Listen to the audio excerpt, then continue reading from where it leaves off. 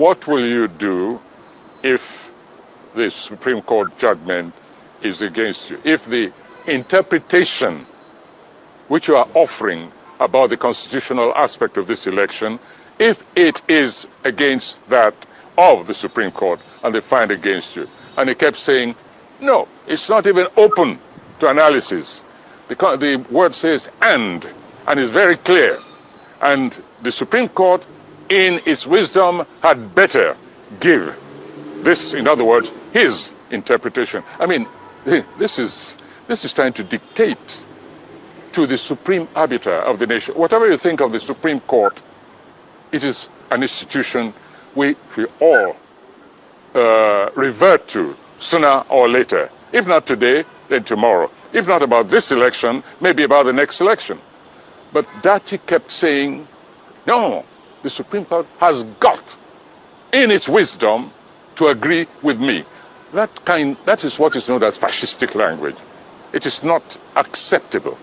And for me, it alienates people. It alienates even supporters. I know this for a fact. People come to me, you know how I relate to young people. I relate to those who have found certain problems with the spokespeople of this particular movement. I'm not interested in the other ones. Everybody knows the other movements. But there's a new boy on the block, as the expression stays. And many of us have been waiting for that new kid on the block. And so we have a stake in it. And wherever it seems to be going wrong, we're going to tell the truth to that new kid.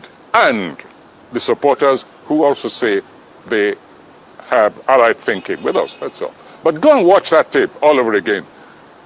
Introduce that tape to any kind of neutral jury, members of whom don't even know anything about the Nigerian situation. Talk about body language, talk about vocal language, talk about the actual text of Datti's pronouncement. This is intimidation, and it's not acceptable. I refuse to be part of that kind of language.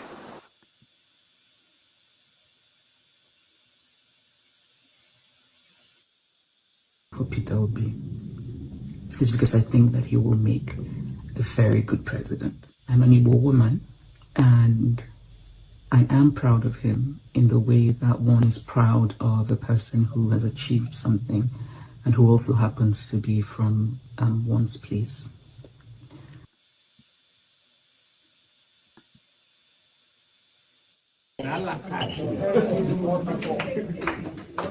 This is what we are doing.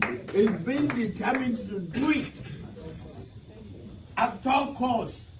Fight for it, grab it, snatch it, and run with it. Yes, Jagaban. Yes.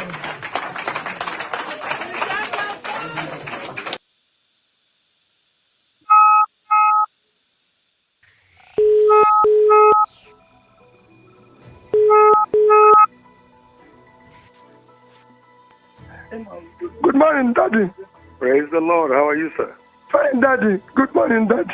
Amen. In Jesus' name, we are going to get a bright result. Thank you, Daddy. When I hear this your call and prayers, Daddy is very dear to me. God. And like I keep saying, if this works, you people will never regret this support. Amen. Amen. You know. We look forward to God's intervention. Thank you, Daddy. We look forward to God's intervention. Thank you, Daddy. We look forward to God's intervention. Amen, Daddy. Daddy, I need you to speak to the people in the Southwest. Your people in the Southwest and Kwara. Okay. I've been in touch with Kwara people. The Christians in the Southwest and Kwara. This is a religious war. I believe that. You know, I did the release, Nigeria going forward. Yes. And I'm coming out with the second one today. Thank you, Daddy. I wanted it out before when they won't have any time to do damage control. Thank you, Daddy. So But in the name of Jesus, this project has success.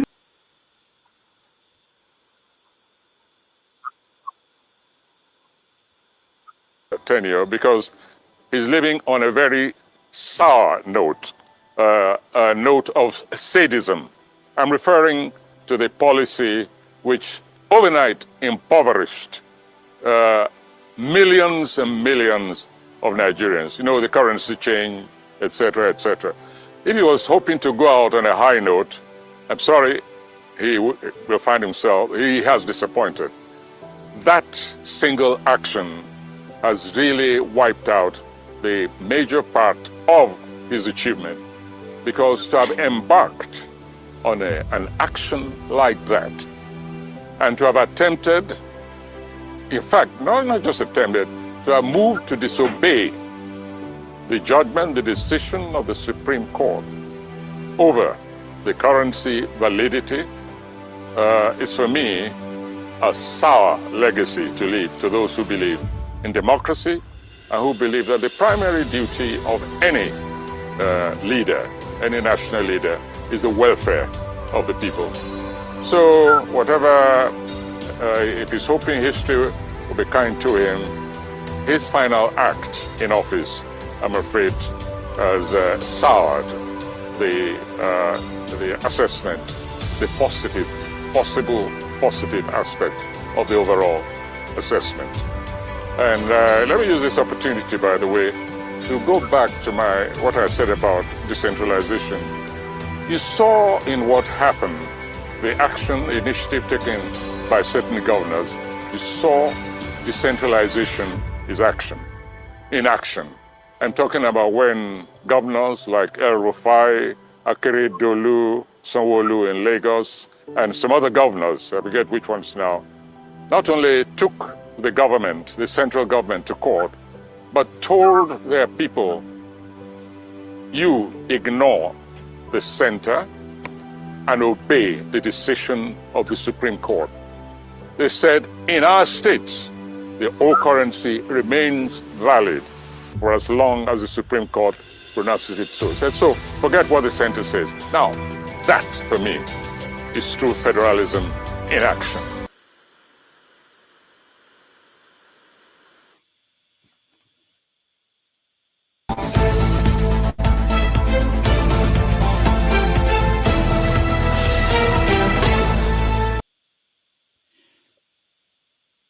Hello, welcome to another episode of 90 Minutes Africa. My name is Rodolfo Okonkwo.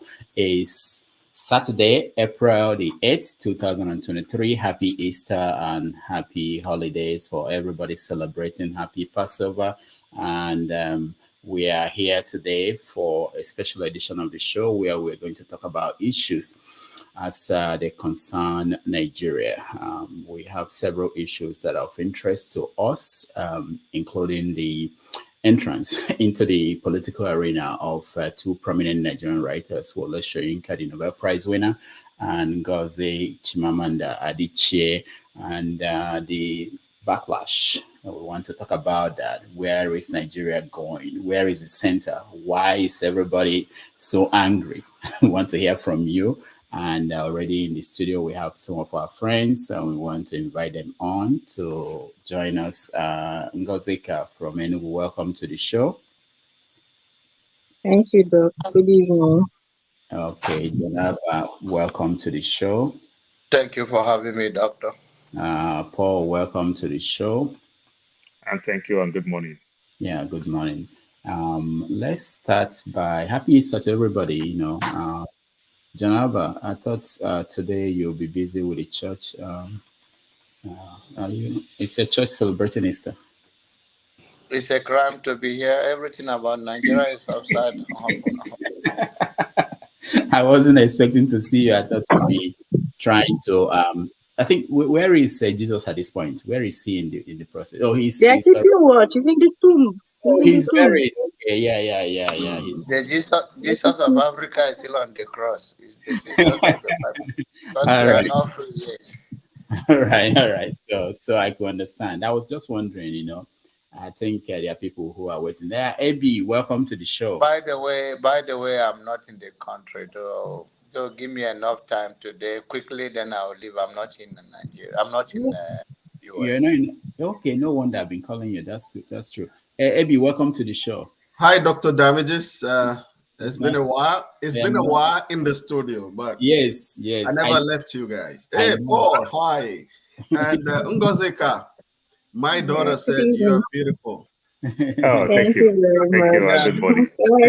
they know Ngozeka. They don't see Paul anymore. But they now see Ngozi. And Oga John Abba, well done. It's been a while. Brother, how's the family, sir? When I see the spoon going to your mouth, I think Jesus is still on the cross. Thank you, sir.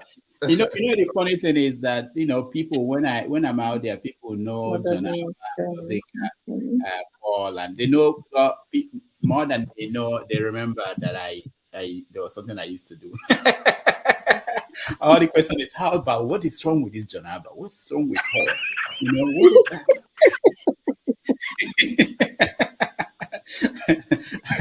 Anyway, because I don't have constituency, that's why. All right. Welcome everybody. Let's start. I just want to get people to tell me if there are stories that I missed. So what we want to talk about today on my rundown are stories about the Nobel Prize winner Soyinka, his take on Labour Party's Vice President Datti Baba-Ahmed. Sorry, Chimamanda Adichie. Her article in the Atlantic, and then we talk about Soyinka. He made a statement that he's no longer certain that he lives in Nigeria, which I think is dramatic. Then there is this constant talk about Peter Obi. I think we had a Peter Obi. Femi Fani-Kayode said that Peter Obi should go on exile. Peter Obi said he's under pressure to go on exile or go into exile. And then, of course, we will talk about the tape, the audio tape. So Peter Obi is threatening to sue People's Gazettes over the audio. And there are some places where we're hearing that there is a second part, another audio tape that they're about to release. So these are what I have. So let me go to you, Ngozi. Is there anything that you are paying attention to not on this? Yes, the whole Buhaha, the Labour Party headquarters. Okay. I was following the story, and I heard that the state party chairman and supporters have retaken the facility back from whoever had it before, from the invaders. So I am surprised I'm not seeing that news. I'm not seeing that story in the mainstream media. Like I said the last time, the mainstream media leaves a lot to be desired about Nigerian news broadcasting. Most of the news we get it on social media, and that is why fake news is rife, because you cannot even filter. The mainstream media are just busy doing whatever they want. Nigeria can be born in NCA, will be busy showing us cultural dance in Jigawa. That is just how useless they've become. I didn't see it, but if somebody had died there, they would be the first to report it, and report it in a way that it will suit agenda or something else. So I am really interested in that story and every other one you've mentioned. All right, thank you.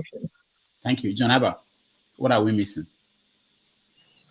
The killing in Benue yesterday, about almost 50 people within the Agatu with the planning henchmen. The road was blocked for some hours, the Nasarawa road to Benue. So Nigeria is it's crazy. Okay, good. Thank you. We talk on that. I thought about you when I read that story. Paul. Yeah, I don't think we're really missing anything, but you just didn't complete one part of it. The prolific writer, Wole Soyinka and Chimamanda Adichie. Then you also played like people who watch Chelsea and Arsenal only. You didn't talk about the local one, OBJ, another writer too. Oh yeah, on Ekweramadu. Yeah. Okay, you see, Doctor, these are the reasons why poor man like me don't support rich people. When it comes to another rich man, Obasanjo will write. But when they put Nigerians in India in prison, Brazil in prison, America in prison, Obasanjo will not write because they are making Nigeria, they are bringing shame to Nigeria. But Ekweremadu is a successful lawyer and rose to the position of the deputy Senate president in Nigeria from 2003 to 2015. Obasanjo will write. This is how our country is. All right, thank you. That's a good point. Ebi.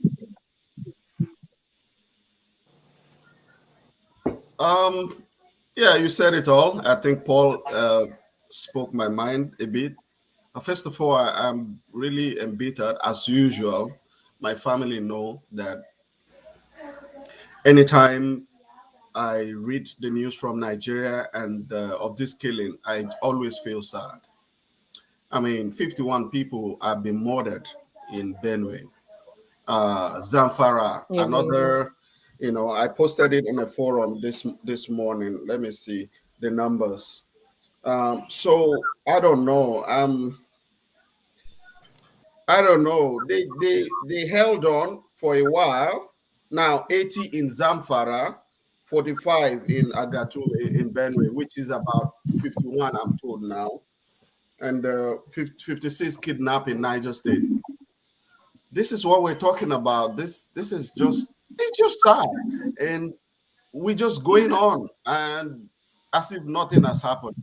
And this was part of the narrative that was defining why someone like me was moving away and tending towards a particular candidate just for a change. No perfect person, just for a change, And the same Benue State now, I think, has an APC governor. He's a reverend. I hope he can do something. I hope John Haba will give him support in the pastoral level discussion if he has access. It's just sad. I'm sorry. And for the letters, thank you, Chimamanda, wherever you are. I wish I was single. Oh, she's married, Ebi. Oh, okay. I thought she was still single, so I was wishing. One number caught you there.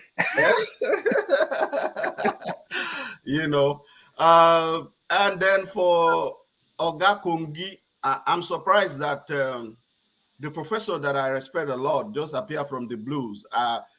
Amidst the barrage of things that to talk about that are really fundamental, that Baba Kungi is calling for Datti's to come and do interview or challenge for whatever debate.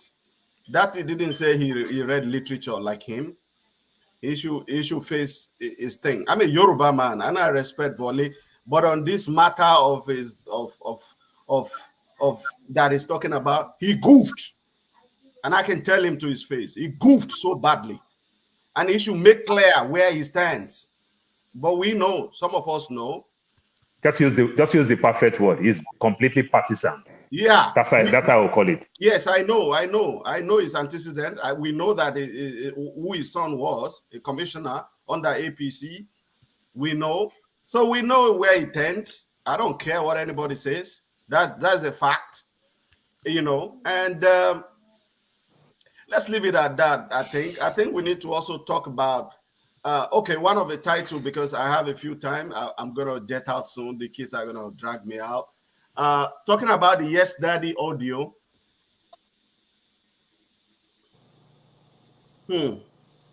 I don't know. It's a mixture. I don't know. I don't know. I feel that it's a mixture of authenticity and fakery going on. And they had cut the message. And, there's a way, just like I'm speaking now, that you can pick some part of my messages, join it together, and it will be like Ebi said he likes Dr. Damage's wife, something like that. So it's a mix of genuine, maybe conversation and fakery. But fundamentally, somebody's right has been violated. I don't think it's proper to go and record somebody's message and, Hey, Kulata, go and sit down, my friend. All your analysis and bullshit, please take it away from here. And the next time you come on this station, I may not come again if Dr. Damages does not ensure that all of us, as we are seeing our face clearly, that Kulata show his face. Mask has been proven not to solve any problem. And you are in your house, you put mask on, Kulata. Don't come here and put mask and face. Come out like Ebenezer Komalafe, and speak. Stop dodging and stop sending $2. Send $200. Let's fight on this place with 200, like 10 times. I'm just kidding. So please, that's all I have to say for now. I think other discussions will come. But the audio, I think, is a mixture. And if Peter Obi decide to take legal action, People's Gazette are going to be in trouble. Many media houses have gone bankrupt for publishing things that are untrue. So I hope People's Gazette, you have not met your demise with Ekute. Thank you. Thank you. Brandon, welcome. Brandon, where are you? Are you in Warri? Where are you joining us from? I'm in my village this morning. What's the village? Where? I'm in Uzere in Delta State. Delta State. Okay, nice. All right. So what are people talking about where you are today? Well, it's like what the last speaker spoke about. Actually, two things, yes. The sudden rise in insecurity after the elections, with kidnappings and murders and stuff that seemed alien kind of in the last 1-2 months in the elections. What gave the criminals that kind of revival from the blues. And in the media space, it is more about the cancel culture, about principally centered around the Yes Daddy audio and all the attendant issues regarding the quote unquote stolen mandate, recovery, Labour Party's internal wrangling that more or less are considered from my end here like they are the doing of the APC, and it beats me where they come to that level. But what I'm more concerned about is how we relate to issues like this, especially the young people, how we cancel everything because at this point in time, what is done or said did not go exactly how we expect it to be done or said. And we just burn the bridges, forgetting that maybe tomorrow the bridge we're burning is the bridge we need. It tells a lot about what we are or what we have become as a people, and how shallow we reason most times and sacrifice everything on the altar of emotion. It's just painful. We shouldn't be this shallow as a people. We ought to be better. And this election has thrown up a topic that I consider very divisive when it comes to our cohesion as a nation, from the east to the west, to the north, and to us, the minorities of the minority. Because I'm an Isoko man, and I'm considered a minority within my state. But that doesn't make him less a human. But he is beginning to tell on my kind of person that at this rate, we may never become anything important in Nigeria if things continue the way it's going, because your tribe, your learning, going to be principal and leading what you become politically and otherwise. Okay, Don, we'll come back to you when we talk on the topics. Let's go to Niger Go Better. We're counting on you, Niger Go Better, to tell us how, because at this point, I don't know anymore. Welcome to the show. Yeah, good morning, everybody. Yeah. And I believe that's everybody's prayer that Nigeria should become a better place, especially for most of us that are outside the country, that we'll be able to think, oh, I need to go for a holiday, or I need to go and relax. You'll be able to comfortably going back to Nigeria and be able to go back home, move freely, sleep, and have your eyes closed without any fear of anybody taking advantage of you. But going back to the conversation here, I think for me, lately I've been watching the drama and especially like Senate and the House of Rep leadership tussle. Who's going to become the Senate president? Who's going to become the Speaker of the House and all those permutations? I think it's going to be interesting this time around again. Outside that, I think Labour Party is also going through a lot of issues right now, which I told my friend yesterday that, most people and most of these big political parties, APC, PDP, they never thought Labour Party would be this successful. Even I personally, I never thought they would be this successful. Confirmed. But now they've seen them as a big party, a big contender. So now they're trying all sorts of things to destabilize them. So I would say they are marking them the way they'll be marking like the likes of Ronaldo or Messi on the football pitch now. No, they are no longer marking them as a rookie. So I hope the Labour Party will survive that. Now, talking about letters, I was actually planning to write a letter to Dr. and Paul. Reason? About 2 weeks ago, I think Paul just lashed out on my people. That's Oyo State. I don't know what we've done for you. It was so uncalled for. So I just received the letter. I am sorry. I'm not actually I just received the letter. I'm not coming in form of confrontation or anything. I know that's common saying in Yoruba land. I'm not sure the best way to put it in English. They will say almost in Inko Kumobayare. So I think one man was the one that actually triggered you. But maybe in a way, some people will look at it, it's also premeditated. Because like doctor can correct me on this, there's a way some journalists will just come and get under your skin so that they will trigger you to say some things that ordinarily you wouldn't have said, and they will feel like that's what your innermost thinking kind of represents. So some of those things was so much that day, and doctor also didn't do enough to caution you to stop. And if you look at it, I'm not saying you should have castigate people from Osun or Ogun States, but if you look at it,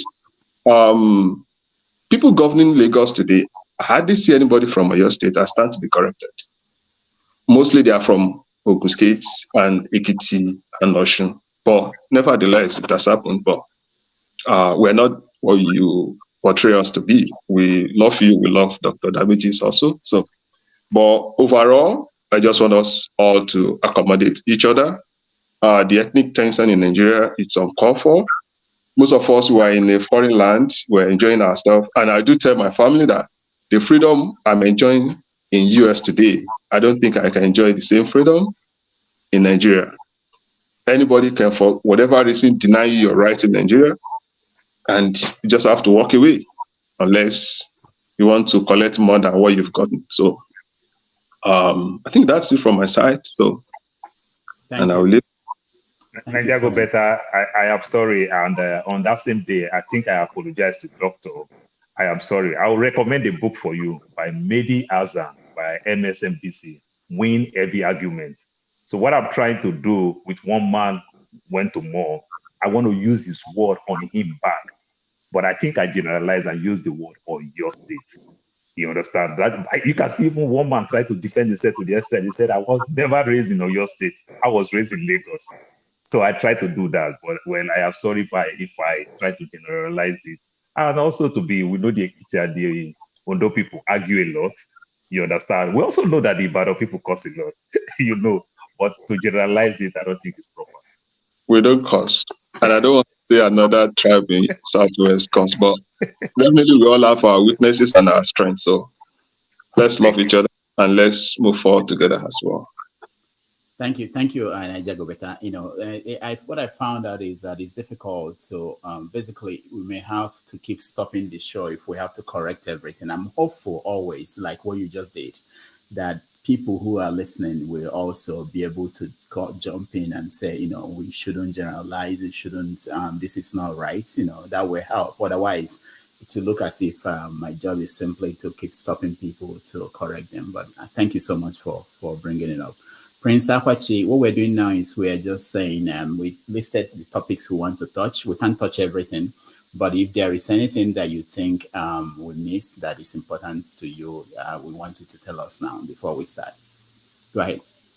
Good morning, Dr. Damages. Though I did not see everything that we're about to treat. However, I think something of interest to me is,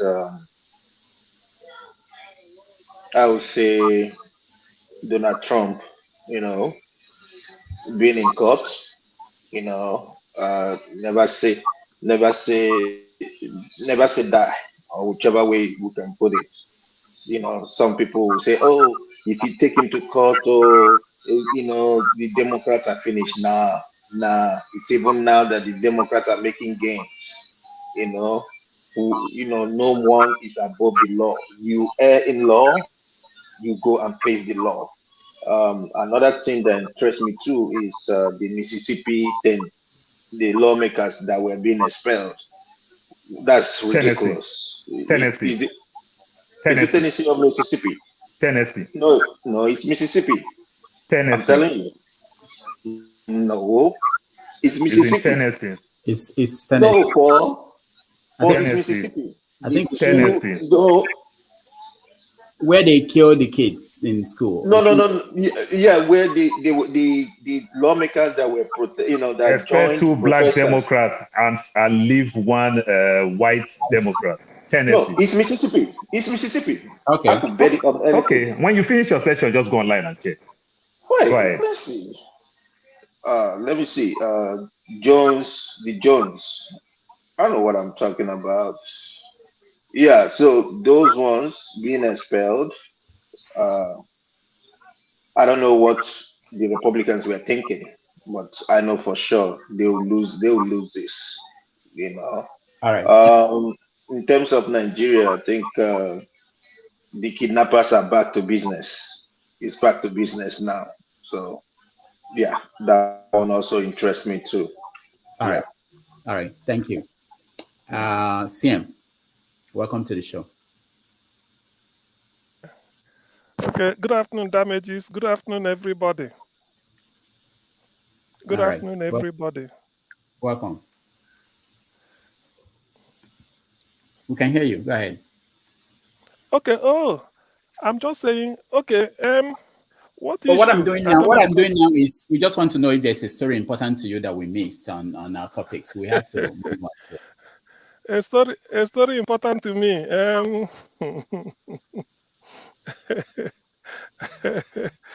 Well, I don't know which one do I select.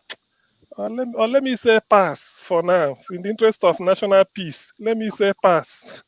Okay. All right. Mama Icho, welcome to the show. Good morning. Yeah. So we're looking at stories. You're the last person that will take your opinion, then we go into conversations. Is there any story that you are looking at that we didn't talk about on our topics? Now my own story. Now they bother me. Which is what? Nigerians, you sadden my heart. I'm only doing what I want to do to alleviate poverty. The assignment related to football, God did not ask me to collect money from you people. That is why I'm going to collect loan. I'm begging people that have collateral to give me their collateral to collect loan. And one of you has the audacity to call my agent Say make them work together, make them dupe me that money. Abba. Una no know who I be. Oh. Una come think say una plan go work like that. Papa God when he send me message, he dey my back, can't pay. How dare you? Calling a Malaysian to work with you to dupe me of the money I am begging people to loan me to help one Nigerians like you. To use your talent to make a legitimate living instead of living on Yahoo Yahoo. Hey, but you see this person when you do this one, I will use you as a scapegoat. I've already called my lawyer. We will investigate you neatly. People deserve to work with me on this. Sahara Reporter will work me. We will make public disgrace of you. And I will see you nothing here. I won't let una know say, Abiuna mama. But the teeth when dog they take follow picking they play. Now they take bite am. How can a Malaysia call me and warn me against my own children? You see this one I said I not go leave. Una go leave am by fire, by thunder. Now me and una for this one. Una won't go use me practice. Hey. Una no know say I be wind. They know they catch wind. I will so disgrace this person. All right. Investigators are already into action. All right. Thank you. Thank you. We go use you as a scapegoat. Yahoo is not what God created Nigeria to become. Fraudster is not what you are supposed to be. You are too smart and intelligent to make a legitimate living. Especially now that the world is a global village. That means you can make dollar from the comfort of your home in Nigeria. You can make Europe and pound from the comfort of your home using the brain that Papa God has given you. But you will decide to do this evil. I go use you to do scapegoat. And the whole newspaper go carry her. And I go make sure legitimate news carry you up and down. We go disgrace you, reach your village. I go make sure your king and your chief, they see your nakedness. Woe unto you that did this evil. All right. Thank you. Thank you, Mama Echo. Let's go to the first conversation. Let me take out just anybody. And then I want to get John Abba involved because I want us to talk about the killings. I think it's important. Let's get it out of the way before we talk about other things going on in the country. So let me get John Abba. Oh, Mr. Scribe, I didn't get to you. Welcome to the show. Oh, hi, Rudolph. Yeah, I can give way for Pastor. Where is Janaba? Let me give way for Pastor. Oh, okay. All right. So what's happening in Benue? Someone said, I think two people raised the issue. It seems to be that there is a return of the kidnappers and all these activities, and do we know why and what is the solution at this point? Are we just after the election we're going back to how things were? Let me go to Jonawa because he's outside the country. I don't know where he is. He's outside America. So let's hear from him, hear from Gozeka, and then Don, Brando, and then we go to people who are outside Nigeria. Jonaba, go ahead. These clashes between the Fulani henchmen in Agatu area has been going on for quite some times. And these the recent ones, about 50-something people killed. Yesterday, I believe, the road were closed for hours because there were protests over there. I hope that the incoming governor-elect will do something about it. I don't want to talk about some of the sensitive issues because of the way the structure of Benue and the people always think that Benue people are just thief and Idoma and Agadu people, but there are also other houses who are part of that land. So the crisis is deeper than the surface of killing. I think if we say it's just flood enhancements, maybe we are not deep into it. If we say it's just a kidnapper, we are not deep into it. It's a clashes of some of them want to use the talking point, thinking, saying that it's a reclaiming of jihadist movement and all of that. But I think it's beyond that. So the governor elect is a reverend, and I hope we are all going to join him in this to settle the internal problem between the settlers and the indigenes of the place so we can rectify without other lives, losing other lives and properties. And like you know, it's not only just in Benue. There are other parts. 80 people also were killed, kidnapped, and even the ex-governor is kidnapped. As deputy governor of, I think it's Nasarawa or Taraba, also was kidnapped under gunpoint at now. So that zone is very tense for now.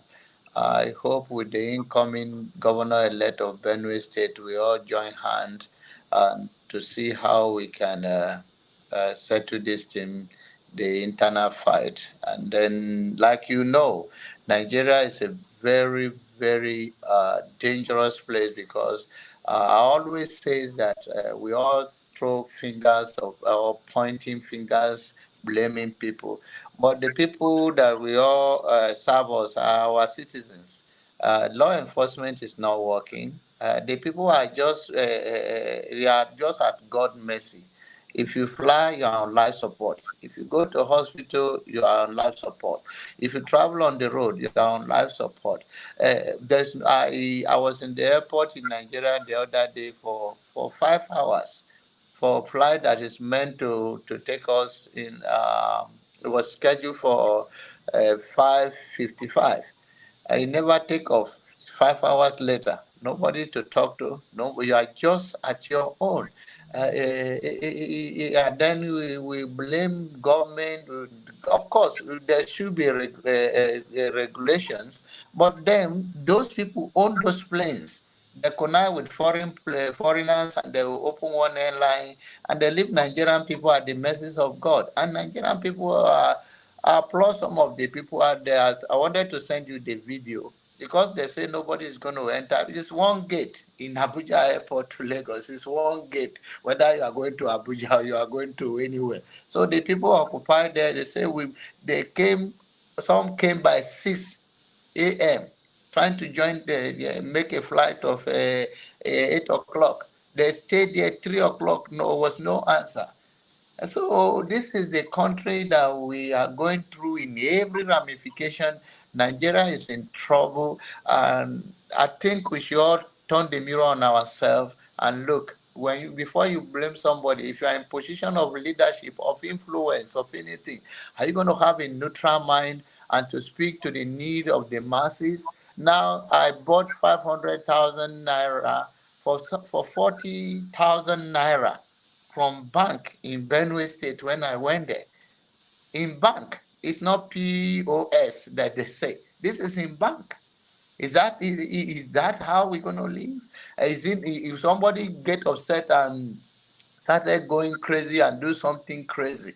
That is what the news will carry, and then we're going to be shifting the blame who is that, who is not that. Why every Nigerians, we have a part to play. We have to be kind to one another. We have to have a conscience. How can you sell money? You are in the bank. Bank is your own money. If you are doing it POS, whatever they call, it's a different thing. This is the country we are talking about. And we are talking about what about the masses? The only ATM is getting better in some developed area like Lagos, and not only all part of Lagos. When you go to places like VI and all those Banana Island, then you see that kind of treatment. You can withdraw whatever you want. The other remote area is 20,000 in ATM, and people line up for money till night. What a fight bust there. Is it not the poor people will still be fighting themselves? And this is what I always say, is the elite that is setting us up against ourselves. It's not, and then we too, we don't have a common sense to say, okay, this fight is not, I do not own this bank. I only come to join the queue to get money from the ATM. And that is the same pain I'm going through, it's the same pain, but they will turn against each other because we somehow, the value that we are raised with, enshrined in us, have been stripping off. You can see in Nigeria now, somebody can just kill somebody and walk away. Nobody will even run to say, what do you do? Somebody will just walk away. Like a human being is like animal. Is that the country? So the Benway issue is there, but it's beyond everywhere, political arena. I'm going to get off the line. Janaba, sorry to stop you. What is the solution? As someone from Benue, I'm sitting here thinking, if this were to be happening in a state like Lagos or Ogun State or Anambra State, I think people would be a lot more. No, I don't mean to say angry, but people will react more. I mean, it will be something that people will be talking about every day. If they kill 50 people and go away, the next time another 60 something killed. But in Benue, it looks like it's common. And what is happening? What is the solution? You can tell us. That is what I'm trying. That's what I told you earlier. That is between the settlers, right? The problem that I'm trying to tell you how the Benue. Oh, this is not the first time it happened in that Agatu. If you've been following it, that very particular area is between the Fulanis, henchmen, settlers, and the indigenous of that place. And that's why I said I don't want to speak to the sensitivity, but we are talking about the killing of 50 plus people, right? The solution is to have a dialogue with the people, with the community. How do we, because sometimes it's about testing of power. You know, this, since Nigerians, everybody threatening everybody. So why hasn't that happened till now? I mean, this has happened for the governor, the governor also, the outgoing governor or two, I was saying it, people think it was like a joke. The way he was approaching the issue of Benue was not the way, it's not leadership. It's causing more problems. Now, we in Nigeria, there's no, if you have power, you use it the way you want to use it until you have a power that is more than your own. So he was confiscating their cows that come around in the town. And it was a whole mess. We were in our own way and influencing this movement, underground movement. So you can't do that. Let them be fine. It's like police pull you over in Lagos, say you're on the phone. And then the next thing that you tell them, okay, give me a ticket, let me go pay my fine. And they say, are you crazy? You're going to go and stay for how many hours? So the people that make the law that say that if you get caught on phone while driving, it's a crime and should be fined. They are stupid, right? So the police are supposed to give you the fine, give you a ticket to go and pay. They want you to settle them there. So that is a lawbreaker. If governor cannot be confiscating Fulani, I don't care. I'm not a Fulani man. You can't do that. What you want to do is there is a consequences for action. So this is internal turmoil. That's why the Benue people voted him out overwhelmingly. Even when the consequences have to be taking law into their hand. I don't want to make this interactive, but I just can't stomach. I understand your perspective, John, but I don't think you're getting. I don't think you're getting. I've been following this for years, and I know you're from that state. But let's even spread this outside of Benue. I mean, we have the same scenario happening, and we had Buhari saying it's a farmer-header conflict.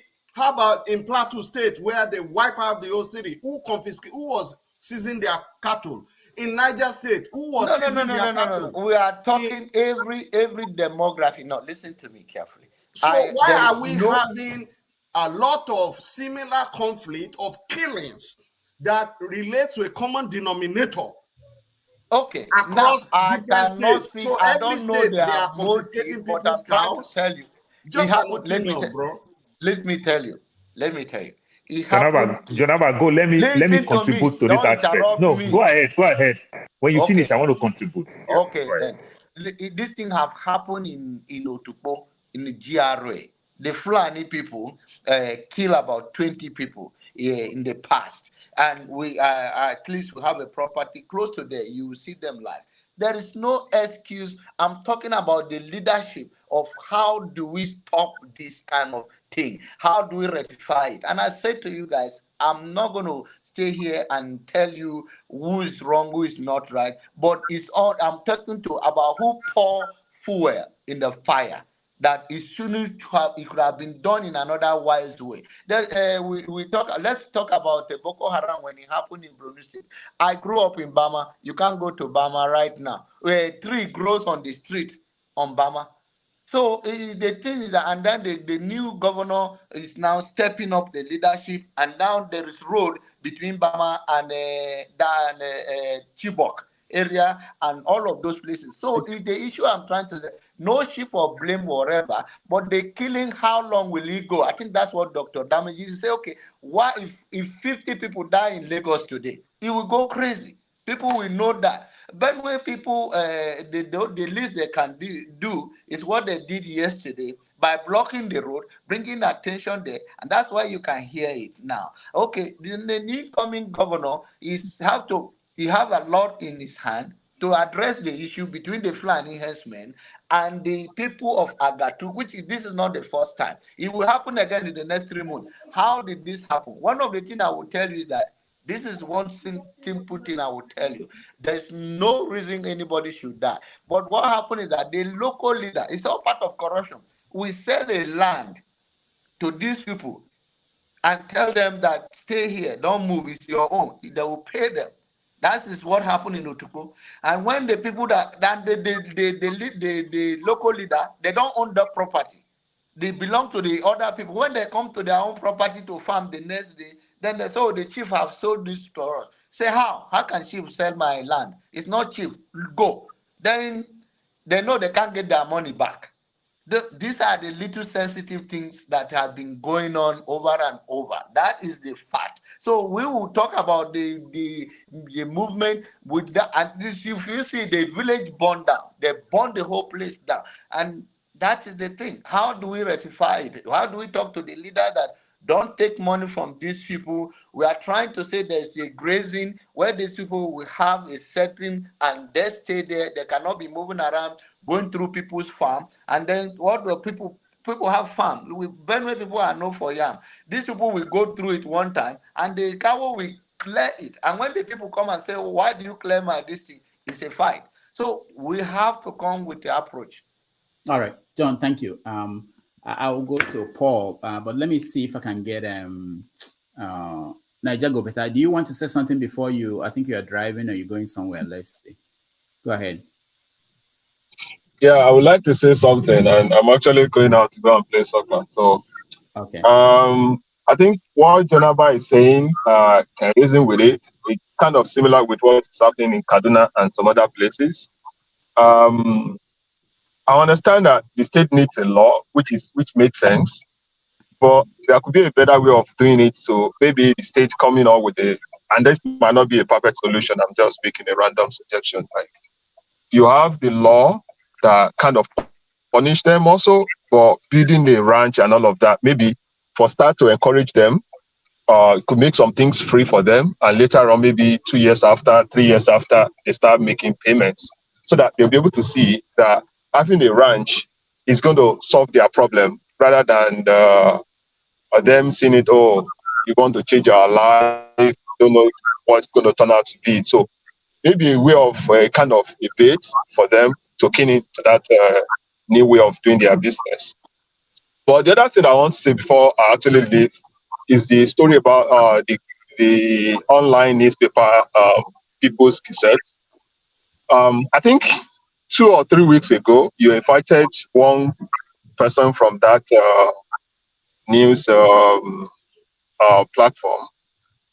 I think if we give credence to that other story, and the story about Obi is now becoming like maybe they didn't do their homework very well. At this point, should we start doubting most of these their investigative journalism outputs? I think, if possible, can you invite that guy again to come and speak about? Because if I'm correct, I think they are the one that actually first broke the news about the Obi's conversation with Pastor. What's his name again? Bishop Oyedepo. So I think we need to invite him again, if possible, to listen to him and see what he has to say to this one, whether if they can come out again. If we expect our politicians to come out and apologize or to say I make a mistake, I think I will expect the same thing from a news outlet to be able to come out, hey, on this one, this is the fact, it was not doctored. Or them coming out and come and say, hey, the news, we made some things, maybe our source wasn't that reliable, we apologize. I think if you have a certain level of expectation from the leaders, you as a news medium also should be able to live up to certain expectations. So that's just my own contribution on that. So I wish us a very successful deliberation. Thank you, guys. Thank you, Niger. Go better. All right, let me go to Paul, and then Ebi, and then Gozeka. Go ahead, Paul. Okay, yeah. So let me add to what Dr. John Harper is saying, because I experienced this in Lagos, and I get more information from my uncles, my parents. So let me add to what. I think I'm getting a feedback. Yeah, I muted him. Go ahead. Okay, so now what happened? If you look what is going on in Jos and Benue, this same thing happened in Lagos, but I think Lagos managed it very well because my grandfather from my mother's side, he works is in the Navy then. You know, he works with MPA, is a captain, grow to the level of a captain. A captain in the Navy is like a colonel in the army. He owns a lot of properties in Morocco, the old Morocco, what people call Ajah today. I don't know what to say. But how did he get these properties? These are people, they come from waterlogged area in Delta State, so they like water. Owns a lot of property. When he started buying property, he initially bought a property in more of a land. But because of he love water, they started pushing them. So they give them a lot of property because as at that time, nobody in their right sense want to live around that area. This is what settlers do. Settlers will go to a place where nobody want to go and equally use that opportunity to enjoy vast land. Now, over time, when development started coming, you see people will start complaining. How would this person that doesn't belong to this place will own all these portions of land? That caused my grandfather a lot of problems. But luckily, the only one of his daughter who was educated, working in federal secretariat, that fought. He could be able to keep good portions of those land before Rasaki destroyed Jakonde, destroyed Morocco. And they still fight. Rasaki still even give them some portions of properties in Jakonde. This is how they achieve it. And when you look Lagos very well, Tinubu also pushed the Igbo people when they were selling parts in Idumota, pushed them to trade fair. Also waterlogged area, they use that opportunity to develop this place.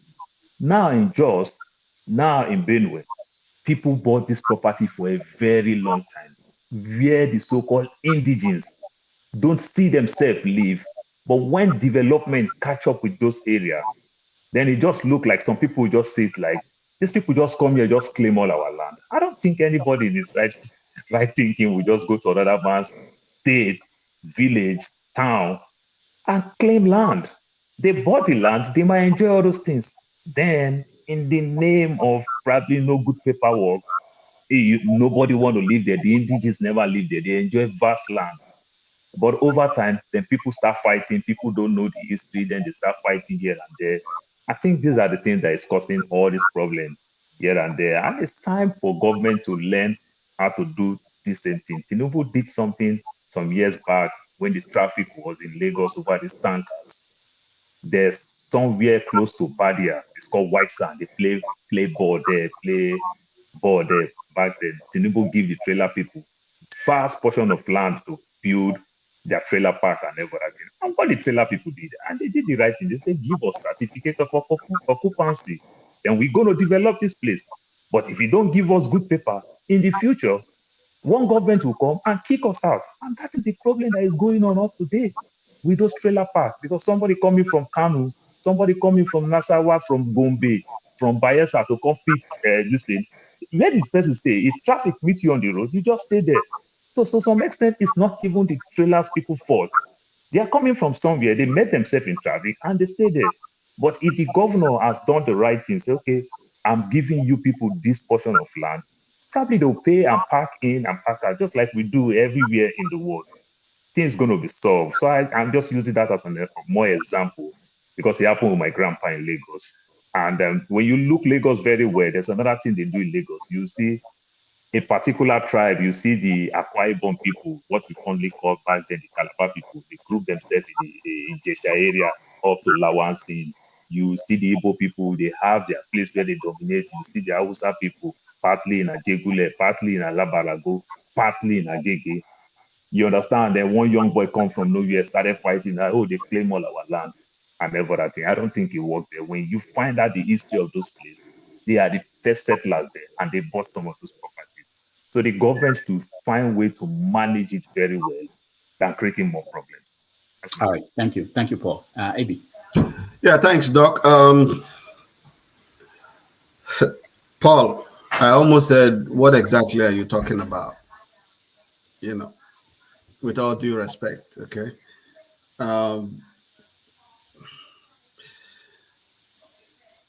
The analogy is a bit, I can't just oppose it with these killings, bro. You know, because we have not seen the commensurate killing in Lagos despite land being taken. And we have seen in this killing, for me, is pre-planned, is purposeful, and is driven by an agenda. Every other symptom that you may be seeing are just coming as a form of excuse, as far as I'm concerned. And what I have to say is that it's just a reflection of the total failure of leadership. Let's close our eyes today and make John Abba the governor of Benue State. With his experience, with where he lives and where his children are growing up peacefully, I bet he will take a totally different approach and be interested in facing the actual problem where it's coming from.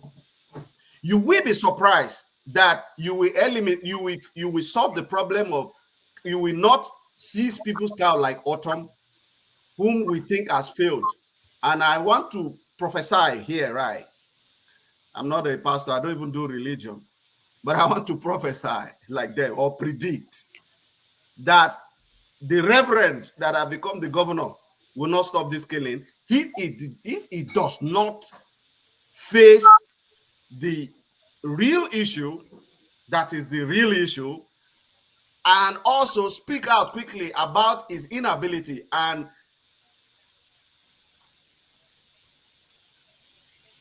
where his power will stop, because it will be beyond him. The security apparatus, where are they? How is it coordinated? On the state level, on the national level, we all say, oh, the governors are the security officers of their state. For mouth. The best the governor will do is to ensure that he exposes this problem, bring out the real analysis of the situation. But from my own both close and distance observation, there is a much huge agenda going on in Nigeria, and that these killings are being backed at the highest order. When EndSARS happened, it was so easy to quickly track, despite the hydra-headedness of EndSARS, where there was not a single figure leading EndSARS. Despite that, they were able to track the various mirage of the people pulling the strings, and they begin to block their accounts, albeit illegally. All right? Up till today, despite the fact that the bandits said on camera to Gumi that if he is one of the bandits said, if I'm lying, that Allah should strike him if it is not them that sent them out. Do you know how much is a Kalashnikov? Even an old version. Do you know how much? How many cars did they sell to buy all the guns?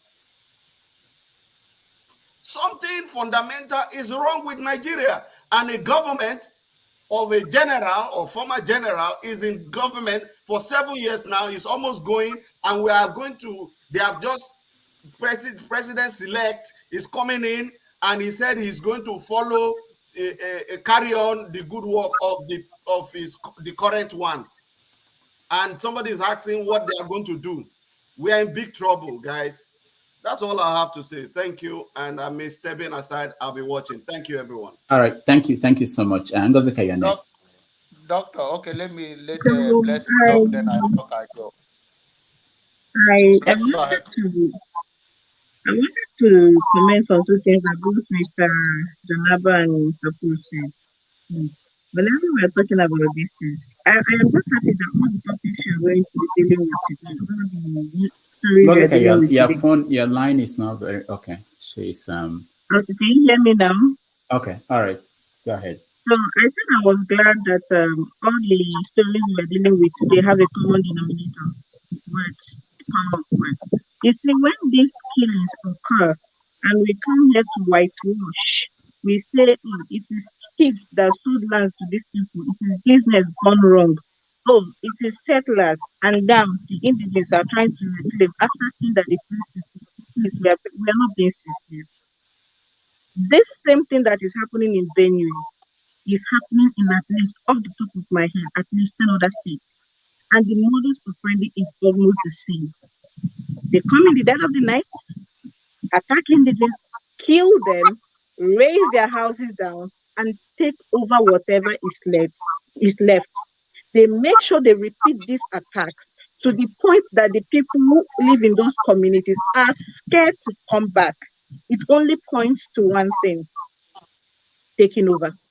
It only points to one thing, that they want to take over those communities. Who are they? What is their motive? That is a discussion for another. So when we come here and claim it is, see, if this thing happens in Enugu too, Uzuwani is still fresh in my memory. Ihamufu is still fresh in my memory. So it is not like it is isolated to any state and you come and tell me it is cheap. How many lands did the chiefs tell that it is business gone wrong, that these people will kill for it? And like Mr. Obi rightly said, how many cows did they sell to get those guns that they use? And can't you see the pattern of the attacks in each of the states? It is always the same thing. They come and drive away people from their communities and settle in these communities. And in communities that they do not settle, when the people return, they come and repeat the attacks repeatedly. And trying to tell me it's not a bunch of settlers. These people are driven. They have a purpose, and for whatever it's worth, the purpose is not a good one. So we should stop trying to be disingenuous by trying to say, "Oh, it's just a bunch of settlers that's a reclaimed land," and then we are drawing false parallel with something that is happening. Please, let's stop that. It won't work. It's happening in a lot of states in Nigeria, and it is the same thing all over the place. A group of people. And it's always the same people. I don't want to call their name. I don't care whose ox is God. It is always the same people, always involved in this kind of attacks.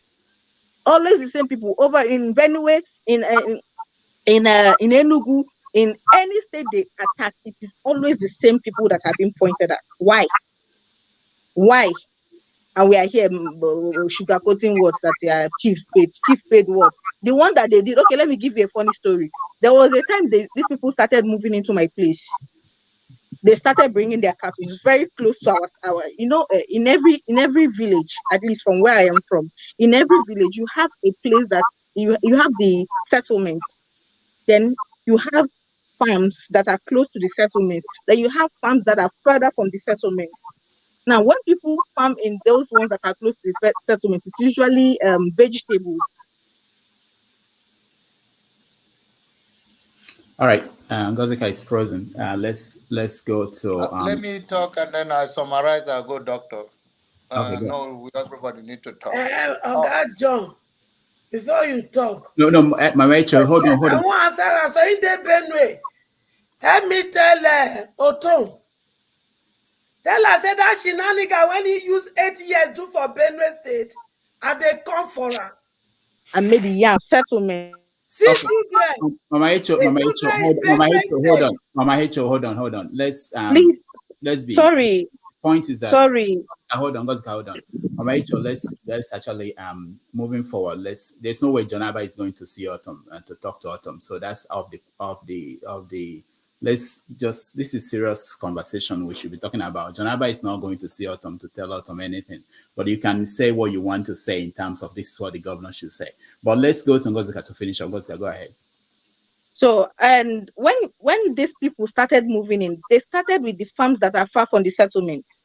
They started destroying people's crops in the farm, and my people mobilized, and they had vigilantes whenever somebody went to their farms and saw that their crops were destroyed.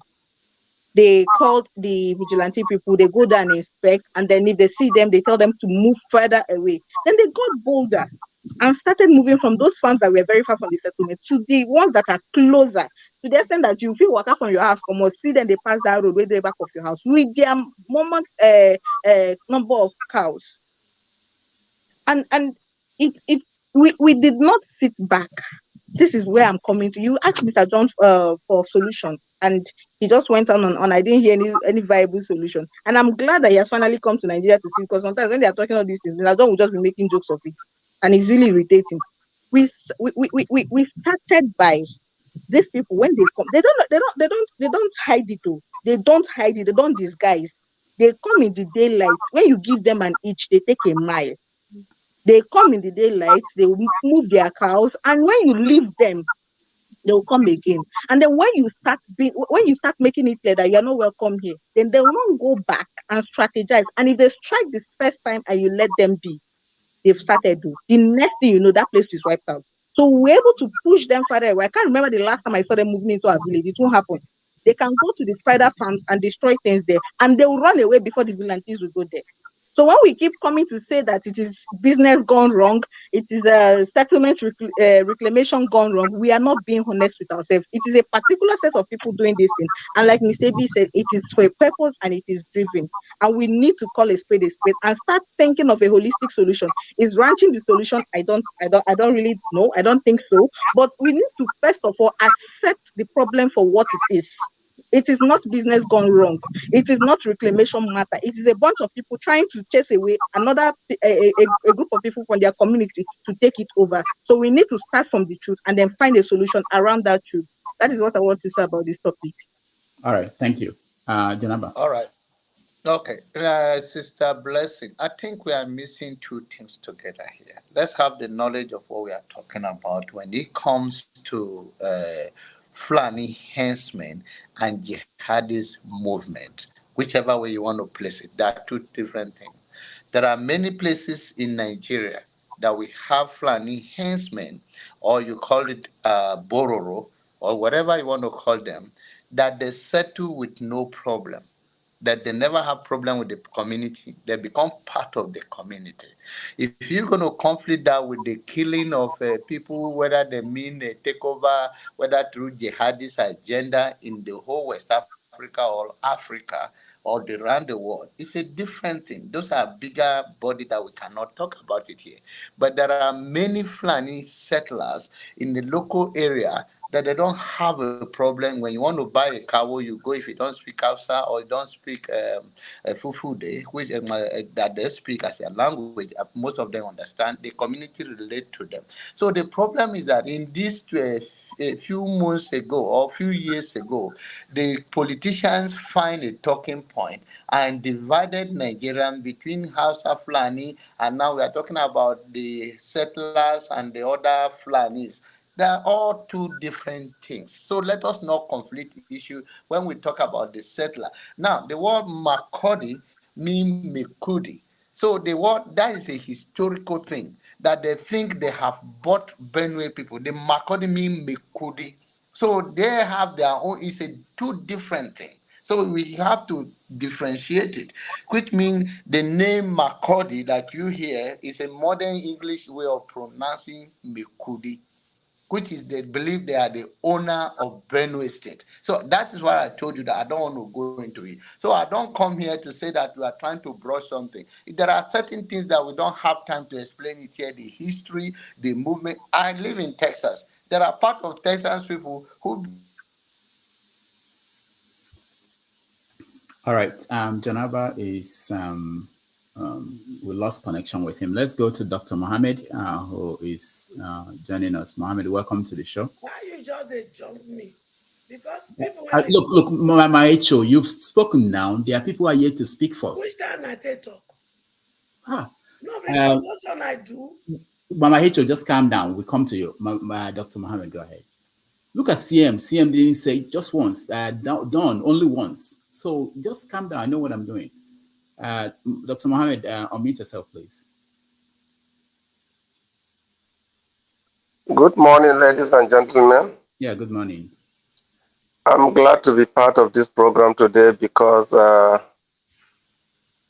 some days ago I have been part of the program, but unfortunately I stopped being part of the program because of this ethnic profiling. Because sometimes when you come from any ethnic group, you are not an Igbo, and you participated in this particular platform, you find some people in the chat room who will descend on you, Fulani, cowman, cow that, and so forth. So if I make a contribution here, it's only to make us as a friends, in a way to find peace. Like Ngozika was saying, is completely different. Simply because the Fulani people, I am one of them. I just came here just because I heard you people are saying something about Fulani, and I want to clear your doubt about who are the Fulanis and what the Fulani stand for.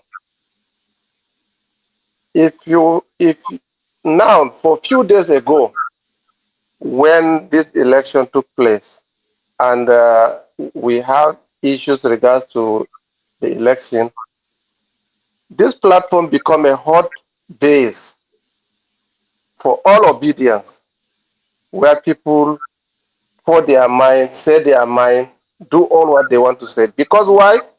Because their ethnic group has been affected. Some of them because their religion has been affected.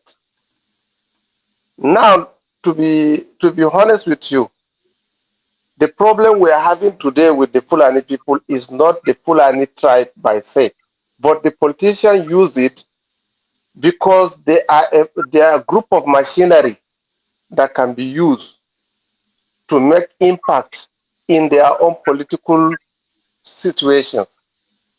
When Jonathan was president, his tribe, because of the Niger Delta Avengers, they tagged them terrorists, they tagged them everything. They try to deal with them in a way that you will never like them. But when it comes to the time Buhari administration, then they start now looking into the Fulanis, and they start grouping the Fulanis, and they link them up with even the group of West African jihadists that are not even, these people we are talking about, Fulanis that are cow rearers, are hoarders. They are people that live all their life in the bush, and they live with their animals, sourcing for their daily bread And let me tell you, those that sell cow in Igbo land, they are not even Fulanis. They are traders. The name Fulanis are not even selling their cow. The real people who move from village to village with their cows, they only sell their cow when they are in problem. Because most of them, they are not even the people who own the cows. It's the people in the city that buy these cows and keep them in the bush because they are no longer Fulanis that rear cows. They now empower some Fulanis that are living in the village to rear it for them. And those people now, their duty is to graze those, to rear those cows. They move from community to community looking for something to feed them. Over 100 years of their existence, this community clash they used to have between the herders and farmers has been existing. The only difference is that there was a true leadership. If anybody farm is being destroyed, they hold the person responsible and they get it paid and life goes on. But recently what is happening now is just like ethnic profiling. Simply because they want to take advantage of the political system to govern people within their own locality. Like we Fulanis and TVs, we are like cousins. Every Fulani man, when you see TV, you always call him like his cousin. They have some jokes we share. We have jokes we share. And now when John Abba was saying the founder of Benue or located in Makodi is Mekudi. His name is Audu Mekudi. He's a Hausa man. He's a trader. He only went there and he lived there, and the state was give that Makodi as a name. There's some little things that happen, but definitely it is not to generalize the Fulani people. It's just because presently now the few Fulani people who are living in the bush, who have been denied their civic right of movement, they are the ones that now having problem with their settlers and the people they live with. But whenever people talk in the platform like this, you feel that they will generalize the Fulanis. They will say all the Fulanis are bad, all the Fulanis want to claim land, all the Fulanis are moving to take over communities. If Fulani did not take communities in 100 years ago, they didn't take Igbo land. Is it now that they will take Igbo land? When every one of you knows the importance of land, knows the values of land. So please, I want us, when we are talking as a group, we should always consider to single certain fact that we are not generalizing everybody to be the same. We are Fulanis and we have linked with many countries. If you ask a single largest tribe that you can find anywhere in Africa, you find Fulani are one of the tribes. But you cannot just because one Fulani man went to Anacha and at that place he has problem with people of Anacha, then you now think that he want to take over Onitsha because he has the power of God. No. Politicians are using them somewhere for true, for life. But it is not every Fulani man that goes to other places just to look for land. No. The issue of looking for land is not their mission. Their mission is that whoever earn their livelihood will take the price of getting their rebellion. Because somebody have 10 cows and you matched all of the 10 and that is what he live on. And he don't have anywhere to go. What do you expect him to do? Like Igbo man who has a shop and they burn the shop. If you don't have people who contribute to support him to have another shop, how do you expect him to be? So if you tamper with any person livelihood, you tamper with his entire system. So he can do anything, he can be violent, he can be whatever it is. But I want us only to consider that it is not always that we continue profiling ourselves, that this group of people are not good, this group of people are better. Please let's understand, everyone's interest when it's been touched, you must be up to defend yourself. Now, Igbo people in Lagos were were attacked because of politics. But today, there's people who are coming out in this show saying that if you attack me, I will attack you. It happens. So please, let's always try to make peace out of any situation we find ourselves.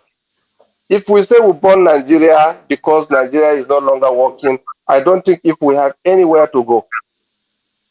So we should try as much as we can to educate some other people about why we must be together, because we need each other in any way. We need each other. Right. I've been living in Aba for 15 years. Before even, by now I'm in Aba for 20 years before I came to US. So I have never seen this type of thing happening before. Thank you. Right. Please, if there's anyone that will add. Dr. Mohammed, thank you so much. I like that you are here and that you can give us a perspective that most people might not have. And I want to ask you, we're looking at solutions because it's so outrageous that this has been going on for a long time. And John Abba, I wanted to talk to him more because he was talking about the governor, new governor, old governor. Can the solution come from people other than the governor?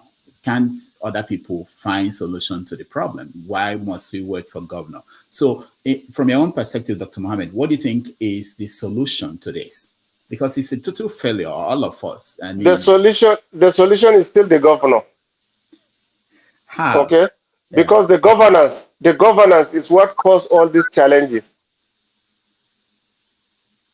Explain. Let me give you an example. The problem that happened in Taraba State between Jukun and TB and Fulanis. What happened is that there's a very local government in Taraba State, and that local government have a number of TVs and a number of Fulanis, but Jukuns are the owner of that particular place. But when election comes, these two groups are making representation of that society, and they now decide to raise them out of their system. And they now decide to say, okay, how can we do? Let's create fight between two of them. And they now start with the Fulanis. They use the Fulani cloth. They went to attack the TVs by using the TV farm. And the TV now act by killing the Fulani cow. And the Fulani now retaliate why our cow will be killed, because we are not the one who went to the farm. The two groups start fighting, and Jukun came in to finish them. And the problem now persists. Now because Jukun say, people that, Fulanis and TVs, they are all visitors on that land. So they have to go back where they come from. And nothing is because of political interest. So leadership count in this. If the governor of Benue, I personally, I have access to the governor before I came to the US. I'm part of the committee that settled the piece of this Fulani conflict with the information we share with the governor to be able to make that peace. The governor did not use any. Because what they need is just to remove those people out of their land so that they can continue doing their political things. And now the land, most of those lands we are talking about is just like what John Abba is saying. The example of it is that most of those lands were sold to the people who are settlers there. And imagine now when I was in Aba, I was given a land for 50,000 far back 1996. Had it been I bought that land that time, today somebody say I will not own the land. How do you think I will feel? That I'll be deprived from my rights. So this problem is with the politicians. It is not with us. It is not with our people. It's the politicians that are creating this problem. Now, if they did not get the solution from the governor, it's very difficult for the solution to be met. All right. Thank you. Ismail, welcome to the show. Hello, Dr. Damages. Hello, everyone else. Nice to see you. Thank you. So we're talking about the killings that started again in Benue and in Zamfara and other places in Kaduna. There were kidnappings all over the country. So what do you think is the solution? This is a very sensitive topic and issue, and it's personal depending on who is presenting the case. For me, I'm just wondering, during the election time, where were all the troubles? What happened? Why all of a sudden there was nothing like kidnappings and maimings, lands, and all that? I'm just wondering, why now? Why now? Nigeria is decaying, and I just believe that certain personnels in power are not playing. They're not doing their very best for the people, and we the people, there is a gap, a big discrepancy between the people in power, the powerful who are asking for respect, and the people. People want solution, and the people in power are not doing anything. They are keeping a blind eye to problems that are ethnic.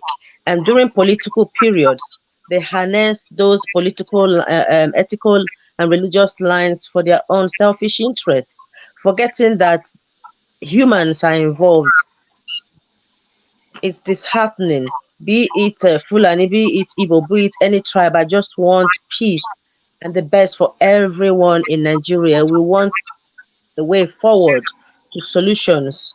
I agree that if you come to a place and you bought the land in 500 years ago, there's no way you should be told to leave that land, whether you're Fulani or Igbo or Yoruba, regardless where you come from. I believe in justice.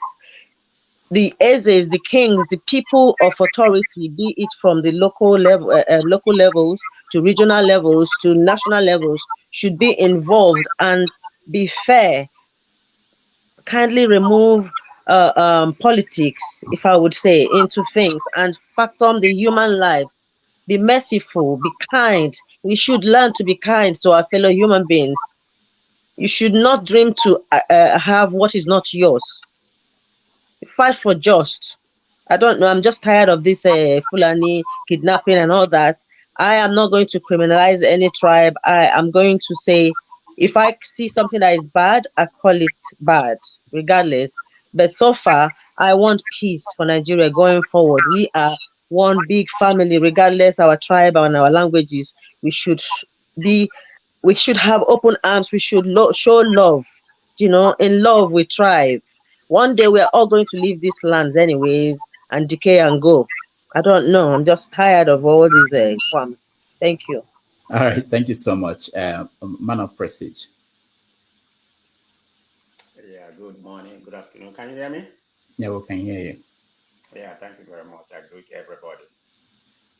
Yeah, let me start my summation, beginning with what's happening in Nigeria. I think we're just talking about the killing, what transpired at, I think, someplace 80, 50 something or 100, so about 100 and something. I mean, since after the election, I mean, everything has amplified the way it used to be, I don't know the trajectory we're heading right now. So let me say this. You see, the problem with Nigeria is kind of sectionalism, which some people call ethnic and tribe. I mean, we do that because what affects the North, affect the South, affect, the Southwest. Nobody, I mean, what's happening in the North right now definitely affect the whole country. It's not about North, so we should condemn it. When there's a rampage of the unknown gunmen, going in the East, you should condemn it too. But you have some people here, when they come, they say the zoo, they should kill themselves. I have some people say the Fulani, they should kill themselves. We're all Nigerians. That's not going to help because it's going to affect the country, economically. No foreign investors, I mean, I have people here, they know, I have some foreigners here, the American, they don't want to go to Nigeria. Look at Ghana. I have a friend of mine who just came back from Ghana. He resides in Ghana. He go to Ghana about 3 or 4 times. He has a house. He's going back again. That's where the investment. Look at a small country like Ghana, 28 million or 38 million. I mean, everybody's going there. Kamala Harris just come there. Why would you come to Nigeria that doesn't practice democracy? All they practice is banana republic. So I don't blame them. That's where we find ourselves, and it's all the politicians. That's what's going on right now. I believe Isimiri asked a very good question. Why not? During the election, everything was kind of on a minimum level. They're killing every now and then, but nothing happened. Nothing of this nature happened, which was happening before. That get to show you what's happening in Nigeria is the politician that is perpetuating all this. They make everything calm down. You know, who would I put the blame on? The ruling party, APC. I'm not saying they are the only one, but they are the ruling party.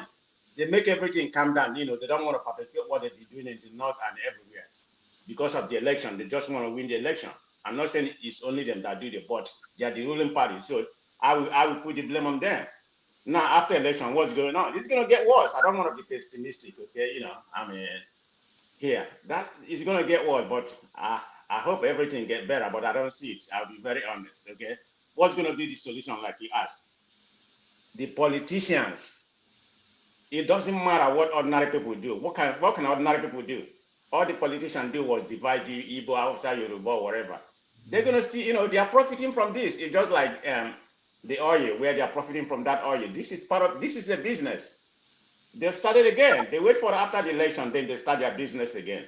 It's APC in government. Most of them, a lot of them are there.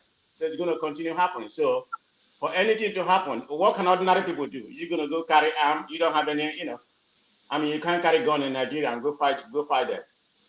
So you raise the question, what can ordinary people do? I don't see anything until the politicians, they are the ones perpetuating all this atrocity about killing and everything. That's all I'm going to say for now. Thank you. All right, thank you. I'll come to you, David, and Igbo Basics and Rodney. Let me go back and there are people that are yet to weigh in on this topic. CM. I wish I go reach my turn again. Hi, why can't you? Why can't you wait? Don't you think I saw you? Okay. Actually, issues as well as facts about this, maybe what people call cloud, whatever, is in the public domain. I will put it this way: there is no justification for somebody to take his cows into another person's farmland and damage it. Nobody can justify that. You damage the crop. A cow cannot distinguish between a grass and maize planted. Everything is green. As long as it's delicious, they eat everything and then step on different types of crop you planted. Now, as the owner of the farm, you never invited them to come. They did not come when you were cultivating it. It's only when the thing has grown and maybe in a couple of weeks you go and harvest, and such thing happens. As a human being, you have to raise concern. In the course of raising concern, you may be raped or slaughtered. It has happened. I'm not making it up. There's evidence. I don't believe in conjecture. I state the facts. Somebody is responsible for that. And as a person, it's either they rape you, you keep quiet, or you raise your voice, or you fight back. In which case, the person you are fighting is armed. There is no law in Nigeria that permits anybody to carry AK-47. Even if you must carry it, it's hidden, but people carry it in the open. If somebody is doubting me, I can go back to my state of Anambra and then hire goats, because I may not need them, like 10 or 20, and carry them and carry AK-47 and pass through the street of Waka. Before you know it, police will arrest me. But some people else will do it, they won't be arrested. They move from the Sahel down to Bayelsa, nobody arrests them. That AK-47, when you now come to Bayelsa or somewhere in Owerri or Imo State, and you start to destroy somebody's farm, what do you expect the person to do? What do you expect the person to do? The person should complain. Let us leave out even Benue State, because this is example abound in every state. Sunday Igboho became what he is, Igogo and the Barapa. Is it not because of this type of people can't go to their farm? Now people are afraid to go. Now you ask yourself, as at the year 1999, was it like this? 1980, were we hearing this? 1990, the year 2000, 2010. It wasn't. People were living peacefully. All of a sudden, 2015, they changed this evil government, and then everything changes. You see, why I'm not afraid to say it.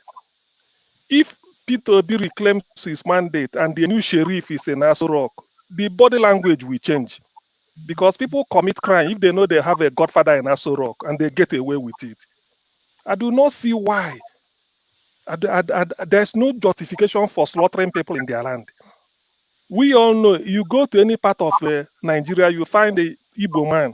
But ndị Igbo know where their credo is. If you find the Igbo man in Sokoto, he's there because for some time. Even if he's owning an industry, he didn't just acquire the land, he bought it with receipt. If it was given to him, he will tell you either the chief or the governor gave it to me. But he knows it is not his ancestral land. If you see a Yoruba man in Medugri, he knows where his ancestral land is. The same thing with so many ethnic groups. So this idea that it's not that you can't live, but you can't come and destroy somebody, destroy an economy in order to build your own economy. It doesn't work that way. Let's call a spade a spade. It should stop. The governor of Benue State, with all due respect, he lamented, he was even crying that they placed a bounty on his head to kill him. He escaped. One day he said he wanted to visit. He will just have to run it. So all these things, why we don't do. You see, let us get our feet and condemn evil for what it is. You can't be killing people because you want to do something.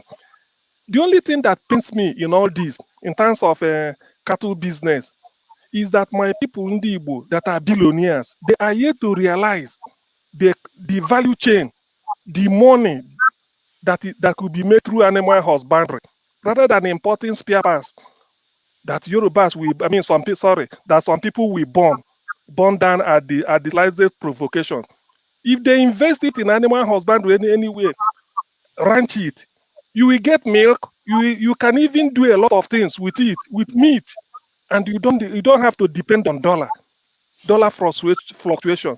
So they are yet to realize it. That's why when I look at it, I say these people, they don't know what is a gold mine. So all this idea of killing people in Benue, I condemn it. And we know people that are doing it. I don't want to be politically correct. The Fulanis should go have an introspection. It is not for nothing that you can never hear Yoruba herdsmen doing something in Plateau, or TV herdsmen, or Ibibio herdsmen, or Ogoni herdsmen, or Ichekiri or Urobo. You don't hear it, or Igbo. It's only one people. So why are they going all over the place? Go to Ondo State. Governor Keredolu commented on it. Even if I'm not well informed, Governor Keredolu is a barrister. He said the forest of Ondo State has been taken over by some people. Their people cannot get there as usual. Even to go and do lumbering, to cut timber, they can't. Why should it happen? And yet people are making excuses for them. The president told Governor Tom, go and make peace with them. Is that the way to do it? Can I carry AK? Can any of us carry AK-47 openly and be walking with your dog? You can't. You will be arrested. But some people are doing it. Why? That should be the question. Thank you. All right. Thank you, Sam. Mama Echo, you're next. My sweetheart, Collateral. If I say you love me well, because you always want to make I talk to you. You go the right rubbish. I'm not going to answer you today. You only answer when I want to answer you. You'll be my honey pie. You'll be my sweetheart. You'll be my lovey. Also, the same thing to Thomas. And you are not my bitter heart today. You'll be my sweetheart. When I remember you, my heart got a bit jicky. Having said that, you see, we know ourselves. All this pain we are causing each other, it doesn't worth it. And to my brother, Dr. Mohammed, some of your people are doing this thing. Let's call it spade a spade. Then secondly, some jihadi people They miss in your people to also do it. So the wheat are growing with the chaff. So let's look for the chaff and separate it from the wheat. We can't continue to fight ourselves. We can't. That's when they thief. Now inside house, they waka comot go thief. That means in our neighborhood, we know the thief. Causing each other pain will not help us. How can our mother farm crude way of farming that takes their energy, time? And some people can say they get coconut head. Waka jiggy jiggy with their cow, go destroy those. They don't know the difference between plant and weed. And must they eat in people's farmland? All of us need to call our people to orders. Because if we not do with a beat one drum of war, and when it happens, none of us go enjoy it. I want to ask the Fulani herdsmen, the time want to cross boundary for somewhere in Ondo State, if I'm not mistaken, when their Shakpana help una finish the whole cow, una go hold the gods, una carry gun and cutlass to that hill, go kill the gods when he help una scatter, finish the whole cow, dead. So if we must solve this problem, we must call ourselves to order. To the Fulanis, you know that some of your element of people are doing this thing. When I was growing up, now let's think now they see with Fulani herdsmen. But this day, they carry AK-47. Is that what your tribe used to do? If they don't have interior motive to kill. And when they enter into this farm, they rape the women, they kill the men with their AK-47. And we said, something is wrong with this. Something is wrong. We are the cause of this problem. We are the solution. Let no person be coming here and be painting it, twisting it like this. Let's call it the way it is. Because when you twist it like this, you provoke anger in the people that their farmland are being destroyed. We can solve this. Love will help us to solve this.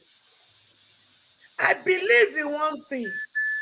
Do unto others what you want others to do unto you.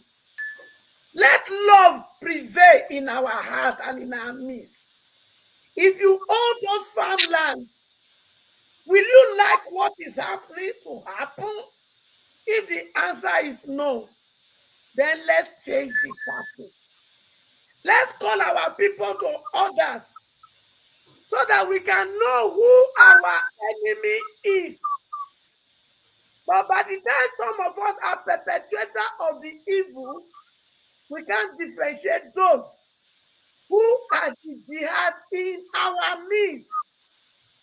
We can do this, my children. Let's find a solution. It is possible. Thank you. All right. Thank you, Mama Echo. David, you're next.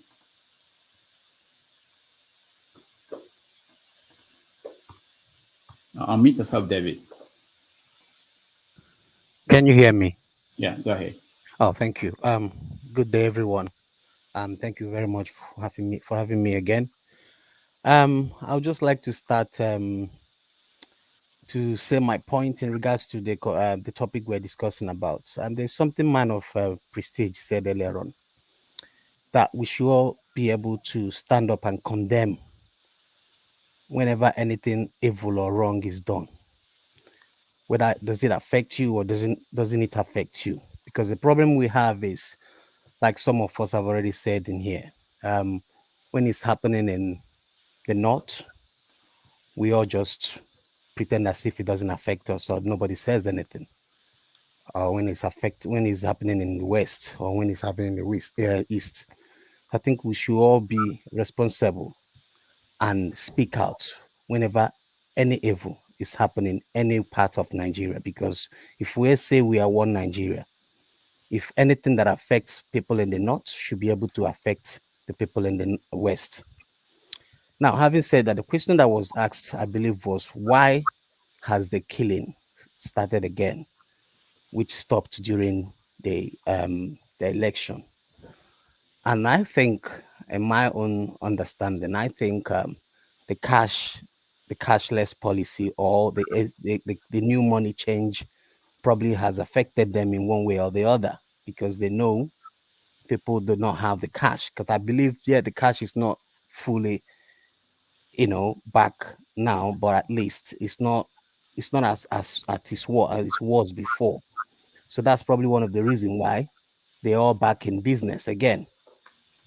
Now, another thing I also want to say is regarding what the governments are doing about the Fulani headsmen, as we all know them, or we all call them. Sometimes the actions or the inactions of the government makes people to think that the government knows what is going on and just decided not to do anything. Because if there's anything that will affect the government, particularly, we've all seen how they react. They will do everything to make sure that they put a stop to it. And I'll deviate a little bit. We all saw how Nigerian government were able to go to Kenya to pick up Nnamdi Kanu and brought him back to Nigeria. We all saw a couple of days ago how Lai Mohammed flew to America to go and tell American government that the election was free and fair.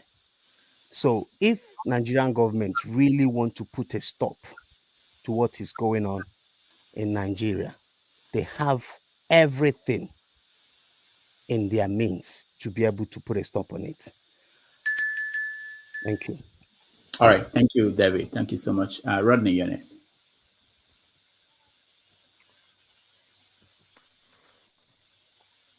Okay. Thank you for having me. Good day, everybody that's on the platform. At times, I see that when us are speaking, we are a bit not precise, or we don't want to call names because we don't want to get people offended. Those of us that read the Bible, it is very clear. It says, we shall know the truth, and the truth will make us free. And if we continue to say this one is from my tribe, so the crime they did is I need not to condemn them. I will not speak against them. Nigeria is a problem to every one of us. And this is just the beginning. This is just the beginning. Because these politicians, mostly these ex-military men, who are now leaders in every form in Nigeria. There's something Justice Ajibola, who was once in the World Cup, said about these guys who have military background, that many of these guys were not raised well. And their parents was unable to kind of give them a good education. That is why they push most of these guys to the military. And what Britain taught them in the military is how to kill us, how to kill our own people. So that character, we can see it behind these people who pretend that they don't know what the Fulanis are doing. When una they reveal how this how they went to Sahel and brought this Fulani to come and pollute our own Fulani to make them worse doing what they are doing. Una they was pick up and they dump in the jail. We should not continue to lament. Before colonialism, we were having a way of life. I think there is respect between Yorubas, Igbos, Edo, and so on. And after colonization, we don't have respect for each other. And I think the best answer to this thing is that Nigeria must die. That name must be erased. When that name is erased, Yoruba man can have a respect for an Igbo person. Igbo man can have respect for Hausa person. Edo people can have respect for Shekiri. So we need to go back, because if we don't go back to our ways of living or the way we were before this colonial enterprise that have confused every one of us, we are scattered abroad. We are engineers, we are mechanics, we are technicians. But look at where we come from. Nigeria is a shame to every one of us. Where I live in France, what is the political debate? The political debate is how we make free education better. You go to my children's school, little children, they are having what is it in their class? Go to their colleges, go to their polytechnic, it is free. How does France get money to sustain this? Are we not better off in terms of resources, in terms of cash to finance our education? When I was little, I enjoyed little primary education with Shagari, free education, because Shagari was a bit normal. But these guys are not normal. What profit them is that when they bring the Fulani from Sahel to come and destroy our villages, and when somebody raise alarm, they said, "Oh, that person is is a tribalist. You should not talk like that." We will not have respect for each other until Nigeria is dissolved. And those of us that are still hoping that Nigeria will get better, that person should rethink. Let me come a bit about this Yoruba's part of Yoruba people that are born in Ibuso. There is a setup that is going on. No, we should not. Rodney, let's stay on one topic. When we finish, you can. Okay. Let me go to. Okay. Don't go ahead. Okay. This killing is going to continue, because if we're to be APC do not win, quote unquote, maybe the tension will go down a bit. But as long as they are pushing their man to become the next president, their man was, when this killing happened in, I think it was Oyo also, this man, Tinubu, was asking, where are the cows? But he didn't ask about those who, their people were killed. He did not ask about how many lives were lost. He was asking how many cows died. So in Nigeria, cows are better than human beings. And you want us to continue to sustain and say we are the same, we are African people, we are blacks, we need to be one. We are not one, and we need to be clear about it.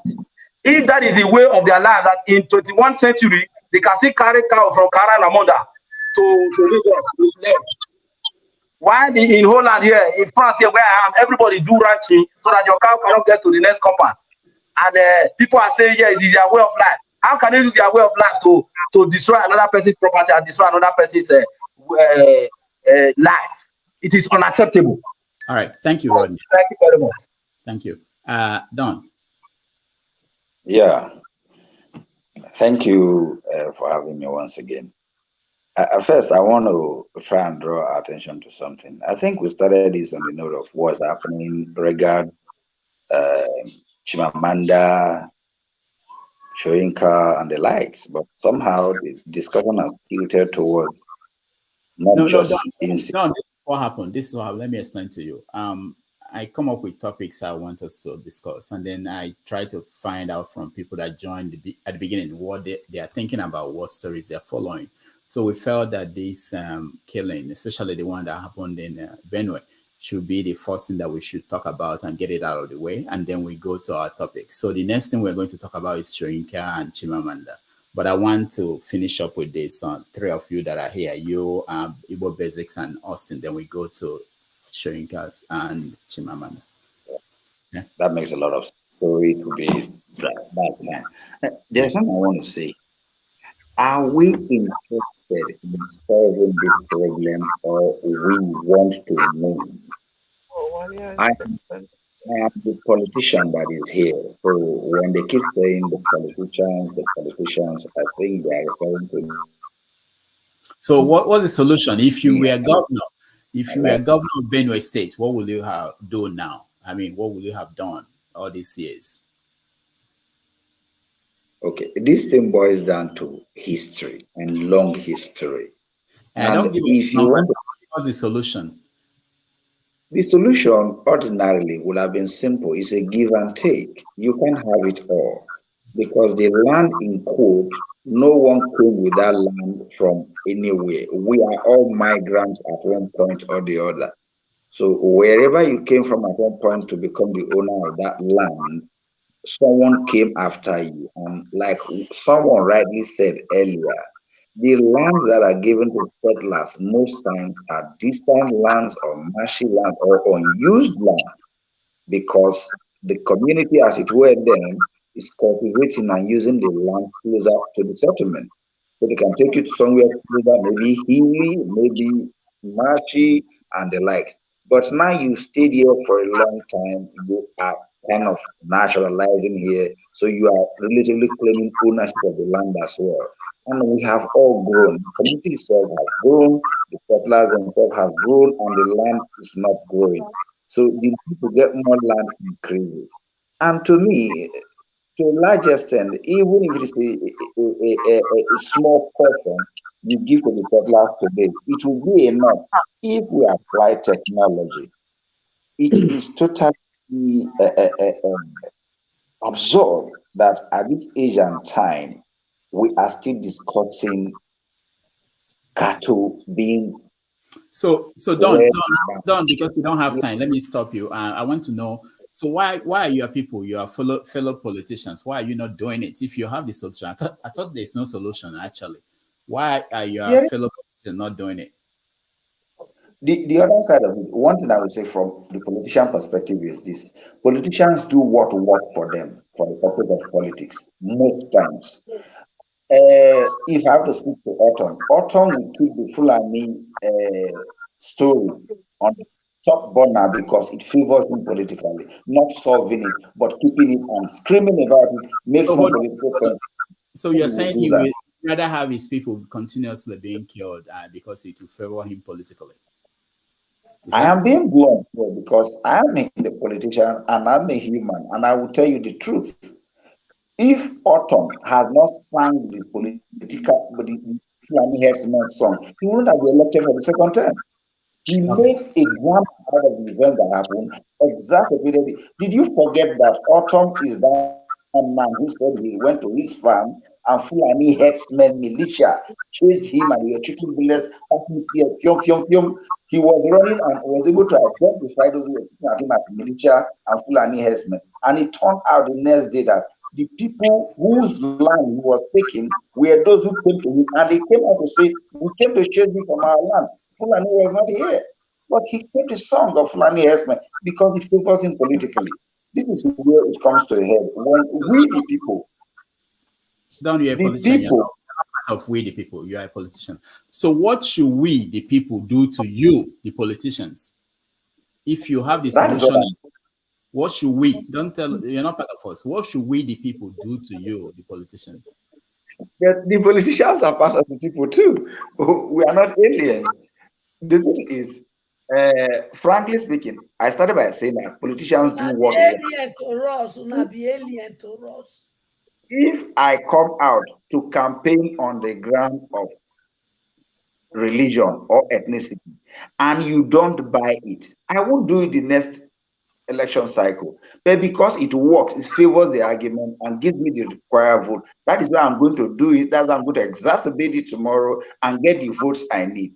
But if the people are wiser and they don't fall for these cheap games, no one will apply them. No one applies a solution that don't work. So it is because we are given to it. That is why it's being applied on the people. That is where the people comes in. If you come and tell me, don't vote right, vote left because of religion, because of faith, and I fail, I won't do it next time. Thank you, Don. I have to go because we spent 2 hours on this. It's not even on our topic at the beginning. Igbo basics, 2 minutes. Yes, thank you, Dr. Damages and fellow panelists. Before the Civil War, before the Nigerian Civil War, seeing a herdsman or cattle rearer was almost a novel, yet we coexisted. This whole issue boils back to land. Those of you and those of us who live somewhere, maybe in America, maybe in London or somewhere, you go into the supermarket and you will see Australian cut goat, Australian cut beef, and all the rest of it. And life goes on. And you see a cow on the street. It will take a whole authority to come out and chase that cow down, or any other animal that is not supposed to be on the street. The issue is back to land, which is FOC. When we say free of charge, the wrong stomach. Because people want to clear their cows free of charge. That is why they go on destroying crops and property. But who owns this cow? Some of the governors you are talking about are owners of this cow. Some of these governors are directly aligned to the source of the cow. You have organizations like Mieti Allah and other organizations whose job is nothing but cow and anything else that the cow trouble will come. So, having said that, in solution to this, it goes back to our politicians. Some of them who own ranches and stuff like that as we speak. It's unfortunate that we are dwelling on this. My friend, I think it was MC or so, that talked about animal husbandry. It's a whole industry. When you talk in America, you find these things that cows eat. You find farmlands where people go to buy beef, and sometimes they can even kill one for you right on the spot. It's a whole industry. My suggestion is the politicians, for heaven's sake, should stop using this issue to divide the people. It goes back to land. Land, even without talking about cows. In my village, this weekend, there is an issue of land in a place we call Ozara. Ozara is like an oasis. The last time around, the youth went on rampage to somebody who wanted to build some church or some kind of institution in the place and claimed that he was giving 40 plots of land. The youth got angry and went and knocked the whole thing down. What are we talking about? It's all about land. And for those indigenous who give away their land or who sell their land either to visitors or to indigenous, they should be aware that it will come back to bite them. So as far as the whole cattle situation is concerned, let the Nigerian government, the institution, be truthful to itself because they know the real deal. Let them be truthful to themselves and practice what they find in overseas countries as far as this whole Nama business is concerned, so we can have peace. All right, thank you. Austin, you're next. You know, I was doing something, but I said I should just come. In fact, good morning, everybody. Good afternoon, good evening. Yeah. I just came. I said I should come. Let me talk when I heard a man of prestige and some other people talking about the government. Even Igbo basis talked about the government. See, I'm tired of this government issue. I'm just tired of it. For me, I prefer finding solutions to problems. I've always said it. A leader is as powerful as the citizens. You people, we give these people power. That's the point. Just look at the last election. Who were the ones who fought for the politicians? And is it not us? Are we not the ones? Why are we blaming people all the time, all the time, all the time? We are the people who make them strong. Okay, all these people killing, are they the politicians' children or are they the politicians themselves? Is it not common men, you and I, who are doing the whole damage? So look, the average Nigerian, East, North, West, and South, any of them, averagely, we don't have good character. Let's tell ourselves the truth. If all of us are good people, we are going to do the right thing. Just take, for example, as I said, if you give power to the right person, all these things will stop. It's because when they come, they divide us and we do it, and we now say politician. Who is politician? Are we not the one who gave them the power? For me, the basic thing for us to do is this. This is the basic thing we just need to do. Stop working for them. Stop working for them. That's just the whole thing. When it has not affected you, you now start, you are happy. But when the day it affects you, it now becomes something bad. So please, that's just the whole thing. All of us who are here, we talk to others who are there to stop working for them. And the more they don't have people hailing them. If I do something bad and you tell me it's bad, I rethink about it. As I said, even if there's a terrorist attack today, everybody says it's bad. It doesn't mean those who died will come back to life. No. It just makes the perpetrator know that I was not supported. But a case where you start supporting the evil, it's okay, yes, they are hailing me. It continues. So Nigerians, let's start the grassroots first. Let's start those perpetrating the crime. They are normal people. Let us start first from them and make sure that they don't send those bad people there who are leaders. And if the bad people are not there as leaders, they will never come back to haunt us.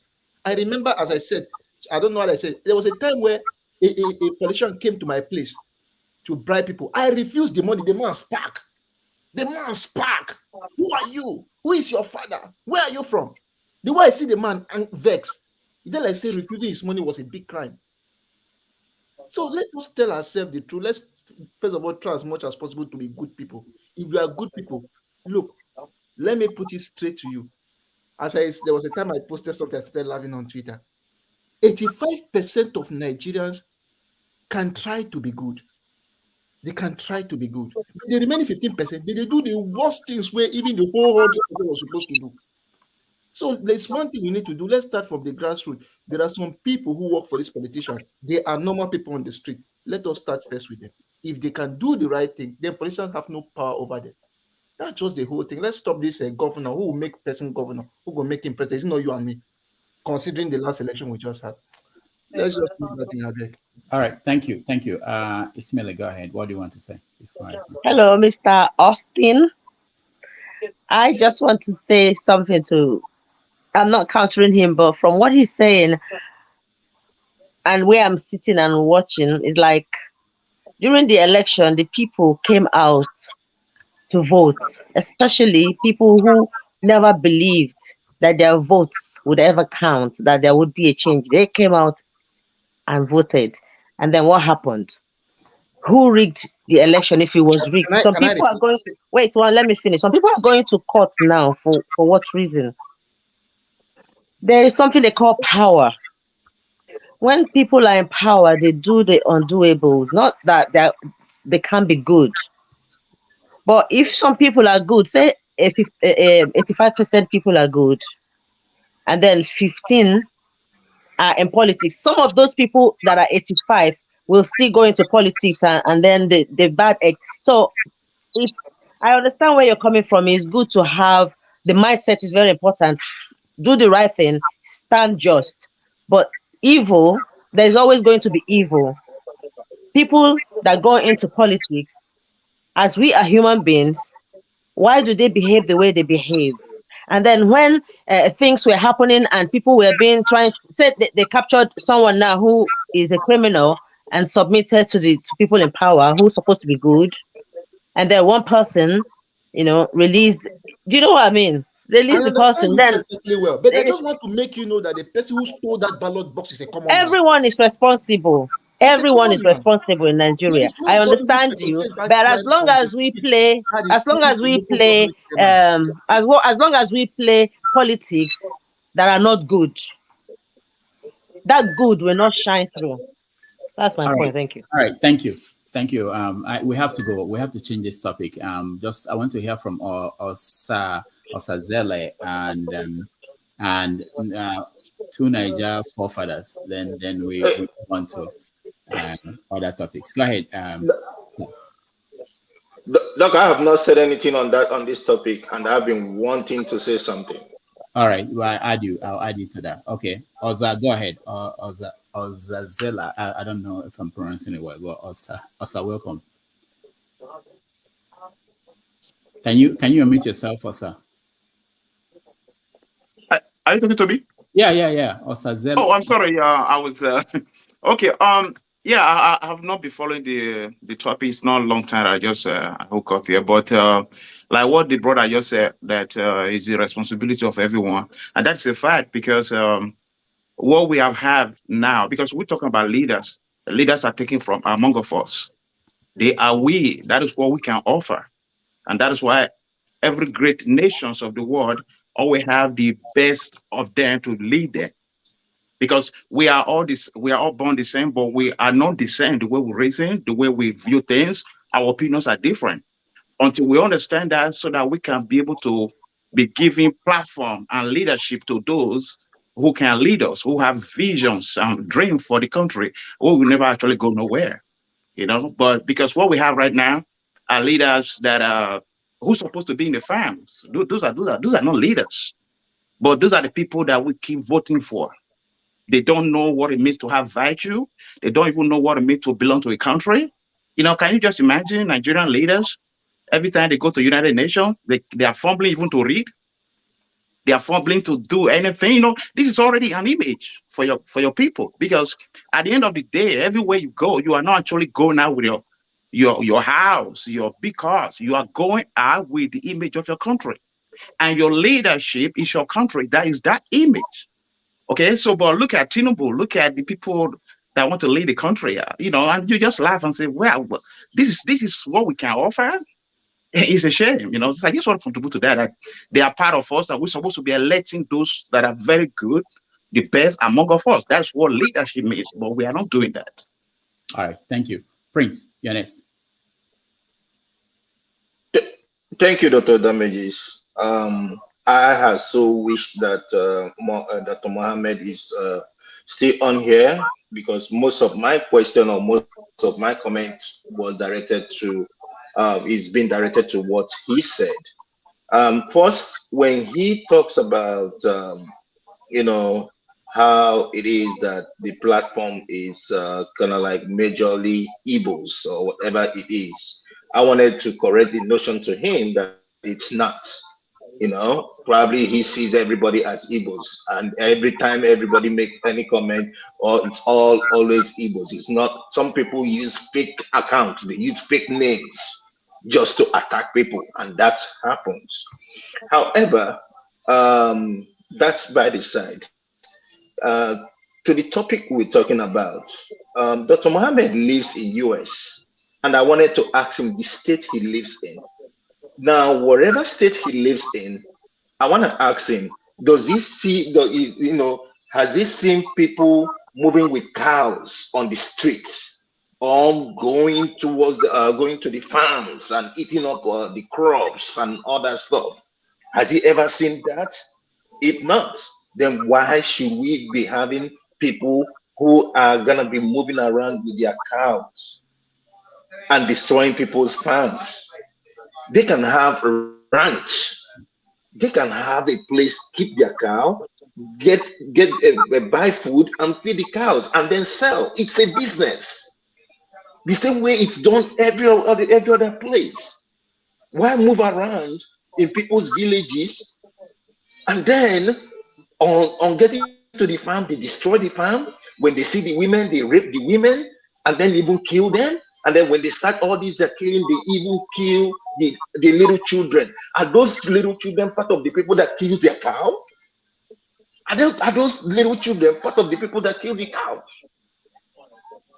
If it's not their agenda to wipe out that village, why kill the children? Why kill the women? Why rape the women? And then we're talking about Benue precisely. I have just seen that it's not even a village that they attack. They are now attacking IDP camps. So is that where the cows are gonna eat now? All right. And Prince, and then, okay, in a nutshell, and then apart from that, it's a double standard for the president condemning it now. Meanwhile, he allows them to have a gun, and he will not even allow the vigilantes to have their own gun. That's what I can say for now. All right, thank you. Forefathers. Yeah, thank you, Rudolph, for having me. Greetings to everyone on the panel, the chat, and the viewers. Yeah, I just saw this in the notification that people have been killed again in Nigeria. I think some of the way people are sounding here is one of the reasons why you don't see Northerners on this platform. They make a security problem a tribal or religious one or cultural one, and that is not right. We should be looking at fixing our security issues. I don't think you have a country that is this insecure and you will not expect this sort of behavior. You're going to see criminals going around doing things, and this is not even criminal. This is a war technically, because they are killing children and killing anything that they see. And these people just walk around in our country freely, and there are people in our country aiding it. They are sabotaging our country. Some of the things I hear in the country is scary. Where people are being incentivized to convert to one religion or the other, or being asked to do something and for shady reasons. And the people that are asking them to do these things, and some of them think that they are doing the right thing by their people. They don't know the people that are truly serving. They are not serving our people. They are serving other people's interests. If you kill your own fellow Nigerian that you have lived there with for more than 5,000 years or more, for the sake of what? Religion. For the sake of what? Some of the things we do is just, it's like this is one of the reasons why I say our leaders have failed us, and it's not just these current ones, the ones before now. 50 years ago, 100 years ago, maybe too. They've really failed us. And it's a shame, because just this week, when I was having a conversation with one prominent Nigerian, his son, just because I didn't know how to, because he has so many titles. I don't know how to say his title, and people go upset over that. As if that is going to solve our problems. Why should I even respect any of them? Look at the mess we are in. Do they deserve respect? They are running a country that has a life expectancy that is lower than a country that has been at war for more than 20 years. What, do these people deserve any respect? And is it not, many people have said it just now, we elect those people into office. So in other words, we too are tainted because we elect our inferiors. People will think that they should do better than us, but they are not, because it means that we too are compromised one way or the other. We are fighting a religious battle when we should be looking at our own people and solving our problem. We are fighting a cultural battle when it's a security problem. If you tell Nigerians now, go and recruit soldiers, because their memory of soldiers is a traumatic one, they don't want to. Because when they hear about police, their memory of police is a negative one. They forget that the reason why a nation even exists in the first place is because of these things. You can't ask a human being to exist and you skin the human being and say, go and work and survive. All kinds of infection will come on you and you'll be dead before long. Security is a form of immune system for a nation. If you hate it, then go and drink gutter water and see how far you survive. All right. We need these things, and we have to start advocating these things. We shouldn't make it about North and South. This is a security problem. Thank you. Thank you, forefathers. Mr. Scribe. Mr. Scribe, are you there? All right. I don't think you have anything to say, do you? No, I was. You brought me in. I didn't even know when you brought me in. oh, you didn't know you were in. Okay, all right. No. I'm enjoying the conversation and observing if there's anything to be moderated. So all right. Carry Thank on, you. please. All right.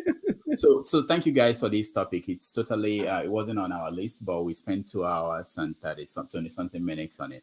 But let's move on to the first topic on our list, and I will get your view, everybody's view, and that is on Soyinka's intervention in the Nigerian discourse and the aftermath. So let's watch.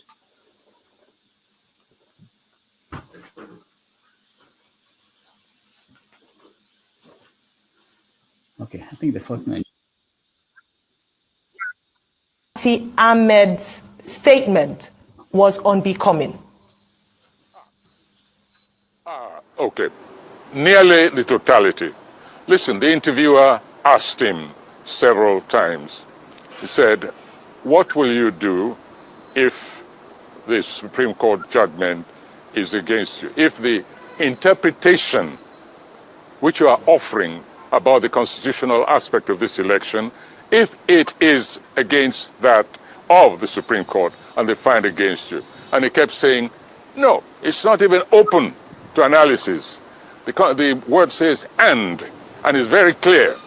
And the Supreme Court, in its wisdom, had better give this, in other words, his interpretation. I mean, this is trying to dictate to the supreme arbiter of the nation. Whatever you think of the Supreme Court, it is an institution we all revert to sooner or later. If not today, then tomorrow. If not about this election, maybe about the next election.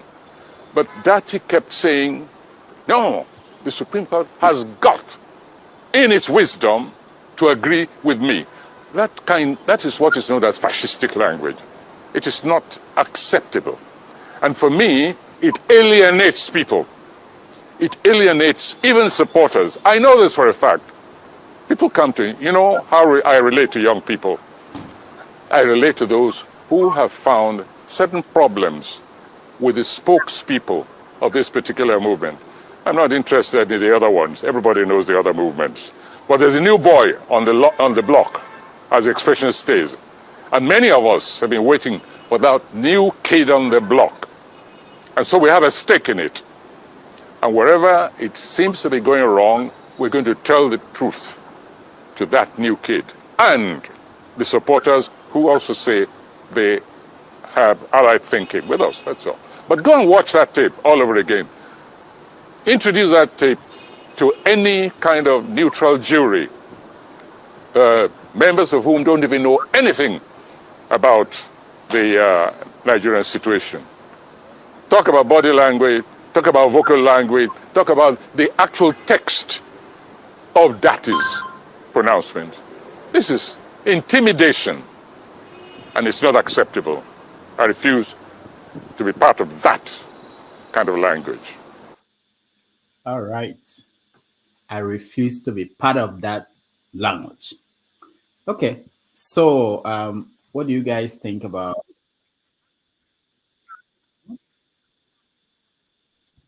What's going on? All right. Okay. So let me start. Okay. If you want to follow the algorithm, just go ahead. Okay, Paul, you can say it's okay. Okay, Doctor. It looks like you know Soyinka very well. Go ahead. I've seen him several times, and you don't find trouble today. I raise hand. You use my talk. When Mama, I go first. Mama, well, it good. Mama, it is good. Make me and you the fight. At least people now gonna say no be Igbo. Now get this program because me and you now not be Igbo. So it's even good to balance equation. It's good. I don't want CM and the Kennedy fight. Make me and you the fight. No problem. All right, Paul, go ahead. We don't have today. Hold on, we don't have time. We have so much to talk about. So go ahead. After this, we talk about Doctor. I just want to use that medium to point out that Mama Echo is not an Igbo person. I am not an Igbo from mother, from father. John Abba is not an Igbo person. So I don't know where people are getting all those things that Igbo or no Igbo and every other thing. It's kind of funny. You know, when I attack the Igbo people, they need to hear that. But the day I support the Igbo people, myself I be Igbo. So, Doctor, what Wole Soyinka did, I think Julius Malema said it clearly. You know, the coming of Nelson Mandela, the way Nelson Mandela left his wife, Nelson Mandela was living all around the white, Nelson Mandela quick to forgive the white for the betterment of the country. That from that minute, Julius Malema said Nelson Mandela has already thrown the party for the young ones to pick the fight where he stops. Then if it is Nelson Mandela has finished. The Wole Soyinka will know who went to exile, came back from exile, the then Ogun State governor renovate his house and everything. This is where he started falling in love. I saw Wole Soyinka, how former River State Governor Amechi flying with his private jet. I can say it for a fact. Anybody who know Wole Soyinka can say it. The Wole Soyinka is getting weak, is getting tired, and that radicalism is not there. I think he's biased with this one. He didn't play the card very well. Never talk anything that happened about the killings in Lagos. Didn't say anything about that. But he was so strong and emphasized about that is comment and everything. He's being partisan. He didn't do a good work there. And I know people will come for me because it's a noble laureate.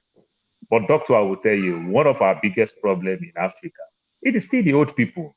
Funny enough, I am closing to be one of them. Maybe between myself now to Ekene, if I'm older than Ekene with 2 years now, I'll call Ekene, shut up. Wait here, they see, they see him. But we don't know where these old people took this country to. And everything.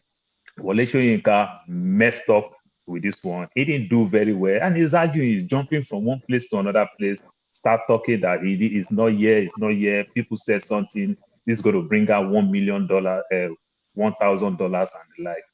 But never address the critical issue and everything. That's not how, like they call themselves, elder statesman and everything. Then you see the way snowball Moghalu into the picture. You understand? To deceive people that he's not being partisan. You understand? I vouch for Moghalu. Just stop there immediately, but he's going back to blame one side. I don't think Wole Soyinka did well. In time like this, like they say, this is the healing moment.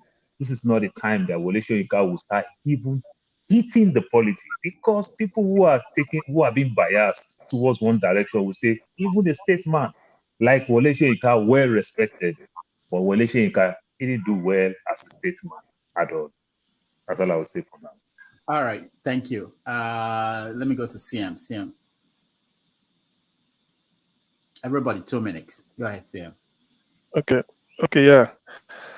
Yeah, my take will be to say that, yes, I think I'm in tune with what Paul said. Wole Soyinka, it was a big time letdown from the high pedestal people placed him. This is not how we expect Wole Soyinka to react. Somebody who was in the forefront of Jonathan must go and all those things, and what is it called? Ganefa Ohimi Park and all those things they did, always standing in front and even condemning anything this minutest. Something happened in the Southwest. This is even more of opinion of a people. Oluomo came out to rubbish a major ethnic group in Nigeria. Imagine being dictatorial. I never heard what Soyinka never said anything. Even in condemnation, the Oba of Lagoon 8 years ago did the same thing. I didn't hear Soyinka say anything. Now, after the election, people lost economy built over the years, running into millions and billions of naira. They were all burnt.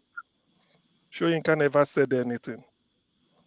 Sometimes people should also, if really you want to be a moral equivalent of knowledge, you want people to look at you, you should be able to say things the way it is. What Datti Ahmed, the interview he granted, that is his own opinion and interpretation, to which largely I agree with him. I've read what Ozekome, so many science said about qualification to be president. We all know that the election of February 25th was a sham. We all know it. The opinion of world press, when I mean world press, the people you invited to come and observe it, they all said it, even in writing, that this is a sham. And yet, Datti Ahmed is using it to interpret, to say, look, how can this Supreme Court uphold such a resolution? I mean, what INEC did, and Soyinka is taking him on, using words like fascist. What is fascist? When Oluomo was disenfranchising openly, he never hid it. He said it 24 hours later, people were slaughtered, people were disenfranchised. What is fascism more than that? People lost their business is worth millions of naira in Lagos. Soyinka kept quiet. What fascism is more than that? What is more menacing than Oba of Lagos summoning a people and say, look, unless you vote for the Ambode I pick, you can't have it easy with me. I push you into the lagoon. Soyinka kept quiet because he felt that those people can be treating, deserve such treatment. To be honest with you, at the age of 88, if I'm to use a popular word that people normally use, let him enter house. He has outlived his usefulness in the public arena. Soyinka is of no more use in the public arena. Let him enter house and wait so that when he dies, they give him the burial that he may deserve. All this idea of coming to come and preach morals, when people are losing their businesses, are become pauperized, impoverished, for no just cause, not earthquake, no hurricane, no natural disaster, business running into hundreds of millions of naira, burnt, people slaughtered in Lagos, made people didn't vote, which is the tenet of democracy, the right to say what you want. Soyinka kept quiet. And a whole ethnic group threatened. Soyinka never condemned it. Whether I think he can write, let him write a big essay and publish it. I will help him to put it in New York in Time Magazine or Newsweek. Let him publish as a Nobel laureate, like Chimamanda Adichie did. That's what we expect of him. Then he's coming to one channel and be throwing challenge. If he can up his what is it called, debate to $10 million, then I can take him on. What is $1,000? That is useless to me. $10 million, I can take him on. Let him bet a better money. What we want, what $1,000 is not enough to set up a business at Ladipo in Mushi. $10 million can help me set up a motopass business for my people that lost their means of livelihood. That is my take. Thank you. All right, thank you so much. Let's go to Austin. Okay, I was thinking let Mama H go first because she indicated, then I'll come later. Oh no, I'm going to Kenny actually. I thought I've not spoken though. Okay, if that's the case, then let me say what I wanted to say. Okay, go ahead. The point is this: when I look at, I like X-raying the sentence itself. According to him, he tried to say that Datti Ahmed was harsh by saying that the judge must take my side. Generally, it is not wise to dictate to the court that way. But I think this is a situation where you slap a child and prevent the child from crying. You could have looked at the background of what Ahmed was talking about as well. I expected him as a Nobel laureate to have also criticized the process, because you don't slap a child and tell the child not to cry. Even though the way Ahmed was speaking, if you want to face it, I would like to face everything the way it is. I don't like bending the corner. He was dictating to the court, and you don't dictate to the court. You don't tell the court that this my interpretation is right. And that's why sometimes I always say on this channel, don't use your standard as the baseline, because somebody's own thinking may be better than yours. So that is my own take on the first part of that statement of him saying that the word was strong, but using that fascist, trying to say that supporters of Obi and the new boy in the new block and the rest, I think that was totally uncalled for. For me, I'll tell you the truth. I don't know. You go talk to us now class we like to this day. He disgraced for some of us waiting for class. It no make sense. Because in this election, things were not done well. And as a Nobel laureate, I expect him to have criticized the process even before trying to throw too much stones on Baba-Ahmed's Datti's words. The one I don't like, which I think MC mentioned, which I think for me, I'll tell you, Baba, Professor, you don't disgrace yourself. You cannot tell Baba-Ahmed to come for a debate with you. You cannot call Mike Tyson to go and fight with Mayweather Holyfield. They are not in the same weight. But Mike Tyson is a heavyweight. Mayweather is not in the heavyweight of Tyson's category. So you claim you are a professor. How will you be inviting a politician for a debate? If you want a debate, go for politician of academia. That is the one when I read, I said, no. This guy don't misbehave like my guy Soludo. Don't misbehave. That one means I'll tell you, I criticize that one to the fullest. You don't invite Datti. He's not an academia. Invite an academia where we talk book. Or if a politician talks to a politician. So then there's one thing I always say. If you hear people, that's why sometimes when I hear people want to lie, When I'm talking to you, I will not instill that it must be like this. This is how it must be. No. One thing I don't like about Soyinka, if you say somebody wants to lie or maybe something is going wrong, you see the person, it's my time to talk. I must say this. I want to say it by force. The way Soyinka was trying to, when I read that statement, trying to intimidate Datti for a debate, I felt that no, you don't need to say something. If you know you are right and you're okay, as you have said your mind, say your mind, smile and go home. Don't call people out to say, come and debate with me and don't debate with me. That's the one I think I really cancel Soyinka really off. Baba, Professor, fuck up for that one. He fuck up.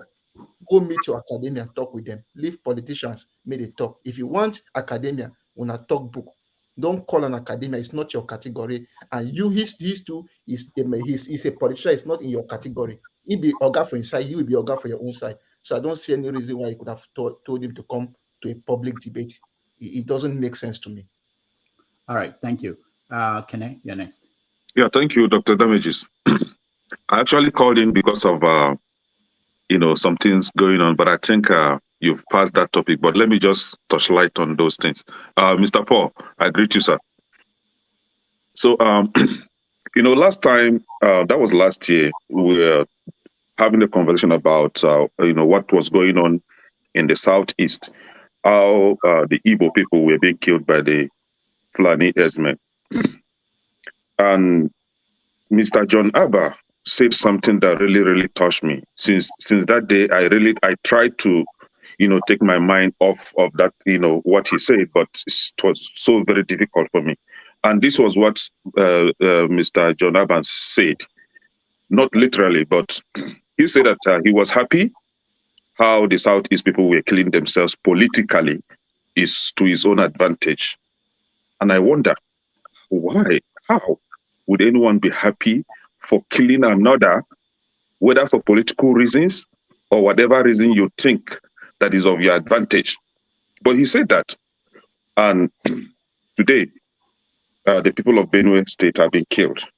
I would never be happy when a life is killed. Even animal, I don't even stand where animal are being killed. Not talk of human being. This is something that everybody must condemn. And for whomever that is trying to play smart, and I'm referring to Dr. Mohammed that came here, and I expected Dr. Mohammed to first and foremost condemn the act of killing innocent people. But he didn't do that. He only came up here to defend his Fulani ethnic group, which is very, very wrong. And this is the problem with Nigeria. You are only after the interest of your people and not for the collective good. And when you talk about your own people, they will tell you, oh, one Nigeria, one Nigeria. No. Condemn the killing first before you maybe defend your people. What are you even defending? You are defending the same people you claim that they are being used by political rascals. Why wouldn't political rascals use Yoruba to champion the killing? Why are they not using the Igbos? Why must it be Fulani herdsmen? And I expect Dr. Mohammed to condemn his people perpetrating this evil act. The Fulani herdsmen. Nobody's generalizing. Nobody's saying that the entire Fulani are doing the killing. It's a group of the Fulani people, which are the herdsmen, are the ones doing the killing. You don't take your cow to my farm to destroy my crops.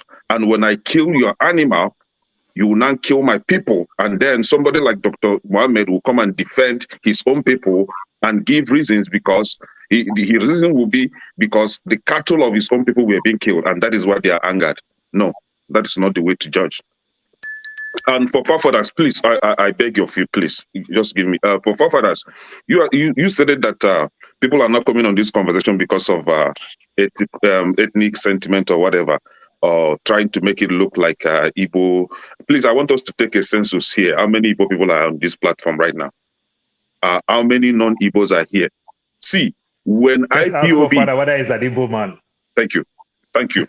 You see, when IPOB or when Simon Ekpa was being discussed on this platform, everybody was into that conversation. Everybody was eager to say something. Everybody descended on Simon Ekpa. Today, if we are discussing about Fulani herdsmen, then people are leaving the conversation. No, I don't want us to push that narrative. whether you like it or not. If any ethnic group is doing something wrong, we should all come out and condemn it, be it Igbo, Yoruba, or Asa. Last time we were condemning Yoruba Aboros here, nobody left the conversation. The likes of one man were even coming to push some narratives here. Even last week, So, people condemn my brother too. Kiyamo. exactly. So today we are talking about Fulani herdsmen. Nobody should, if you are sincere to yourself, don't push that narrative. It will not work. Now, to the topic about what they call it. Wole Soyinka said. See, when you're talking about Nobel laureate, I always ask myself, when I read about Wole Soyinka, who actually nominated this guy for Nobel laureate? This is the same person that went to a radio station, held radio station hostage at gunpoint without license. That's criminal act, criminal offense, number one. Is he calling for peace? For owning a gun without license, for holding a radio station on hostage without due process? Who gave him the right? This guy, I didn't know how he earned that Nobel laureate. And he's talking about what Datti said. Whoever that is condemning what Datti said, I'm not with you, man. Whatever that Datti has been saying, and he will continue to say, I'm supporting whatever that he's saying. Because he's not in the court. He's only on the TV. You need to work for Tinubu, Ekene. No, God forbid. See, he's only having a conversation with journalists, and he never called for anarchy. He never said anything against any government. He was just condemning what the government is doing. We all know that the courts are being used by the government, or is being used by the government. Nobody condemned what they call him. Wole Soyinka did not condemn what INEC did. He did not condemn what Tinubu and his boys did in Lagos State. He did not condemn how the election was rigged in Rivers State and in the northern part of Nigeria. He's only there to condemn what Datti said. And this will tell you where Wole Soyinka is pushing his net on. No, Wole Soyinka is Tinubu's boy. We all know that. Let us not claim that we don't know that. Tinubu has been sponsoring these guys. That he's eating today is because of Tinubu. So we all know he must support his master, right? And not only Wole Soyinka, Professor Kingsley Moyalo also belittled the Obidient. He said something against the Obidient, but unlike him, unlike Wole Soyinka, he came out and apologized. So I would want Wole Soyinka to also come out and apologize to Nigerians for uttering those unguarded, words against the interests of the nation. He's just standing for one man. He should come out. If truly he is a Nobel laureate, he should come out and stand for peace. He should come out and stand for the right thing. Thank you. All right. Thank you so much. Ngozika, you're next. Thank you very much. I have to take a break from the whole ranching thing. Please, everybody, like the video and share so that more people will get to see it. I've been waiting for this topic because, Doc, I think we're in a season of war of words from Chief Odeluwa Wanaba to the Nobel laureate to Yes Daddy. I think it's a season of words. I'm getting some echo. Is it from my end? Yeah. Is it okay now? Yeah, we can hear you. So we are in a season of battle of words. Some of the words, especially that of the Yes Daddy, you can hear lots of buzzwords there. Somebody was so desperately trying to push it out there. It was consistent. Every few seconds in this conversation, you hear Yes Daddy, thank you Daddy. It was intended for a purpose. With Wole Soyinka, you hear he used words like fascist, menacing, threatening, a lot of words. And when you look at the intentions behind the usage of these words, it's clear. It is to label a certain group of people for what they are not. And if we are being fair, when we define fascism, you will realize that he is indirectly talking to the APC guys. He is it's in no way what everything he said about everything he said in that interview that the Obedients were was actually in truth talking to the other camp, but he needed to use those words so that he would create a picture, especially to the international audience, that these guys are this, so these guys are this, because those words will always ring in these people's ears. He was intentional with the use of those words. Make no mistakes about it. And that is why I'm so grateful that somebody like Odeluwa took it, Chief Odeluwa, please, Chief Odeluwa took it upon herself to sort of counter. I mean, it's pen for pen.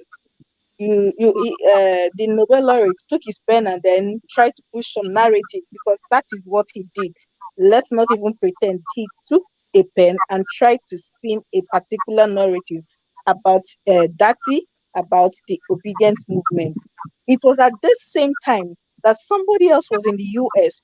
The guy that is known for lying that his name is also a lie was also in the US trying to do the same thing the professor was doing, only this time in a more political manner. So you have this camp constantly throwing words around, and when somebody decides to checkmate them at the use of words, they are all over the place crying. Come on. They did not see Odeluwa coming. They did not see the chief coming. They did not see what she would do with the pen. And she did not even need to spin any narrative. She was just saying it as it is. She did not even need to stir up to go sourcing for words to describe what was not. She said it as it is, and people could relate to it. Don't be don't be surprised that people are getting angry at Wole Soyinka. No, it's not his attack on Datti that is making people angry. It's the intentionality to spin narrative. A whole professor descending that load. That is what is getting people riled up. He has his opinion. He's a private citizen. He can have his opinion about anything. But to come on air and deliberately use words that you know will categorize a certain kind of people for to be what they are not, it is totally wrong. And I am glad he was checkmated by Odeluwa. And for the other man in that went to Washington to do his own, I'm glad nothing came of it. I'm very glad nothing came of it. At least now, we instead of talking about his political jamboree, political jamboree went to do there, we are not talking about fascism and menacing, and then how Odeluwa has come to counter it. And this is where I'm coming to. Let's be careful how we use words. Let us be careful. When we started, when I remember when we started, somebody came on this show sometime last year and said that what was happening in I remember that time I kept traveling. The person told me every time you were saying there were terrorist attacks in Nigeria, but you're always traveling.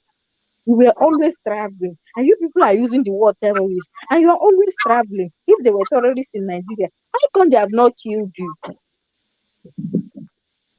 And I said, so because all of us in Nigeria are not dead, you do not want to believe that there is terrorism in Nigeria.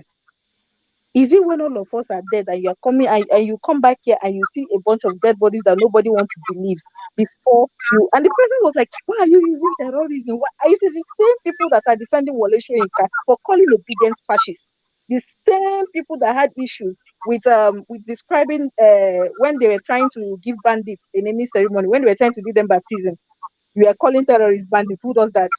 When all of us were screaming that these people were not bandits, they were not robbers, they were not highway robbers, they were terrorists. The same people that were saying, no, don't call them terrorists, too. It's wrong, go. They are just misguided you, too. They are just this one. It is the same people that are coming back to follow the prof behind his back and then throw words around again. So who is doing who?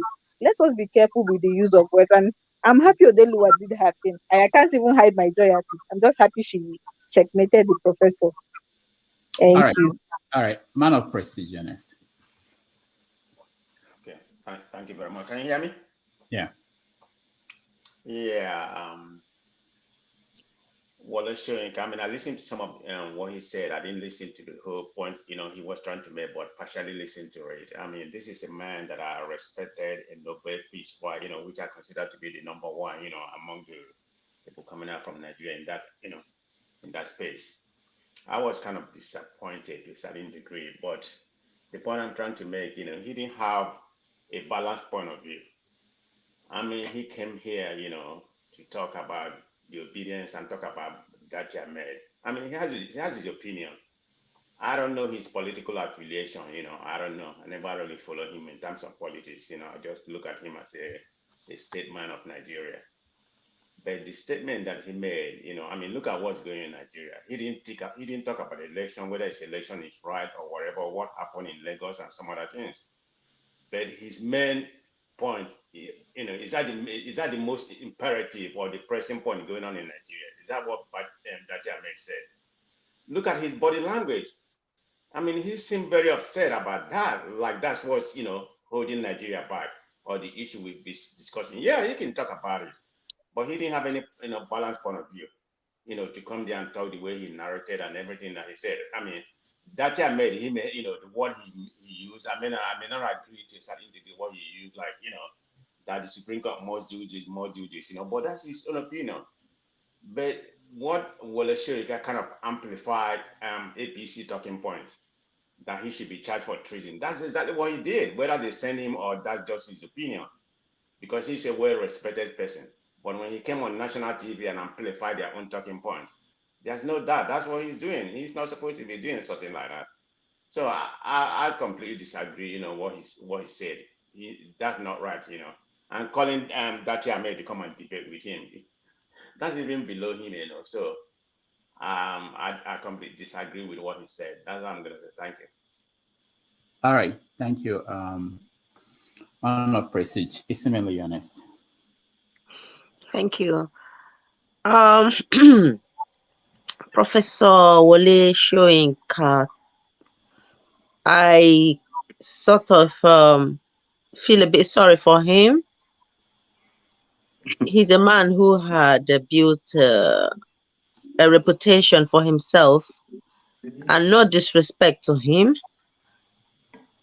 he should have taken a well-balanced discussion on topic when he was interviewed regarding Datti, who was Datti is already on a hot seat as a politician who had been in an election, and Professor Wole Soyinka wasn't. And if Professor had put himself into Datti's shoes, probably who knows what he could have said. I felt that he needs to, every time he speaks, because of his position, he should take a good thinking and not just jump into conversations.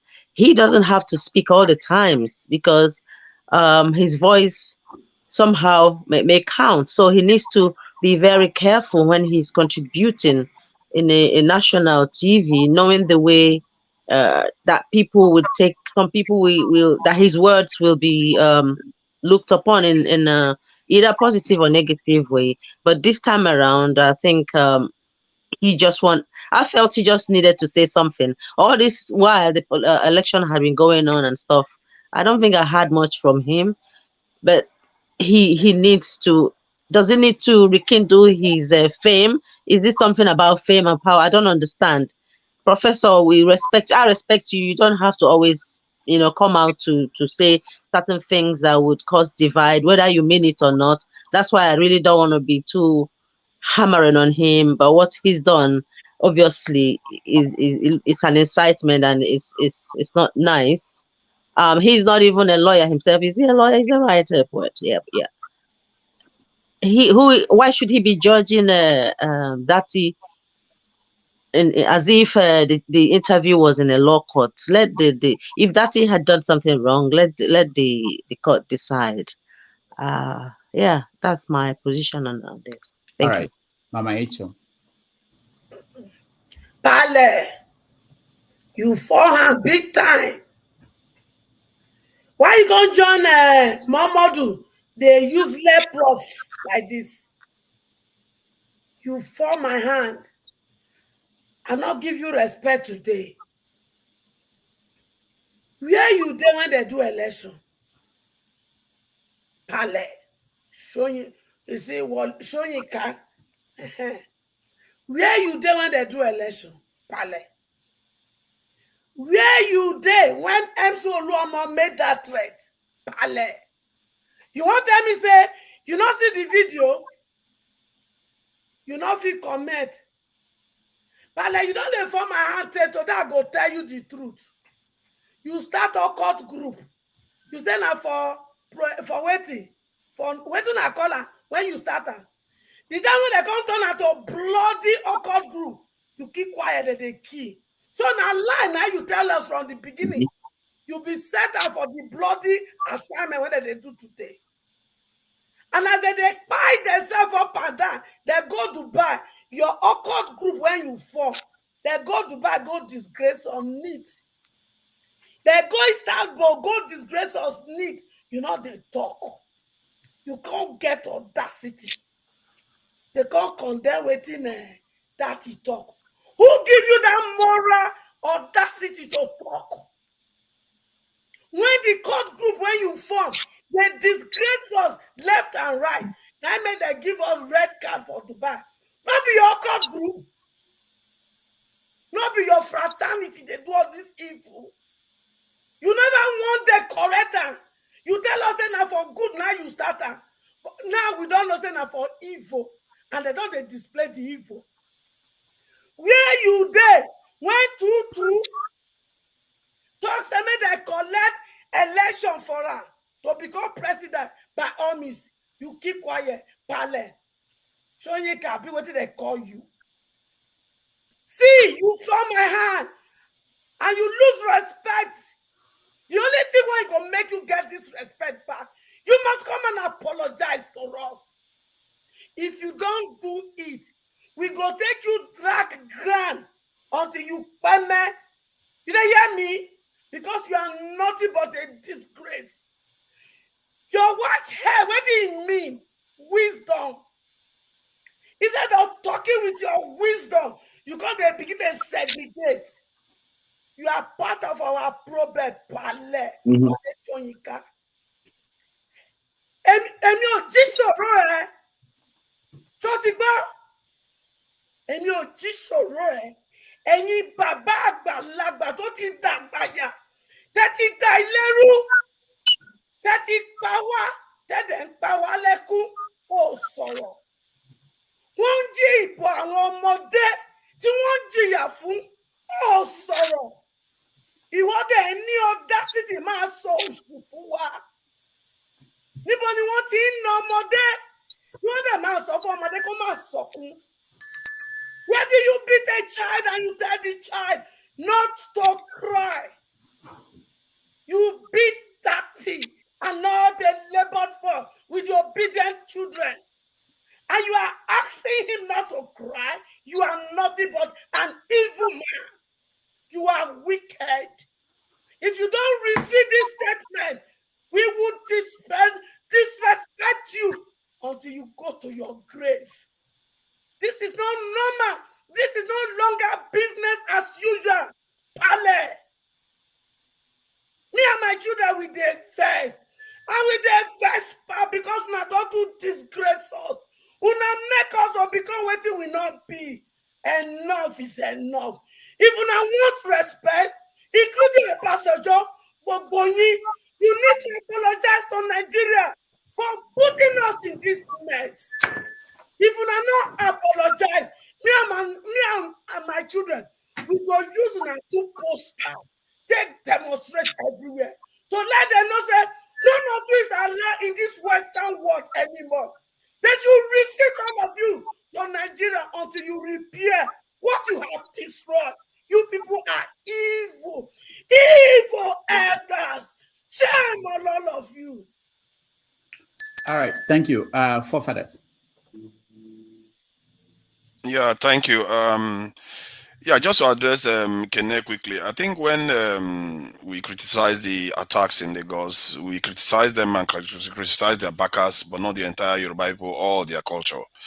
And when we start making it about cultural aspects of the northern people, it comes across as not seeing them as human beings that have different people within them causing problems.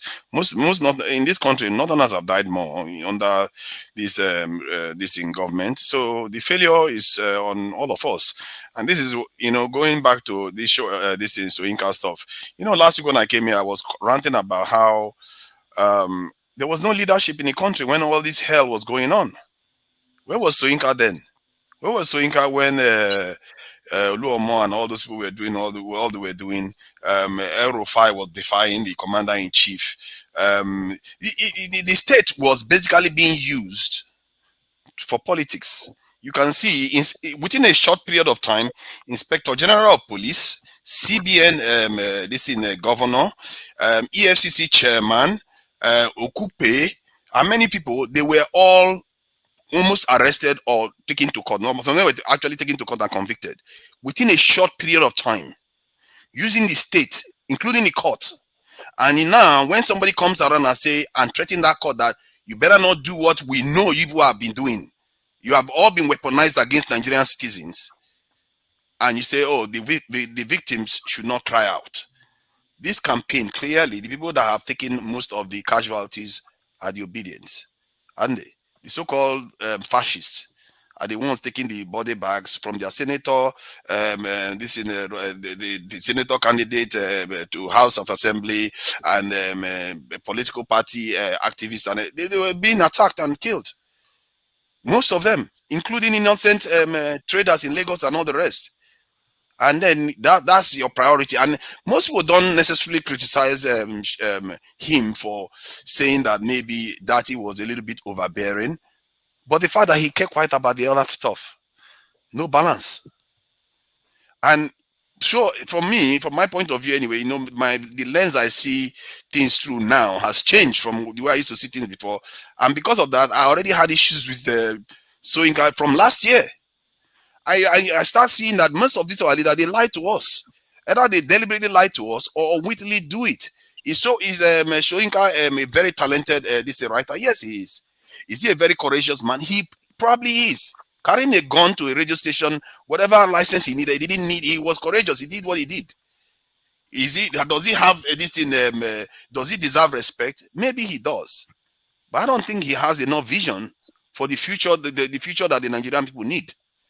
Because where we need to go is a place where we really need to be a sovereign people that are strong and able to work with each other instead of being blinded either because you support this person or the other person. He came in, he didn't weigh in a balanced way that look at what is happening to the Obidients and the way he even addressed the Obidients, calling them boys, and Ngozi addressed some of the languages that they use. Those are language he's smart enough. He knows this is kind of language white supremacy used to address black men in America. Boy, all kind of you are referring to a whole campaign. A man that has advocated that everybody should play fair with everybody else. He didn't even send his supporters to go to the street. He said they should not do that, and yet you are addressing them as if they are the way he was criticizing them. He came across as all those people that criticize Obidients as being very aggressive. You forget that. How about the body bags? Where is he laid? Most of the body bags is on the Obidient side. Not because they were attacking people, they were busy defending themselves. So that is not what for me. From when he started supporting even ASU strike, the way he was addressing the ASU side, it sounded like somebody that didn't even care about nation building itself. I didn't like that. I didn't like the way then you look at the spectacle. He just showed up. He said he didn't even know, he hasn't read a Nigerian newspaper for 2 months. How can such a elderly statesman, or if you want to describe him, an elder of the nation, he's not paying attention when there was a presidential election in Nigeria? He just came on and just started insulting and saying stuff without any balance at all. And the last week, there's this other spectacle that has been going on that is maybe weird for me, where they are talking about interim government. Who is talking about interim government that they are condemning? It's like Nigerians now, we're having an argument in an empty room. They say somebody is suggesting interim government, but this faceless person is being condemned from left to right. And these faceless people are being associated with the Labour Party and the Obidients that we don't know. And nobody's calling them out. Whom are these people you are talking about? Even because the Nigerian military is condemning them, everybody's condemning them, but somehow it's being used to taint the Labour Party. Labour Party people, they should wake up to that, what is happening here. They are tainting your party and you don't even know it. Because where is the person that's advocating interim government? Not Peter Obi. So why are they condemning the people without naming them? Thank you. All right, thank you, forefathers. What Ngozika? I wanted to go to Osa, but let me hear Ngozika. Go ahead, Ngozika. So sorry, there was something Soyinka said, Professor Soyinka said in that interview that most people miss. He lauded the Kaduna state government stand during the Naira redesign policy. He said that was true federalism at play. He said what El-Rufai and the other governors did was true federalism, that they went against that they told that El-Rufai told his people to disregard the order from the center so long as the position of the Supreme Court stood, and that was true federalism. And it took me back to that cash crunch and the intention of El-Rufai. Somebody like Isimri rightly said, is it not weird and sudden that right after the elections, it became business as usual for all this kidnapping, maiming, and whatnot?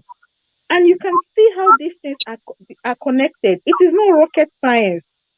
I argued with somebody on this show that the cash policy, misguided as it was, hastily implemented as it was, served a purpose that most people would not want to admit. It puts insecurity to a halt, to a very large extent. These terrorists that they are calling bandits, who were kidnapping, killing, and maiming people, could not get access to cash. And if you look at the people that were advocating for people to disregard the whole cash policy, it is them that have it is their people that are suffering it most. So for Shoyinka to come on air and laud such blatant disregard for authority, I find it weird though that he's even condemning Datti. For him to even have the temerity to laud such a thing and say it is commendable, I can't take him serious. I cannot. And no right thinking person should. Exactly. I consider him an anarchist. The way he behaves, he's not looking at Nigeria as an entity that needs to develop. He supports anarchy in the country. And that's one of the problems I had with him last year, the way he was supporting a strike that kept students at home for 9 months. I don't know what kind of mentality does that. All right, Osa, you're next. Okay, thanks for having me. I don't know what's actually wrong with the professor, because we remember about a few years ago when Donald Trump was in power, how he came out and said, oh, he was going to tear his green card because Donald Trump lay embargo on some of those visas from Arab countries. And he was slaughtered everywhere on social media, that he came out and began to say why everybody should talk to him like that he have done so much for the country and so on and so forth. But I thought that he has learned a lesson, but he has not learned that. So now he just came out. Now, what I'm seeing here is that they are building a case against Obi. That's what I can see here. When they are using this inflammatory word like the boys and fascism and all that they are using, I think they're trying to build a case against Obi and the movement, because that's what they have started. You can see how the whole governors that seem to won the election now from LP, they just know it, or they try to manipulate everything. Like what that sister just said. I think this is intentional. This word is intentional, it's inflammatory, but they are building a case against Obi where they will not label everything that concerns Obi as something like it's a taboo. Okay, this is like it's a political psychology. So that now if you have to be careful though, because Obi is very intelligent. If he has come out and said, okay, both to protest, before you know, he will get arrested and say, oh, they will charge you for treason. That's what's going on in Nigeria. Nigeria is run by a dictatorship government. And he himself not calling Obi his mayor being fascist, that is so it's so funny, because people who are fascists are the government who are guard against people, because what we have now is a dictatorship government. They might be rotating, but it's actually a dictatorship government. I told somebody, I said, if Obi went to the court now and he failed, in other words, he have not been able to succeed to win the case in the court, the next president is going to be Atiku. You just mark my words today, and it's true. You see, Atiku coming out now trying to protest with the rest of people is just to deceive everyone. You have to understand, we are in a dictatorship. We remember Atiku went to the north and say, we Muslims, we're supposed to be running this country. So stupid. I don't know why would somebody say something like that. And that resonated with the Muslim people, because he's a Muslim. And he told Buhari, remember, I was the one that put in power, so it's not my turn. So you can see when Buhari came in, I mean, when during this campaign everywhere, and Buhari said, okay, you can vote for whoever you want. That's not usual. It's unusual. Otherwise, an incumbent government will say, I wanted to vote for this guy. This is the guy I endorse. But he decided to stay neutral so that people will not know what they are up to. Because if he would have endorsed Tinubu, and I think Atiku would have been angry. If he would have endorsed Atiku, Tinubu would have been angry. So they are all the same. They are the same type of people. So that's why you see that Buhari started to stay neutral. So what this guy is doing right now, because like what Sister just said, he's the one that actually formed fraternity in the universities, Wole Soyinka. And so now, but he's not talking about boys. And people are fascists, and he's there. You see the nation just engulfed in gross corruption, and he's going around like a fool. The other day he went to South Africa. It was an emergency meeting, whatever. I don't know what happened to him. So he didn't have the visa to enter South Africa. What happened? They turned him back. They didn't have any respect for him. They just humiliate him. That will not happen to any African academia. But they did it to him because he belongs to a country that is not fortunate. When you see Obasanjo, the same thing Obasanjo did. Obasanjo, if you go to YouTube, he started saying this by himself, how he was disgraced at the Canadian airport. Little kids, they usher him one side and like, who are you? They don't even know he was the former president of Nigeria. For you to know how low this country has become because of the leadership that we have, like people like Wole Soyinka and the rest of them. So it's a pity that Wole Soyinka, who call himself an academia, and that is why he's not even invited. If you talk about international intellectual summit, he's not there because he has nothing to contribute. I have respect for him for whatever he has achieved in literature. But what he's doing right now, like what the brother just said, he never loved this country. He's full of occult activities. Look at the boys that were stealing these electoral boxes and all of that. Probably those boys came from him. Who knows? Because all those boys, they're from him. They're from Tinubu. They're from him also, from the university or from whatever, from the Agbolo garages and all of that. So his hand is not clean. He never loved the country, and he's just a gangster. And he's about to just, expose that more and more to everybody to see. It's a shame that someone who calls himself an academia is behaving like a gangster. And he's not different from the Nigerian politicians. And he's not seeing what the, American intellectuals are doing. They're ready to die for going against their government in the United States. They come in and begin to criticize their government, what other governments are doing. But Wole Soyinka instead, what he do? He started with the Nigerian politicians. A few years ago, right, it was a big party was held for him in Delta State by former governor of Delta State. Millions and millions was spent for him. And this is a man, you call yourself someone who's supposed to be an educated person. You see, this is like educating the fool. You become so dangerous for the country. That's what I can see with Wole Soyinka. It's a shame. All right, thank you. Let's go to Ugo Beke. Welcome to the show. Thank you, Mr. Rudolph. I think, to understand Wole Soyinka, we have to look at, this is the guy that endorsed Buhari. He brought Buhari. During the time, all of them were like, Buhari is better than Jonathan. And this is the guy who has been quiet all this while. Buhari put this country in how many? We're now over 30 trillion borrowed under this administration. We see the death of infrastructure. We see the killings. Where has he been? He endorsed this government because they knew their agenda. And I'm sorry to say, this is not about Yorubas or this thing, but this is about the Yoruba oligarchs and the Northwest oligarchs who actually and also Muslim who actually seek to control this country. And it was so funny to me. He was taking credit for the Obidients movement.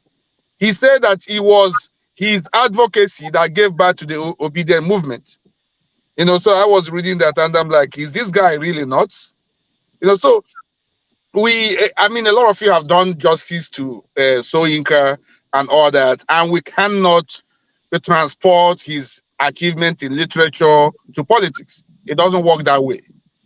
So if he wants to keep his excellence and integrity, let him keep it in literature.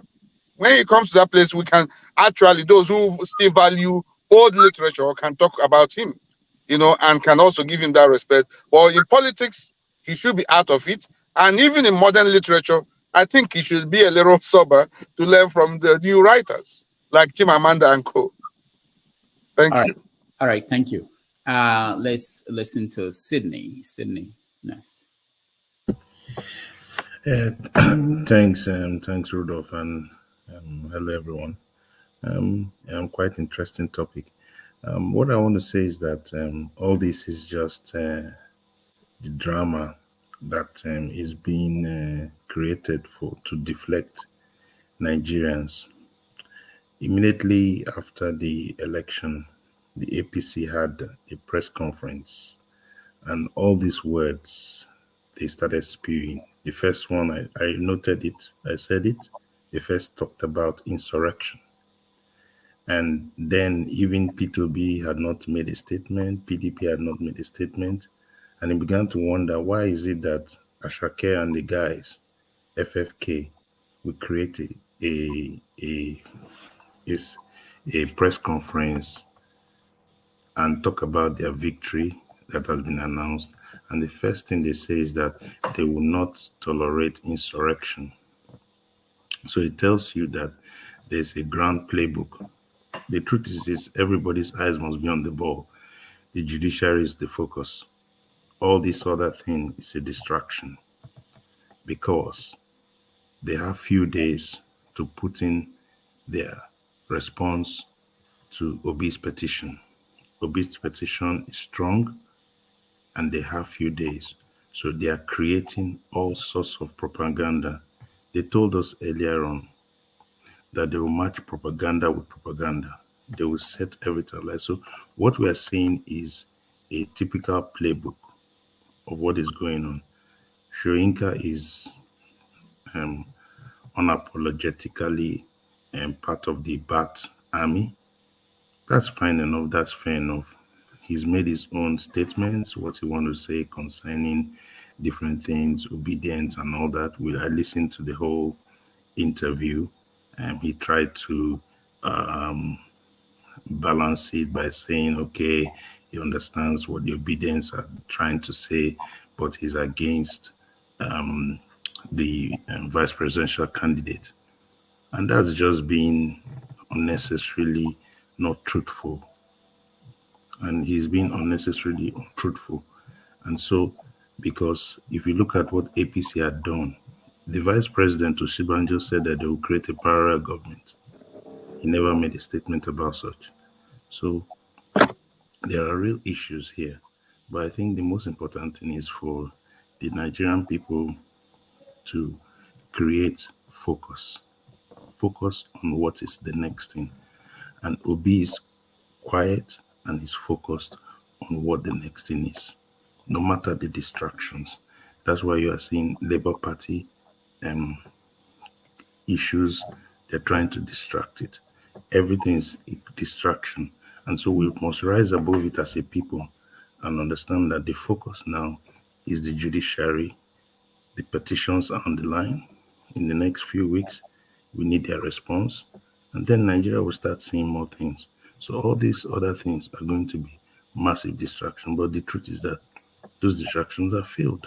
They have really failed. So Soyinka is a very celebrated writer, but that's where it ends. Nothing more than that. It's not that he has contributed so much that he cannot be questioned. Nigeria has changed. People are questioning everything. The Nigeria of 10 years ago is different from the Nigeria we see now. Young people are asking questions. Why? Because their future is at stake. So anybody that comes out must be sure of what to say. And I'm not saying that obedience cannot be criticized. No. But if you're making a criticism, it must be balanced, it must be clear, it must be about issues.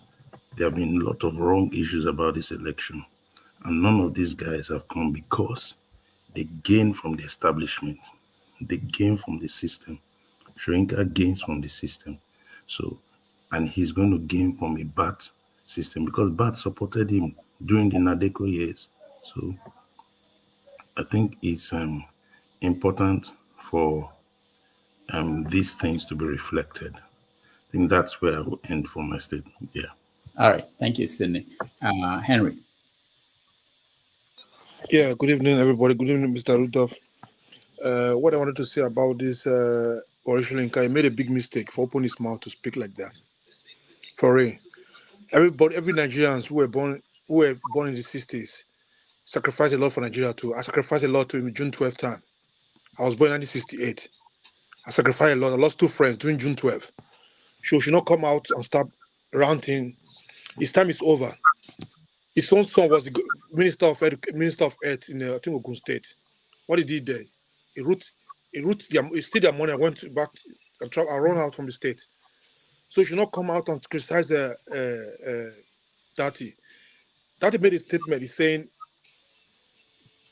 if they cut nominate what they call him Tinubu, then there's no we are not pursuing democracy. How can you nominate somebody who did not win the election? That is wrong. That's what he's trying to say. But for politicians to come out and start criticizing him, it's so quick for him to come out to criticize him. But where was he when the Oba of Lagos was saying some bigot words about the other tribe? Where was he? Where was he when they were killing people in Lagos, stopping them not to vote? Where was he when the town crier was saying, if you don't vote, if you're not Yoruba, you don't come out and vote for PPC, you don't need to go out? Where was he when they were killing people all over Nigeria? Where was he when the university was on strike? Where was Wole Soyinka? He's a so-called Nobel Prize winner for his own pocket, not for all Nigerians.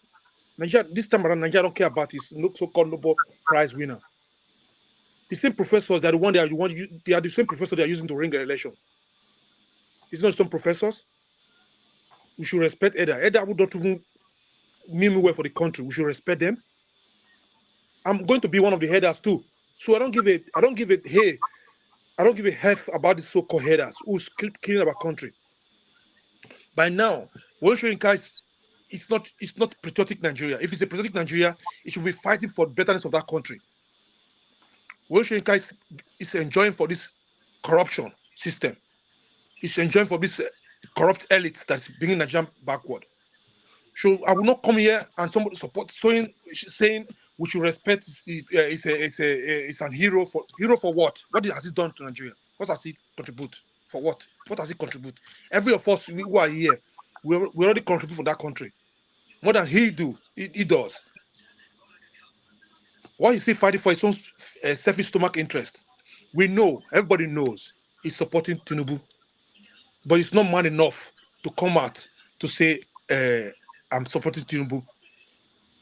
It's fine, if he supports Tinubu, it's okay, but you should not come out and criticize Obi and start calling Obi boys, or who are boys? All we want is a better Nigeria. It's running to America all the time, going there, enjoying good life there. People fight for that country to be like that.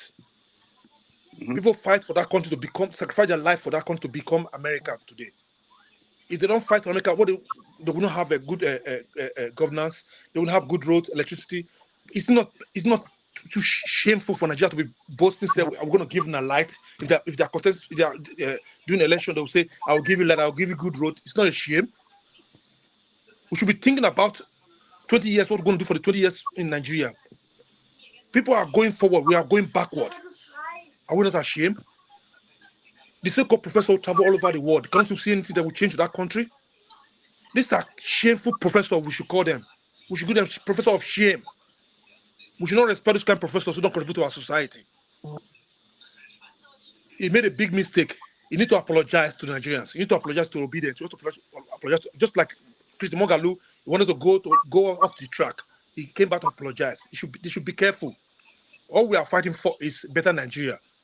You should not call anybody boys. The boys are not men. They said we are leaders of tomorrow. We are not men. We are not leaders of tomorrow now.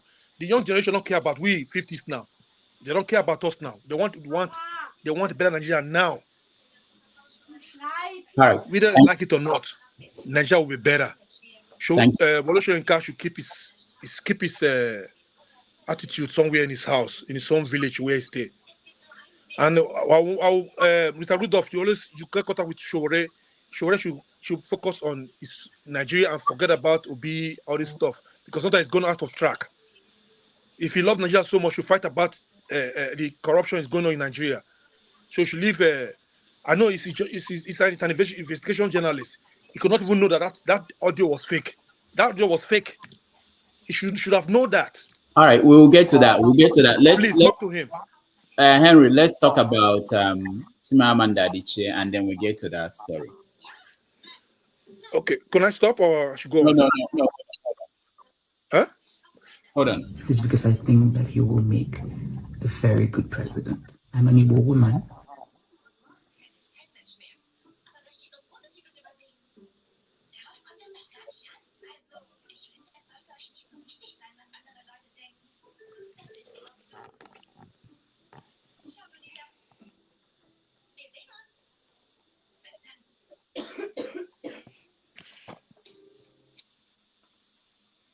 All right, that was Chimamanda. This week, she wrote an article for The Atlantic, Nigeria's Hollow Democracy. And just like Wole Soyinka, her article has received a lot of criticism from the other camp. Now we have two camps in Nigeria. We have the Obi's camp and, of course, the Tinubu's camp. And her article has received a lot of reactions from the other side.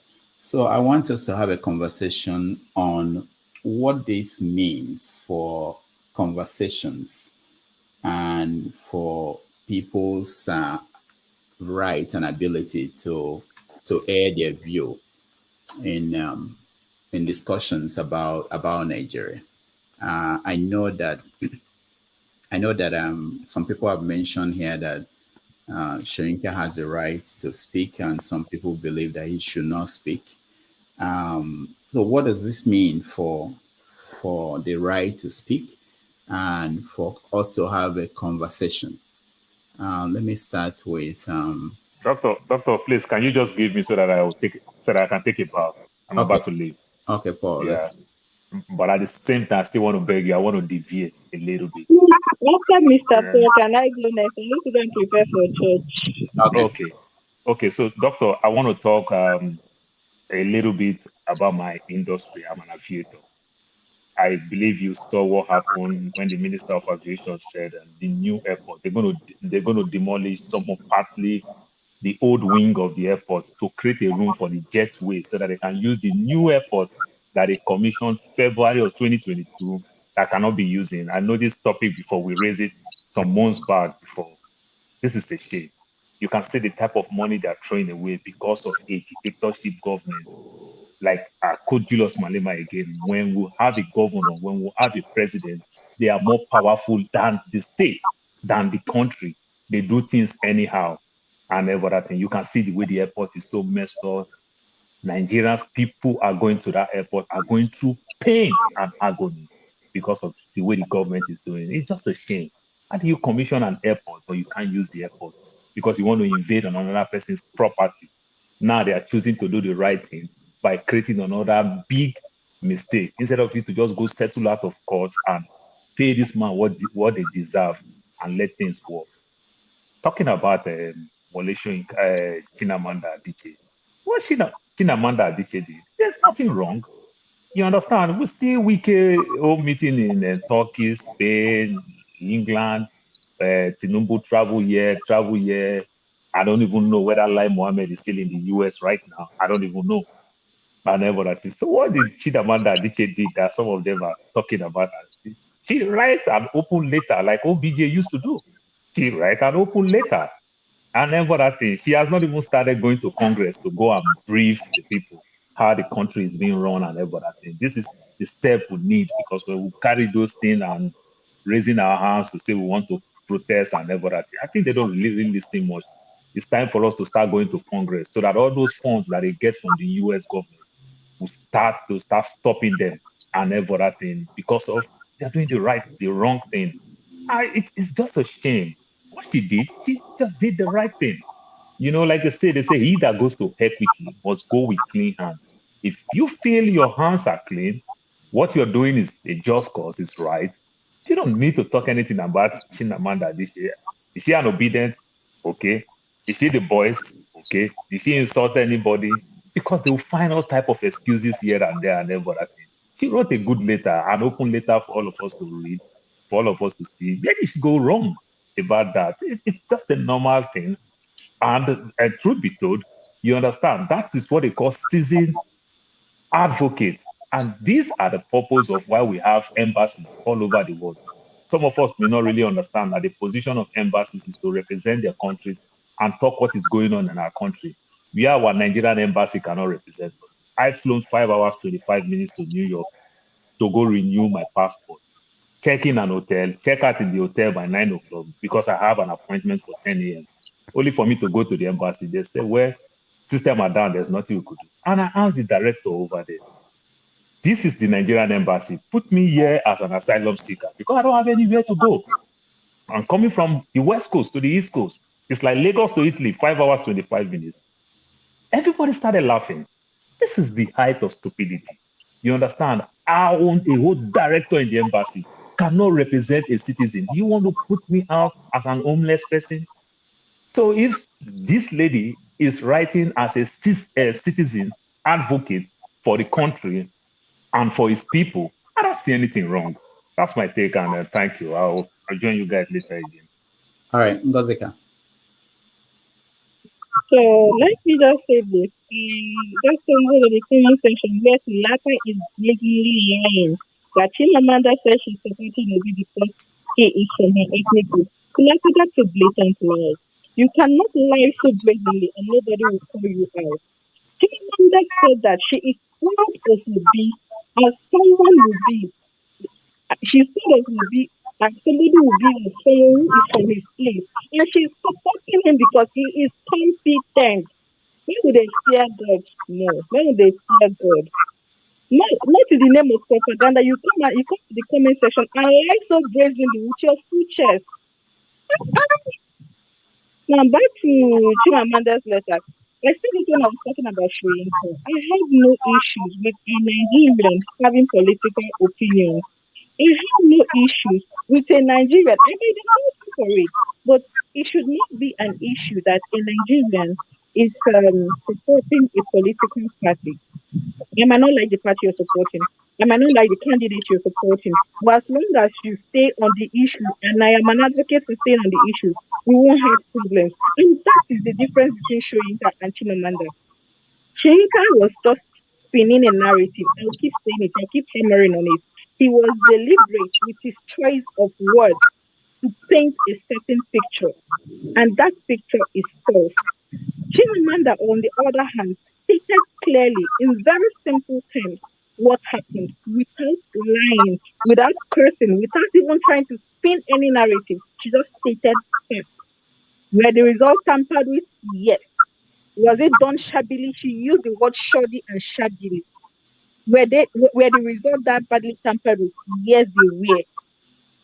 So why are we trying to make it seem as if he does not have a right to speak on political matters, but to give a different treatment to other people who say the same thing? Just because, please, we have gone beyond the point where people will have to apologize for their political affiliation because of the tribe they are coming from. It is not fair. It is not proper. That Chimamanda is getting this much backlash is because she's Igbo. There is no other reason. For Kulata to brazenly lie in the comment section that she is supporting Obi, that she said she's supporting Obi because he's from her ethnic group, it goes a long way to show you how dangerous people spin propaganda using what? Propagandas are what? We should stop doing these things. We should treat it the way it is. Soyinka came on TV and was calling Obidients who have suffered the worst attacks through the electioneering period. He called them fascists. He called them all sorts of unprintable names. And you have Chimamanda on the other hand, who stayed on the issues and told the election what it was. citing personal examples of family members of hers who partook in the exercise. And we're here, and people are here trying to make it seem as if she did something wrong. She did nothing wrong. And I will say it again. I am very happy and proud that Chief Odeluwa, one of Aba, Chimamanda Adichie, wrote that letter. God will forever bless and bless her generation for writing that letter. It was timely, it was honest. Whoever says otherwise is not being honest to themselves. It is good Saturday, everyone. Go to church. Maybe we'll begin to have more fear of God. Kulata, go to church. Maybe you'll have more fear of God. All right, thank you, Gazika. I wanted to say something, but I want to hear Ode and Matt. Then I will say something. Ode, go ahead. Thank you, Dr. Damages. It's always very nice to have this opportunity that you provide us. Chimamanda is one of Nigerians' icon. Is not something that is debatable. Wole Soyinka is also, right? It's a very, up until today, most people respect Wole Soyinka. And we are wondering why he had been very quiet all this while. It was so loud, that we didn't hear him all through the electioneering period. Everybody spoke up. Obasanjo spoke up. Even people who didn't like Obi, and he has his right to his opinion. And Chimamanda also does. I'm not sure why Chimamanda's opinion has become a problem for the government. The government evidently is taking, sides with, the APC, which, anyway, is their party. But, Chimamanda, obviously, you can, what she lettered to Biden carried so much weight that he has put, the Nigerian government and APC under scrutiny. I'm not sure there has been an official response from the United States, but everybody knows Chimamanda and people listen to him. And when she speaks, I'm sure people she has contacts in the government. So I just want to make sure that we have, background on Wole Soyinka. He's somebody I respect a lot. If people know his antecedents, during the Biafran War, Wole Soyinka was one of the people who came to Biafra, if I remember very well, to fight essentially, to, protest against the war. And he was arrested when he got back. He was in prison for Biafra. And that's important to know that. So he has had, he has been fighting for equality in Nigeria. And, people don't get it right always. Also, we know he was a member of Nadeko. I think that's where his friendship with Tinubu, started blossoming. And he has spoken a lot about his friendship with Tinubu. But, people should not let, their relationship becloud their judgment. He should have just stayed as a big statesman that we know him as. And if he wanted to enter the fray, then he entered the fray in a very poor way. But Chimamanda, her opinion is her opinion. I don't think she has written any other follow-ups, but she has left us a bomb for us to at least, when people, and that's why I told people, everybody should start speaking up. And this is why this platform is very important for all of us that you provide us. Remember, before everybody will be watching Arise or watching NTA or something else. But now people watch Dr. Damages and people you give us voice, and even people who don't say what we want to hear. That's why they need to still come here and still speak up. But, I don't have too much to say. I just have so much love and respect for Chimamanda. And sometimes she says things that many people don't like, right? When she talks about, gender equality, some Nigerian men don't like it. But now she has spoken the truth. She's on the good side of history. And most times she has been, really, and, I love her for that. And and we'll see what happens in the next few weeks and months. and see if she'll be vindicated. But I'll just leave this here. The Nigerian government should be very careful what they do in the next few weeks and months. You see, the generation of people who were born around the year 2000, they are Nigerians' greatest generation. Those children, Nigeria had, we ran away from Nigeria. Those children, some of them are moving away. Those children are not going to let them get away with anything. When Datti was speaking, he was speaking to those children, and they got his message. Nigeria should be very careful because everybody has laid low, just waiting on the judiciary in Nigeria. If they make their move, the children will make their move, and they know that. But they should be very careful because even the Supreme Court justices and everybody may get swallowed up in what may come. Nobody knows. But they should just stay on the right path and do just what. And this is what Mahmoud Yakubu refused to do. Of course, he will be in the doldrums of history. Everybody, the children are playing with him all over the place. They are, singing his name in the derogatory manner. He would have been a hero. He refused to do it. You look at the woman in Abia State, the EO in Abia State. You see what she did. She's a hero. And when people compare her against the person in Enugu, nobody will remember the person in Enugu, kindly, or the person in Lagos. But I'm very happy we're having the conversation, and we should continue to have the conversation. And thank you, Dr. Damages, for the opportunity. Thank you so much, Mark.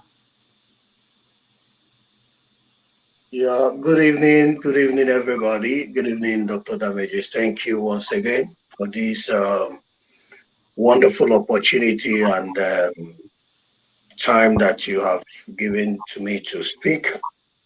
I really appreciate. I have a lot of things to say, but I have to say that the name of Wole Soyinka is capital sorry. His name is capital sorry, because that man, since I have known and seen how he has been following things, he hasn't done anything to see that Nigeria is out of this mess. He's there chasing clouds. Our sister, Chimamanda, is brave. She's brave to say what she has said. She has written it, and that is it. It's something that, that just happened. Mr. Yakubu, which Fowls sang, didn't he see it? Why didn't he come out and attack Fowls and tell Fowls that what you said, what you sang on that song is fake, or it wasn't good, So, I don't understand. I don't understand what that man really meant by writing all those junks and rubbish that he has written. Anyways, it's still that thing that we are saying. That man is not a patriotic Nigeria. He's just like forming what he's forming. Having a white beard does not mean that you have wisdom. You are intelligent writing what you are writing. That's why sometimes this country, Nigeria, we have to leave it to those that doesn't speak too much grammar. Because all this too much grammar, when they speak and speak and speak, they don't make out things out of it. This Nigeria, the problem we have, too much grammar is too much. We know we've trained people that, speak too much grammar. After all, practical thing, they cannot be able to do it. Come out and speak grammar. What do, see, okay, but Dr. Damages, I want to ask you a question. Since Wole Soyinka has been blowing his grammar, what has his grammar brought to Nigeria? Forget about Noble. Has he put food to any poor man's table? What has he done? Forget about Noble Prize, Noble this, Noble. That is rubbish. We are talking about what is going on in the Nigerian, Nigerian masses. What is going on? People are suffering, and you are there with the white beard speaking grammar that doesn't have, that can't even change anything.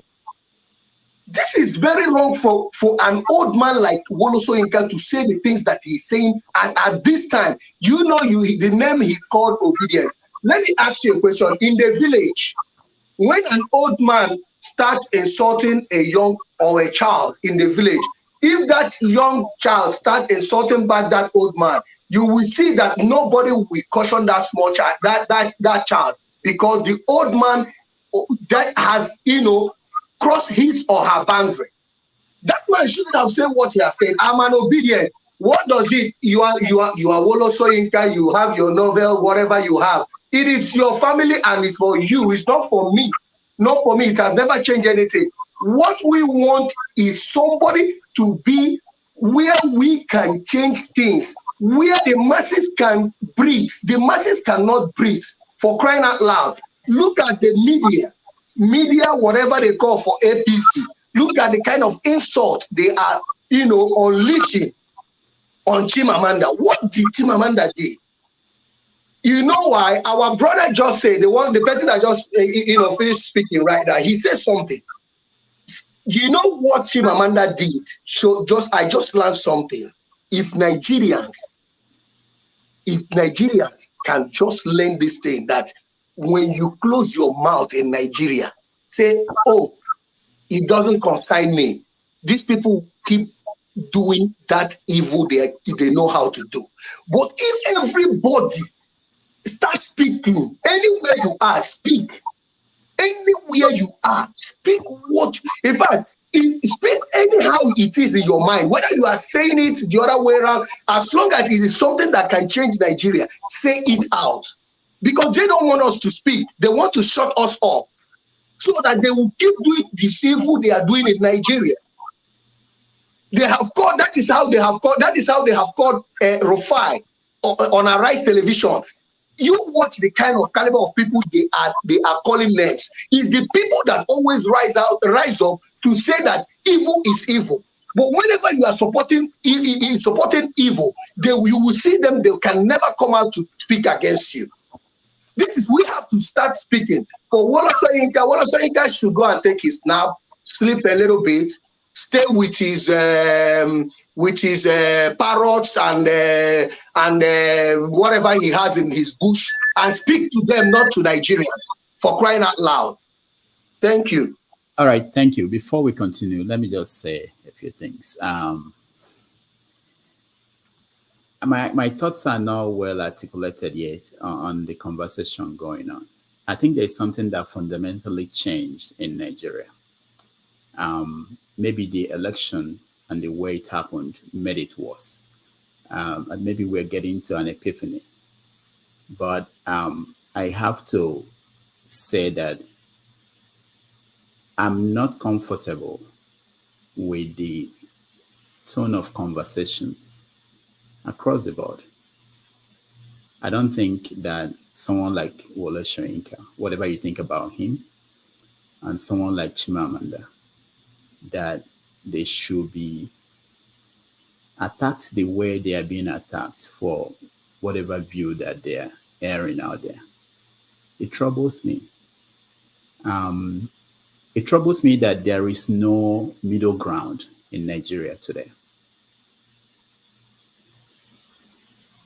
I belong to that, to some extent, the group of people who are trying to write and trying to use that medium as a way of communicating, as a way of interfering or getting involved in the conversation.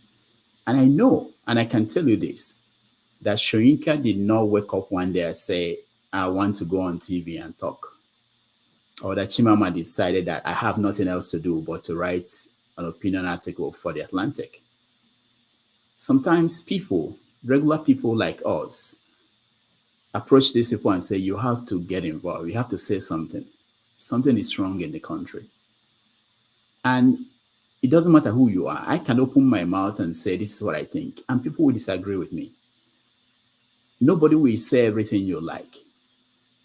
Everybody will not. There will be something that people say that you don't like, that won't support your own idea, your own understanding. As someone who I would say I try to write, I'm worried at where we are and where we go next. If this country, Nigeria, gets into trouble the way I think it's going, we don't have anywhere to run to. We don't have anybody that can say that everybody can listen to. And I don't think we're aware of that. So something is wrong with the conversation we're having, how it's going. It may be a generational thing. It may be that we've reached the peak of injustices that were not dealt with. I don't know what it is, but hopefully I'll be able to articulate my viewpoint. But I just want to say that as we continue this conversation, it's important to say you can disagree with Soyinka, you can disagree with Chimamanda, but it's not right to say they've not contributed to the country in so many ways, especially someone like Soyinka. It's totally not right. I will not stay here and say that Soyinka has not contributed to Nigeria in so many ways. And the same thing with Chimamanda. And it's totally not right to say that they don't have the right to air their view. You have the right to respond to them, but also everybody, we all have the right to respond to them. But the way we're responding to them, the way we are responding to people, not even to ourselves here, shouldn't be that way. It wouldn't lead us to somewhere beautiful. Anyway, I'm still thinking about it. I said my Dr. Damages, let me just say something before you cut off. Has Wole Soyinka responded well to Chimamanda? Has Wole Soyinka responded well to Chimamanda? Has he responded well to Chimamanda? He deserves no respect. Hold on, Matt. Hold on. Rudolph, 1 minute. Hold on. No, hold on, Henry. Let me just say one more thing. There was something that Moghalu said that troubled me. When he didn't get the nomination of his political party, he said he was leaving the political arena. He was totally disappointed, disgusted, and something like he was leaving. I didn't like that. I didn't like that we'll get to the point where people will say that they are leaving because we are the ones begging people to come and change this. And something made him to say that. And then he came back during this Soyinka event and said something where he said that uncultured and unlearned people. I didn't like that. It was troubling to me that he could think about some people. I believe that every voice is needed. That's why I feel like everybody should be able to say what they want to say. But it has to be presented in a respectable way. That's all I ask for. But I'm happy that Moghalu came back and apologized, because that was not acceptable. You can't say, everybody should be able to air their views. I can say to you, try to be respectful of people you are talking about, but I won't say that you should not air your view. Okay, so we have to think about this and think about this in the sense that we don't want a situation where the UN will be the ones that will now come here to Nigeria to solve our problems, because we've the legit, how do you say that? We've basically decided to disrespect and everybody's at the edge. Either you're on this end or you're at this end. Nobody's at the center. Nobody's thinking about. Look at what Soyinka said after all this. He said something like, "I'm no longer certain I believe in Nigeria." And there are a lot of people who are there now. They are at the point where they are saying that they don't believe in Nigeria. I don't know if it's a good place. Doctor, can I just quickly say something? Okay, yeah, let me go to Scribe. I'll come down. Scribe, go ahead.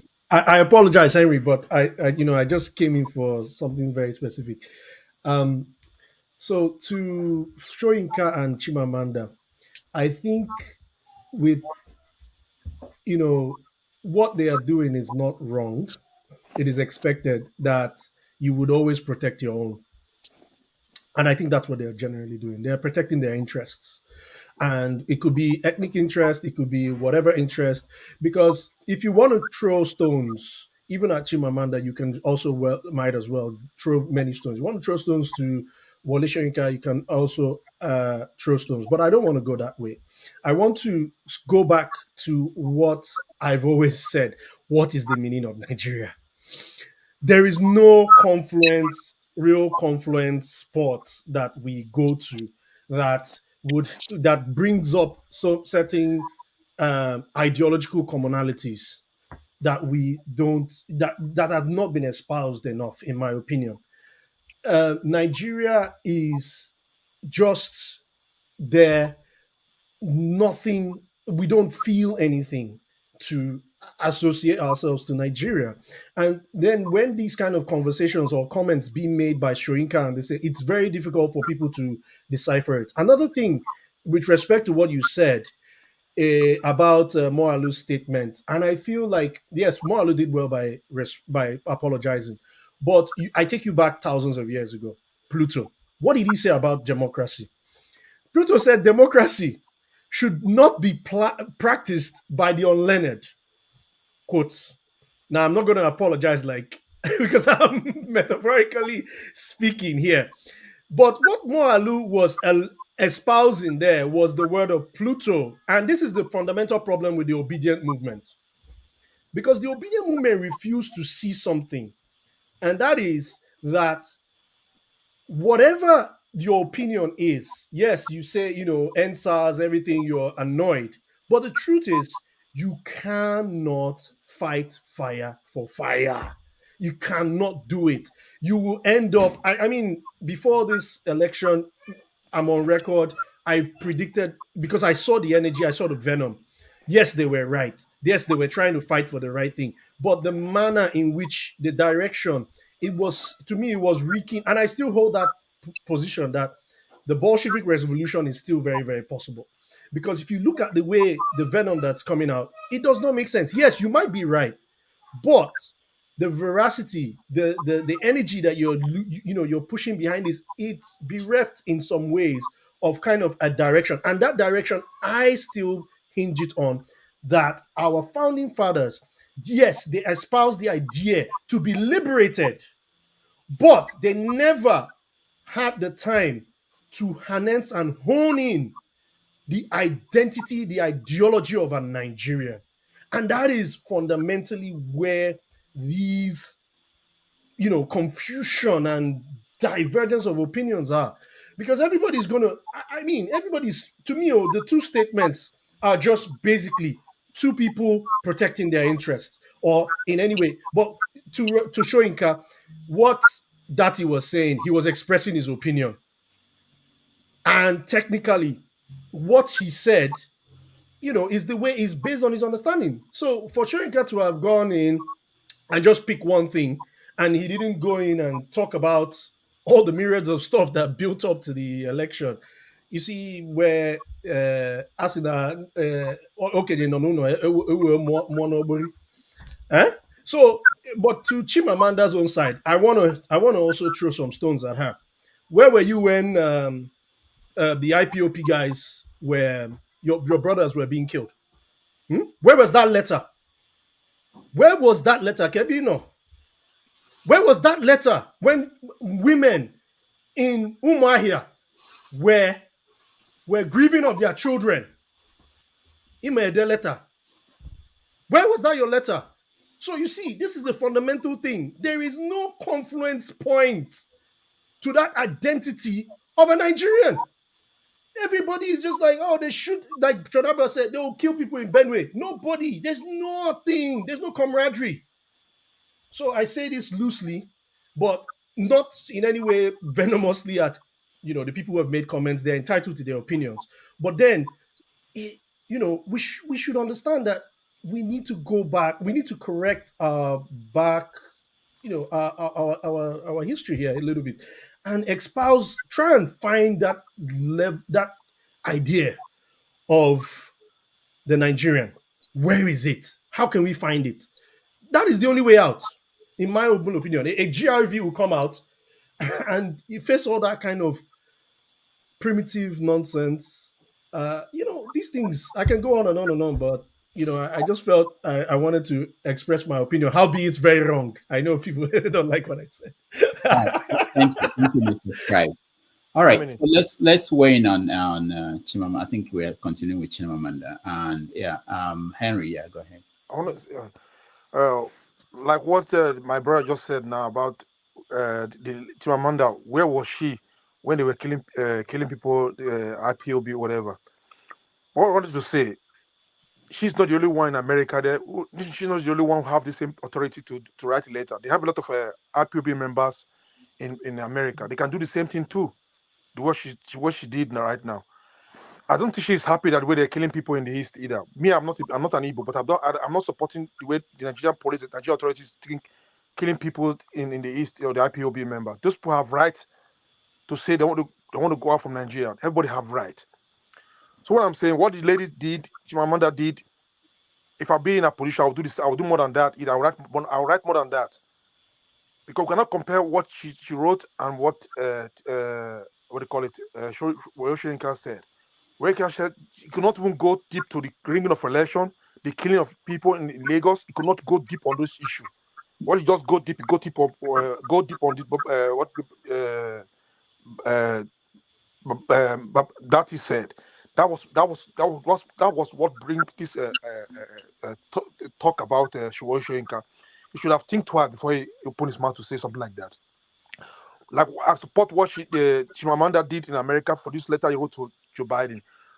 If the government of Nigeria don't know they are doing the right thing, we should not have this conversation right now. If Nigeria was working for a very long time, we should not have the conversation we are talking right now. Because we need voice. You know, the voice of this lady now is going further. That's why you see the Lai Mohammed use taxpayers' money, fly to America and start debunking the letters this lady wrote to Joe Biden. If they are doing the right thing, we should not have the conversation right now. We'll be talking about the future of Nigeria, the betterness of Nigeria. But now we are thinking about how to survive, how Nigeria to survive. That's what we are talking right now. Nigeria will never work. Nigeria will not done anything for me. Never. I've sacrificed a lot for Nigeria. But it's time for Nigeria government, the so-called politicians. Nigerians the young generation was not interested in politics these days. Since Obi came in, every young Nigerians are interested. They're interested in better Nigeria. That's why the elite could not withstand this pressure, this force. That is why they could not withstand it. Whether they like it or not, Nigeria will work. And they will go to exile. All these corrupt politicians will go to exile. Thank you. All right, Doctor, let me just make this. I want to leave now. Let me just say something. Just short, in a short, please, I'm sorry. Let me just say something. I'm going now. I'm going out to do something. I will just want to be watching, but later I will come. Okay. Please, I want to ask you, because all the time I direct my question to you, because you know you are in the media.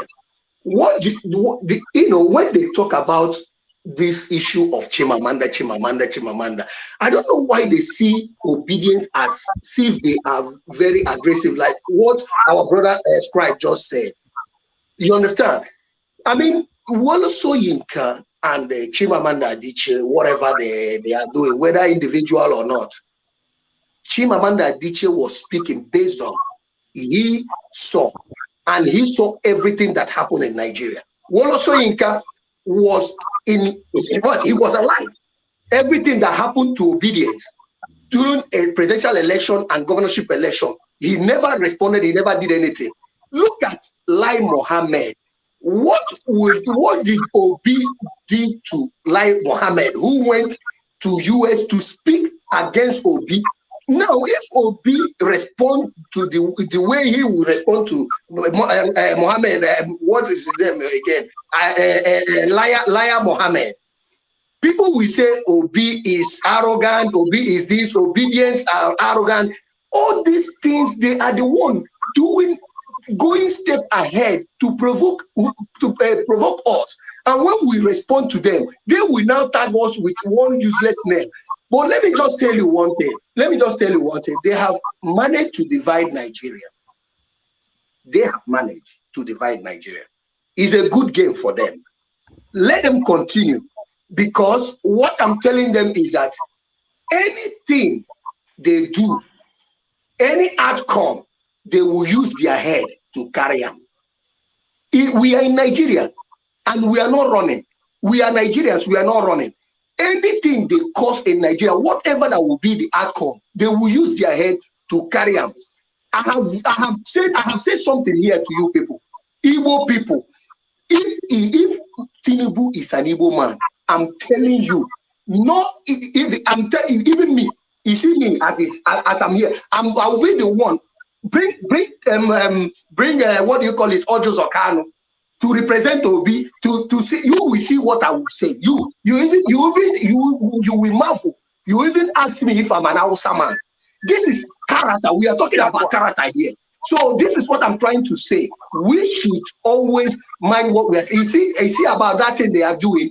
Let them keep doing it. After that, they will use their head to carry on. Matt, thank you. Before you go, let me just tell you that if there is crisis in Nigeria, these people you are talking about, they are out and their children are not. No. This time, no. This time, no. There's nothing you can do. No. You can't stop Rudolph, it. there's no chance for them to fly in Nigeria. Where they block the airport. This time, no. This time, no. No, they are smarter. This time, no. I'm telling you, there's nothing you can do. Those days are over, Rudolph. Those days are over. Those days are over. Did you know? Hold on, Max. Did you know when Tinubu left the country? Did anybody know when he left the country? I know. No, I mean what I meant is that if the crisis starts. No. What if the crisis starts. Hold on. If you don't know when Tinubu during normal time when he left the country, how will you know when crisis starts? You won't know. Rudolph, Nigerians are civilized these days, oh. No, they are not. the more things change, the more they remain the same. Austin, go ahead. I thought it's my turn. Yeah. No, I'm not going in a particular order. Go ahead, Austin. Okay, no problem. I just wanted to, maybe I'll just say my own thing and go. Now, the point is, for me, I try to look at the statements. I read that letter. Okay. So I went through the letter, see what was written there. And to my own judgment, I think it was a reflection. She started about the promises that Mahmoud made. Then later talked about the disenfranchisement, also talked about the Togri and everything. It pictured the scenario that happened during the election. And if all those things are being presented and what she wrote, because there's always a premise, this is what I saw, this is what we see, this is what we did. And with this in mind, then it is not good to validate what we have seen as the outcome. And if you ask me on my own case, if I want to evaluate that, it's true. That is what happened, because I even saw a tweet from Chatham House that criticized the election, that Mahmoud came and promised in Chatham House that this and this will happen, but it was not done. And if I try to put that side by side, then I think what she said was somehow to an extent correct. But somebody said here, just about both sides of the divide. Somebody's okay.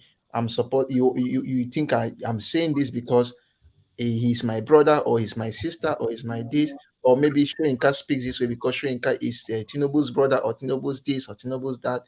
But I think we should just learn sometimes to just say the truth the way it is.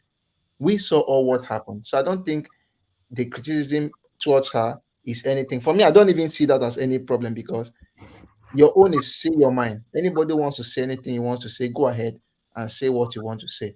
I don't know if I was in their shoes, because sometimes when I post things online, I'll see people come and talk up, down, left, and center, insult, and I behave as if I don't see those things. I'll just keep on laughing. Somebody posted and said that the Obidients and everything should disappear from the surface of the earth so that Nigeria should regain its lost glory. Now I just can come post on that. DJ. I said, brother, no vessel. Nigeria get the glory before. I started laughing. So back, I was angry. So, but the point is this: I don't care what people say. Things like this, I should expect people to get angry with Soyinka. Expect people to get angry. There will be always both sides of the divide. So for me, it's not really a big deal. But I don't think when I read Chimamanda's letter, it was what happened. That was just the truth. That's just the truth. So I don't see any problem where we should think of throwing stones or not throwing stones, even though there will be throwing of stones. But I think what she wrote was right. It's not only her case now. Other people, as I said, I've read from Chatham House, I've heard from independent reporters who came for the evaluation, and they almost said something which is similar. So it's not like something that is hiding. It was just the truth. So, Austin, are you concerned that I could read you some things that people wrote about Chimamanda, where Okay. your people will essentially say, basically discard all her works because of one opinion she expressed that did not agree with their own opinion of what happened. Good. And then where people call names, where people say things, and that's what happened to Soyinka, basically because of maybe one interview or one that you did not agree with what he said. Then everything, all his life works became useless and nothing of no use. And he was, especially things like he collected money from Tinubu. That's why he's. I mean, No, I don't think I agree with that. I always try to pick the substance of the word. This one you have said. I will always say we should be objective. The A you said is correct, the B is wrong. The C you said is correct, the D is wrong. It doesn't mean because somebody gave his opinion, that is what I think. You just decide to say everything you said is bad, is crazy. I'll give an example before. People can say a lot of things, but one thing they will say is correct. I remember there was a time where in an organization, we wanted to do a particular project, and people were talking. This small boy wanted to, then I was the president. So this small boy wanted to talk, and they said, "Come on, what will you say?" And he was just about 8 years old. I said, "No, give him the opportunity to talk." And he spoke the best thing that we did, and were very, very successful. So it doesn't mean because this one he said now is bad, all the works are off point. No, Wole Soyinka is a Nobel laureate. Come on, easy to read book now. We know, easy. He don't read and he don't write, and they don't appreciate and say don't do and well. Chimamanda is also a great writer. She don't write out. They don't appreciate and say yes, this person don't write well. This is not like Nigerian standard. This is global stage. The person don't do the job. So I don't think their whole works is supposed to be out of place. No, but this particular part, if you say, okay, I don't agree with you, fine, or I agree with you, fine. But I would say this so that I'll smash people's tools too. Let me smash some people's tools. Most of the people who complain about their own works and say that you have not done anything, they never do anything for their own life. That is why they always throw stone on those who have had a great repute in the international community. Most of them talking that everything you don't write is your rubbish because of this one you just said now. Most of them never do anything, even to win state, not to talk of federal or go international. Most of them have not. So not just jealousy. So I don't criticize all those. I don't talk about all those things. They have done well. They are good members of the academia. They have good academic prowess. But if you don't agree with this particular one, fine. My conclusion is that Chimamanda, what she said, it was apt. I read it very, very well, and I know that it's true. That is what happened. Wole Soyinka is very, very okay. He said the right thing because Datti was commanding the judiciary. It is true. You don't need to do that. But the point is this: he also did not. He was very one-sided in his judgment, not knowing that bad things were done before somebody got angry and spoke. And you're trying to say that obedience and fascist is crazy. Let me. We don't. I don't want it to be between me and you. And I want. No, you can ask your question. Maybe yes. In what Chimamanda wrote that people are picking on, and I know she wrote that. I wish I'm looking at it. She's something like that. She believed that the polls, that the polls said that Peter Obi will win the election, something like that. The polls. And yes, people, the polls before the elections. Yeah, before the election, people kept talking about that.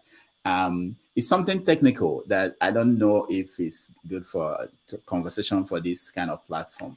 But one of the things that happens when you write for international media, unlike when you write for local press, is that everything you are saying, you have to basically give them proof. So if you say, for instance, that that you this person's supposed to win, they will say, why? How is the person supposed to win? So you have to show that this is what you are basing it's not about step in, Dr. Damages, please. Can I for Koro? Can I step in, please? Oh, maybe you can't wait for us to come to you. Chief Okoro, can you wait just a minute? Okay, please. Yeah, I'll come to you. I know you're there. Go ahead. Okay, now the truth is that most of these polls are samples. We make hypotheses during scientific research, and those hypotheses we are validating them when we do research, and they may be wrong. When they are wrong, you can now say my hypothesis was wrong because this is what may have happened in biology. We are in the biological science now. I'm not talking about statistics. So it is very possible that what the polls predicted may have not come true in the elections. It's very possible. But see, the second part she was trying to back, she was saying that these things may not have come true because there was thuggery, there was not uploading of result from the polling booth, that the forms, the result forms were manipulated and it was visible. So that was the backing now from it. And somebody who is scientific will say that yes, it is true, because these are very weighty allegations that, as I said, it's not only Chimamanda's pen that said so. International observers also said so. So that is All a right. point which can be listened to. All right, thank you, Austin. I'm going from, let me go back to man of prestige. I'll go I down. want to go now, please. I check with mama. All right, Austin, thank you. Everybody wants to go, so who do I go to? Yeah, can I come in? No. Man of prestige. All right. Nah. Let me We should queue up now. similarly go ahead. Let me start from you. I'm going to Hey, you see me, position just came in. myself What's wrong?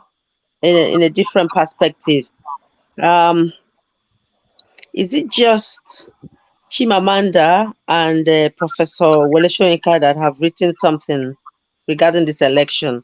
Or why is it that they are being picked upon somehow? I know I've spoken about Professor Wole Soyinka. Is it because of the shoes they are wearing, their popularity?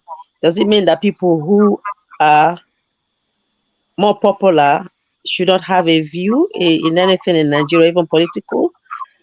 I think they should have views. What I condemn is things that are not facts or incitement that are negative for the society. Chimamanda is a human being. Apart from that, she's a writer. She can air her views, and I believe in facts. From my own field, we go by evidence. I've not read what she had written, so I'm not going to speak much about it. But has she got right to write her views? Yes, but because I haven't read what she's written, I can't go deep into that. And I would go against anyone, regardless who, that writes an inciting statements. Why is it that can't anyone else from a different ethnicity, apart from these two ethnicities, write, get involved? Does it have to be that when one part of the society feels down, someone from that society has to be the voice that will speak out? Why can't another voice from a different background and ethnicity see something that is wrong from afar and say, yes, this is wrong, I have to write about it? Until then, I don't know what Nigeria is going to be honest. If I see something happening in anywhere else that is not in a Benue or even in the north or even in Yoruba land, I will condemn it. Me for one, I don't have to wait for it to be something that is local. Then when I write, people will now say, "Oh, she's being emotional. She had to write because she's trying to defend her people." It doesn't have to be that way. Someone else can as well fit into those shoes somehow. When you see evil or something that is good or bad, just write, air your views, and make it count with facts. Thank you. All right, thank you so much. Man of prestige, you next. I'll come to you guys. Man of prestige, Yeah. speak. Okay. Thank you very much. Can you hear me? Yeah. Yeah. Let me begin. Talk about what Mr. Scratch said about the obedience. I completely disagree with him about the obedience being so bombastic. I mean, they dominate. They dominate the airways. There's no doubt about it. But what he just, narrated, they are, making it sound like they are violent. I mean, this is social media. There's nothing wrong. Look at what they're writing on social media. Even you, Dr. Rudolph, which I consider to be a gold standard for news media. Somebody's calling you on there, you're the most foolish Igbo man he has ever seen, because you are saying that people should cooperate with each other. That's the problem we have in Nigeria. Everybody has just come to their own camp, neither tribal or party or whatever. So I don't know how that's going to resolve. I know that's applicable in in America where you have the mega Republican, Democrat, but they do it in a civil way. They don't go around killing people or wherever, I mean, xenophobia and all that kind of thing. That's the problem we have in Nigeria. I mean, they have taken this political stunt to a different level. But anyway, having said that, let me go back to the present topic, what we are talking about, Chimamanda and Wole Soyinka. When I took a break, I just went ahead and read what Wole Soyinka was saying before I can comment on that. I mean, I still respect him. He's a well-respected Nobel Prize winner. There's nothing he's going to take away from him. You can't take away that from him. The only issue, just my own personal opinion, and I have a right to disagree with him where I think he's wrong. When he was calling the Obidients fascism and all that kind of things. I mean, like I say, he has the right to comment on what Datti said. There's nothing wrong with that. He can say that. But I think he's amplifying, and that's my personal opinion. Saying about what he said about Datti. So I think he's wrong in that, in my own opinion.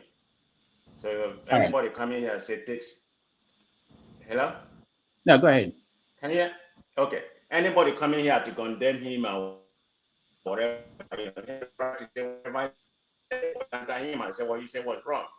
So let's stick on that. Nothing wrong about what he said. He may look at it in different perspective. Let me go back to Chimamanda, what he said. I read a little bit about what he said. I think he come to a conclusion, like a lot of people have been saying, that the election is sham. Look at what he said about the election. I think he went around and said, about the poll.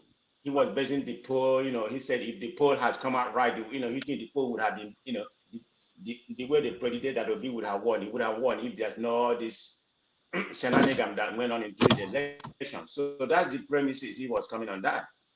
As a U.S. citizen or Nigerian citizen, she has a dual citizenship, in my own opinion, and there's nothing they can't do anything to her. She has the right to write a letter. There's nothing wrong writing a letter. So I don't know why people are condemning her. People are going to have the opinion, but the Nigerian government, they are taking it to a different level right now.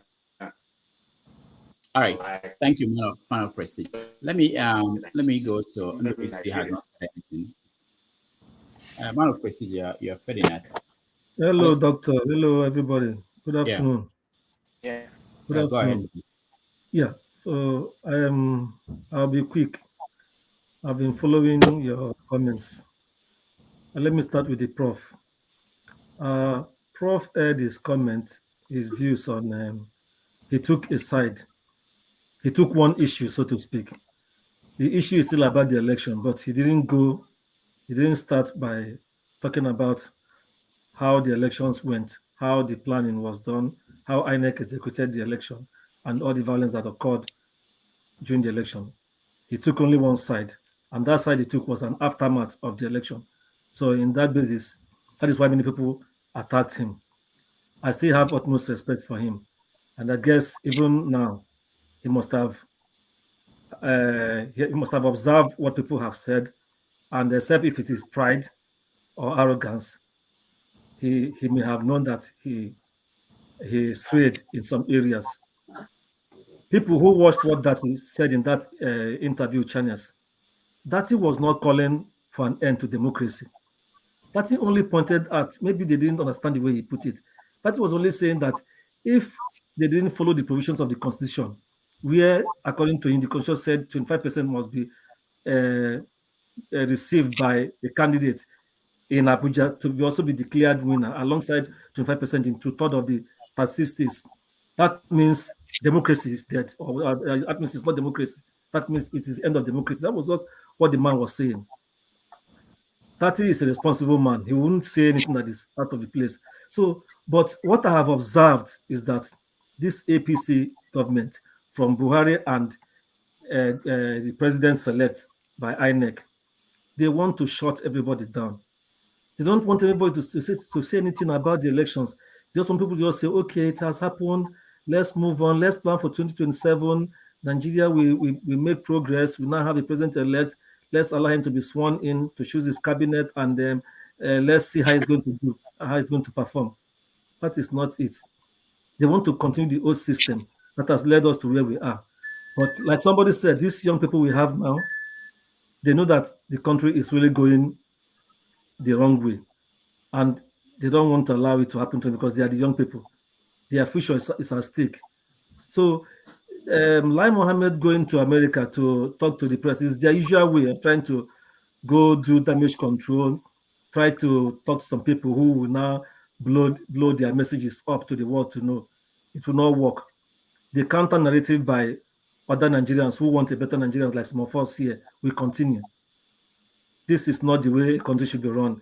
The people who are the real fascists are the APC, because they want to shut everybody down. They want everybody to queue behind them and just follow them. Anywhere they push us to, we go.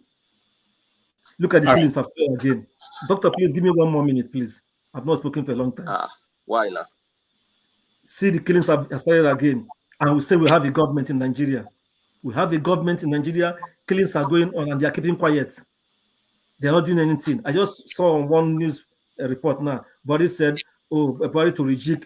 He asked the military or the security forces to rearrange themselves again to stop the killings. This is what he says every time. We can't continue like this. Our people can be dying like. All right, thank you, Ndubisi. Chief Okoro, you're next. Even chickens don't die like this. We're going to. All right. If we continue this way, the way we have the way it has been going on before the elections, our country will not find it. People will not take this thing any longer. These killings are becoming too much. Thank you. All right, thank you. Chief Okoro.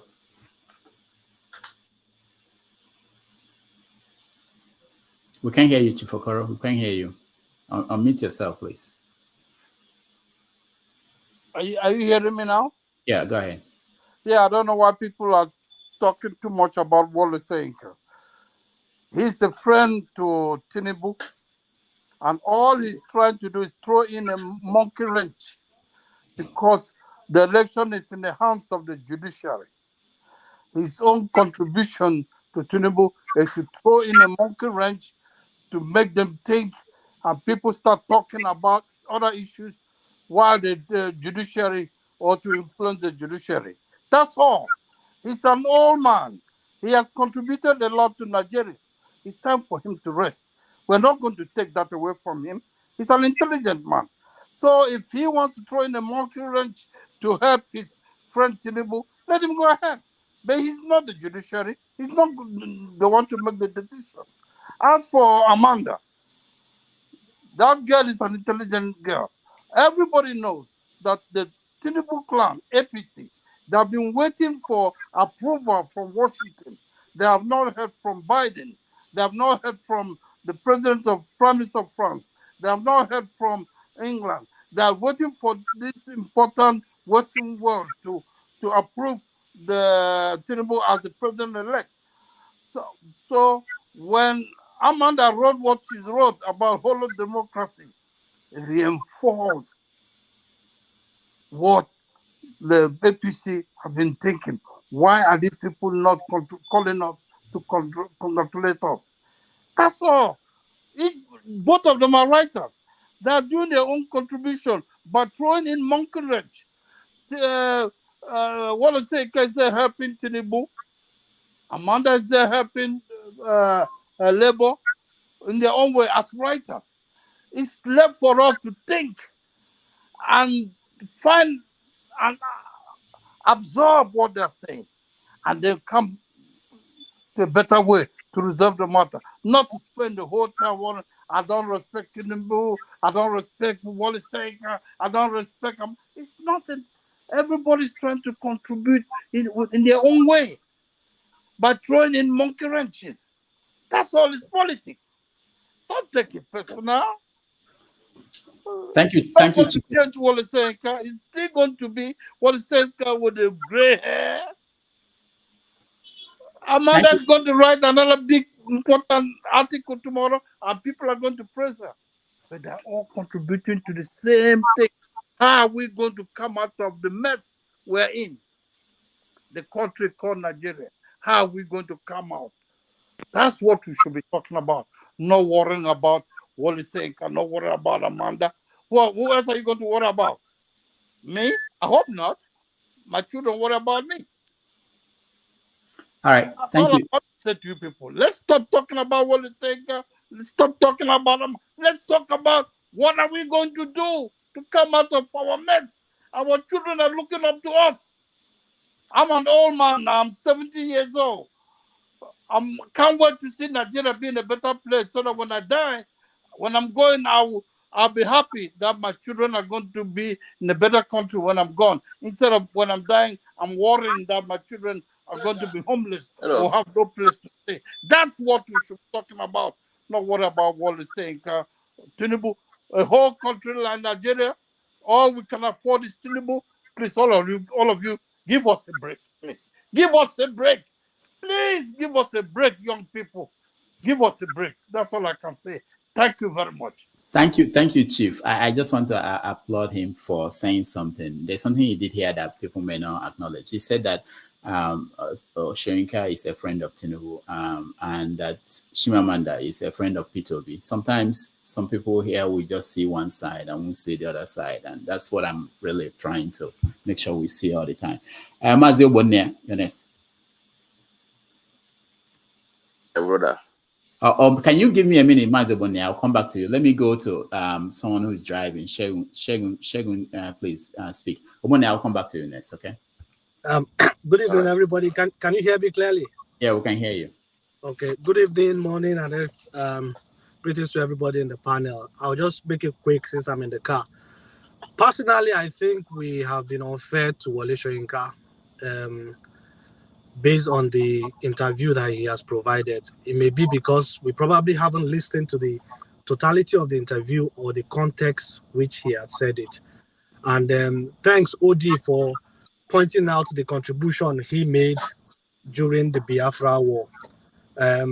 Whether we like it or not, these men, both Chimamanda and the Prof, have collected accolades for themselves, but they have also put the name of the country on the world stage. So we can't take it out from them. Their contributions have been quite enormous. Now, I just want to pick on the interview, and we should also understand the context of it. Somebody mentioned first that he didn't condemn what happened in Lagos of the targets of the Igbos. I will refer you back to maybe 21 or 22 minutes of his interview to 25 minutes. And you listen to what he said. In his own words, he said a real targeting of certain sections of Lagos where the Igbo populations were prominent, and that is disgraceful, most condemnable.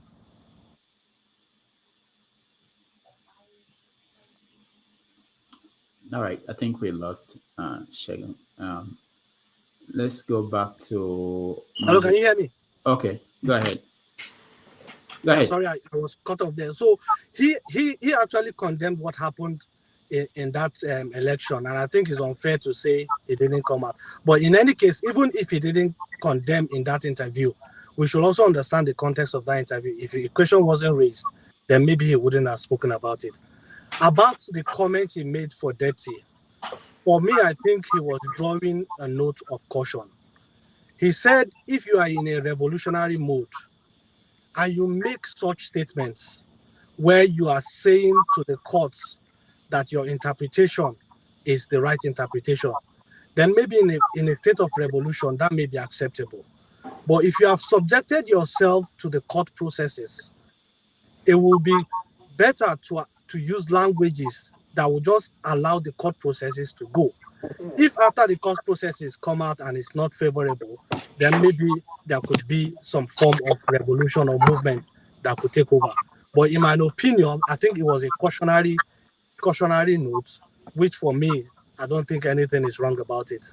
In terms of his support for Tinubu, he mentioned at that interview that he has spoken to Atiku, and we may choose to believe or not, he has spoken to Atiku and he has spoken to Tinubu that this old guy should go and leave the room for new, fresh blood. They should all just take their resources and support a new, fresh blood because that's what Nigeria needs. I don't think that's wrong. Even though we know he's a friend of Tinubu, they vote for Nadeko at the point. But if he has come to the stage and he has expressed that you guys are too old, go away, and I don't think there's anything wrong about that. So in my own total estimation of what the Prof has said, I don't see anything wrong about it. In terms of Chimamanda Adichie, I read quickly through her statement, a letter, and she's a good story writer. And what she's done is she's narrated everything that has happened. I do not disagree with anything. The purpose of our letter seems to be cautioning the Americans not to legitimate or whatever the language is, an illegitimate process, and that's valid. The part that I may pinched about a bit is this idea that we always run to the world stage, to present our problems as if they will solve it for us. But the state that Nigeria is at the moment, I don't think we can fault that. For example, all the 3-4 candidates went to Chatham House. People in the UK, and I don't know if it's happening in the US, are writing petition that the UK government shouldn't grant visas to people that are fanning the embers of bigotry in Nigeria. These are things we've put in the world stage already. So if she's writing to the White House, she's writing to America, I don't think there's anything wrong about it. The thing is, Tinubu, finally, I'll just say that Tinubu needs to call all his attack dogs back to the cage. Because the way it is the main attacks have come from Keyamo, have come from Bayo Ononuga, have come from Dele Alake. We don't need, if we really want to make this country go forward. One, Shegun, you forgot one. Which one is that? Sorry. Let me panic. Oh yes. That's and they are all men that are just around Tinubu. He needs to call them to order if we want peace to reign in Nigeria for the time being. I am worried of the trajectory that this thing is going. I thought it was just the election, but this is beyond the election, and seriously, it spells a dangerous mood. So what I just wanted to say was, I think if we listen to the full interview and understand the context from where Prof was coming from, I don't think we've been fair with these comments that we've made to it. So that's just my submission. Thank you. All right, thank you, Shegun. Please, a question for Shegun, please. Okay, please. Please. Go ahead. Shegun, can I quickly? Yes, Shegun. Yes, the word Soyinka used was the word Soyinka used to describe what that he said was fascist, menacing, and the other one I can't remember. Now, what Oluomo said, 24 hours later, people were slaughtered and businesses burnt. Which one? Which one deserves to be described as a fascist and menacing? What Datti Ahmed did not spill any blood. There was no loss of life by what Datti said. No businesses, no people did not lose anything. But what Oluomo said, which Soyinka did not use the word fascist to describe, led to loss of life and loss of businesses and polarized a relationship between communities and ethnic groups. What do you say to that? Instead, you didn't say anything bad in what Soyinka said. Are you really saying that Soyinka was right to use fascist for the other one and then not use fascist for the other one? So fascism, if I understand it well, is being far-righted. I'm menacing. Yeah. So fascism, if I understand it, is being far-righted, is being dictatorial tendencies, authoritative tendencies, and all that. Now, if you look at what Datti said, particularly about the interpretation of the 25% of Abuja, he was categorically saying that if the Supreme Court cannot interpret it otherwise, as to say that you must get 25% in FCT, but you cannot say that if this is subject to an interpretation of a Supreme Court. Do you understand? And given the order that you do not go and swear in this or that. MC Oluomo's comment is totally condemnable.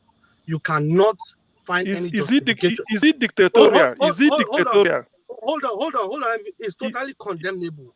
It's an incitement. Is it dictatorial? Let me finish, CM. It's totally condemnable. It's an incitement against which should never even happen. So we should condemn it. Now, whether Soyinka has condemned it or not, we don't know whether he's done in another fora or not. But that is not to say he's supporting Is it. For example, Oluomo's language dictatorial? Is Oluomo's language dictatorial? What do you mean by is it dictatorial? That is dictating to some people to carry out violence? It's inciting people. That's the best word. It's not about being dictatorial. It's an incitement. It's an ethnic bigotry, and that is wrong. That doesn't have any place to find. What I want to say, for example, is I know because what happened in Lagos had an ethnic coloration to it. There was also something that happened in Abia State, if I understand, that a PDP man was saying to some people, if you won't vote for PDP, don't come here and vote. Have we condemned that? If we have not condemned that, does it mean that hold on. That's a lie. Nobody. You can't provide evidence of that. That's a lie.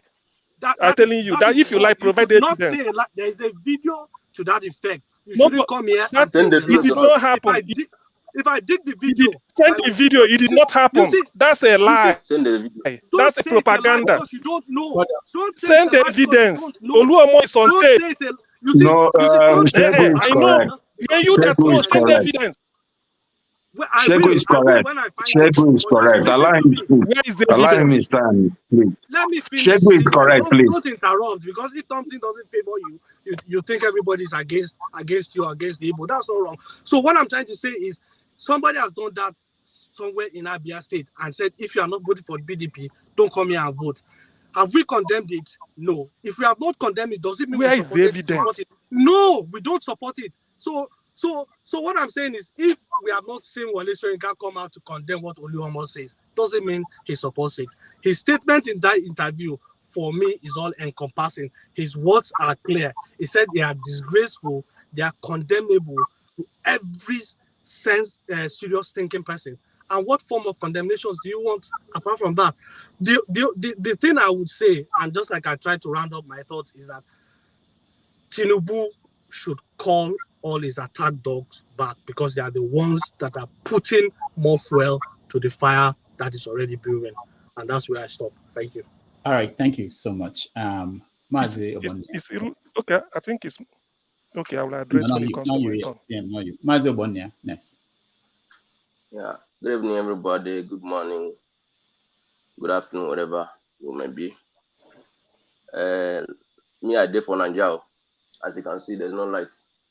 We are using chargeable land to. Where in Nigeria? Where in Nigeria are you? I'm in Ibadan, your state. Okay. So, I greet all of you now. Where the panelists. I greet Mr. CM. Thank you, my brother. We're not jam again, for another platform. CM, can you hear me? Yeah, so, go ahead. Okay. All right. Like we are talking, Soyinka said this, Amanda said this, other people say this. See, we are talking about Nigeria, where we say now all of us get up. No one person get Nigeria. Me a day here now, they bring a light last on Tuesday. They bring it today now, in no 30 minutes, they take it again. And you're telling me, all of you now, the UK, the US, where you are enjoying yourself. Soyinka himself is in UK, in US. Amanda is in US. They're all talking about Nigeria. But the word will come out from person's mouth, that the thing where they inside the heart. At this country, they move so. He say it good so. When somebody will come and talk, say somebody they talk against the law of the land. And the waiting me mean for English, ordinary English, me when no go school. And when they say and, when we say that to talk for Arise TV, Soyinka come attack him, a professor for that matter. I don't blame them now, because they don't chop belly food. They go stay outside. We there here, they suffer. No problem, but what would they take? What would they talk? We say the person where even if to say Tinubu win this election, clean and clean, where we say nobody died, nobody say don't vote for, want to vote for APC, don't vote. I will not mind. We go and rest and let the person win and go and rule Nigeria. But this one is not win. It's not win. I'm telling you. So somebody will be telling me because that you say that somebody will be attacking him. I beg me, I be Omo Igbo, but I know if na Yoruba they do this thing, where be Peter Obi, I will follow him to the last. If now anybody to be in Nigeria, we are talking of one Nigeria. And if you look around it, now mostly Nigerians, Igbo, they do one Nigeria pass. Everywhere they are. You come to Lagos, you tell us we should go, burn their market. And when somebody come out to talk, he say he's inciting he's inciting word. Which kind of inciting word is that? When we come to the issue of Nigeria, we begin to speak big English where no get head. Even INEC they tell us say technical glitch. Which is technical glitch? You don't want to do this thing as supposed. Had it been this man do this, they did it as supposed. Everything will be okay. Even if Tinubu win, no problem. If Tinubu win outrightly, no problem. All this one we do rubbish, come to tell us this one. I don't believe in anybody. See, if Peter Obi be Tinubu, I will not vote for them. That's my own. And that's how Igbo people do. So we're not here for tribalism, we're not here to attack anybody, but know what is good. An elderly man know what is good and do it and say it. So that's my own. As I did now, there's no lights. We are using chargeable light to see road. Nigeria for how many years? We're still talking of light. I beg. Make we know what in the talk. Thank you very much. Okay, Mazi, Obonne, you said something that concerned me. Are you saying that we who are not in Nigeria, we shouldn't get involved in anything to do with Nigeria? I'm not saying you should not get involved, but some of us say is not good. When Soyinka is in abroad, though, he's not here when they do the election. Oh. He not come to vote. Oh. He said for some months now, he never read the newspaper, but he's still commenting about what somebody said about the election. Where was he when Oluomo was saying all the things he's saying? When one Oba was saying all the things he was saying in Lagos, after everything they burned down the market. None of them come to condemn that. Oh.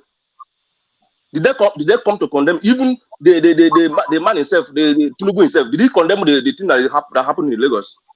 You know, I didn't say you people should not because of you, because of what you are bringing now. That's why I have voice. I don't have voice in Nigeria. I can't speak to any media in Nigeria now, as I am now. But because of what you are doing, I thank you very much for all you are doing. This is not the first channel I talked with. I've talked with other channels, and this is the only way I can voice out my grievances about Nigeria. This is the only way.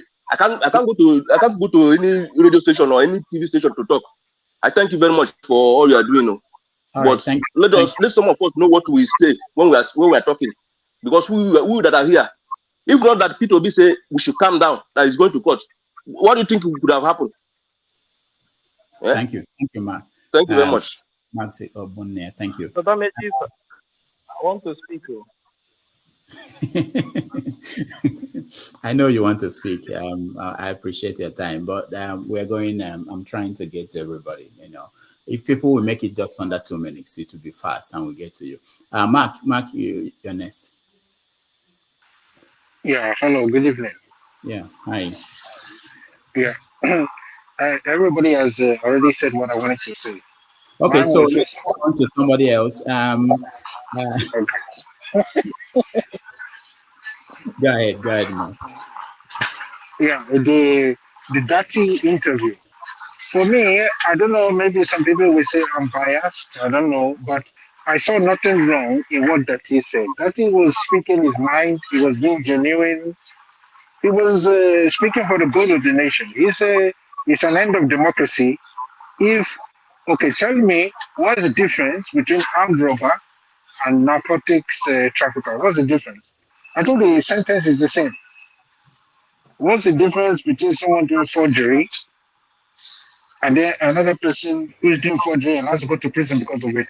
I think the sentence is the same. Datti said it was just outspoken, but you have freedom of speech.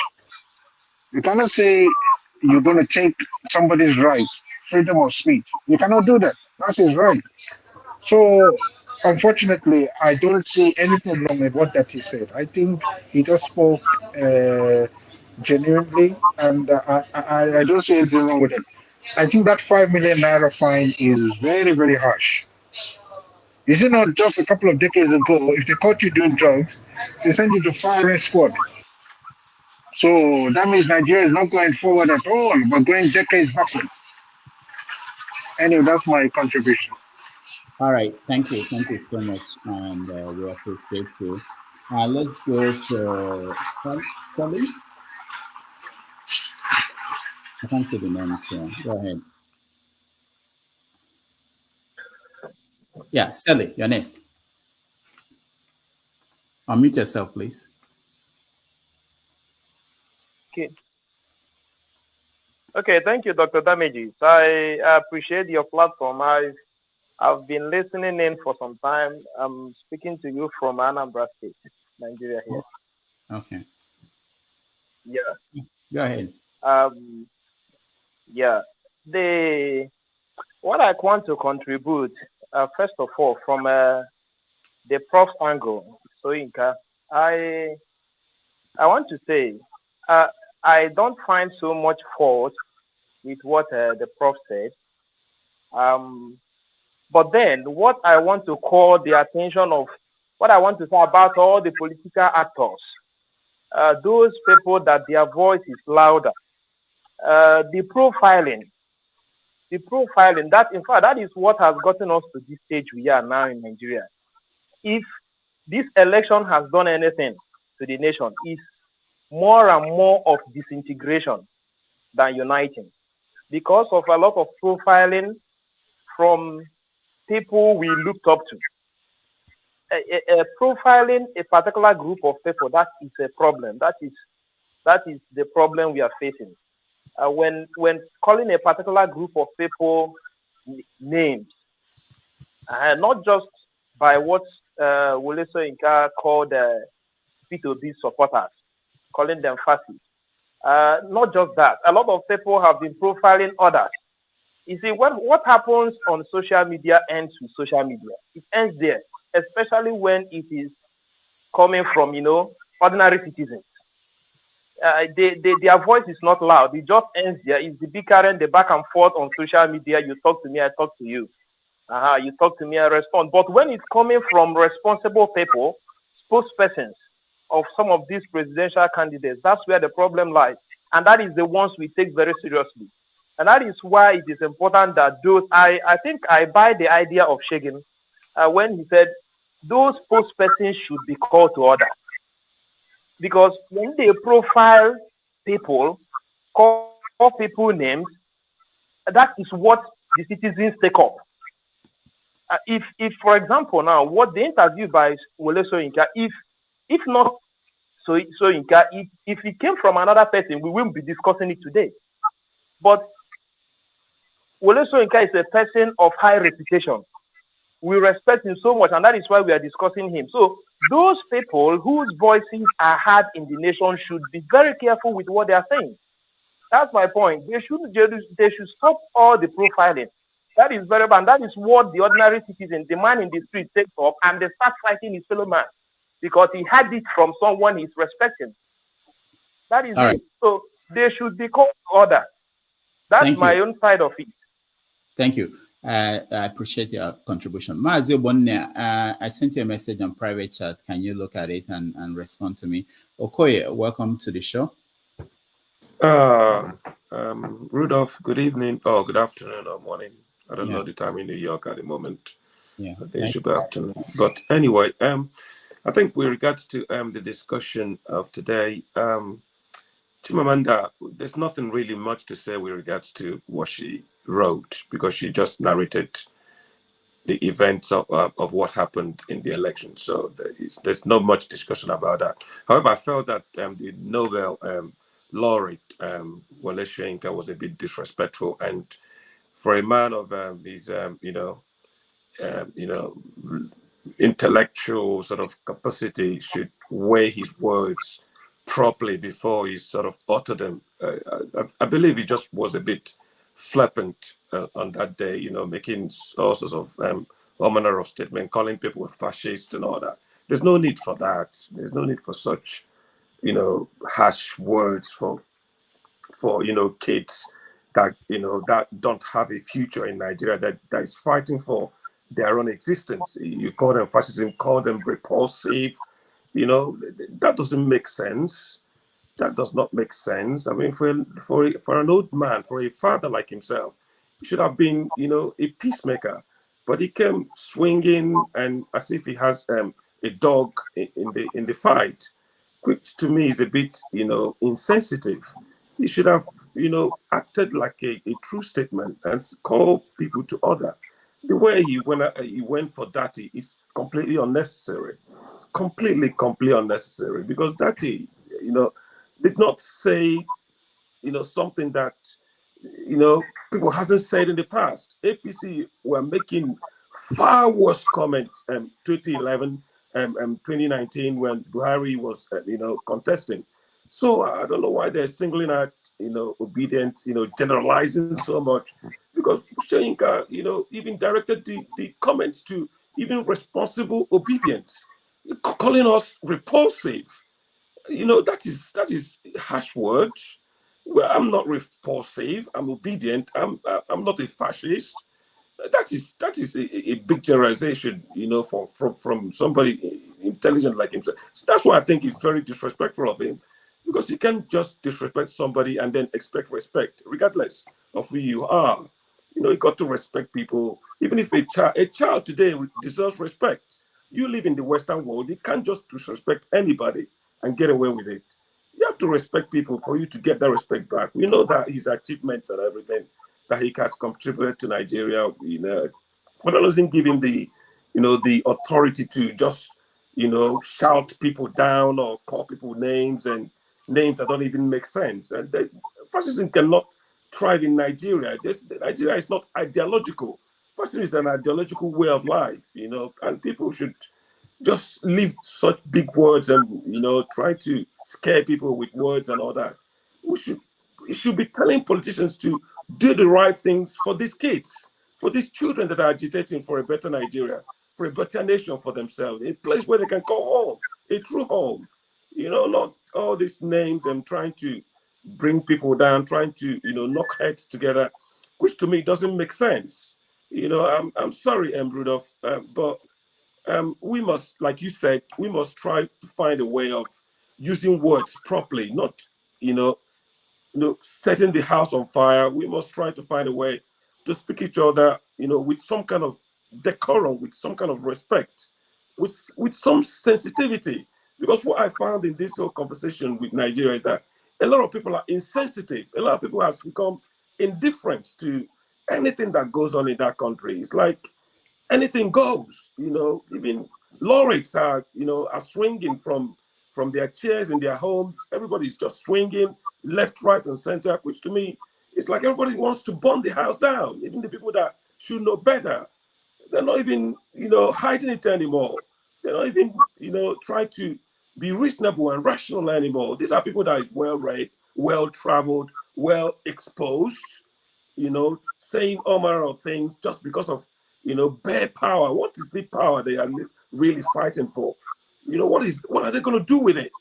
Is it not, to do the right thing? That's what power is there to do. The people has the power, and people are supposed to, exercise that power. So Soyinka should just please just leave those names that he's calling people and calling us repulsive. That I find disrespectful. You can't call people names like that and expect people not to reply, in kind. So I respect him, but as an old man, he should also understand that us, as his juniors, also deserve respect. Because I mean, in the world today, you can't just disrespect people and expect for people to just leave it to go like that. Everybody's words has weight. Shoyinka's word may have more weight than my words, for example, in certain circles in the world. But my words have weight also. So things I have to say matters, and you cannot come and rubbish my sensitivity. Call me names, and then I'm fine with it just because you're a Nobel laureate. That is disrespectful. I'm so sorry. Thank you. All right, thank you so much. Okija and Okija. I know all the okay. I'll come to you. I'll come to you and CM next. Okay. Okay, Jack. Good day, all.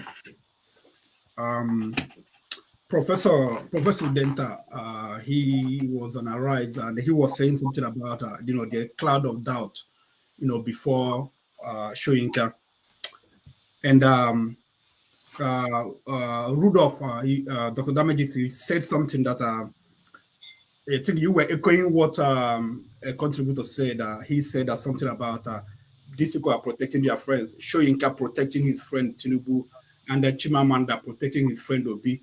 But I want to ask you, will Chimamanda be a friend to, say, Chris Ngige or to Nando Uzokalo or Josokalo? So you have to differentiate, friends. I don't know if Tinubu, whatever, Soyinka, I don't know if he's the only person in Nigeria who doesn't know, the antecedent of Soyinka, and he became friendly with him and became pally with him, and to the extent that he has to defend him. I don't know, like I saw a video like 9 years ago. Soyinka was talking about how they, he wrote a letter for Tinubu and they went into rice business. I don't know how the rice business turned out, but they went into rice business, and then his house was being renovated. The house was renovated by Ogun State government. All those are paddy, Tinubu renovated, and Remi Tinubu bought him, pots, pans and refrigerator. So you see how close they are. So that he came out, he never said something why Tinubu was wreaking havoc on Nigeria in February, before February 25th. And just from the campaign saying things, Tinubu, this guy said nothing, putting the country, on fire. Soyinka said nothing, and then February 25th happened. He said nothing, and then March 11 or whatever happened. He said nothing, and then all of a sudden, what's his name? Datti Ahmed, become a fascist. I mean, and I wonder, the kind of friends you keep. I don't know. You were talking about, I don't know if it's a generational thing, but also, Dr. Ahmed, you said something about that, these people are important. Yeah, they're important, but, your contribution, just that because you live, because you wrote a book, and then, people, what are your contributions? Somebody asked, what has been his contribution in Nigeria? Okay, he's old enough to be my father, but in my generation, I never had anyone say I want to write like Soyinka. I tried to read his book, I couldn't. All my classmates would try to read his book, we couldn't. And I never finished any of his books. And when I came to West, to the West, I never seen anybody that said I read Soyinka, and I was like, wow. No, I've never seen. But people talk about kids, like Chimamanda. So he cannot yeah, he has his own contribution, but he cannot, even though he won Nobel, but you can't compare him with Chimamanda. And you can't say that he's somebody who people will emulate. So I don't know where you came with all these all this talking about he just like CM said, he should be enter house. He has outlived his religious fullness. There's a point in life where someone you started degenerating. Whereby you mix things up. He should have about 80-something years, mix things up, and then whatever you built before, you start tearing it down. Like a baby, you started using pampers, pooping everywhere. People from the mouth and people from the ears, from everywhere. He should just enter house and rest. If he has, he's compromised himself, he has nothing else to offer Nigerians. So he should just go. Lai Mohammed, he's talking about treason. 2011 election, people killed for Bugari. All these things, they are fresh. Youth couples died. I was in Nigeria there, so, and I witnessed the election. And the heavens didn't fall. Then Peter Obi, they are in court. He has never said anything, that will warrant somebody not talking about treason, and they're talking about treason right now. I've said, I've known it before. Eventually, I believe the Peter Obi will go to prison. They will arrest Peter Obi, one of these days, and then. But just like I said, I dare them to, arrest Peter Obi and see what will happen in Nigeria. For Mr. Scribe and even Wole Soyinka and Mwagalo, all the people that talk about obedience, these are people, like, from what I know, I've heard them say, they romanticize Russian Revolution, American Revolution. Talk about America, talk about America, and their strength, where they don't take nonsense. But then when you talk about obedience, you start talking about, French Revolution. How did it happen? People, did they keep quiet? Haiti, how did Haiti? How they got their independence? They fought. But obedience are just writing, just tweeting, and you are getting scared. You are calling their names. They have not acted like Americans, taking up the arms to, defend themselves, to have a revolution. They have not taken up arms like Russians, killed their, the SARS and whatever, and the other rulers. They have not taken arms like French people. And now you're just talking about, like them. To be honest, they are tame. Obedience, they are tame. They haven't done anything. Tinubu supporters are people that say that they're beatified or whatever. They're taking up arms, killing people in Lagos. And people are not saying anything. All the time, people just talk about obedience. Why? The people in the media, they just, they don't try to push back. Rule of, you don't push back. It's to ask people that say these things, ask them questions. Why? What have they done? Tell us what they have done. People don't bring up what Tinubu supporters, what they do in Nigeria, or even AP, PDP supporters in the north, or NNPP supporters in the north. Nobody says anything. Obidients will just say something. People will just attack them. People you have, you have humiliated. What have they not done to Nigerians? What have they done not to the Nigerians? People, at home, you finish school, you can't get a job. Just because you are tweeting, people, they can't understand your anger. You are old enough to marry. You can't marry. You can't have a girlfriend because you don't have money. You don't have job. You can't. Your parents, dying. You can't take care of them. People, the parents that went to school, that work for government, they can't get their gratuity or pension. And you want these people to stay quiet, and they are tame. People are talking about Nigeria. Listen, Nigeria is overdue for a bloody revolution, a bloody one. It's not gonna be so. I don't know how people, how people will take all these things. Something that happened in Nigeria, I'll be like, wow. I wish I'm happy that I got out, because I don't know what I would have done. I told you when I turned 18 in Nigeria, in Onitsha, I was born and raised in Onitsha. There was, Babangida was in power then. They wanted to have this election, and they started registering voters. I went to Niger City to register, and the officer that was registering said that there's no voters card. No voters card. I said, why no voters card? I picked up stone. Said, give me my voters card today. Give me my voters card. Other people looking at me, they were kidding. I said, what are you looking at? They picked stone. The man started begging us, please, let me tell you the truth. The local government chairman, the acting local government chairman, he collected all the things, go to his house. So, if I were in Nigeria, I wouldn't be taking that. Maybe any cell would have been one of those people that are burning things. Just because they tweet, you just say, you tell them to keep quiet, give them names. I don't know. They have patience. Obedience, if you're out there, other Nigerians who are suffering, you are patient. But continue. Let's see what will happen in the court. And if it doesn't have, if it doesn't favor you, if it doesn't work out the way it's supposed to do, justice, do whatever you want to do. Thank you, guys. Okija, I just got a text from Asorok that they were happy that you are in America.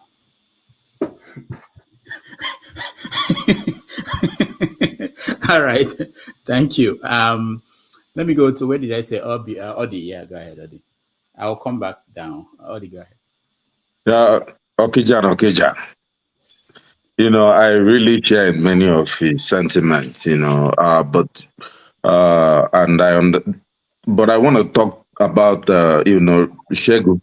I think you've been very eloquent. I like balanced discussion. It shouldn't be one-sided. I've gone to some platforms and like every other person, they don't turn even their cameras on. And I said, no. Why are you guys not turning your cameras on? What are you guys hiding? I just hesitated, and you can understand their diatribes and their anger, and they say things that they can't be proud of. Shegu, I think you said people were being not too fair to the sage.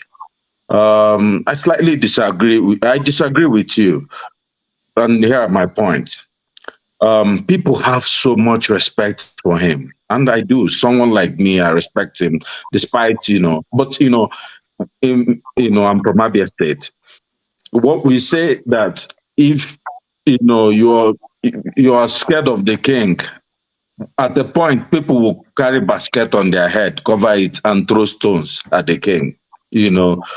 And when you come into the arena and you remove your shirt, you enter the fight now. He jumped into the fray. Here's the deal. The sage was one of the people who brought in Buhari. And when at that time people were complaining, APC felt they were going to be rigged out. And APC were all saying, Buhari talked about dogs and baboons' blood on the streets. And guess what? Dogs and baboons' blood and human blood were on the streets. So the question is, when it started happening this time, why didn't he say anything? And you talked about fascism, and that's where I think that loud word of fascism was too much. Fascism, as you correctly said, is a political system. It's a right wing. How can you call Datti has no power? Datti just said something. You should not. Since Datti said that, nobody has died. Nobody has gone to the street to carry even one placard. People are just two people in the room tweeting. So for him to descend that low and call, do you know what fascism is? It's APC's government that is dictatorial, that, the appeal court asked them to release Mazen Nnamdi Kanu, and they refused. That's dictatorship. That's fascism. And the prof hasn't said so much about that. Fascism, and we can talk about many, is asking Peter Obi to just congratulate Bats. That's what they are saying. Calling Peter. Do you know that Lai Mohammed went to the United States and called Peter Obi treasonous? What did Peter Obi say?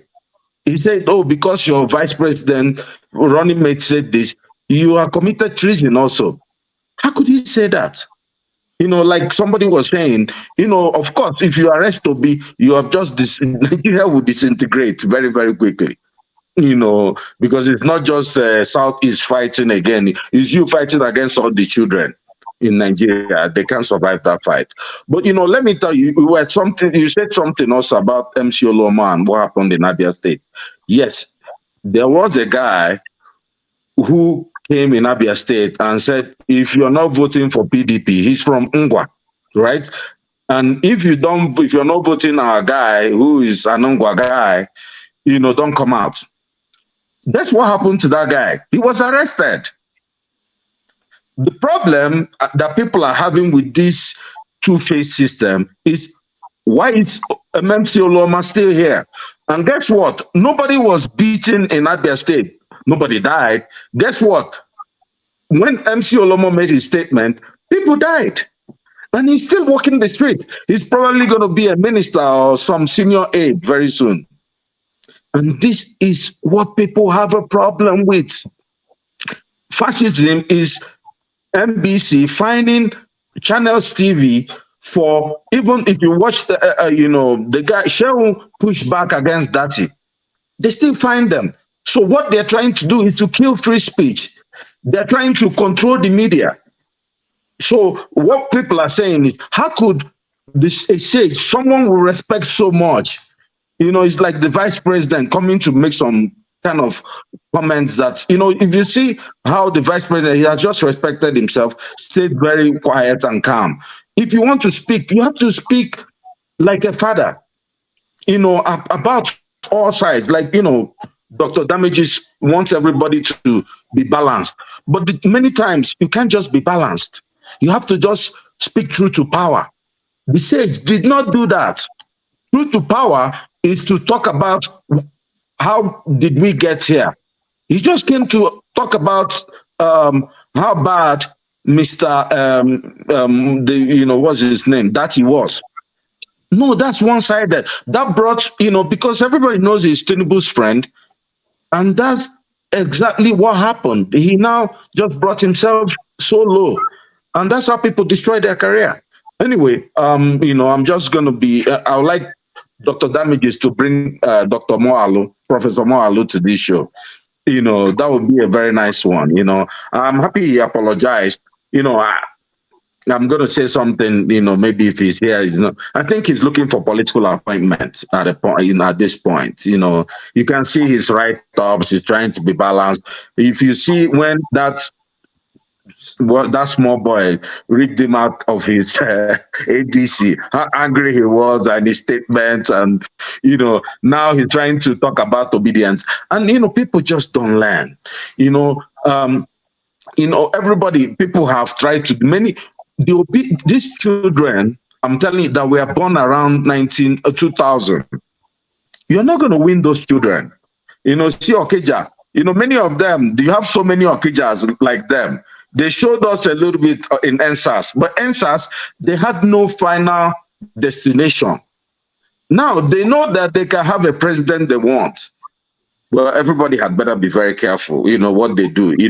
I don't want Nigeria in flames. I want Nigeria to transition, in a very good manner. And usually when countries run into problems during transition periods, like Shegu said, Bat should call off his dogs, his attack dogs, and let's find a way to move forward, with this thing.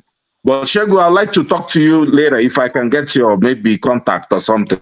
Can have a mature discussion. No problem. Can I respond? Yeah. I wanted Shegun, before you do, is that Shegun saying, can I respond? Yeah. Before you do, just a minute. Ngozika needs to go because where she is in Nigeria. Let her me too. Then Shegun, you go. Okay, go ahead, Ngozika. Ngozika, go ahead. Okay, so can you hear me? Am I audible? Yeah. Because it's a bit noisy. I had to get to the church early because in a few minutes it's going to become really crowded. So I wanted to weigh in on the whole Lai Mohammed, and I mentioned it before I went offline. You see, I think I am beginning to understand when people say that they are owners of Nigeria. I think I'm beginning to understand. Previously, it didn't used to make sense to me because you realize that one person is out there calling for calm, and I'm referring to Mr. Peter. He is the one that has been out there since the election, calling for calm, asking that people hold on, have hope that he will seek redress in court. That thing went low after the whole electioneering period and resurfaced with that interview. And I will still say that he did not say anything out of place in that interview. We can argue that from now till tomorrow. But here is the funny thing. People that did not like what that said did not go for that directly. As a matter of fact, Soyinka has been the only one that has come for that directly since that statement. I stand to be corrected. They need a soft target. And what better target than they went for? That is the only reason Lai Mohammed went all the way from Nigeria to the US to accuse Obi of treason.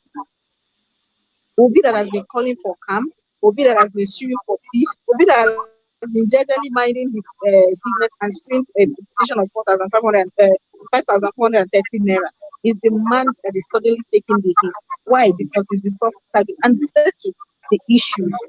These are the issues. There are people who, by virtue of the place they come from in this country, they can do no wrong. They can do no wrong. Even when they do wrong, you cannot touch them. Even the seeming opposition, the people you think are against them, will not do anything to them. It is playing out before our very own eyes. And it is not funny. The little faith some of us have in this country is dissipating every single day. And I wanted to quickly comment on that. Yes, that everybody that listens, I refuse to listen to you say it was trending. Dr. Damages, it was this evening when you played it, was my first time of hearing it. And please, which Christian start a phone call with let's pray in the name of Jesus? Yes, daddy, yes, daddy, yes, daddy. It's just when you feel like this, you don't want to go church. You actually believe that Obi was the one screaming, yes, daddy, thank you, daddy. And these are the buzzwords I talked about earlier. it's so easy to plant these things in people's mind. It's so easy. Like it's a thing with Pentecostal churches, yeah, when congregants call their GEs yes daddy. So it's easy. It's like a catchphrase. Let's say yes daddy at the beginning of, let's just keep saying yes daddy, thank you daddy, so that it would sink in. And instead of dwelling on whether it was right or wrong for somebody to go invading his privacy, and which, by the way, let me say categorically that audio is fake. Even before this said it, I knew it was fake. But let's just assume for the sake of argument that it was real. That means his privacy had been invaded. And these are the same people calling Obidients fascist.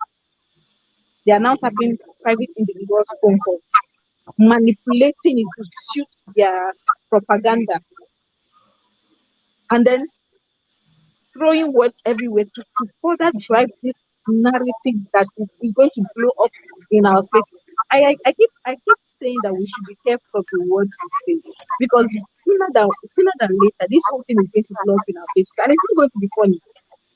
It's not. You are supporting it today because it favors you. It is going to blow up in our faces, and it will be funny. If you see a spade, let's call it a spade. If you see the truth, say the truth. It will not kill you. All this whole playing around words, throwing words around, planting it in people's subconscious just so you can back what you cannot finish. It will not help any of us. It won't.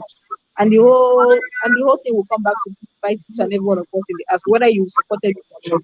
So that's just what I wanted to say. All right. Thank you, Ngozika. John Abba, can you give Shegun before we go too far? Then I'll come to you next. Shegun, respond. And then okay.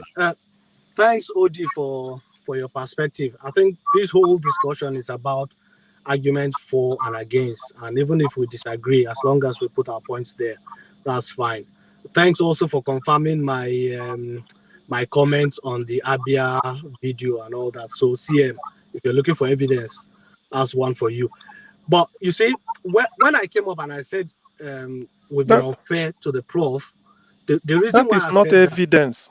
It's just hearsay. I well, didn't see the even video of the if person saying if that it. is not sufficient for you, People can see Oluomo. Forget about this. I don't know. That is no evidence. So It's no the reason I evidence. said that we've been unfair to the prof was because based on the comment that he's made, which some people consider it right, some people don't consider it right, we have a lot of people were rubbishing the whole thing that he's done over his life.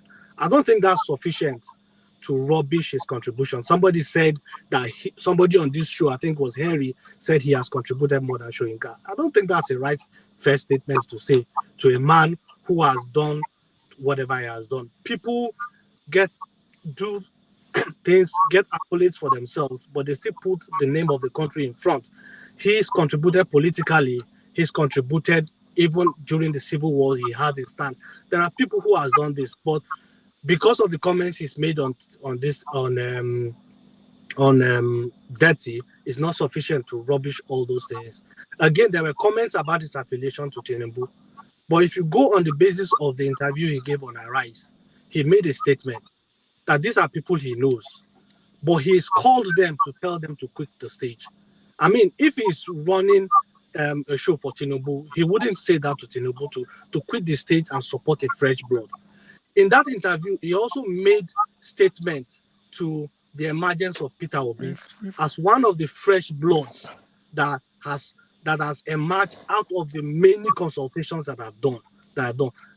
Again, that is unfair if you rubbish the man because he has affiliation with Tinubu, but you don't consider his stance when he says, "I've told this man to not to run, but to put anywhere." That is the place I've said that.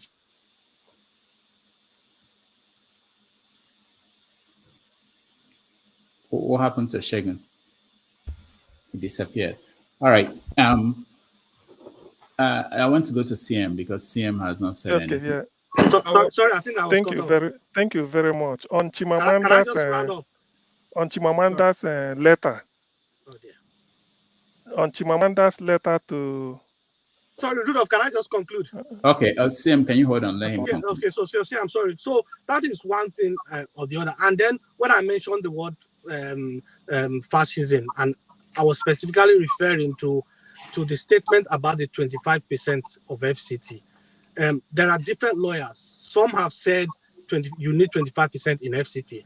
There are other lawyers that have said FCT is just like a state, so all you need is 25%. So there are different school of thought. But what Datti have put forward is that the interpretation is that you have 25% in FCT, and that is it. But this is before the Supreme Court. We are all subject to Supreme Court. These things are, once the Supreme Court pronounces, it becomes the law. So on MC Oluomo, that's not fascism. Okay, but on MC Oluomo, obviously he shouldn't be walking the streets. Not him alone. Even the people in the circle of Tinubu that have been fanning this embalm of bigotry also should not be walking the street. They should be cautioned. They should be arrested. These are straight facts. So if somebody has not come out to actively condemn it, does not mean he's in support of it. So those are the points and the angles from which I come. Thank you. Thank you, Shagun. Sorry. I want to ask him a question. Why did you said during his interview he talked about new blood, whatever. Why didn't he say it before the election? How am I supposed to know? How am I supposed to know? Yeah, after the fact. Okay. It's not necessarily after the fact. It's always been saying it. Was one that brought it after the fact. Show me the video. Show me the video of the interview. Just post it here. You are in the chat in the year. Post the video, the link to the video here, or the chat, or the interview. Post it here where he said it. Where he said what? Where he said what, Okija? Where he said that he was supporting fresh people that he told Tinubu to support. Oh, let me. Listen to his interview on Arise. Listen to the full interview. No. 29 minutes. I'm talking about before the election. I'm not talking about the interview after the election. I'm talking about before the election. Does it matter whether he says it before the interview or after the election? Does it matter? Yeah, no, it matters. Is he going to reveal all his engagements? It matters. It's supposed to show your stand. It's supposed to show where you are. It's supposed to show your stand. He has been saying this for 5 years. So Soyinka has not been a man to dodge his stance. You know his stance per time. Before and after, there's a cloud before him. There's a cloud of doubt. Okay, we're just being pedantic about the situation. That's just what it is. Yeah. No, there is old Soyinka and there's new Soyinka. We don't know what's happening. No, that's not right. Soyinka is Soyinka. Whether he gets it right or not, Soyinka is Soyinka. You can't take it away from him. Hold on, guys. We also have to. There are two things that are very important. Sometimes we don't. I think I mentioned it, but it wasn't very clear. So someone like Soyinka, and there are so many people like that in the country. Sometimes, and I've known some of them. Sometimes they want to take themselves out of the situation. They don't like to just bump in and try to control things. But when things are going wrong, that they are going wrong now, I'm sure, I don't know this personally, but I'm sure based on my experience with other people like him, they are pushed really to come out and intervene because they could see that the country is going down.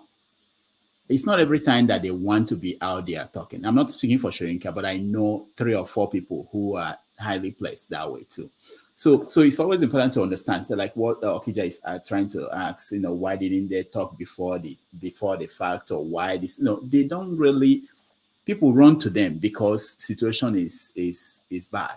So and then of course the other thing that I needed to point out is that when you bring somebody on for an interview, they technically answer the questions you ask them.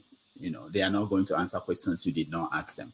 And I've had that situation with several people where at the end, the question is they did not say anything about this. And maybe it's the person interviewing them that did not ask them about that. I don't think, so that's also something to bear in mind. I'm not defending Soyinka. I'm just saying that when we analyze issues, we have to also have that in mind.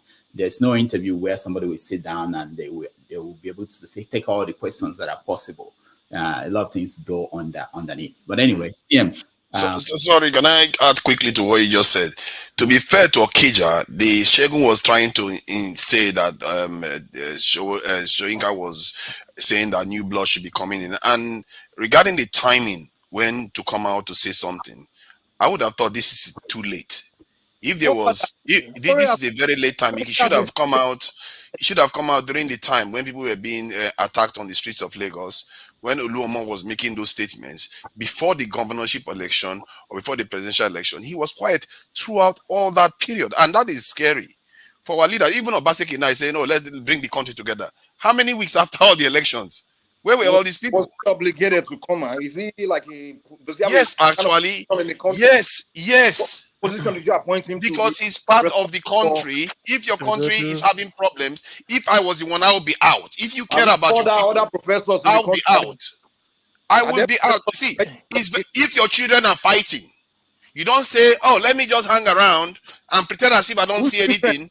Then after the fight is over, then you come out.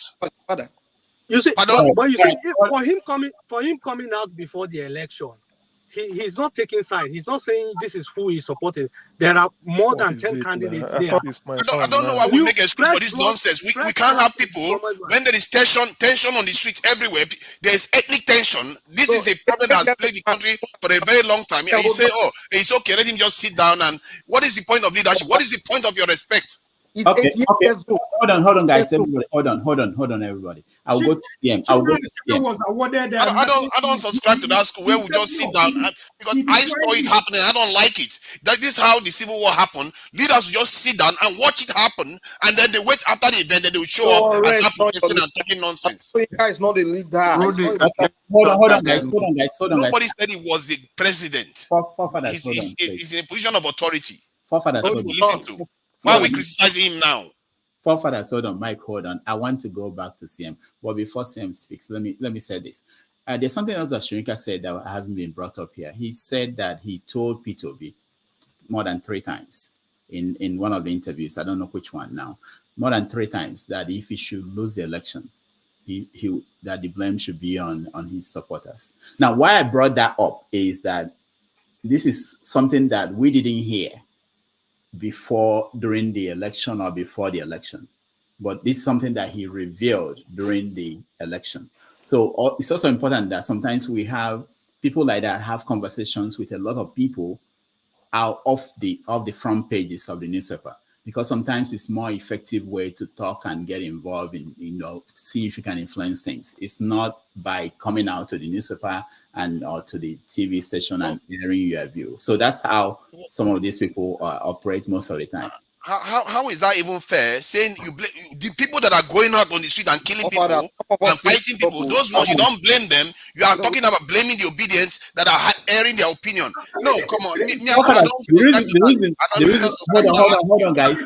I think you should refrain from trying to justify. The reason why I mentioned that is to point out that there are conversations. I'm not saying that what he said is right or wrong, but I'm saying there are conversations that are happening outside the newspaper or the media that will come up maybe later on. Anyway, let's go to CM. CM, go ahead.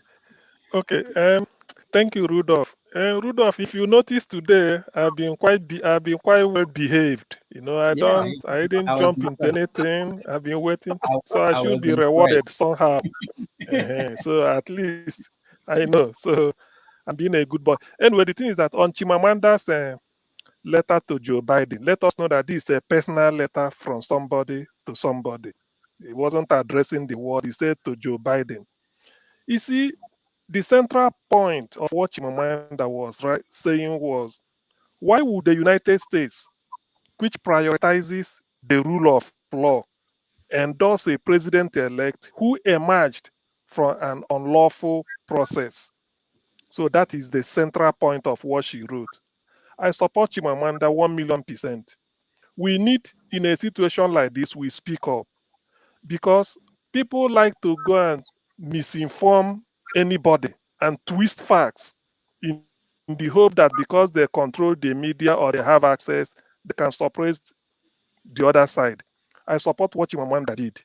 It's a noble duty. She did it very well, and history will remember her for writing this type of letter. This is like the type of letter Sunday Lise wrote sometime in 1996 or thereabout, when FIFA wanted to ban Nigeria. Sunday Lise wrote to FIFA. I was in Nigeria then. They read the letter. Everybody was happy on his own. So he wrote to FIFA to say, look, You shouldn't punish us. This is our profession. We need to earn a living. If Nigeria does anything, Nigeria can pay fine, but not to tell us not to come to World Cup, something like that. So since then, Ulise's profile has been on high, and FIFA took note of it. Today, Ulise is serving as a technical member of FIFA, the first person from Nigeria. So such people, that is patriotic duty, particularly when you do it without being prompted or paid. So Chimamanda did the right thing. Now there is something, before this election, there are a lot of what I call, I don't know whether to call it falsehood or something higher than falsehood. Let us remember something. Before election, they said there was a meeting. Some people in Umuahia or something, the same Umuahia, the same Abia, that they said they want to take over Lagos. They want to take. Till today, I've been looking for that video. Let me all see the thing now. Till today, nothing. I've been asking them, where is the evidence? Even this one that they said, somebody said, if you can't vote PDP, don't come here. Where is the evidence? When people accuse Oluomo of what he said, there's evidence.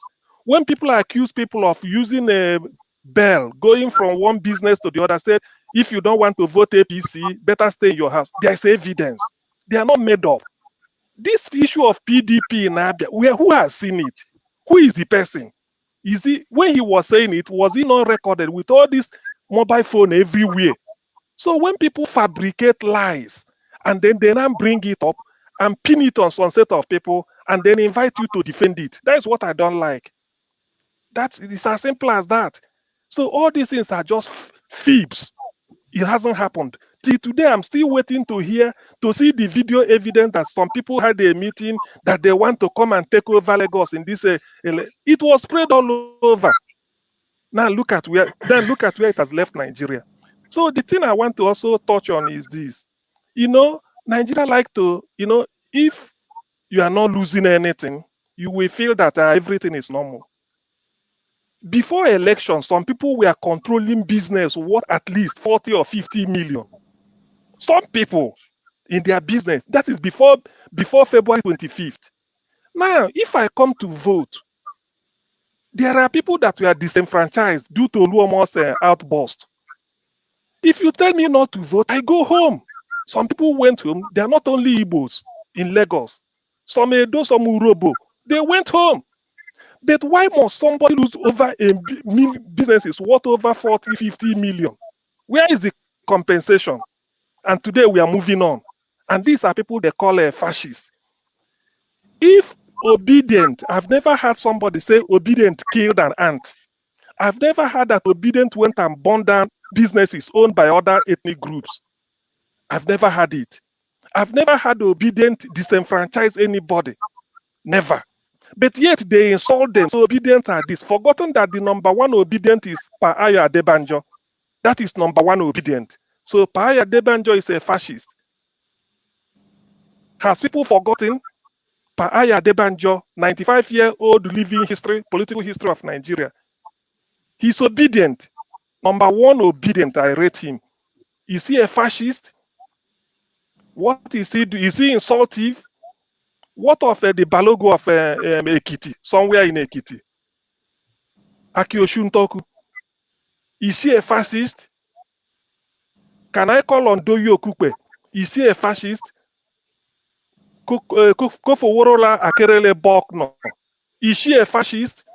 But when people want to make all these things because they hate one particular ethnic group, they feel that only Igbos are obedient. Dr. Haruna Goro, Ndikato, these are Southern Kaduna people all over all over the Middle Belt. Are they fascist? But Oluomo, people supporting Tinubu, forcing people not to open their means of livelihood. In Lagos, you pay tax, legal and illegal. Legal tax you pay to government, illegal area boy will come and tell you, Agberu, if you don't pay us, you won't open your shop. You give them money. Yet they close down your business, burn it down. Burn it down. When I say burn, completely, nothing. You voted on a Saturday. You went on to sleep in your house in Lekki anywhere on Sunday. On Monday, you come out at Ladipo. Nothing is happening. They slaughtered people, killed people. Who will pay for those? Shegu, I'm throwing a challenge for you. When will those people that lost hundreds of millions of naira in business due to Oluomo and the people you are defending, who will pay for them? Today, they can't say their children can't go back to universities, undergraduates. So if this election didn't take place, they should have been controlling their business. But because of election took place, they will now lose their means of livelihood. And you're coming here to come and tell me Obidient are this, Oluomo this. Look, telling me Oluomo should be condemned. Pay the money, pay people their millions of naira, let them go back to business.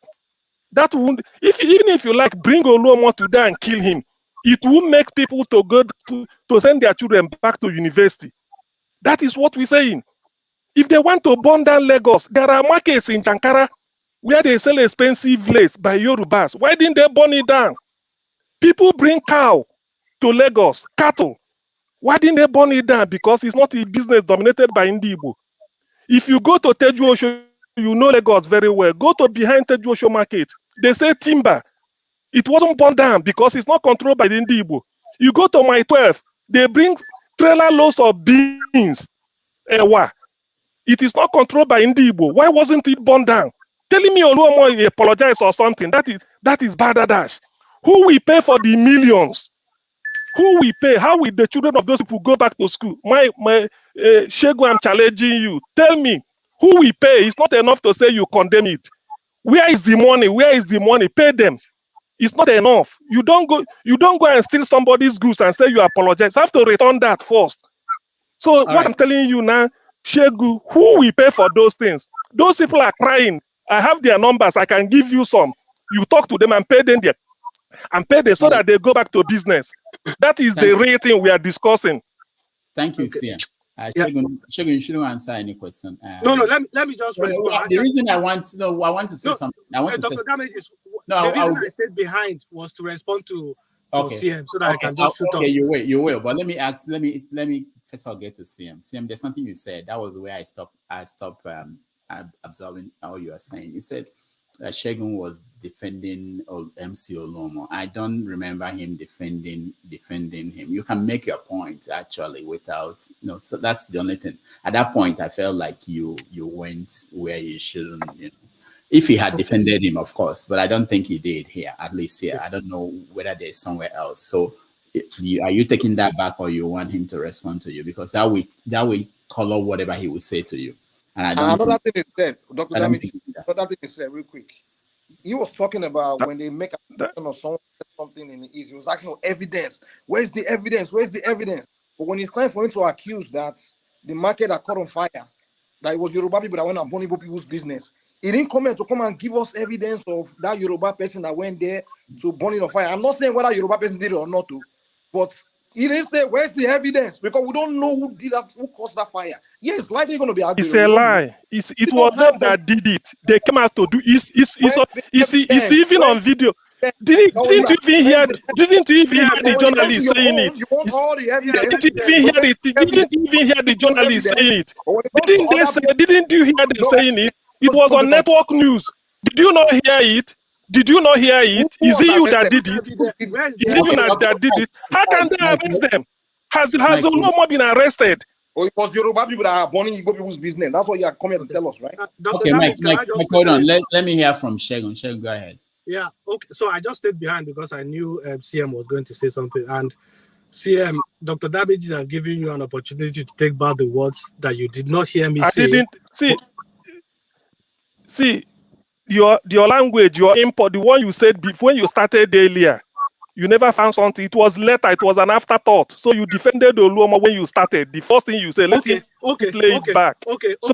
I'm not taking anything back. What I've asked you was, those people that lost millions of naira, emotion, everything, are you going to provide the money? Yes or no? Let me go on. CM, and I'll put it to you that every Yoruba person should not be on trial for whatever ills and wrong that some set of people have done. And that is what you are putting across to me, because you don't know me, you only know my name as Shegun. And that doesn't make you any different from people who go and disenfranchise the Igbo people in Lagos. That doesn't make you any different. Okay. Because all you are putting any Yoruba man is on trial for any offense that some I never people have said done. any Yoruba man. I mentioned That's what Ayu you're Adebanjo. doing. You heard me say Ayu Adebanjo. That's Is he what not you're Yoruba? doing. Are you more Yoruba than Ayu That's what you're Adebanjo? doing. That's what you're doing. But I won't go to Are to you that more level. Yoruba than Ayu Now, Adebanjo? one Let thing, him finish, and you can. one thing, when I made the comments about Abia, I don't know Udi from anywhere, but that was the confirmation that there was a video out there that made all those statements. If what MC Oluoma has done, and so many times I've said it today, this will probably be my third time to condemn what he has done, to condemn what the clique behind Tinubu are doing is wrong.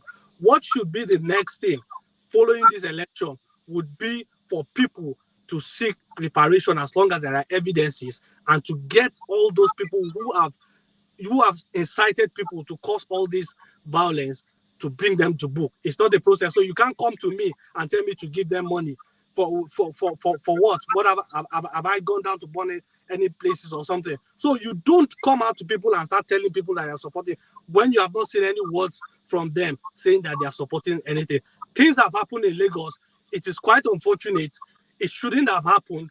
People should have risen and stopped it, but it has not been stopped. It does not mean that justice can still not be done. So don't come and ask Shegun to go and pay millions to people who started that bomb, because it's that's all not good what that he's you are done. calling for it. It would have been good for someone like Soyinka to say all those people that did this thing, they should be arrested.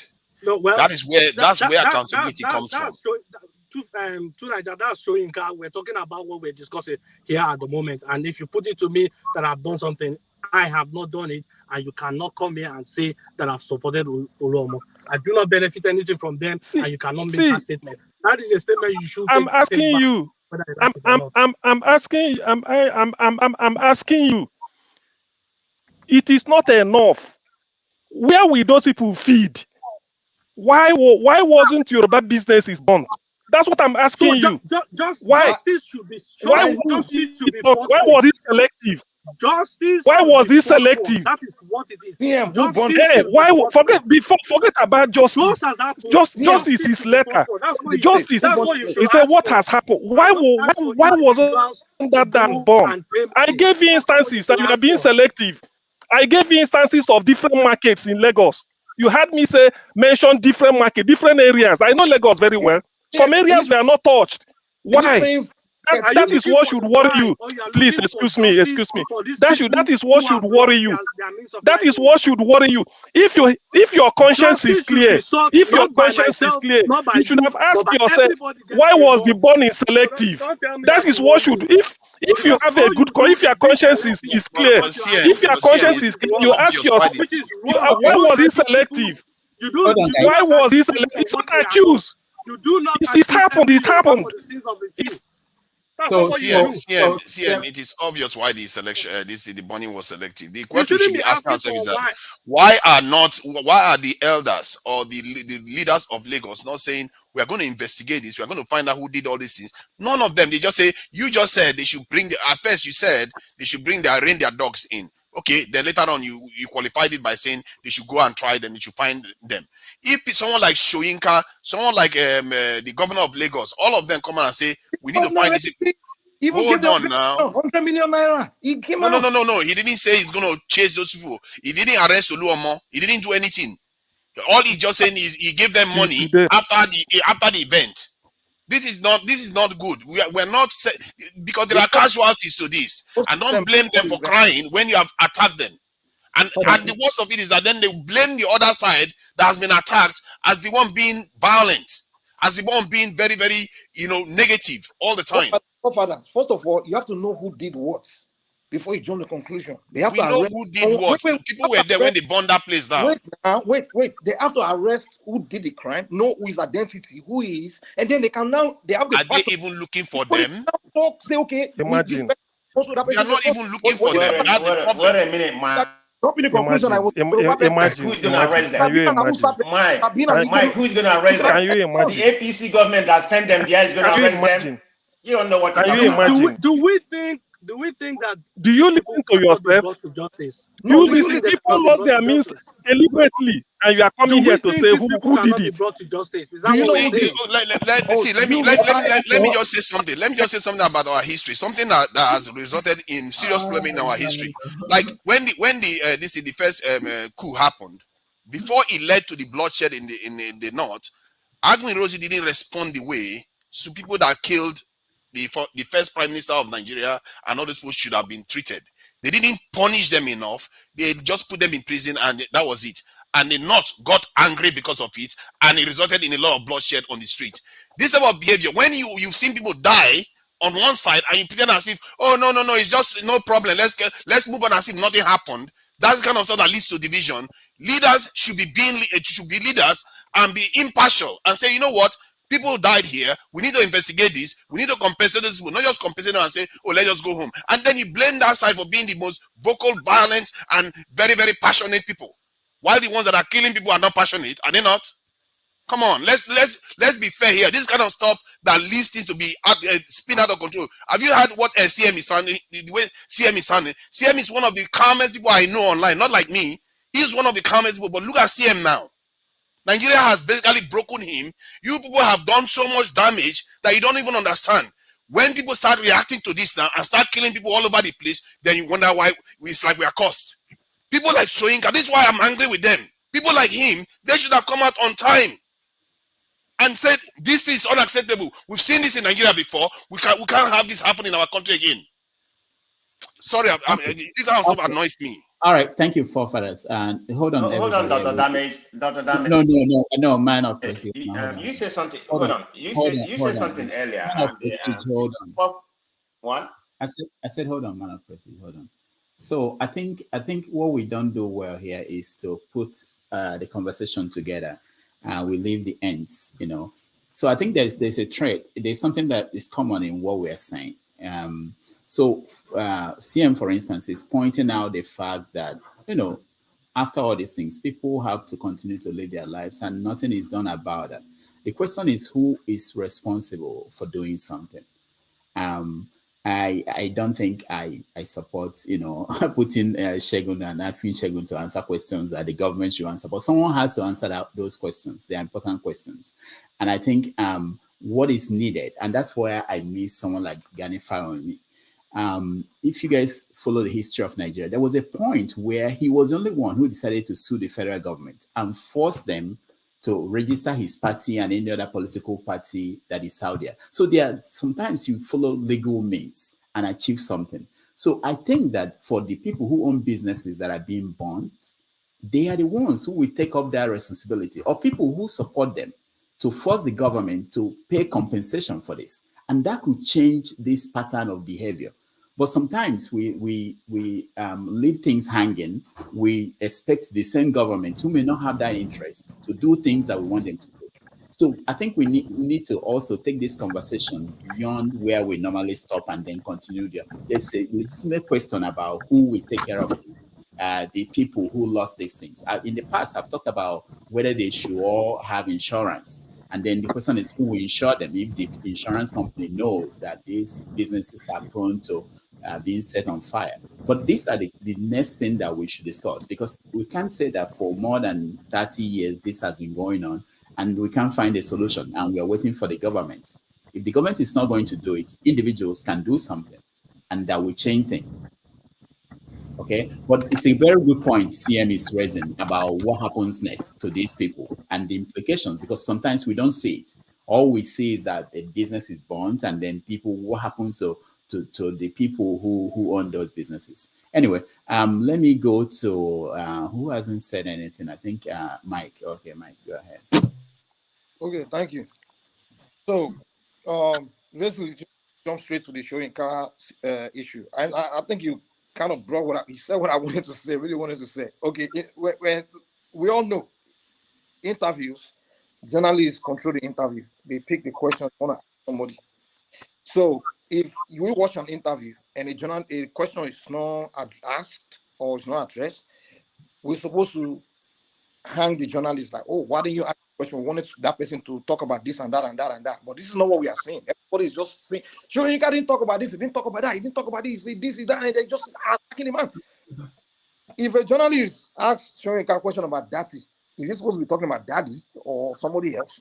The journalist was going to ask him a question. It's not like Soyinka went on his own channel and started or something and started talking about Datti. They asked him a question about the man. That's why he answered the question. Now, people are accusing him of being Soyinka's supporter or boy or something. It's all clear. In the same interview, he said it.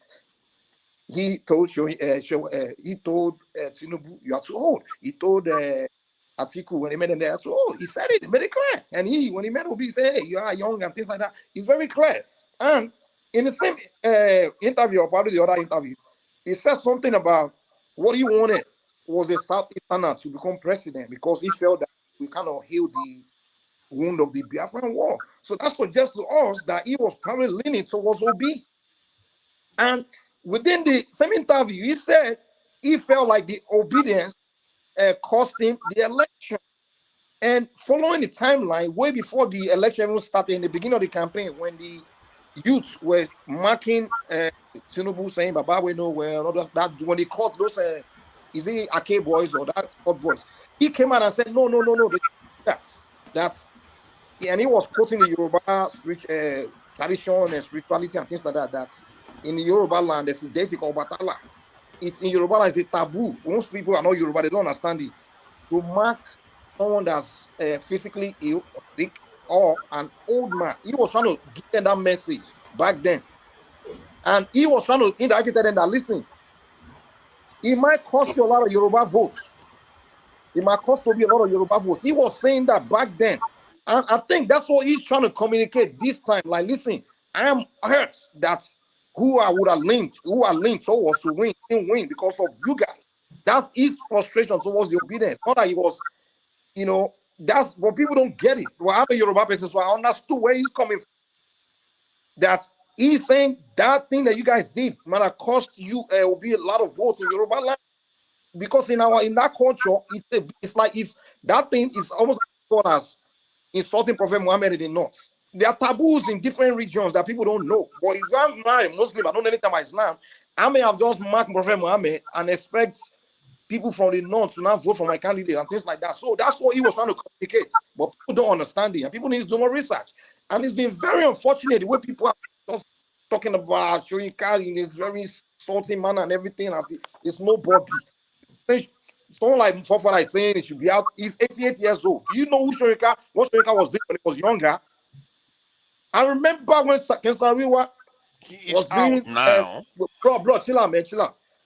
When Ken Saro-Wiwa, when Abacha was trying to Ken Saro-Wiwa, the only man in Nigeria that was challenging Abacha was Wole Soyinka. Where was your own elders back then? They were hiding under the bed.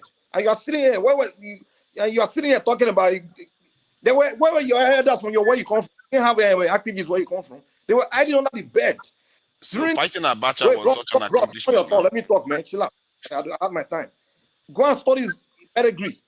During the Biafran War, when innocent children, women were dying, the only man in Nigeria that's not even from the Southeast that risked his life to try to intervene, do something to stop it. That's so evil. That stood up where he even paid the price. Was in solitary confinement, was arrested, spent time in jail. In a solitary confinement, suffered, went through all this in his younger years. Soyinka visited before the Civil War. It was before the Civil War. Don't tell lies. You are a liar. It's before the Civil War. Soyinka went to Enugu. Not during the Civil War. Before the Civil War, children were not starving. Before the Civil War, nobody was starving. Soyinka went to Enugu to see. Allow me to talk. That was when he was detained. Not because children were starving. Don't tell lies. If you don't tell lies, you're a liar here. That's why I call you a liar. Soyinka visited before the Civil War. Not when children were starving. Don't tell lies. Thank you. Okay, well, at least you agree with me that towards the end of the war, when the Red Cross approached Ojukwu and told him that, hey, if you don't end the war now, about 50,000 children will starve to death. So it's either you stop it now and save these children, or you continue and they die. Ojukwu chose that the children die. But I will not come here and start people, or because he's someone that is very respected in the East and is worshipped. So the fact that you guys respect him so much, I will not look at those kind of things and come and be insulting him and be talking about him the way you be talking about Soyinka. Okay, so at least give honor. I don't think Soyinka has said anything that evil about anybody to deserve this kind of insult that I'm seeing all over the place. I was watching Nigeria was yesterday. This one girl was just insulting the man. What has it done? It's like obedience. Like when you guys sense that somebody doesn't support Obi or something, it's like you just have to take off the glove and go raw with on that person and just rubbish the person to the. What is wrong with you guys, man? Hey, it's freedom, but he was calling them fascists for crying out loud. Brother, when one side is killing the other side. Listen, man. Listen. All right, Mike, you have to round up. I have to go to someone else. I think it's my turn to talk now, Dr. Damage. Mike, yeah, let me go. Electricity just came. Yeah, Please. that's why he has to talk. He has to Yeah, no. I've been here before. I went. I came back again because I went to attend the meeting. Please. Can you? I will talk before you. If you like, bang your head against the wall. I'm going to talk before you. You'll be elder. I will not fight you. You can go ahead. That one is Thank you very much. Thank you very much. First and foremost, thank you. First, let me apologize to Man of Prestige. Man of Prestige, I lost your number. I didn't get it right, so I couldn't drag you into the meeting we had this evening. So my sincere apologies for that. So I'll get it tomorrow anyway.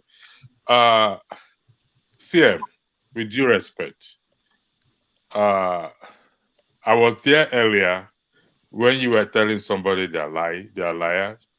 Again, you're telling somebody there's a better way to go about telling somebody that either their statement is incorrect rather than outrightly telling somebody they're a liar. We are all adults here. Yes, somebody may make a wrong statement or even lie. There's a better way to go about it. You can take the admonition with a pinch of salt or the other way around. So that's just what I'm going to chip in for you. Now, the issue of Wole Soyinka, I listened to what the man said. I will not. I don't think it's something for us to argue about. That is for me. I think he said, from what he said, he told Tinubu, he told Atiku, it's time for you guys to go. And I think I respect him for that. Now, he may have said other things that we don't like. He's entitled to his opinion. To the issue of this Peter Obi calling Oyedepo, I wasn't here when you brought up that. We've not talked about that. We've not. That's the next topic, but this one is dragging. You've not talked. So can I say something on it, or I should wait? Are you leaving? Yeah, you can wait. That's the next. And after three of you speak, and we go to that topic. Okay, I'll wait there. So I don't have much to say respect to Wole Soyinka. So I just think we should just leave that matter and let the man be. All right, wait for that. Thank Kennedy, you're next. Go ahead. Thank you. Mr. Electricity, when you were just speaking, I was so surprised that look at Mr. Electricity, telling somebody how to address the other. See, it tells that we are really, really learning a lot and adjusting on this platform. And I like that. This is it. Mr. Mike, right? Thank God for Dr. Damages. I would have to say that you are lying too, but let me let me correct myself. Let me put it politely. What you said was not the way it happened. Let me put it that way. So this is it. Nice way, Yeah. And it's so politely. Especially if it's about history. People know what they know, and lying is intentionally. You are saying something you know is not. Maybe that's all you know. Go ahead. Correct. So I think Mr. Shegun has left. I agree partly with what Mr. Shegun stated. Said about Wole Soyinka. But my concern is this, right? There is a saying in my place that Okenyada no ewa mwanobule. I don't know how to translate that in English. So if anyone can help me with that. But is it An elder will not sit at home and watch evil keep happening or keep repeating. Dr. Wole Soyinka, I don't think he traveled, and I don't think he was sick or dumb or deaf when MC Oluomo, for example, threatened the Igbo people in Lagos State. When the Oba of who called it Oba of Lagoon, threatened the Igbo people in Lagos State.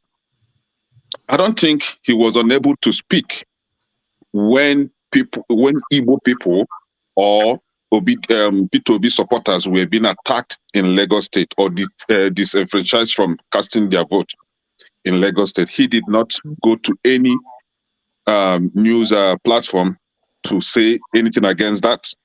He did not make mention of any of this. When the likes of Femi Fani Kayode or Nanuga, Festus Keyamo, we are saying all manner of treasonable, stuff. He did not condemn any of this, right? Even when Bola Tinubu asked those asking for change should shut up, he did not say anything about it.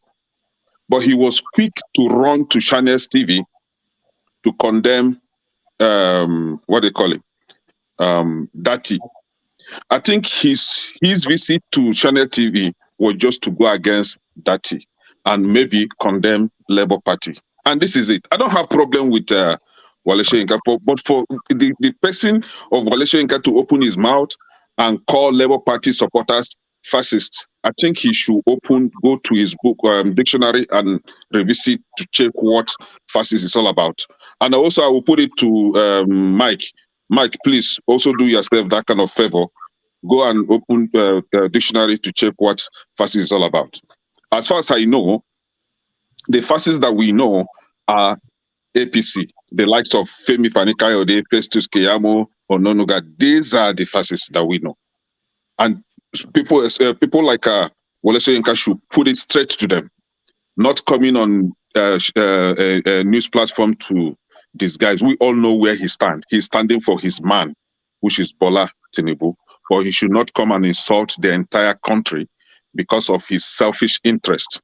Now, it is not only what they call it, Soyinka that spoke against Labour Party.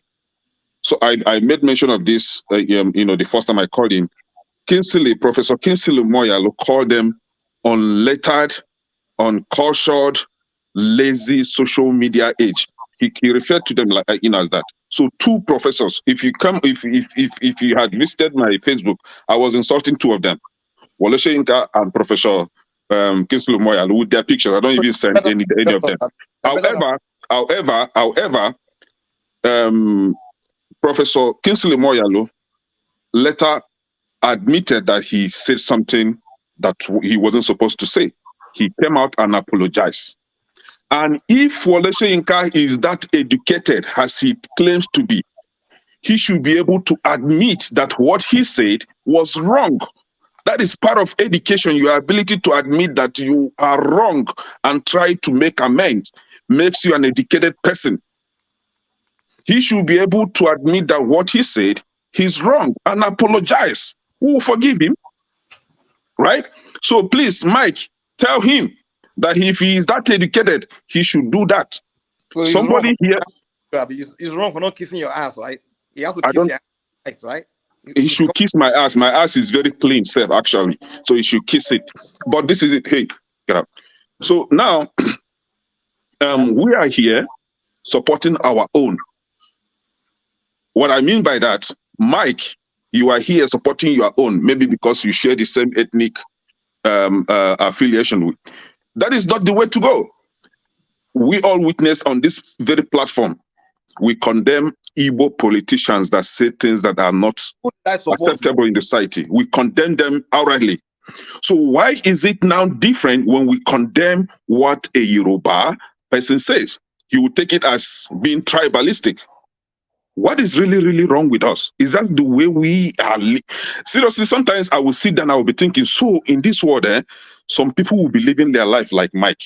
Honestly, sorry that I'm pointing you out, but just the way you think, the way you reason, just because we condemn a Yoruba man, then it is tribalistic. I did not say anything. What is really wrong with us? You are doing strongman argument. Soyinka says something that is not right, and we condemn it. Why are you supporting him? Why are you attacking others for condemning Wole Soyinka? Who is Soyinka that we will not tell him that what he said was wrong? Who is he? Okay, I just told you who he was. Okay. As far as I know, it's only God that you cannot challenge. But any board of human being, man, is not above being challenged. Who is that person? He carried 30 heads, right? No, this is it. We should be truthful to ourselves and begin to condemn evil when we see one. Let us stop all this tribalistic card and all this. See, I'm trying to not to get so high, but it's okay. Thank you. Okay. All right, thank you, Kenny. You're lucky I stepped out, so you spoke longer than necessary. But thank you. I like your contribution. I like that people are evolving on this platform without actually knowing it. Everybody, and sometimes I think my job is done. Kenny could just moderate this thing and telling people to behave well. So that's good. Bola, you're next. Yes. What I like to say about Soyinka, good evening, everybody. It's Wole Soyinka is an old man now. He's an old man. And I think listening to him, you would, if you watch the interview, you observe that he keeps saying, repeat yourself again, repeat yourself again. He's an old man. And the way old people talk at times, it's different from when they were younger. Whether you want to believe me, I don't think people should go after him vigorously as we are currently doing, because this is a man that tries to play equity. But Bola Ahmed Tinubu have done so much for him.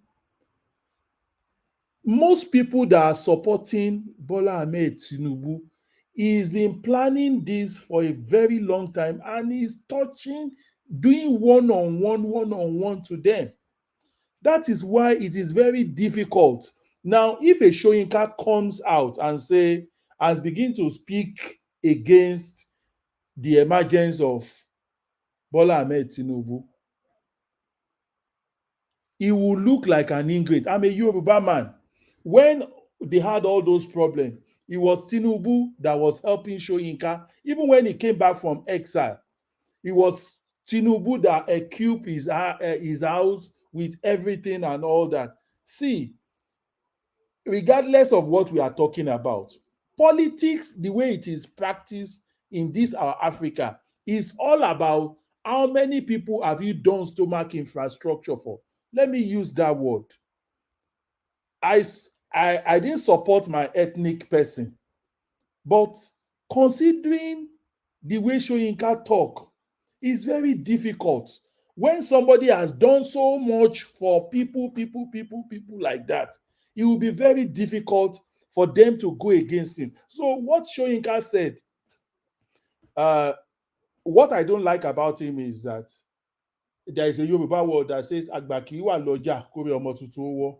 During this election, the minority people in Lagos, I mean, in quotes, the Igbos, they were dealt with.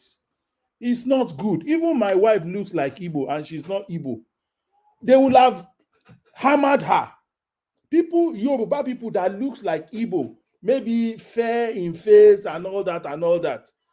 They didn't allow them to vote. They beat some of them. So what we are saying is, me, I will never be ethnic, because if somebody meets my wife going to vote because she looks like Igbo, they will have beaten her up too during that election, which is not good. So what we are saying, the reason why Soyinka talk like that is, this man they call Tinubu, he has done so much for him. He cannot speak against it. That is why this thing, Soyinka is human. He's not perfect. And I think people should not castigate him too much, given what he stood for during the Civil War. So that alone, people should just look at it take it trivially, because this man, let me even tell you something. Most of us are men here. Do you know the highly respected Soyinka has a prostate cancer? So see, I don't want people, let's look at the man himself. He's been trying to be fair. Let's say the truth. And also, even the way he challenged the Datti wherever, I would say he is coming in peace. So what me I'm saying now, the way me I'm looking at it, I'm looking at situation that surrounds the man. He's an old man, 88 years old man. He's treating prostate cancer. We are all men here, and I've seen people that has the kind of treatment they go for, how painful it is. So please, I don't want people, I will beg, I will plead that people should not go hard on him. Thank you. That's what I want to say. Thank you so much, Bolade. If you're next.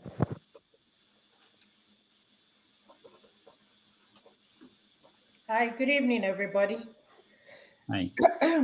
I don't really want to talk on this Wole Soyinka issue. I want to comment on the next topic. I mean, you see, the truth of the matter, I don't want to say anything. But in fact, let me not say anything. Let me keep my comment to myself. Let's get to the next topic. All right. Thank you. And we can get to the next topic by actually playing it.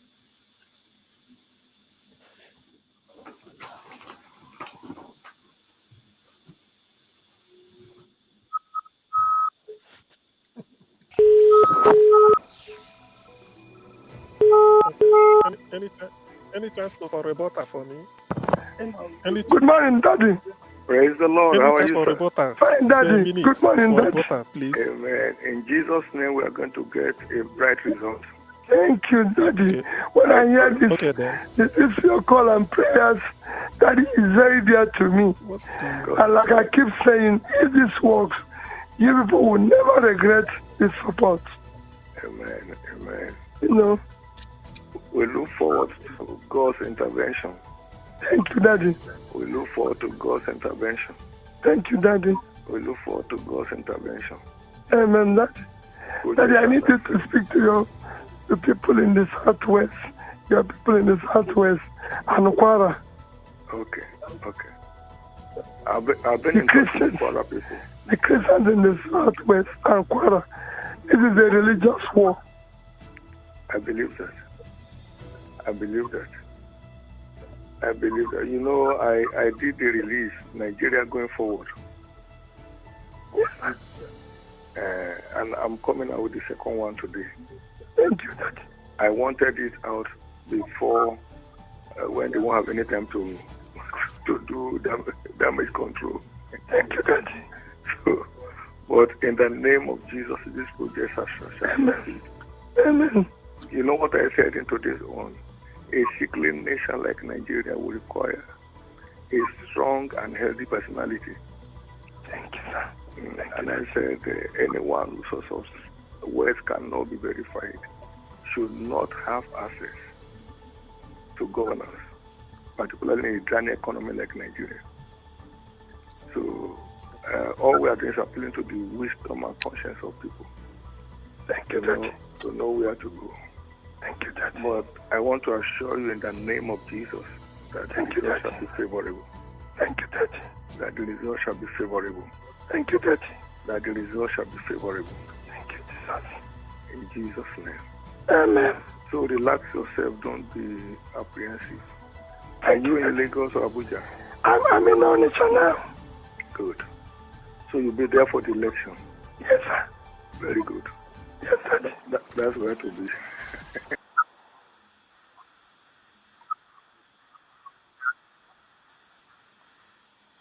All right.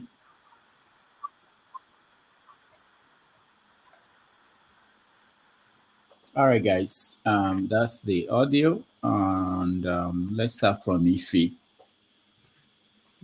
Go ahead. Okay. Good evening, everybody. Mike, I don't like you, first of all. Why not? Just kidding. No, don't worry. I'm just kidding. Okay. No, no, Mike, I'm just kidding. I'm just kidding. Don't mind me. I thought I paid for the date. I mean,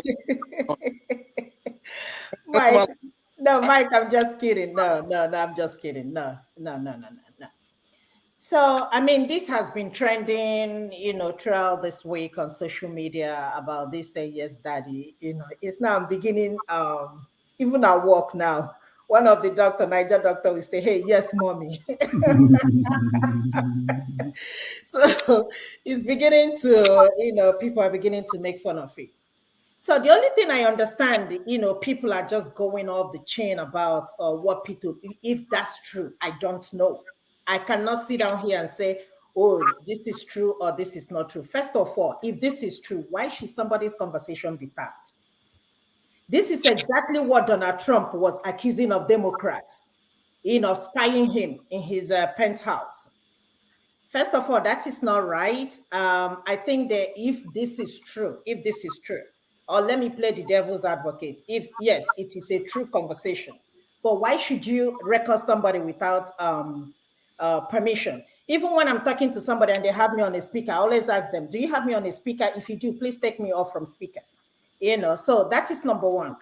Number two, I think the reason why everybody is just screaming and shouting and talking about it is just because of that comment, religious war. Remember when, what's his name? When Datti and when Tinubu chose Datti to be his vice, we all went over the roof. Even here, Shetima. Sorry, Shetima to be his vice. All of us came here. We were all screaming on top of our voice that this is going to divide Nigerians. Why should you choose Muslim ticket? Imagine choosing Christian ticket. What's going to happen? And the truth of the matter is that we don't even tell ourselves the truth, including me, you, all of us sitting down here, even the people living in Nigeria. We all know that we have this tribal group and this religious issue going on in Nigeria. Let's be honest. I said it here.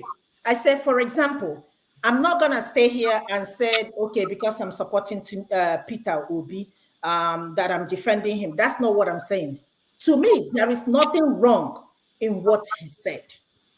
Just for the fact he said this is a religious war. We've been saying this over and over and over again. We've been saying it. When Tinubu chose Shetima, we've been saying, oh, this is a religious war. Why Muslim ticket? I said something, I think here like 2 weeks ago, on your platform. I said, I'm an Igbo girl. I am a Christian. And if I bring somebody to my dad and say, hey, daddy, this person is from here and he's a Muslim, my father cannot wait for that man to leave this house before he deal with me. That is the truth of the matter. We have to be honest with ourselves. What if he's Dangote? He doesn't care. That is the mentality my parents, that is the mentality they have, honestly speaking. So let's not make this thing as if he committed a crime. He did not commit a crime. I did not see, honestly, I did not see, I don't even know why this thing should be a conversation. I don't even see why this thing should be a topic. Yes, daddy, this is a religious, is it not a religious war? Let's be honest with ourselves. This is Muslim ticket, and a Christian is campaigning and asking for Christian votes. I will still do the same thing. Let's be honest with ourselves. No matter how much we want to die down and cover it up and make it look as if there is nothing wrong, there is something wrong. There is nothing wrong in it. All right. A Christian will tell you, hold on, do not be whatever with an unbeliever, because you'll be on unequally yoke. I have a friend, my co-worker, very dear to me. She's Yoruba. She's Alhaja. And I was talking to her the other day and I said, hey, Alhaja, I know, let me ask you a question. Will you let your children marry somebody that is not a Muslim? She said, no. She told me, she said, no, I will not. But if that's what they're going to choose in future, that is up to them. I didn't pick offense. Because in my head, I said the same thing. I will say the same thing. So what is the problem about yes, daddy, yes, daddy? Is it because it's Peter Obi? I mean, all of us we should all go and take a chill pill and stop all this, all these arguments. All right, electricity, you're next. No, I want to go to him because he has to go somewhere. Go ahead. Yeah, thank you very much. If you said something that I will just speak on, why should this be a topic of discussion? Which is you are absolutely right. Now, I'm not going to weigh on the issue of religious work. The topic that has been going on is the yes daddy. Yes daddy. And to be honest, those people who are saying yes daddy, we are so hypocritical because most of them call their pastors, address their pastors, yes daddy, yes mommy, the grace, this and that. What is wrong with us? What is so wrong if the man? Let me help you. Go ahead. Some even call their boyfriends baby, their girlfriends baby. What is this? Honestly, is this what is affecting the price of rice in Nigeria? I really don't understand. Honestly speaking, people, their wives, their husbands calls their pastor, yes daddy, yes mommy, yes daddy, yes mommy. They use the best plate in the house to serve the pastor than I really don't see. I listen to it, I say, why are we, honestly speaking, Dr. Damage, I don't have anything to say, to be honest. To be honest, it's just a waste of time. Personally. I think I think you see, Peter Obi is a very gentleman. He's a sheep among wolves. He's not a thug, and he's not a. You can't compare him to Tinubu. So, because of his uprightness, you can imagine MC Oluomo. MC Oluomo made a lot of bad. I mean, look at Sanwo-Olu. Sanwo-Olu claims to be a Christian.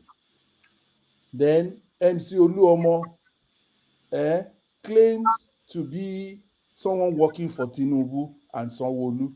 And MC Oluomo, let's look at it logically. MC Oluomo asks people. He said it in Yoruba now. When you see all those people, they are winning you, and you see that this thing, he spoke Yoruba. He spoke in deep Yoruba called Eno. Like the way our parents used to talk to us.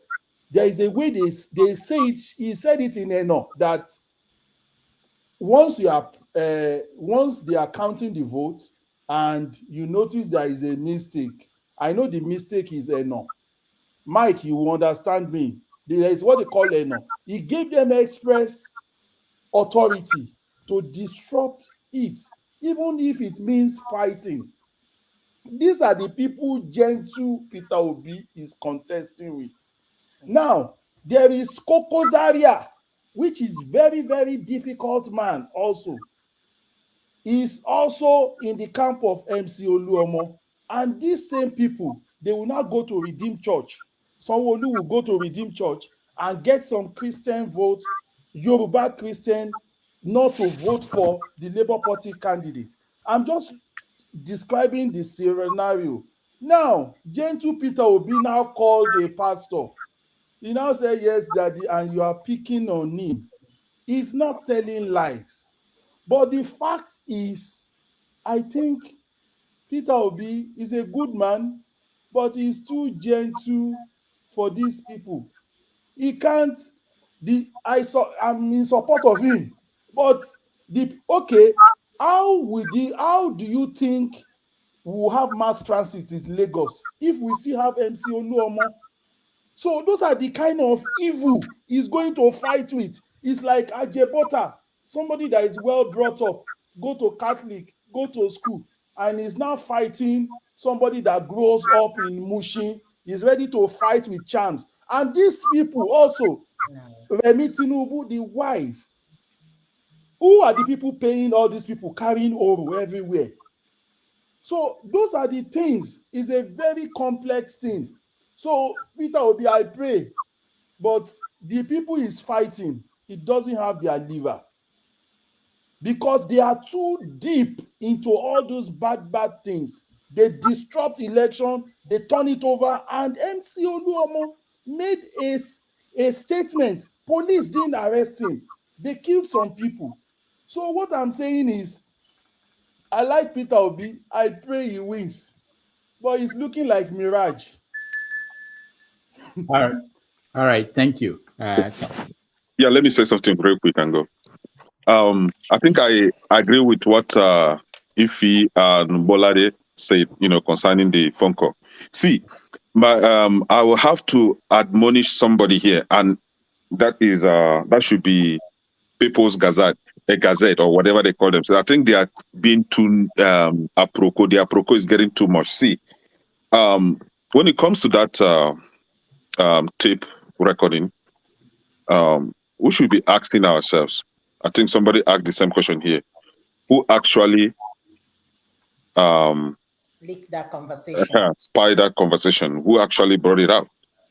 NCC or whatever they call themselves should answer this question. So does it mean that your conversation in Nigeria is not safe, is not private any longer? Right? And this is what the federal government, which we all know that the federal government is also compromised, because as we are speaking now, federal government will be the one that actually leaked that conversation and also doctored it, because that was not even the context of the conversation. They cut and join where he says is a religious war. Something triggered that conversation. There was a thread to that conversation, but they cut the other part off so that they will make Peter Obi look bad. And pointing to what Bolade is saying about Peter Obi being too gentle, I've stated it here timelessly. Peter Obi is too gentle. The fight actually isn't for Peter Obi. The fight is against Nigerians. The fight is against well-meaning Nigerians. So if Peter Obi is being gentle going to the court, I've always said this, and I will continue to say it, the well-meaning Nigerians should go on the street, block off everywhere, and demand for their mandate. There is no peace talk with this kind of people. You don't talk peace with them. Their life is all about rascality. Their life is all about, in Igbo, Tibwe. You don't make peace with these people. You give them with equal or even more measure with which they give to you. Don't talk peace with them. Go on the street, block everywhere, demand for your mandate back. Let Peter Obi and his gentility continue to go to court. I'm not saying that how we handle things is not making sense. To me, it's making sense, but that's for gentle man that he is. But for Nigerians, should really sit up and fight these people. They are mean in the game, and we should not relent.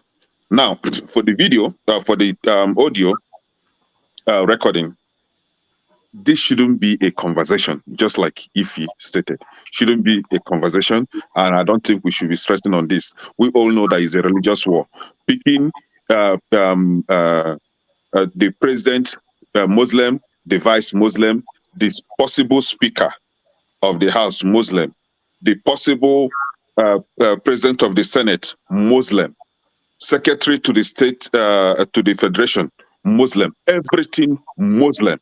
That is when whomever that is supporting this thing, and you're a Christian, that is when you begin to ask yourself question, am I really thinking right?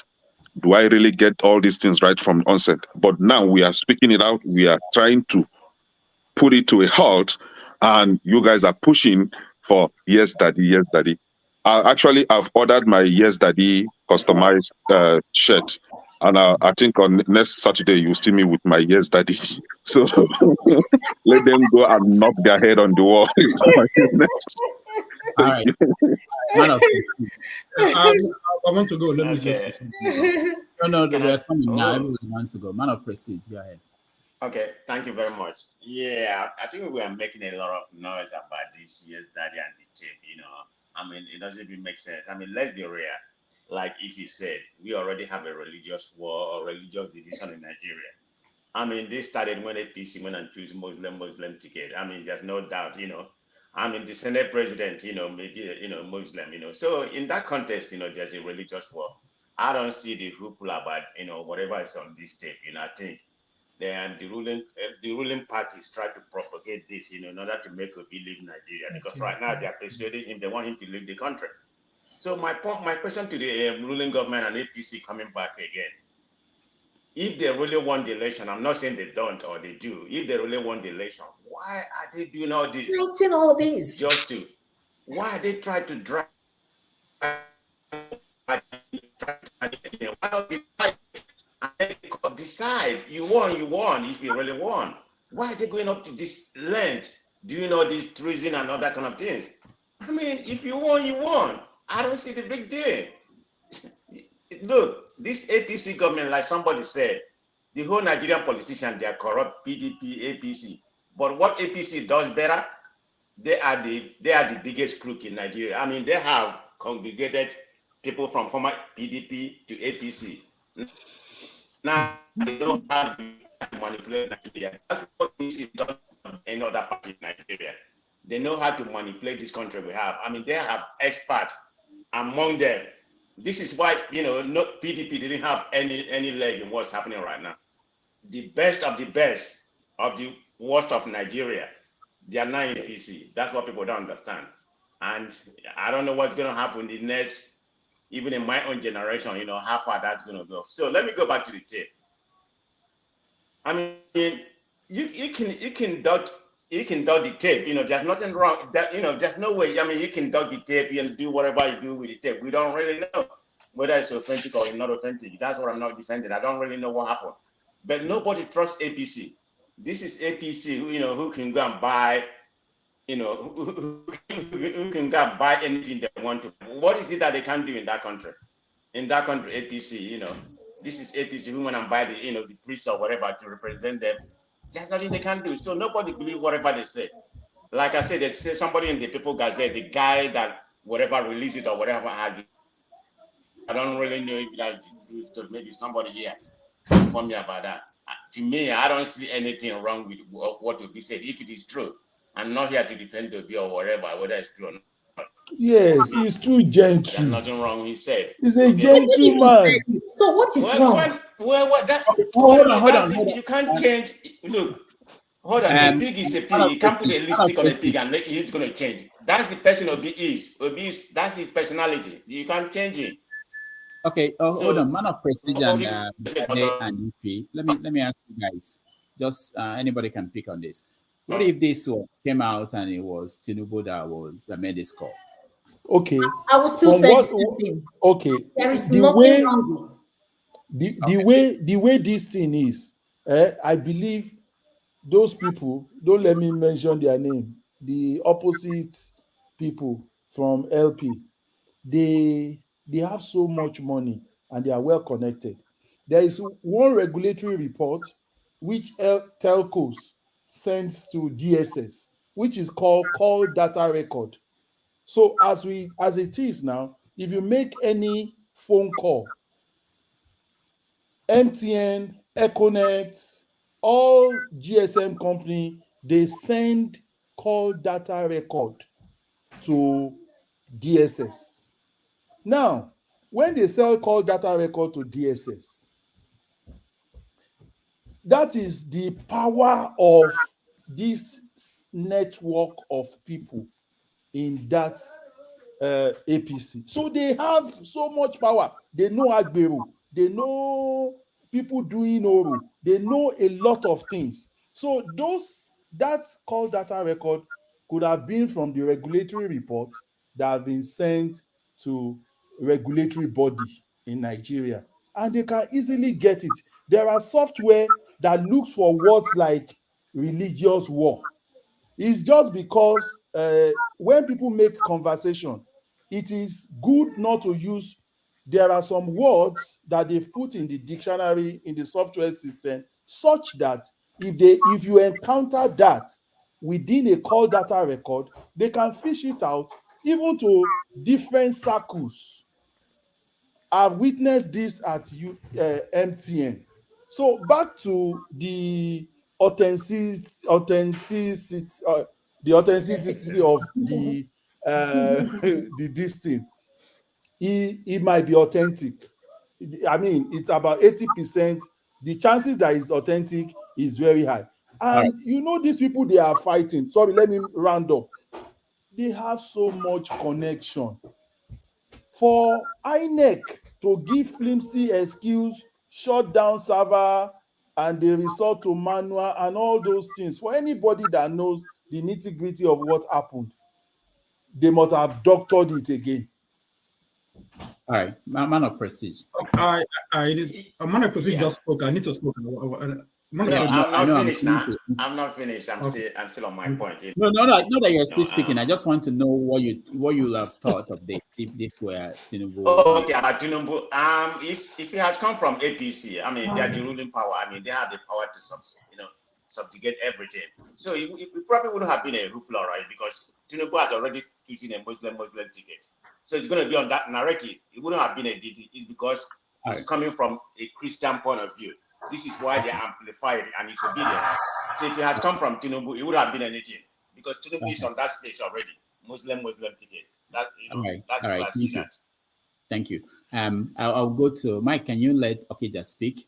But let me just point out for Ife and everybody here, anywhere you are in the world, don't ever assume that your phone call is not being listened to or it's not being recorded.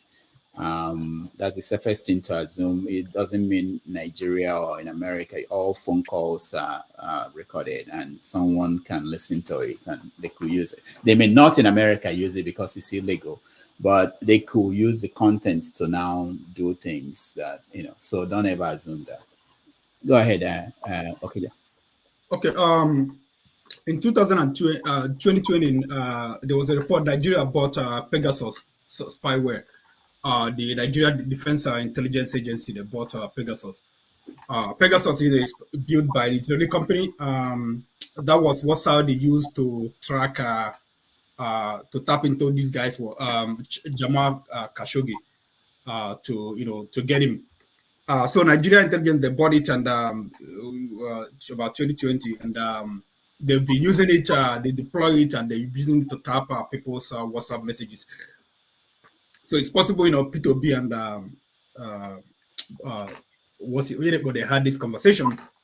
They probably they doctored the conversation because they're also out there. There are software you can use. You can use it to synthesize, get a pitch of someone will speak and you get this pitch and the frequency and everything. You can manipulate that frequency and use it to build another conversation. So it's possible that they had a conversation and they maybe cut and join things together to match their narrative. Because if this was if they had this before the election, they could I believe they would have gotten it out before the election. So it's probably that's a strategy they have right now to put pressure on Peter Obi to just flee the country. So that's they brought this one up now to put pressure on him. So that's what I think. But again, Nigeria has been having a religious war since after the civil war, the coup against Babangida, whereby it was Oka and Co. They chased out 5 northern states that we could call Muslim states out of Nigeria. So but again, you can look at it. What is religious war? Every Peter Obi that used religious war. Do you know the context why he used the war? Probably religious war, jihad. Even though some people they have misinterpreted jihad, but jihad is just a personal war you have within yourself.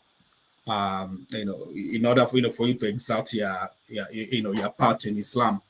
So I don't know, but this should not be an issue because that is what we face every day. Tinubu in Lagos. After him, it was Baba, what's his name, Fashola, and then the Christians they were, oh, is it the Muslims that they in Lagos? And then they brought what's his name, the other guy, the one that left, Ambode, and then it was just because of the clamor. It is the same thing that's happening in Kaduna State, where you have almost evenly split, between Christians and Muslims. That's the war we're having. In Nasarawa, the same war we're having. In Adamawa, the same one we're having. If you look at this whole election, Peter Obi, the places he won, places are mostly controlled by Christians, from southeast to Abuja to Nasarawa to Lagos, predominantly Christian. So basically, the country we don't want to accept the fact that these things are our reality. I don't know why some people it's not there. It's there, so it's better we deal with it. But I'm hoping that the next census in Nigeria are going to have, and that we have to, the people will ask about their religion, people will be asked about their ethnicity, so that we can just get this figure, because these figures are important.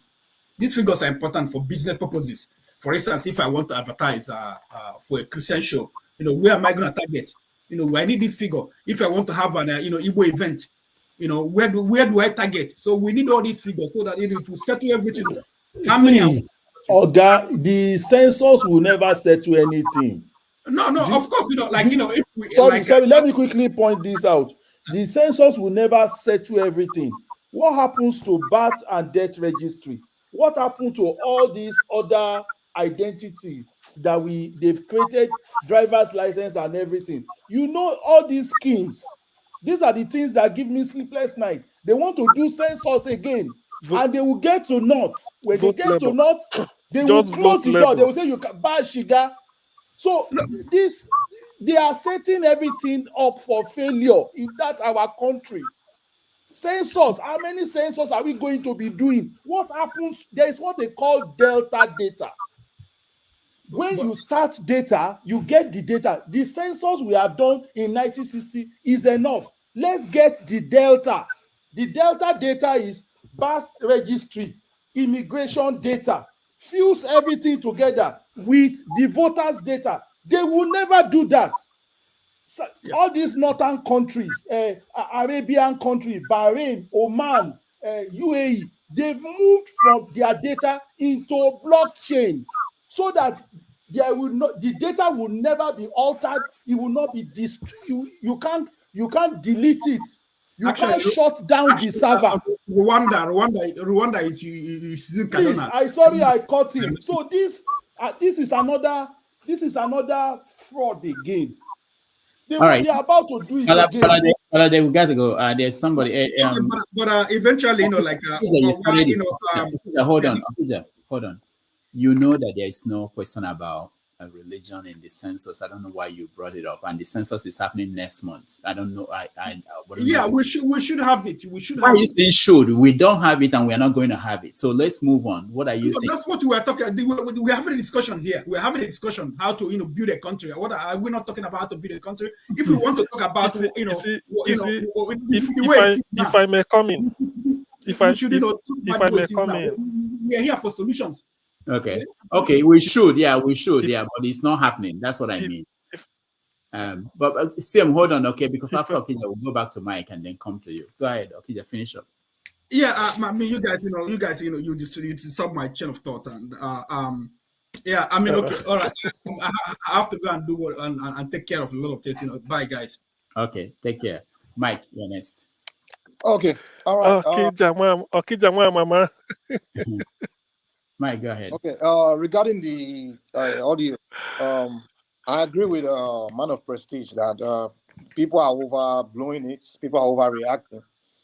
And I also agree with Bolade that Obi is too much of a gentleman to really be someone that wants to push religious war, anything like that. To me, the way I see the whole thing is just his political strategy, and it's a private conversation as well, because it's not something I think he would have said in a TV or public. It's a private conversation. I say things that I don't mean in a private conversation as well, or things that may be tough in the private. So I don't think I think people are overblowing it, and unfortunately, we are overblowing everything, just like we are overblowing Wole Soyinka's comment. We just overblowing too many things. And to me, what I see is just political strategy. What I see is the same reason Tinubu pick Muslim guy from the north, because his strategy is to win the north and then win the southwest, and then and then Obi's strategy was to win the middle belt, which is largely Christian, and then win southeast, south side, and then get a lot of votes from the southwest. So it's just strategy, and there's nothing wrong. You have to be strategic in politics anyway to win. So what I see here is political strategy, guys putting strategy together to win election. So people who are overblowing our recording, I don't think people should take that seriously. But however, I would disagree with Man of Prestige that he said if it was Tinubu that did that had that kind of leak, that it wouldn't have been nothing. I disagree with that one though. I know for a fact, someone like CM, Ekene, they would have burned this place down. Right now, like, I don't agree that if it was Tinubu that made that kind of comment, if it was Tinubu that made that comment, I would have still believed that it's not serious. It was just, it's a political strategy, it's a private conversation. Same way I feel like about Obi, you know. So to me, these politicians, I don't think they really want to burn anything down or start a war. Why would they want to start a war when they want to rule? I mean, it doesn't make sense. So I think people should stop overblowing that audio. It's a private conversation. It's not that serious. It's just a guy trying to strategize his win, his election victory. So, and all these attacks on people insulting people and people that are maybe insulting Obi should stop it because of that. I'm insulting him over that tape. They should stop it. The same way I would say people should stop insulting Soyinka over petty comment. It's not worth it. I don't think those guys have committed that big of an offense to be insulting them over comment like that, you know. But I do disagree with Man of Prestige again. If it was Tinubu that that thing, oh boy, it would have been fire. I know that one for a fact. So let's be fair. But that's what I have to say, Sha. Thank you. Thank you. Sam. Can I add something quickly? Because I've really never really spoken, all the interjections I've had. Oh. So let me interject one more time, since it's only interjection turn I tend to get. See, I think clearly the damaging aspect of this is that Peter Obi didn't market himself as a religious candidate. So, and I think this is our favorite sin, or hypocrisy is our favorite sin in Nigeria. And I saw Ify nodding her head while Mike was talking. You should really be careful what you nod at when somebody like Mike is talking. Why? Because he knows full well the damage that would do to Peter Obi in the north. He knows full well. No, we did. Yeah, no. Mike understands that recording, if it is authentic, would do a lot of damage to Peter Obi in the north. No, we're not even talking about that. That he has already done damage to. You've probably already done damage, but if it's not true, the truth will come out eventually. It will be. And I'm a little bit surprised. A lot of people are just saying, "Oh, it's concluded it's true." No, there's something like deepfake. There is something like this software that they use to manipulate this in recording is very sophisticated. They can tweak it. Let's talk about that. I think that debate should end about whether it's true or not. It's actually true. For many reasons. I see a lot of people who are still saying this is not true. Okay. And I will tell you, I have both inside information and something that is in public domain. Okay. So, for instance, when People's Gazette, when they got this audio, they reached out to Peter Obi, they reached out to Oyedepo, and they gave them 2 days. They gave Oyedepo the audio to listen to, and he didn't have anything to say. Peter Obi's people said, "Give us some time to respond." They didn't get back to them before they published. And if you listen to what Kenneth said, or what Val, these are Peter Obi's people, what is their reaction? They are not saying that that wasn't Peter Obi. So the debate about whether some people want to believe that these people are wonderful people. Politicians, you can't trust any politician, anybody. I don't trust any of them personally. I don't care who the person is. But the point is that it's true. There's no debate about that. Now you stated it exactly the way it is presented in your audio. That part. That's very interesting. That part, let me tell you that what is in that one. That one, the people before it was published, they actually pass it through the technology that we identify whether it was cut at one point, whether it was edited. From the report they got, that there was no tampering on it. There's no something imported into it or anything like that. So, but I don't know. That's the report they got. I had from different sources. Other people have tried it too, because they can take that video now and subject it to that audio and subject it to this text. So, but the point is that is true. The conversation happened. So for those people may not like it, but it's just what it is. And then Peter B is saying that he's going to sue. First of all, he said it's fake, but he did not define that fake. He said it's fake, and at the other point, he said he was doctored. Now, if the idea is that it was doctored, which means that it could be that oh, something was taken out. That's enough to say it was doctored. So let's say I'm talking to you now and you take out what I said before I said the other thing, it could be that what he meant. But he said he will sue them, and they're waiting for him to sue, but it doesn't mean he's going to sue. I think what the Peter Obi's team, what they are doing is they just decided that they have to do damage control, especially when they don't know what is out there beyond this one, because there is some places they are saying that there is actually another audio that is out that is more damaging than this one. So in all this, we're not saying that it's good to take other people's private conversation and put it out there, but from the point of the media has they don't care. The media, it's not their job to stop whatever is out there. Their job is to, if they can verify that this is real, they are going to publish it. It doesn't matter the medium, So okay, as somebody that is also aware of technology, I also understand that most of this technology that they are using to check for this thing, their authenticity is often behind the curve when it comes to more sophisticated methods of manipulating technology. At the same time, for me, if you have to look at the context of they talked about some discrepancies, the location where Peter Obi was and all the rest of it, and somehow we just say because somebody puts, what is the technology that they use? Do we know? Nobody knows. Somebody said they put more this in and we should just believe them just for the sake of it. Show us the technology. Let's all use it. Let's see whether I can forge anything to beat that technology.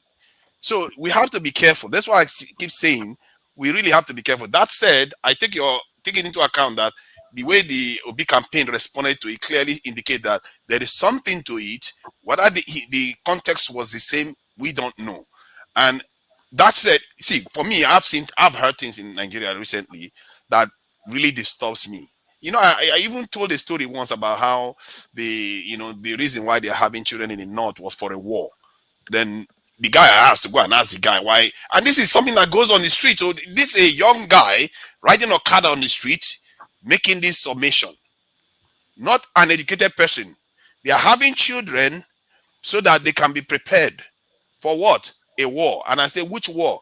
The guy that I was asking to go and ask him said, I cannot ask that question. Then more recently, I've heard of cases where individuals of one religion is being paid money to convert to another religion because this person that knows this type of thing shouldn't belong to this religion. It should belong to our religion in the country. There are things that are going on inside that country that some people are working against the stability of the nation itself. And those are, for me, they are my enemies, though. Because these people are fighting for a religion that their forefathers didn't give to them. They are willing to do anything to destabilize the country, to kill our own people for religion. I mean, I don't understand the mentality that does that. I don't see Arab people killing themselves because of us. So we go there, they treat us like trash. They treat us like trash. And this, our own people keep doing. I don't understand the mentality that does this. You go to North Africa here, they are killing us. Look at what happened in Tunisia recently. They are kicking us out. And we are here fighting each other. I don't understand that. And regarding the so many accusations they've been laying towards this LP, from treason to interim government and all kinds of stuff. If their case is not so strong in court, why are you bothering with all these tapes and all this nonsense? Just focus and go to court then. The reason why I think they are worried is, one, there was a judge that came on, this that was on TV. He said something about a judgment of 2008 that said that Abuja's case was conjunctive. And I took time to search what that meant. And I went to ChatGPT, I went everywhere. And it says, it means you have to, when I say and, it has to be linked. So it has to be a condition that has to be met. So they are worried. Even Tinubu's this TV, which is TVC, was like, even if Abuja is required, Peter Obi is third. That's true. What if they find out that there's rigging and the numbers are not the same and it ends up second? Guess what? You have a second round on your hands. This is what they are worried about. This is what all this noise is all about. Not about whether, because if their case is strong, they will just ignore Peter Obi. They will just come out and start parceling out positions. That's all. So let's be careful when we start believing anything these people release. Personally, until I see a more convincing evidence. Somebody cannot just tell me that I tested it, then I believe you. What did you use to test it? And I also take into account the what he said about census. When we keep saying that, some people say, "Oh, the North is not this population. This one is not." Look at the number of accounts in the country. We know the number of bank accounts in the country. There are so many things we know about the PVCs, who has got PVC and who hasn't. You can use that to extrapolate the population of a country. I can technically use that to extrapolate the population of Nigeria. It's not a mystery. By the time you take one country, and the ones that have got real numbers, you use that to extrapolate with the birth rate and everything. You can get an approximate this in value or the population of a country. But now we're about to spend billions upon billions to go and find out numbers that we can probably deduce. But thank you anyway for your time.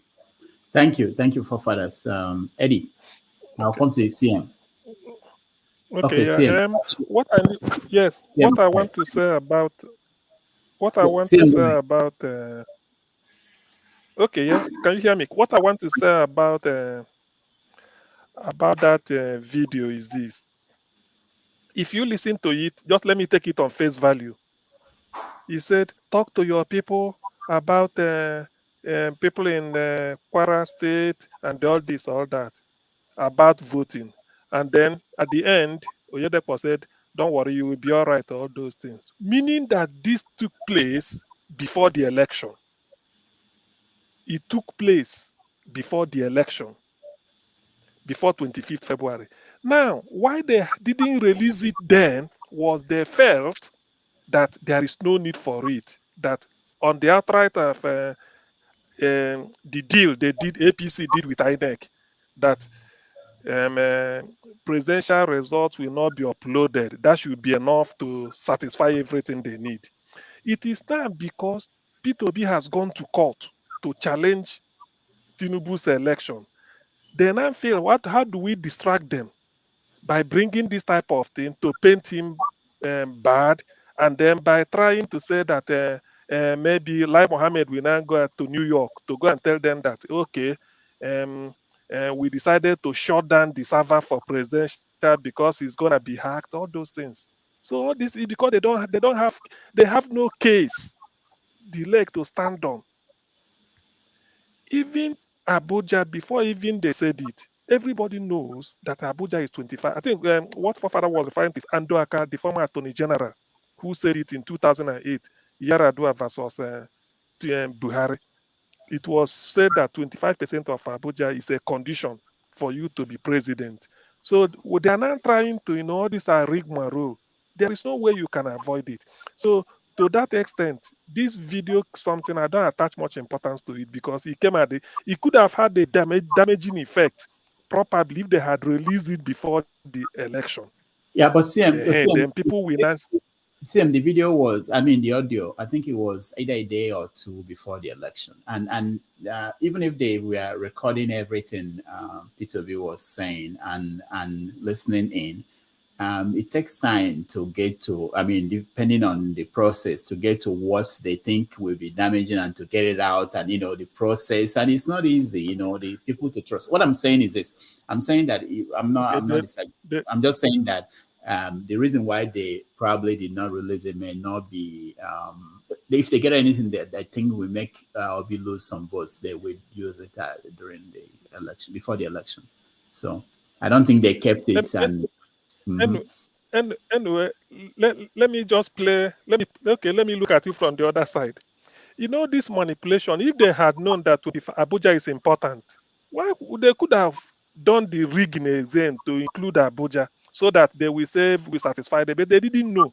Sometimes when that is the fraud. So all these things they are doing now is just like with the benefit of hindsight, we could have done the damaging because they are afraid of going to the tribunal to go and defend their case. So all these things coming up now, I don't really see it as anything.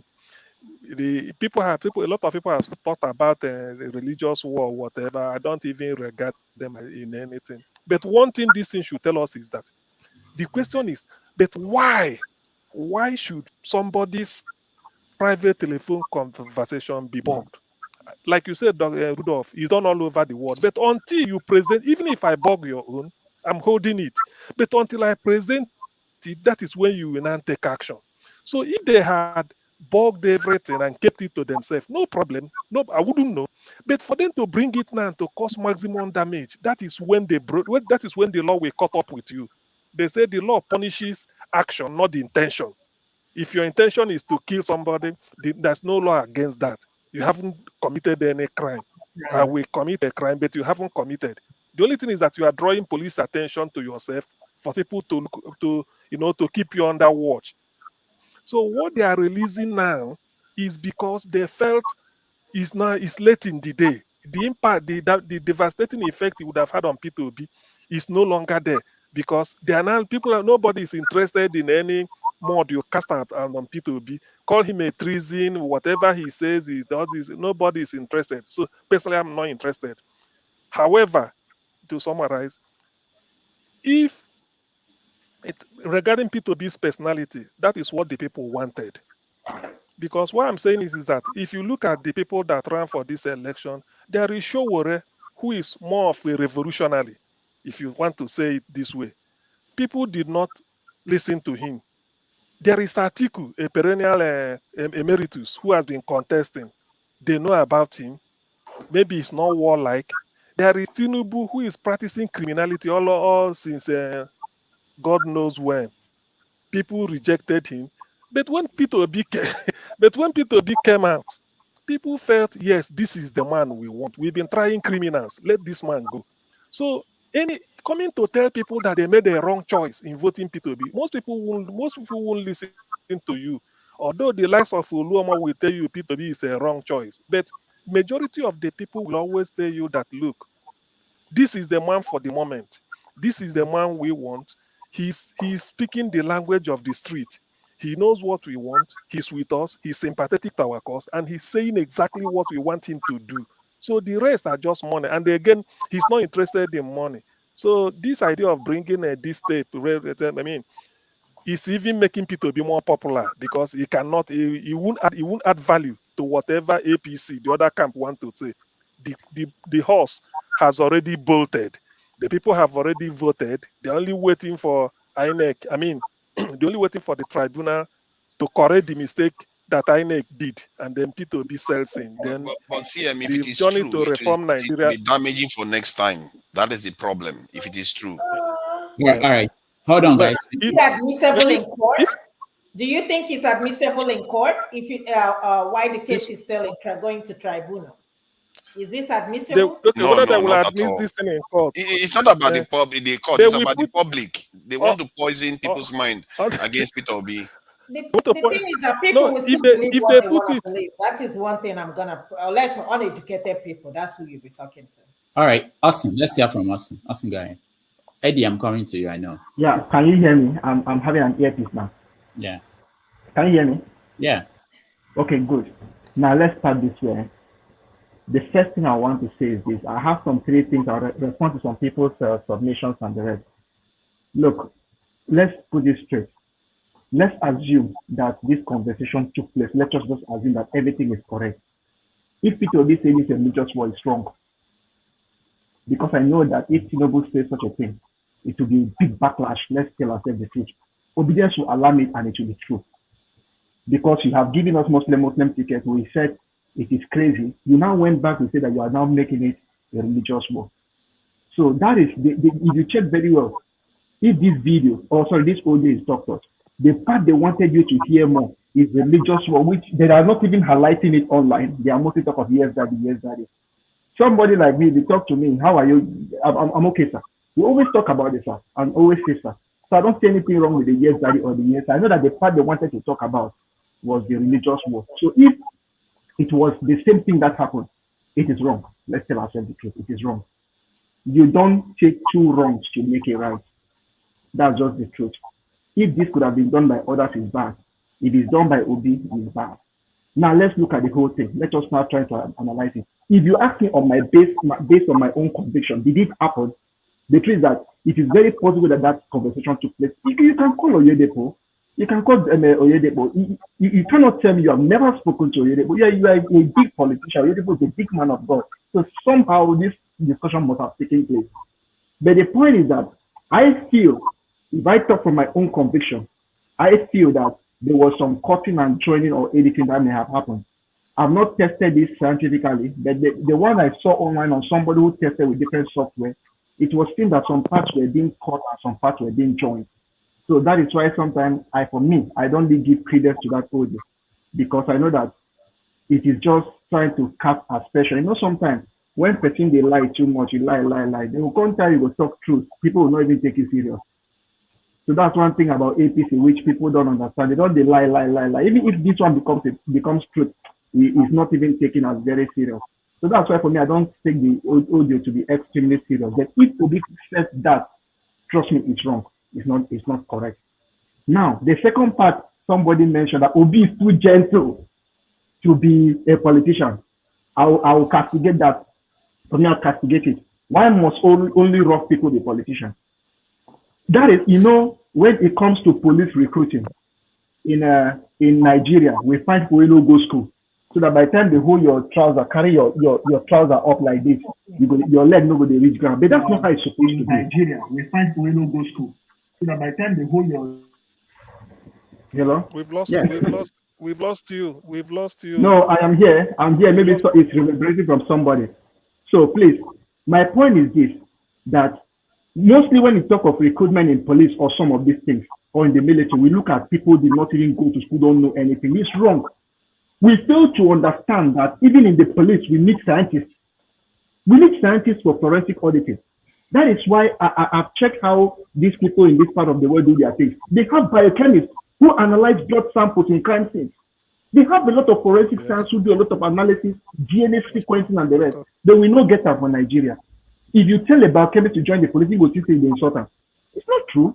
You're supposed to have scientists in the field, doctors in the field who should need to analyze samples. So that by the time I'm talking to you that you committed the crime, I am giving you scientific proof that you did it. You were there at that crime scene and you cannot deny it. So that issue that gentlemen know they join police or gentlemen know they be politicians, it's not true. We are leaving it for the bad guys. We are leaving it for the bad guys, and that's not okay. For me, it's okay. May go down. Let him join as if he already did politics. May him do the politics. If he gets there tomorrow, let the gentleman start from somewhere. He will appoint more gentlemen, and the gentlemen will increase until maybe you reach the grassroots and things get better. That is the second part I wanted to say. Let's remove this issue that gentlemen know they do politics. No, I don't think so. Gentlemen supposed to do politics. If I see more of them, I'll say gentlemen enter politics. Let us do it all together. So that's the second part. Augustine, do you know that the reason why we don't have light in Nigeria is because of all those people that do rituals? They need to do it in the dark. That's the kind of seriously. Come on, man. I am telling you the truth. All the people that want to carry oro, they want to carry calabash with egg and all those things. They cannot do it. The light off now. When they have light switch, come on. Let them switch off the light. Do you know? Let them switch off the light for that 1 hour. UK, US, they have got camera. But that is the reason why we don't have light in Nigeria, because people want to carry that thing with white rope. That is the country where that's why I said Obi, let's Obi continue to gather more people. I don't think he can defeat this evil. Look at MC Oluomo. Okay, do you see any car park in the UK where people are cutting tickets? Why can't they implement that in Lagos? Do you think that will ever happen under APC? When MC Oluomo will be rendered powerless, he will not be collecting tickets at the park. Come on. I believe in this. You are fighting. It's like somebody is fighting a demon and somebody is fighting a dog. That's not why we shouldn't have light. You see, we can because of ritual not have light now. No. Because of ritual. He's just kidding. Let us speak. Forget about it. Okay, maybe I'll just run through like I can end up. The point is this. You mentioned the issue of light and other things added to it. Look, all these things can be done. I believe that there is always a first day. There's always a first day for everything. I'll tell you the truth. There is always a first day. Once the first part enter, we get it right the first one. Second will follow, third will follow, fourth will follow. That is why I'll go one edge. You know, I'm a Catholic. There's this time where the diocese said that people who receive Holy Communion should not take chieftaincy title. It was devilish and the rest. So I asked my Reverend Father, that does it mean we should allow the leadership of the town to now be evil people? Is there no way we can find a way to bring a balance between the two so that we can have people who are good, who are also in the village leadership? So that is what I'm trying to say. So we should always think that not that because they are bad now, they are evil, then nobody who is good should go. That's not true. One person one day will change it. If we go back into history, the 1848 revolution, unifications and all these things and all independence, we'll see that good people someday come up. And that one good people can cause a lot of changes. Let me just end here for now. Maybe I'll still talk more later. Can I just 15 seconds just to acknowledge? I know I'm just acknowledging what he just said. Because I think when I hear Augustine speak, he doesn't have that. He doesn't seem to suffer from that infection of hypocrisy that many Nigerians suffer from. He tends to call things the way he sees it, and believe me, there are few of you around, and I think you should. People like you should be coming out more often to be, championing the cause, because this is a cause we have to fix our country. All right, Eddie Olomo, welcome to the show. I'm sorry you've been around for a long time and you didn't get a chance to speak. Go ahead. Doctor, it's Oluomo.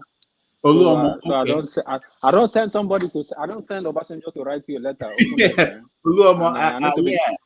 Thank you. And I need to be careful of what I'm saying now, because this is the season of letter writing. So they don't send the letter to my wife. You know what I mean? Yeah, going to the question you asked, the question if the audio was if it was. Just imagine that Tinubu was speaking to an emir, a big emir, a big time emir, saying that, look, we have the election. This is everything, Yes, but I want to twist it this way. You could imagine if Obi, this conversation was between Obi and maybe Sheikh Gumi or some prominent northerner, would he have developed this type of traffic? And mind you, I'm not saying in the UK, Boris Johnson did was kicked resigned just because of party gates, some lockdown party they had, things like this. If this in a civilized society, people will question this conversation if he was soliciting for votes from a religious leader, whether it was done by Tinubu or it was done by Atiku or it was done by Obi. So if you're condemning it, you need to condemn it irrespective of your political affiliation. Something that is bad is bad. Something that is good. And mind you, people are saying last week when you posted this video, I said in Nigeria, you can't, even if we've seen videos of politicians and they denied it categorically, saying no, this was a photo shoot and all that. So just imagine an audio would be easily to discard, And I think they're bringing this. Like you said, the damage has been done already. The damage has been done already. So maybe I don't know. Maybe if they're using APC will be gathering their evidence. The same thing, Labour Party will be gathering their evidence. I think this is just people are gathering evidence to outweigh each other since the cases and with the legal system. It's not gonna be admissible in court anyway. No, you'll be surprised. But Nigerian lawyers, they'll be admissible in court. This is just like lie detector test. It's not admissible. What court are you talking about, Ify? Who's going to? Talking about them going to as one of the evidence they're gonna have. What evidence for what? Evidence as what? How does it connect? No, one. If you use MC Olomu's angle or whatever, or this other one, they're saying FFP and all that voter suppression. If they gather evidence of voter suppression, why wouldn't that be admissible in court? This is just a voice note. It's not admissible in court. No, I'm just telling you, voter this is just suppression one. is something we see live video. Everybody saw that. Everybody. I mean, there is no way you can deny that. But what I'm saying is that In Nigeria, didn't they come out to deny the conversation MC Lomo had with the statement he made? Didn't they come out to? They didn't even deny it. now. With the Agberos. He went as far as defending it. So how can you say it won't be admissible? I'm telling you, in Nigeria, This man has defended no MC court of law Oluomo. is That's how gonna powerful allow these that. people are. Please, I wish A to ask a policeman question. that is supposed to This prosecute question you is are the talking one about, and defending this him. evidence, are you talking about this video, this audio loading admissible in court as an evidence? I'm saying a couple of, and I'm just saying one. It's not one. There are a lot of videos out there. Have you seen the other conversation that was done by is it somebody in the APC? I can't remember who specifically, but I heard an audio. But so they're outdoing themselves. Atiku and is talking about bribery in the election. So they're outdoing themselves. That's what I'm saying. They're outdoing themselves. You know. All right, let's politicians doing what they do best. You know what I mean? Thank you, Eddie. Let's go to my one there, Maxi.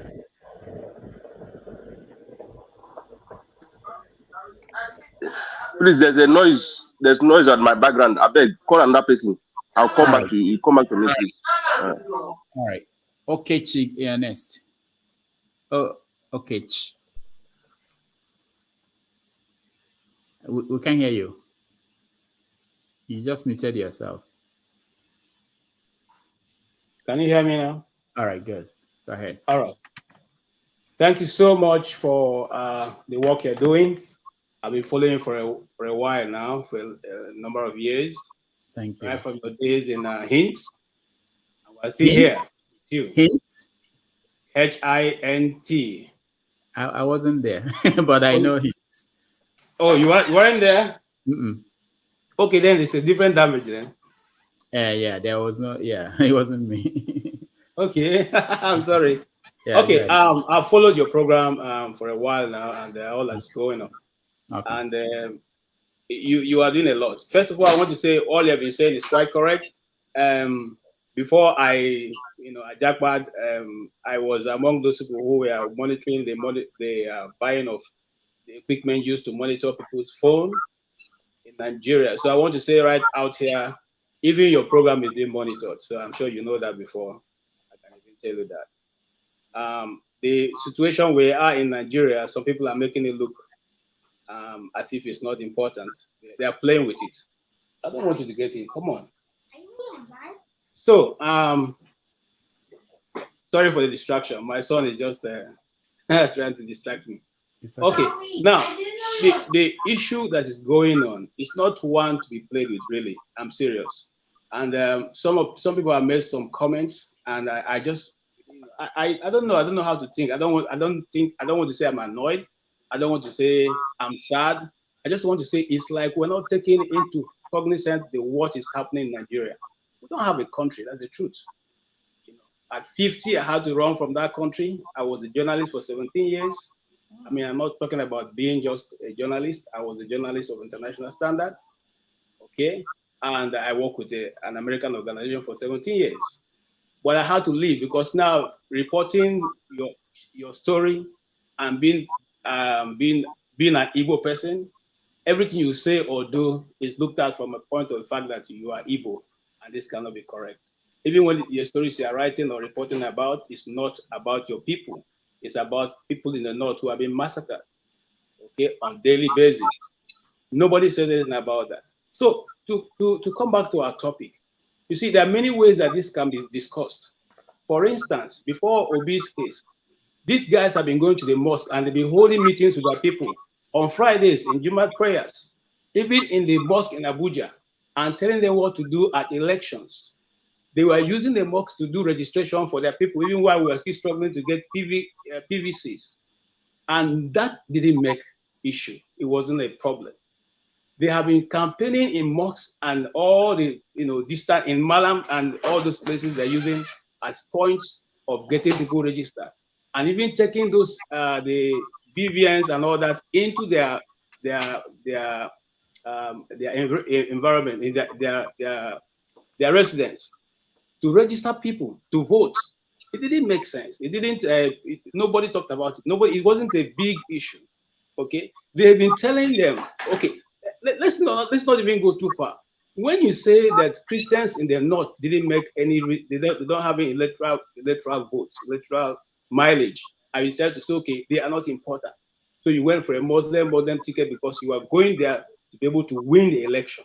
Because you know that when you get Muslim ticket, you'll be able to win. Okay? What are you telling the other people? Are you telling the Christians now in the north that it's not about Christianity and Islam? Can you confidently say that? No.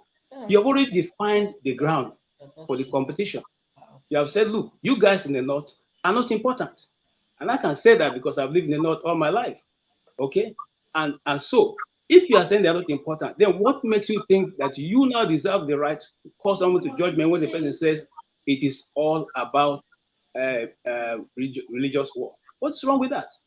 If you are saying because it's wrong because it's an Igbo man, don't an Igbo man have the right to express himself whichever way he wants? Or is it that every time he makes a statement, he should be taken to the cleaners because he's Igbo? I decided to leave not because I got tired of the nonsense. Okay, you can't be an Igbo man and no matter how good your intentions are, does not be read otherwise. Somebody wake up and find out that, oh, even the way you swallow the eba, there's something wrong with it. You shouldn't have swallowed it that way. Why? Because you are Igbo. How long are we going to keep doing that? How long are we going to keep accepting that? Look, Rudolph, I left that country because I said to myself, I am over 50. I've seen this thing all the way to this point. Is that the same thing I want to leave for my son? So that tomorrow when he gets up to get to a position, and then you won't give it to him because he's an Igbo person? When I was serving NYSC, I served in Abuja, I wasn't given a national award because why? They felt I was Igbo. The director even forgot my name. It was a big issue in the secretariat because the rest of people say, come on, this guy trained our media team. He did all this and you can't even remember his name. They say, can't remember my name. This was somebody I worked with hand by hand. Okay, we worked together for 1 year. I covered all the activities they were doing. I trained the staff in the secretariat. I got all of them trained. I taught them how to shoot. I taught them how to write their scripts. At the end of the day, the guy said he didn't remember my name. So he didn't write any award for me. I don't want to go that deep, but I can show you I was one of the first person who got to whom it may concern because the whole secretariat insisted the man has to give me some form of certificate. So it was written to whom it may concern. This to state that so is merited this position. What am I trying to say? So it goes down the line, just like Telo's gone with every other Igbo man. That when you make a statement, if it was the Southern of Sokoto that said it's religious war, it's not a problem. If it was Ganduje who was called to dollars into his pocket, it's not a problem. But if it's an Igbo man, it becomes a question of debate. It becomes a question why we all need to debate and find out why should he make such a statement. So the Igbos are no longer free. Before you say anything in the public, you need to find out whether it's going to be read the other way or otherwise. You see, so it's not the same nation. If you don't want them to be part of Nigeria, allow them go. Look at it and look at it properly.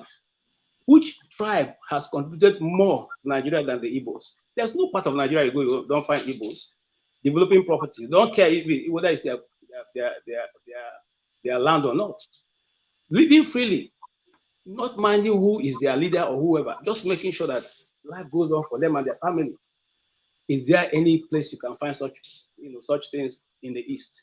And then a friend of mine the other day was talking to me, who is not even an Igbo person, said, he had looked at what I've been saying all these years and discovered that all of the Igbo land, you can hardly point a federal presence.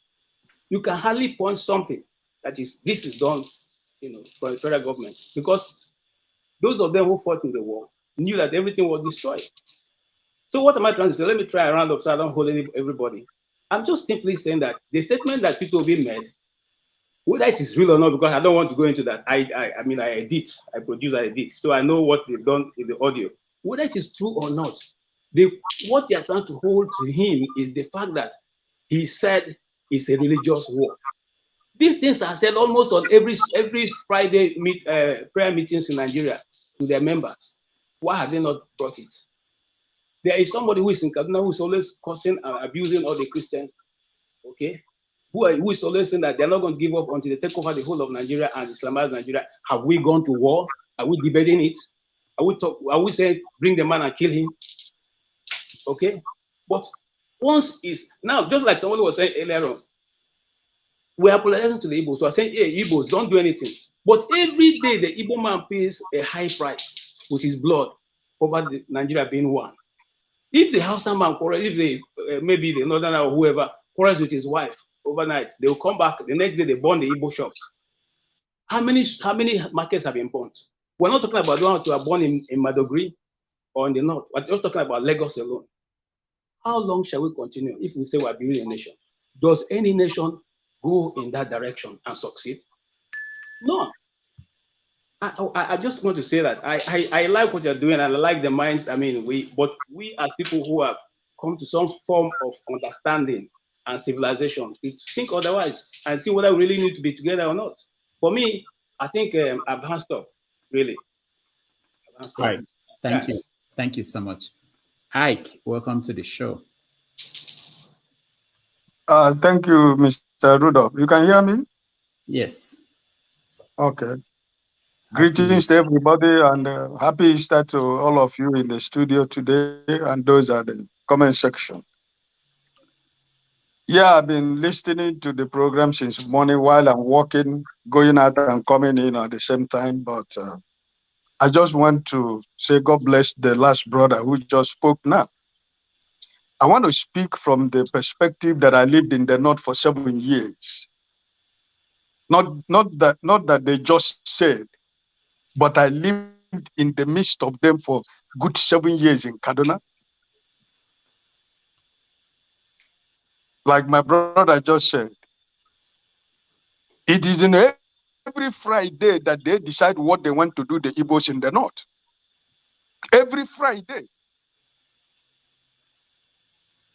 Even the Elijah who gave you kola nut to eat in the market on Thursday will be there, will be watching the Alamajeris. They will come to your shop and destroy your shop and kill people.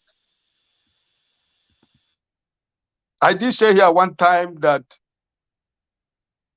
I had a friend from Kano who used to give me information whenever they go to mosque and plan anything against the Igbos. And I will pass it the information in the central market. And people will close their shop and go home. I am a living witness of what the religious we are talking about has cost the Igbo man or people from the South. Nigeria has been fighting religious wars since 1960. Is this just now that it started? No. We are just here deceiving ourselves, pretending as if we don't know that it is happening even every day in our lives. In the federal appointment in Nigeria, there is religious war in the federal department, in every federal department in Nigeria. And Hausa man who is a primary 6 person will become a director of a graduate from the South. You will teach him the job and they will make him director of that department. Why they are using your brain and they are collecting the whole money. They make you a minister, they make you, they bring an Hausa man, make you minister of state. What is it? They are checkmating you. They don't trust you.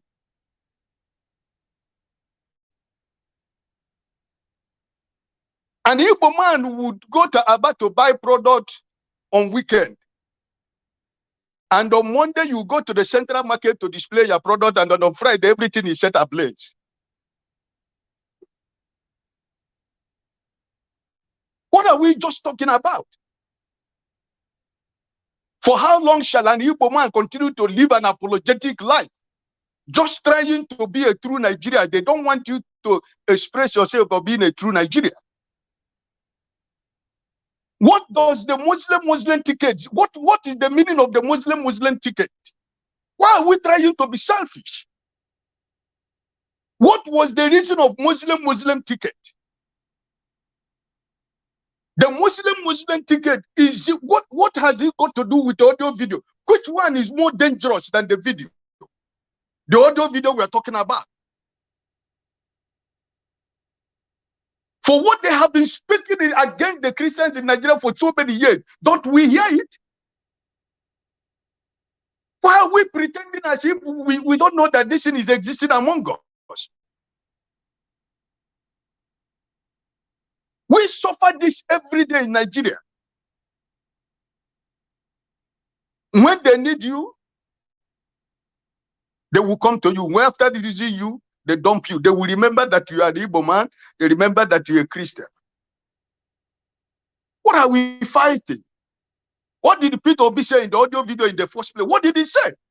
If that is true or not, what I don't give a fucking damn of what he said.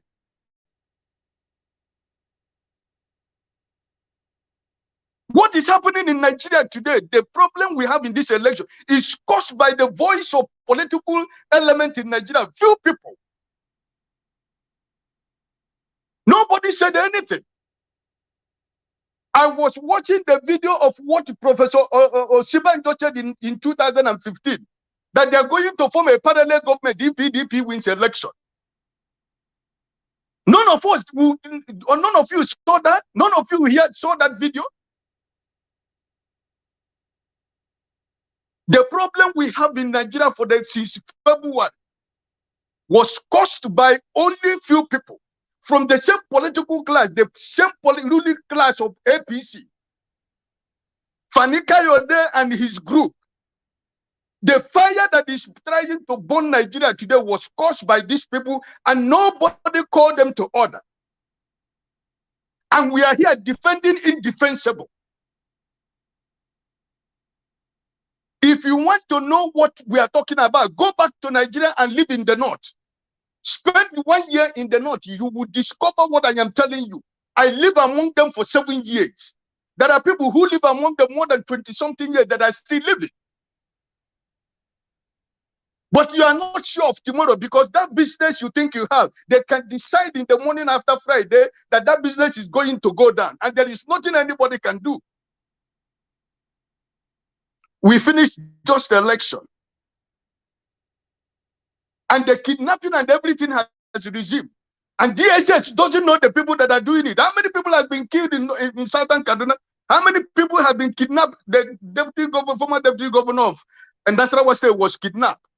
There are killings everywhere. Why did he stop before the election? And why has he to resume after the election? Can't we just see it on a black and white? What is so crazy about the audio video of what Mr. Peter Obi said that we have never had before from the mouth of few political elite in Nigeria that think they are above the law and nobody will do anything? The governor of Kaduna State, El-Rufai, what has he never said in Nigeria? What has he never said in Nigeria? Because he's above the law.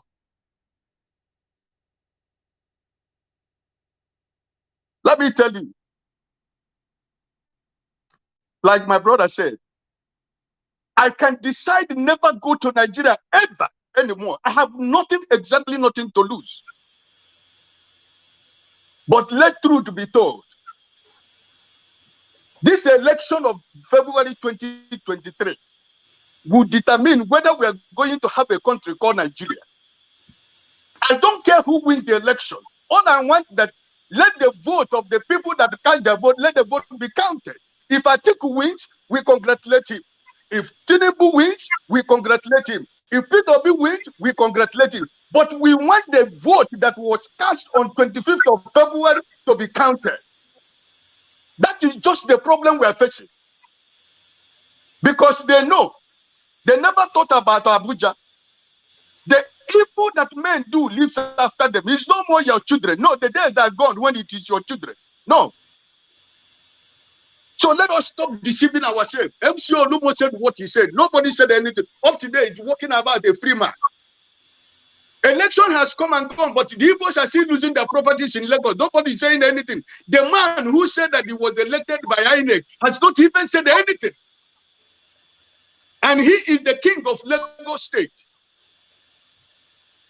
We come here, we begin to pretend as if what Peter Obi said, nobody have said it in Nigeria. Listen, let us stop deceiving ourselves. This is a pure truth, what is going on in Nigeria. I have suffered it. I lived in the north, and I paid a heavily price of living in the north. So don't come and tell me about this. We have been fighting the religious war in Nigeria since 1960. In federal appointment, if you are not a Muslim, you don't get where you're supposed to get. Look at what your brother is telling you. When he finished his National Youth Service Corps, did you hear that story? What story can be so painful? What story can be so criminal like what he just said? Somebody said he forgot his name. Do you really understand what that means? But because all of us are living in a developed world where we're enjoying everything. When we talk in Nigeria, they say, who respect you where you live in America? Who give you respect in London if you don't respect yourself? Whether you're an old man or a small man. But in Nigeria, if you don't know, it's an old man, you respect elders. What the elders that have destroyed the country that we call Nigeria? That my children cannot go to Nigeria. That my grandchildren cannot go to see the country they call Nigeria.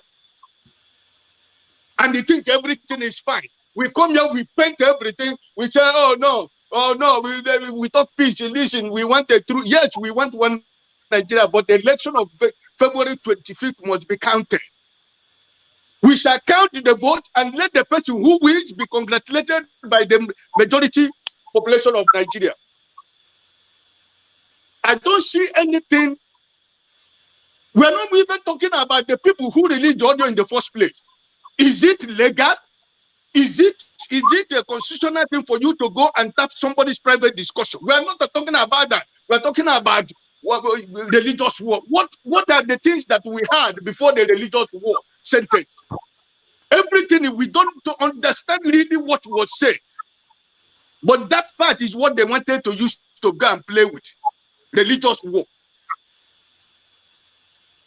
Please, my brothers, let us just call a spade a spade. We have sacrificed so much for the good of Nigeria, and Igbo man has paid so much price for the good of Nigeria. And I think the time has come when we are not going to continue to be apologetic when we make decisions. The days of that apology has gone. So please, can I ask you a question? Can I ask you a quick question? No, I don't need your question. Let nobody come here to tell me about I lived in the north. It's a nice one. I know what I suffered in the north. So let nobody come and tell me the story between the politics of religion that have been playing in Nigeria since 1960. And we pretend as if we don't know that is what is going on. Look at the people that are ministers in Nigeria today. How many of them are qualified to be ministers? Because they are from certain set of people and from the certain set of religion. That's why they are ruling. Okay, thank you, Ike. Let me, forefathers, before you say something, let me play this because he mentioned it and I had the video. I wanted to play it and then we...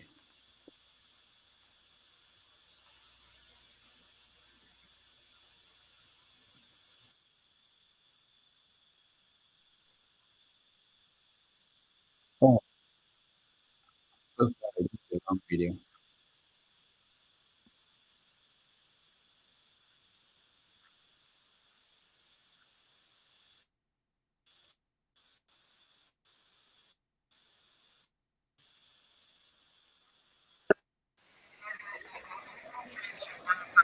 That looks like mine. You are doing a good job.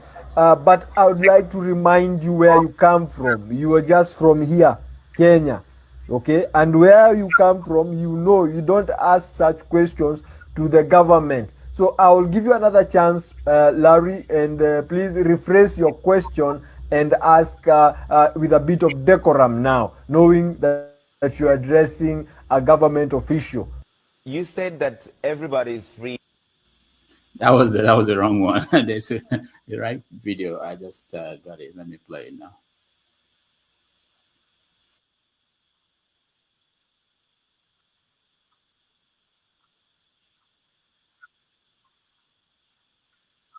Yeah.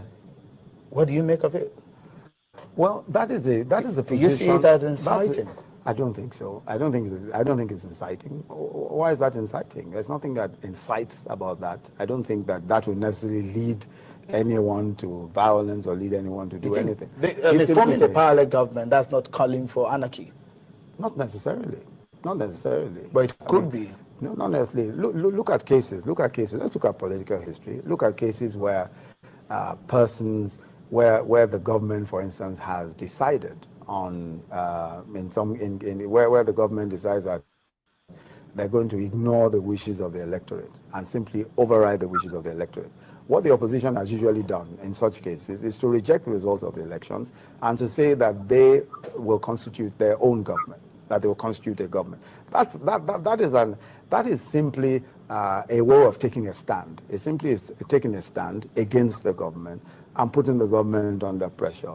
That has happened in several places in Africa, several places in the world, where people have said, on account of electoral injustice, they are going to do certain things and all of that. And if they do so, so long as they do not call anyone to violence, all they're saying is that we are also going to constitute ourselves into a government. If you fail if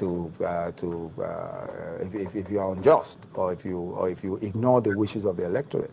Personally, I don't think that that's necessarily inciting. Because the fabric of our. Did you all see the body language there?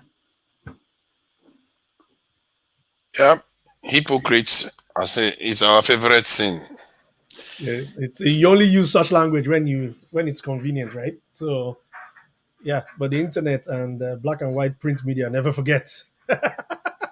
So, Ike, I wanted to ask law. Ike a question because I think I said it before the election.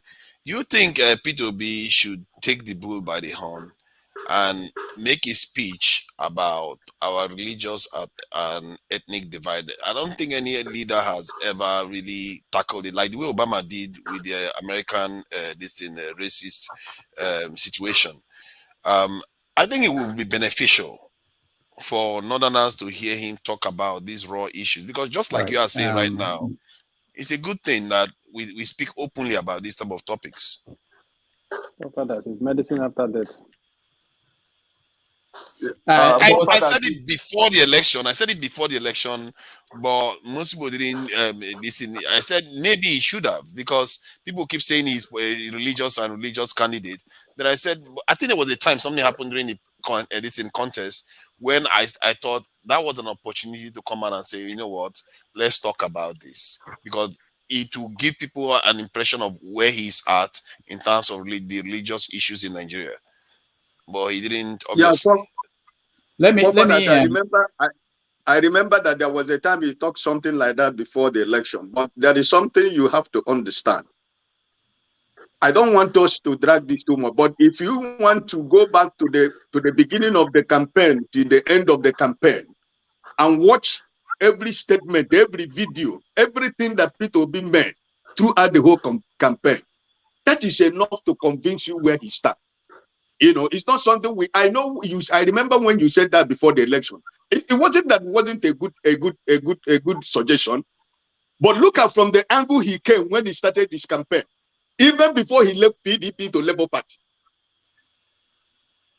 So that's enough to tell you that this man is a detribalized Nigerian. He's not talking about you. He doesn't see you being a Muslim or see you being an atheist or you being a traditional. He just see you that we are Nigerians.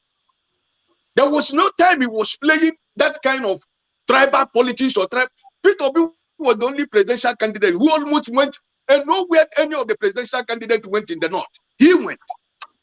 That is not a man who is playing on a sectional politics or a tribal politics Moderator, or a please, religious can I talk? Max, go ahead. Thank you very much. Please, I'm thanking everybody. Please, I went out because we have a meeting, so there was a noisy here, so I don't want to disturb you people, please. So, and now I'm about to go to my house. and my shop now. I want to go to my house. So you can still give another person a chance. I don't know when you're going to close. Okay. You have spent 7 hours plus. I'm in Yeah. Nigeria. I'm in Ibadan, those states.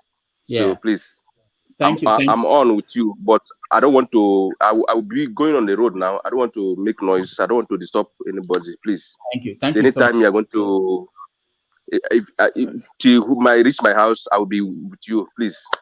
Thank you. Please, I beg Are you. you safe? Are you? Be careful. Are you safe walking on the road this night? I'm no problem. I'm safe. Okay. Thank you, Max. Yeah. Thank you so Thank much you. for Thank joining God. us. We appreciate right. people in Nigeria, especially. Let me Thank throw you this very out for people who might take on this. So during the conversation on Wole Soyinka, a lot of people said things like, "Why didn't he say something when this was happening?" Has anybody here wondered where the vice president, the elected by? I'm not talking about the president. We know that he doesn't care. If he doesn't care, he doesn't care. And why is the vice president not weighing in any of these things that is going on? Especially if you want to, is the intellectual in the administration. Does that bother people the way? No, but he's not been in the campaign team. There hasn't been any So this is designation. not about campaign anymore. This is about running Just the as a country. public And intellectual. actually, Buhari, during the campaign, Buhari said he was the one running the country. That was why he didn't go into the campaign. So the country that they are running is in this shape, and we're not hearing from the people running the country. There could be some internal mechanism that he has to respect. We're not privy to what these things are. I suspect that internal, he's seen something and he feels it isn't appropriate for him to say. Mr. Scribes is not seeing anything. He's just licking his wounds, and DSS is running the country. Oh, what do you mean he's licking his wounds? He's licking his wounds. What is he going to say? What is he going to say? I think we're saying the same thing, because maybe I'm looking at it from a different perspective, but I feel like if he maybe sorry, somebody saying sorry, Dr. Damages. This is just part of what I was trying to highlight the first time. You see, some of us who are in that system have been reduced to a point that we can no longer even confidently make assertion, because of our position, either because of our religion or because of the part of the north where the country we come from. I have a sister who works in Aso Rock, and she was told, look, you aren't going to get any job except you start dressing like a Muslim. And I'm not trying to offend anybody who is not a Christian here, but she's a Christian. So she had to now go to the office covering her head, and wearing a jalabia across her, her chest to be able to be accepted by those who she's working with, even though she's a principal senior officer in the office. Now, in the person of Oshibajo, what is he going to say? The Aso Rock church that was being used before he come was turned to a store. What did he say about that? Did he say anything? No, he just simply kept quiet. Really? He's not going to say anything. Even when he was simply reduced to, excuse me, hold on. Even when he was simply reduced to a vice president going about in the market and commissioning toilets, did he refuse the job? He didn't refuse the job. So some of us lost hope, whether he's going to make any meaningful statement before now. We have just given up on him. And so he's just also waiting out to play his time. The truth still remains, my brother. We are talking about a country where certain individuals, elements have taken over and turned the rest of people to just spectators. So we are sitting and they are performing. And whether you like it or not, you should watch their performance. If you don't like it and you speak, like some of you here, if you are where you are, your hands could be gotten on you, you will not see tomorrow's light. And that's why a 50-year-old man like myself can take off and run to the US for my life. So the question still remains. This is the situation we have found ourselves. It wasn't like this when we were growing up. It wasn't like this when we were growing up. All of a sudden, the country has changed to something you cannot even say tomorrow is assured if you are a Nigerian. You can't be sure whether tomorrow Nigeria will remain the way it is. If you are doing that, that means you are hoping against hope. You're hoping against hope. Sorry, can I just say something with regards to what Okechi said? This is not a new thing. what he said that his sister was put through. Um in Federal Secretariat Abuja, if you want contracts, it's either you have a northerner as part of your team, or you're in the network, or you bring a white guy and do razzmatazz, right? This is Nigeria of 98, 2000. This was in that era when 2007, when you know I was involved in something like contracting kind of stuff, helping people with all those kind of things. It's a norm. So what he's saying is not foreign at all. It happens. The other thing I want to push back on is that I don't know how to put this, but the whole idea about what is polarizing Nigeria right now.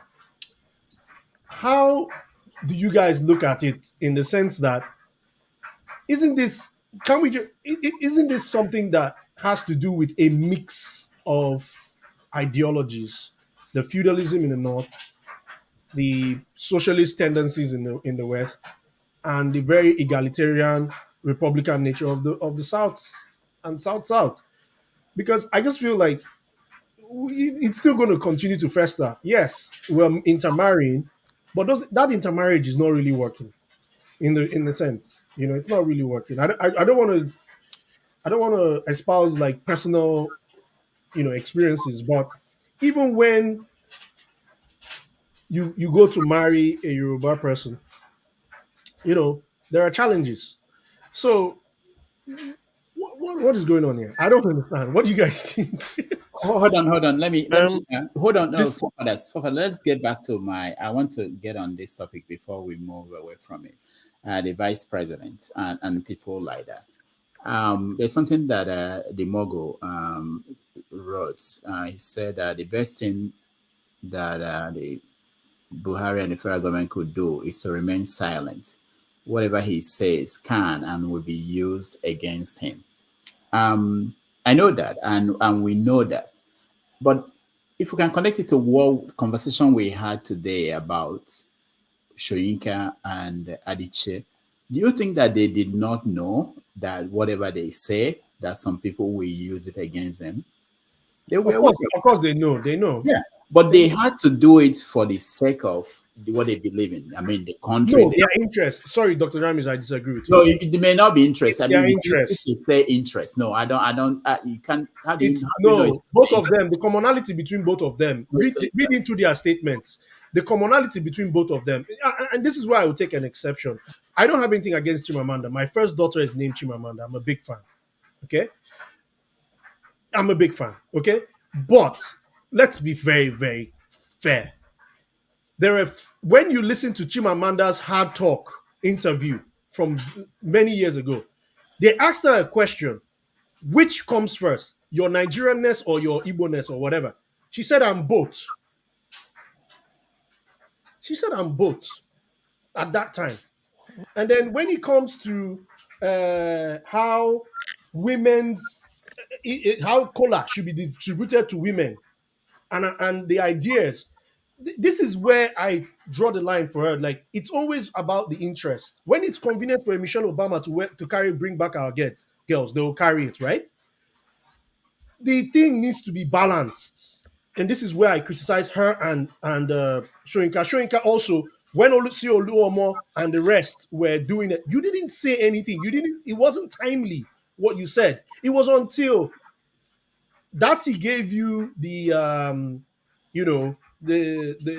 so-called fascist The leeway. whatever. That's when you now say you wanted to come, and then look at come on, that thing was cooked up. Look at how he clouded everything. He tried to be balanced here, he tried to do this, but when he came to what was the real reason why he was in that interview, he hit it with a hammer very well. The texture, the tone, the strength of the voice. Look at it very well. Who are we deceiving? What is it? What are we trying to say? These two people are fighting for people who they favor. Mr. Scribe. Okay, Mr. Scribe, hold on. Even if I want to give you that, let's agree with you. So who is not fighting for what they believe in? their interest. Because it's easy to sit down and assume that means everybody. That means you're here fighting for your interests. Is that why you're here? No, Doctor, let me tell you one brief story. Paul, hold on. Let me tell you one brief story about Wole Soyinka. No, Paul, hold on. Let me hear Scribe. Scribe, Wait, are you here yes, for your own interest, or you want to say this is what you think is right for this country? This is what I think is right. And my first But why is submission. it not your own interest? How are we going to know that you are not here to defend your interests? Is it because you don't have any interest? The antecedents is what I've used to Whose antecedents? To Your inform own? There is an antecedents on both the individuals. Do we know your own? How do we assume that No, you don't need. You don't. No. That's fine. With over time, if you go back to my videos, you will see my antecedents. All right. No. You caught me there. No. I agree. I agree. No, let me just make this point, CM, please, because let me just make this point, Dr. Jamilis. Recall what I said a few hours ago. What it means to be Nigerian does not exist. It is supposed to supersede the interest. That was the point I made earlier. And I may not have made it, maybe the choice of words may not be the same. But the point I was trying to drive home is that a Chimamanda is, going to, write this letter to help her friend. Okay? And then my question is, you are number one that says, oh, you are the Igbo, you want to change Igbo. This is. What about when there were mothers crying for their sons? What did you write? Isn't that what I said? What about Mr. Soyinka? When Oluomo and all the things were happening and everything, why wasn't your statement timely? So that led me to suggest that, look, we've seen this before play out in the Nigerian space, that people align with their interest. And that's my position. And that is a damaging aspect, because what many Nigerians fail to understand is that if you look at the definition of ethnicity, technically Nigeria as a nation is qualified to be called an ethnic group itself. But yeah, they don't understand it. They know this is how tribes are formed. The Yoruba that we call Yoruba today, they were not called Yoruba 600 years ago. Where did it come from? Because the event history puts them together, and suddenly suddenly Yoruba, because they have a common enemy that they can face against. Maybe they face the Yorubas and the Northerners, or the Igbo people. We have a common identity right now. If you go outside Nigeria, you find out. If you want people to tell you what Nigerians are like, they will tell you. You can run away from it all you want. You have an identity, and if you don't start speaking on, see, let me just summarize this one. For me, I've said this before. The only morality in politics is for the greater good. This interesting that we do is that hypocritical aspect that is damaging our politics. Thank you. All right. I disagree with. All right. You guys, Mr. Scribe. Okay, please. Okay. Any luck on that? So. Okay. Paul, you just come now. You just come. Cool down. It skipped my mind the other time before I left. And I don't want to say it because I don't want to hit politics. But when I was driving, doctor started saying the good thing about Wole Soyinka and the good thing about Chimamanda Adichie. I kind of regret why not even saying it.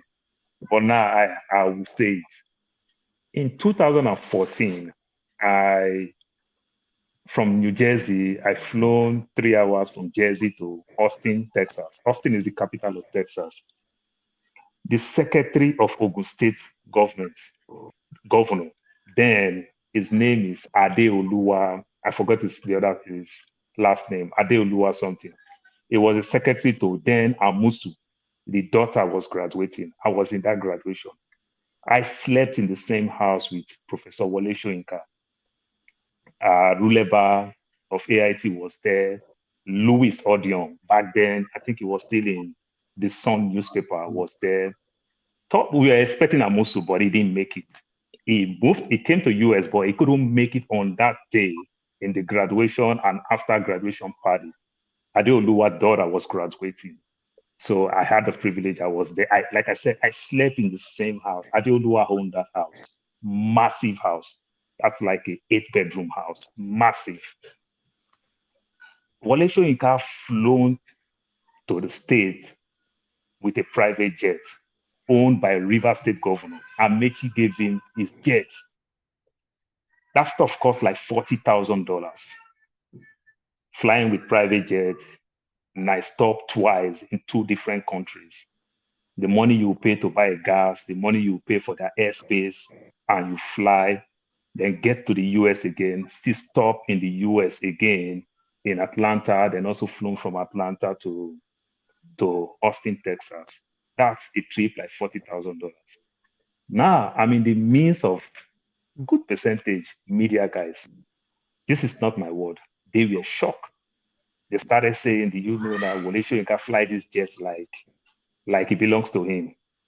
That was Amechi was the governor of Rivers State then. This is like shocking to me. So just suppose when Wole Soyinka came back from exile after 1999, when he moved down to exile, Olabisi Onabanjo renovated his house with $400,000. He was actually staying in Lagos. By his own word, I think it was Tinubu or somebody that gave him a place to stay in Lagos. So when I just opposed this word to what Julius Malema said, when Nelson Mandela got out from prison, he was living in the midst of the whites. All he see every day is white. These white people have access to him and everything. You just see Mandela keep on protecting the white, supporting the white in the name of peace. So I think Wole Soyinka have fought a good fight, like Ebubededike. You understand? It's time for him to take a bow. The Wole Soyinka, we know who fought this fight for democracy, who fought all those fights, who was one time a politician because he almost want to form a party. I think Wole Soyinka today, I can confidently tell you that he have a party. He may just be an elder statesman, but he has a party. What he did on this one, I can confidently tell you, he is completely partisan. Nothing anybody will tell me that I won't say he is partisan. Doctor, I have a app on my phone that I have over 50,000 radio stations. I listen to radio stations, couple of radio stations in Lagos, radio stations in Rivers State, radio station in Delta State, and everything. Wole Soyinka is a statesman. If you say you travel to Qatar, you are lecturing in Qatar. Come on, Qatar is a developed country. Right? You can't say you don't have access to Nigerian newspaper.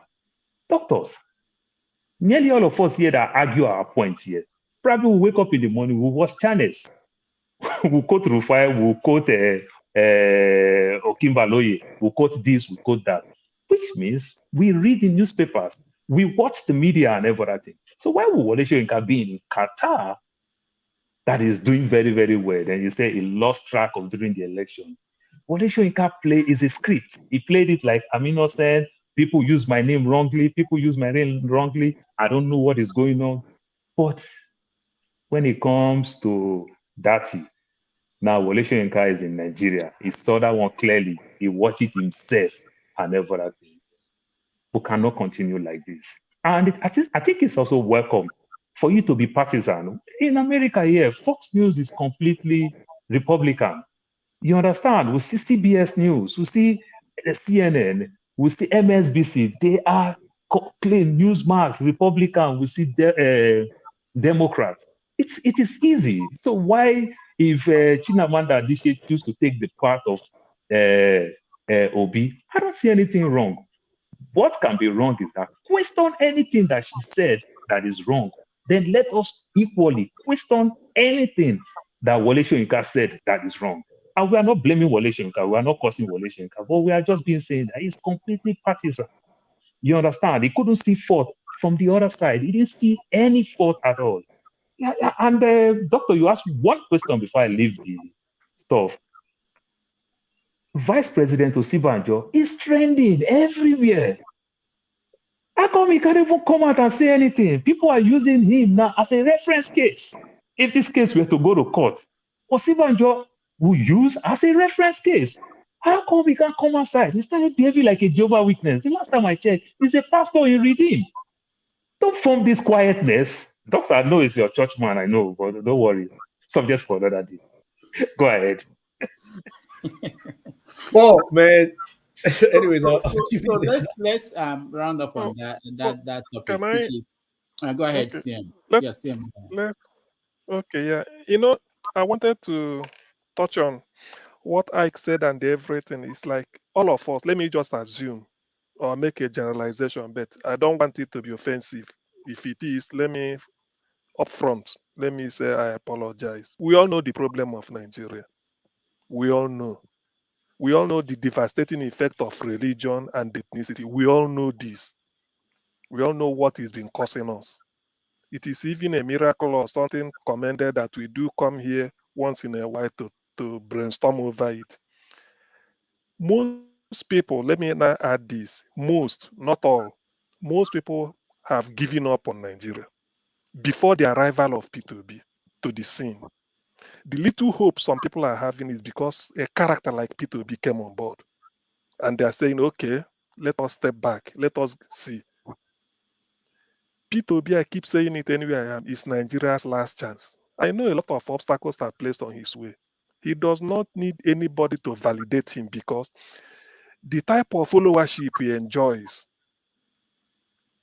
among the demographics that matter. Because when I say this, I have to define it. I know there are still Buccaneers that don't want him. But the people that are mostly at pains, you see a graduate, 10 years, no job, 5 years, no job, no future. And they are going about. They are in every ethnic group, in every religion. So when they had Peter Obi saying what he's saying, they felt he's another politician. But when they checked his background, he was not found wanting. In terms of the commonest offense Nigerian politicians cause, which is stealing public money, Obi never stole anything. Till today, he can beat his chest. I can also beat his chest for him. So people are willing to give him that chance. That's why people are still hanging on hope. If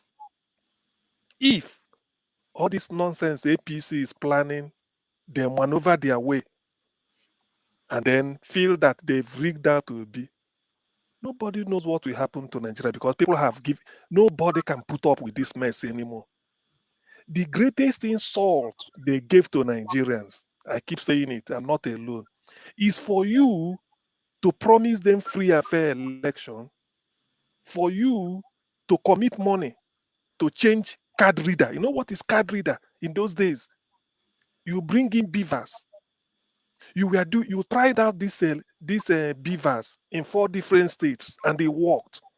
Anambra, Edo, Ekiti, and the Osun. The high point will be the presidential election, and you decide they deliberately. That's what Chimamanda said. Deliberately, you bungled it and start using TPEX. That is an insult on Nigerians. It's insulting. Changing the opinion, my decision. It's like this is what I want, and you are telling me that I shouldn't have it. I should have another thing. That is an insult. The fact that Nigeria is not in flames today is because Obi's body's language, and it's a credit to him and even to the world. Because if this thing starts again, they had better, whoever is listening, allow this man to take over in peace so that the damage done over the years we will now start. Not that everything will change overnight, but at least when you look apart the man, he said, okay, let's have hope. But if they now do all these things they are doing and play the normal politics, my brother, I'm not a Nostradamus. I can't see tomorrow, but But can I Nigeria, say as we something? know it, may not exist. Okay, who? Yes. Nigeria will exist. If I may come in, Nigeria will exist. You see, this thing, that's why I would say, I'll still say it again, that Obi is a gentleman. He's not like, he's not a rugged man like the people he's contesting with. He has gone to court. Look at Fowles. Fowles, the bad guy, in his way, he's doing remix with people. That is song that he did. He will ask people to compose a verse and merge with him. And you see a lot of people sending in their own piece and is putting it online.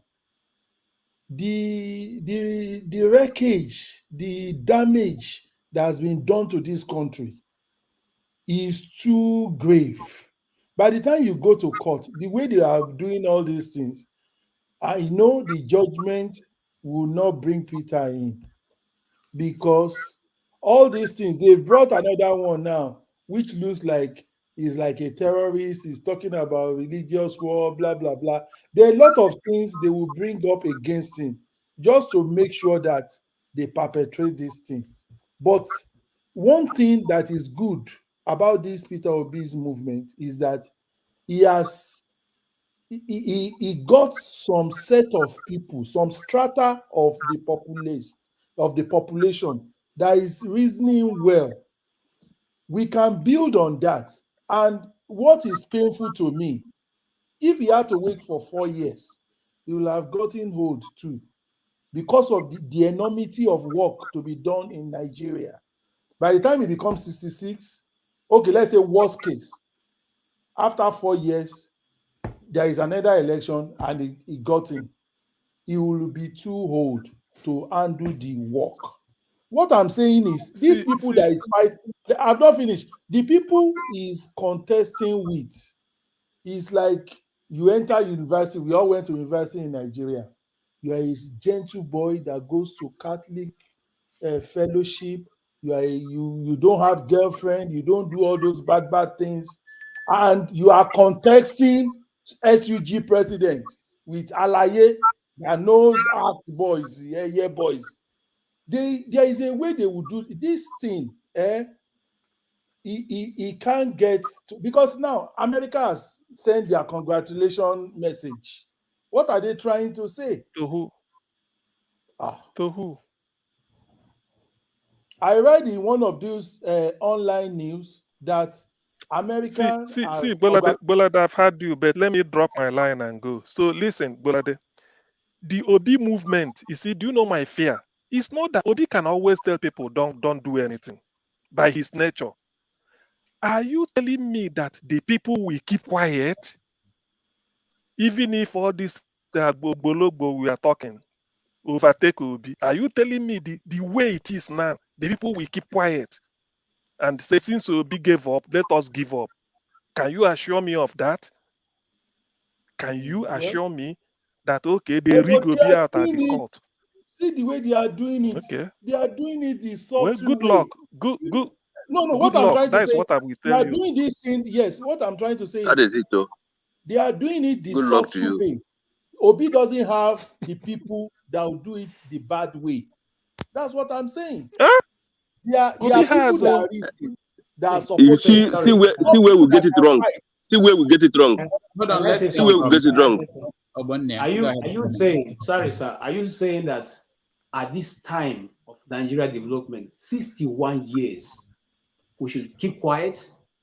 Even if Obi is not going to say anything? I'm not saying we should keep quiet. So where we are right now is I'm coming. Listen to me, sir. We have been listening to you. Now, where we are right now is not a place for gentlemanness any longer. We also know that even if Obi takes over tomorrow, he's not going to be able to change the situation that's on ground. Because to change Nigeria, to get Nigeria working, there's so many variables that needs to be changed. One of which is the constitution of Nigeria. Second of which, we from the East were demanding, why are the ports not working? Why do we have to have central electricity line? Why can't people have their own railway stations, this thing?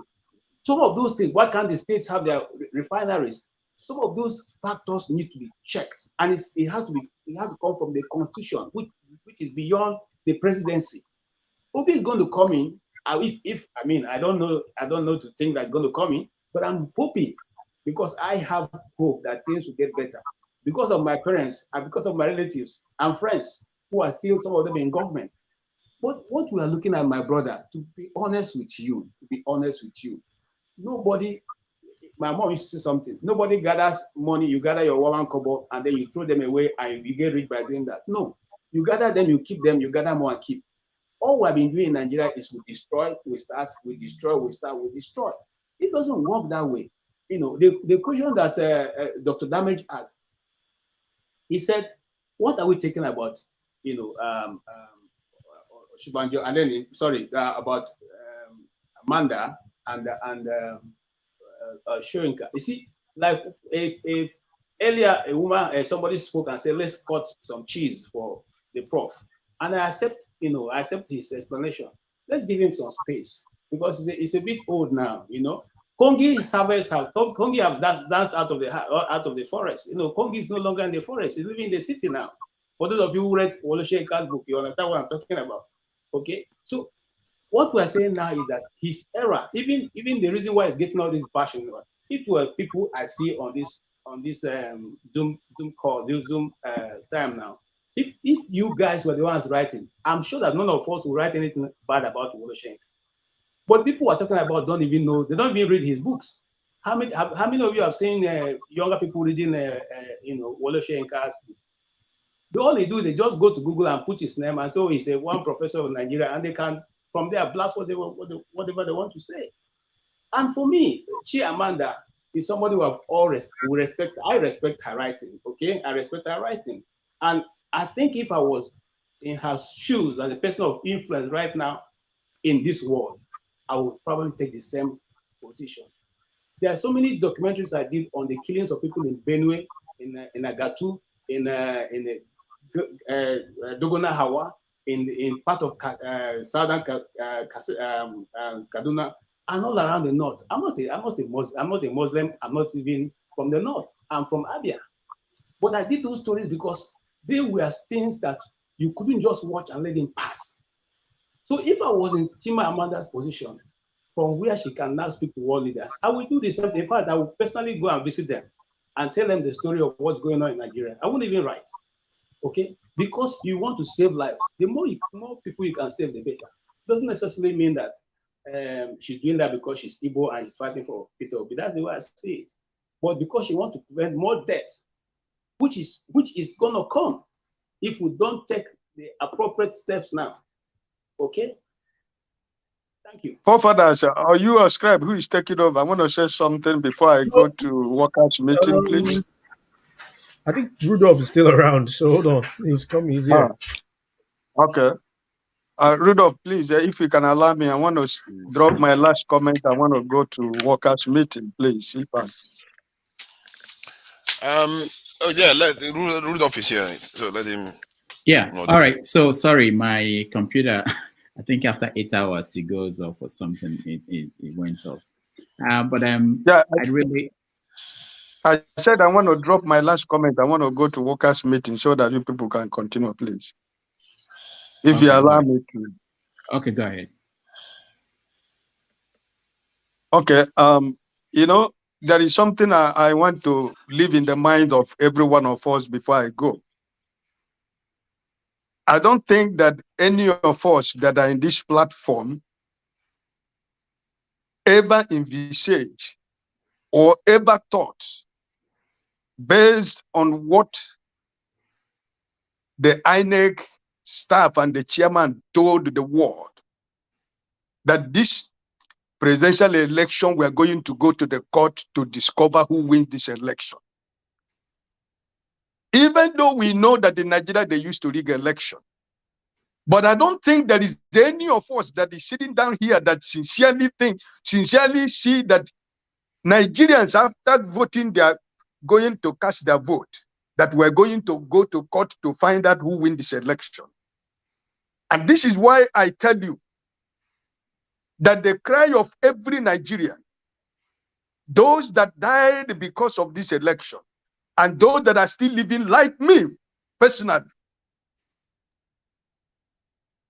anybody and everybody who participated in the rigging of this election that has put Nigeria in this high jump that we find ourselves today, I am telling you, no single one of them will go unpunished. It might take a long time, but I am telling you, they will live to regret the action they have taken against Nigerians. I am one of those Nigerians who supported Peter Obi, but I am also a Democrat who believe in a free and fair, credible election. If Atiku has won this election, I don't think any of us will still be here talking about this election. If Tinubu has won this election free and fair and square, I think what we should be talking about now is how is he going to fund the government, which people will make up the inner circle of his government. But look at where the chairman of INEC has put Nigeria today in the world map, not in good faith. But Nigerians are crying, Nigerians are angry. So I am still believing that Nigeria will survive as a country.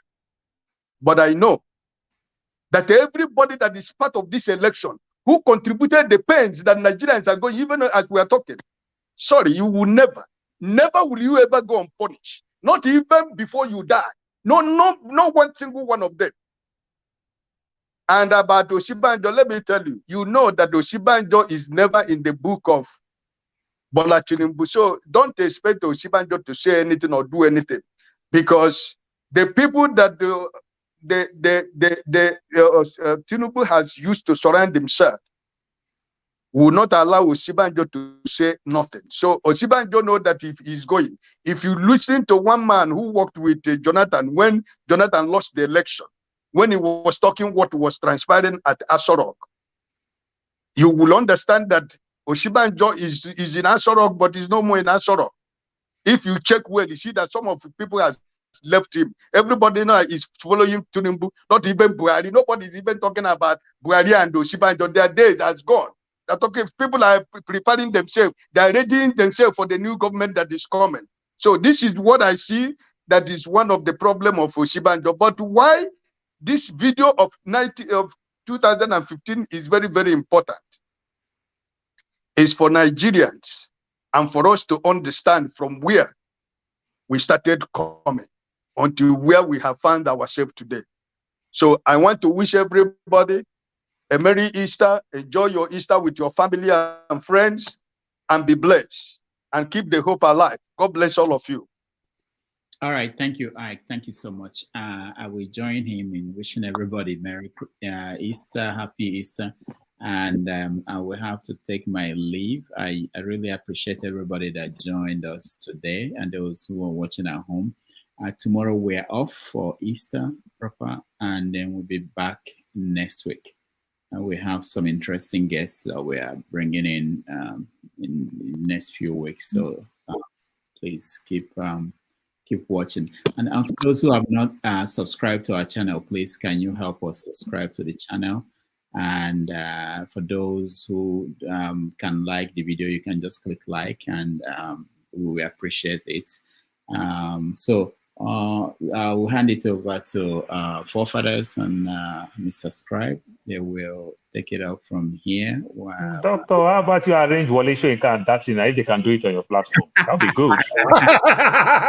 No, if you know the people we are trying to get here, there are a lot of people, and we see. They will announce when they say yes. You know, or maybe Datti will just throw the party to Chimamanda, Wole Soyinka. Yeah, that'd be good. That would be. We are trying to arrange some debates. You know, Clash of the Titans. Yeah. All right, but thank you all, and Forefathers, be nice. Dr. Daniel say click and subscribe, because YouTube told me that if nobody sees it, if nobody click and subscribe, will not see this video. Exactly. Especially people who are watching. If you think that what the conversation we have is important enough, please help us by clicking and liking it so that YouTube can show it to other people. All right.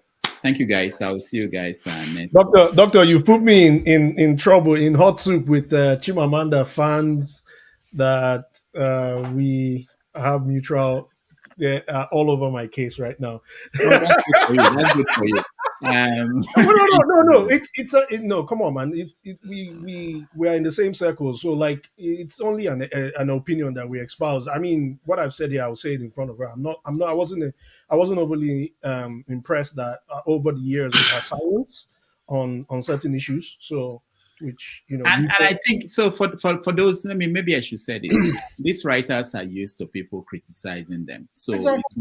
It's not a new thing. The one, I think the problem that Soyinka had with what he went through recently is that it's even before the election that it started, when people started putting his name to things he didn't say. So he started complaining about such behavior, and that's actually what led to all these things. But anyway, we'll talk about that another time. I'll bring in another journalist to talk about these things. But thank you guys for being here, and I appreciate everybody. Yeah, man. Okay, take care. Doctor, please, you never allowed me to talk. I just come into my house. Who is speaking now? I don't know. Mazi. Oh, Mazi, yeah. Okay, sorry, Mazi. I know I was trying to get you to speak. Forefathers, you can let him start. Okay. All right. All right. Go ahead. Bye-bye. Thank you very much for this opportunity once again. It's a great opportunity, and I don't even envisage that I'll be among those who will be speaking about Nigeria. But with our doctor, it is possible. Another media. CM, I greet you once again. Another panelist. I may not know your name, but I greet you all. Thank you very much. I just come into my house, and in fact, I'm on the road. I'm on Okada enjoying your conversation. That's to show you I'm in Nigeria. Truly, I'm in Nigeria. I'm living in a decking made with woods. So that is how Nigeria is. Nigeria's topic will not end. So what do you think we have in abroad? It's also wood, just to let you know too. But that wood is better than here now. It's better than here because if I show you my children, that's why you cannot see me very well. I cannot sit on my chair now because my children are sitting, are lying down on in my floor, in my parlor. So, but I don't mind. We are still living. We believe that Nigeria will be better tomorrow.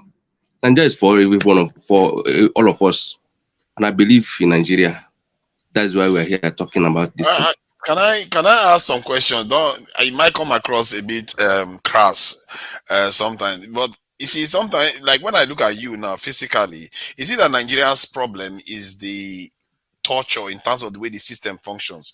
Because physically you look very healthy, maybe even healthier than me. I don't know the last time I went to Baba.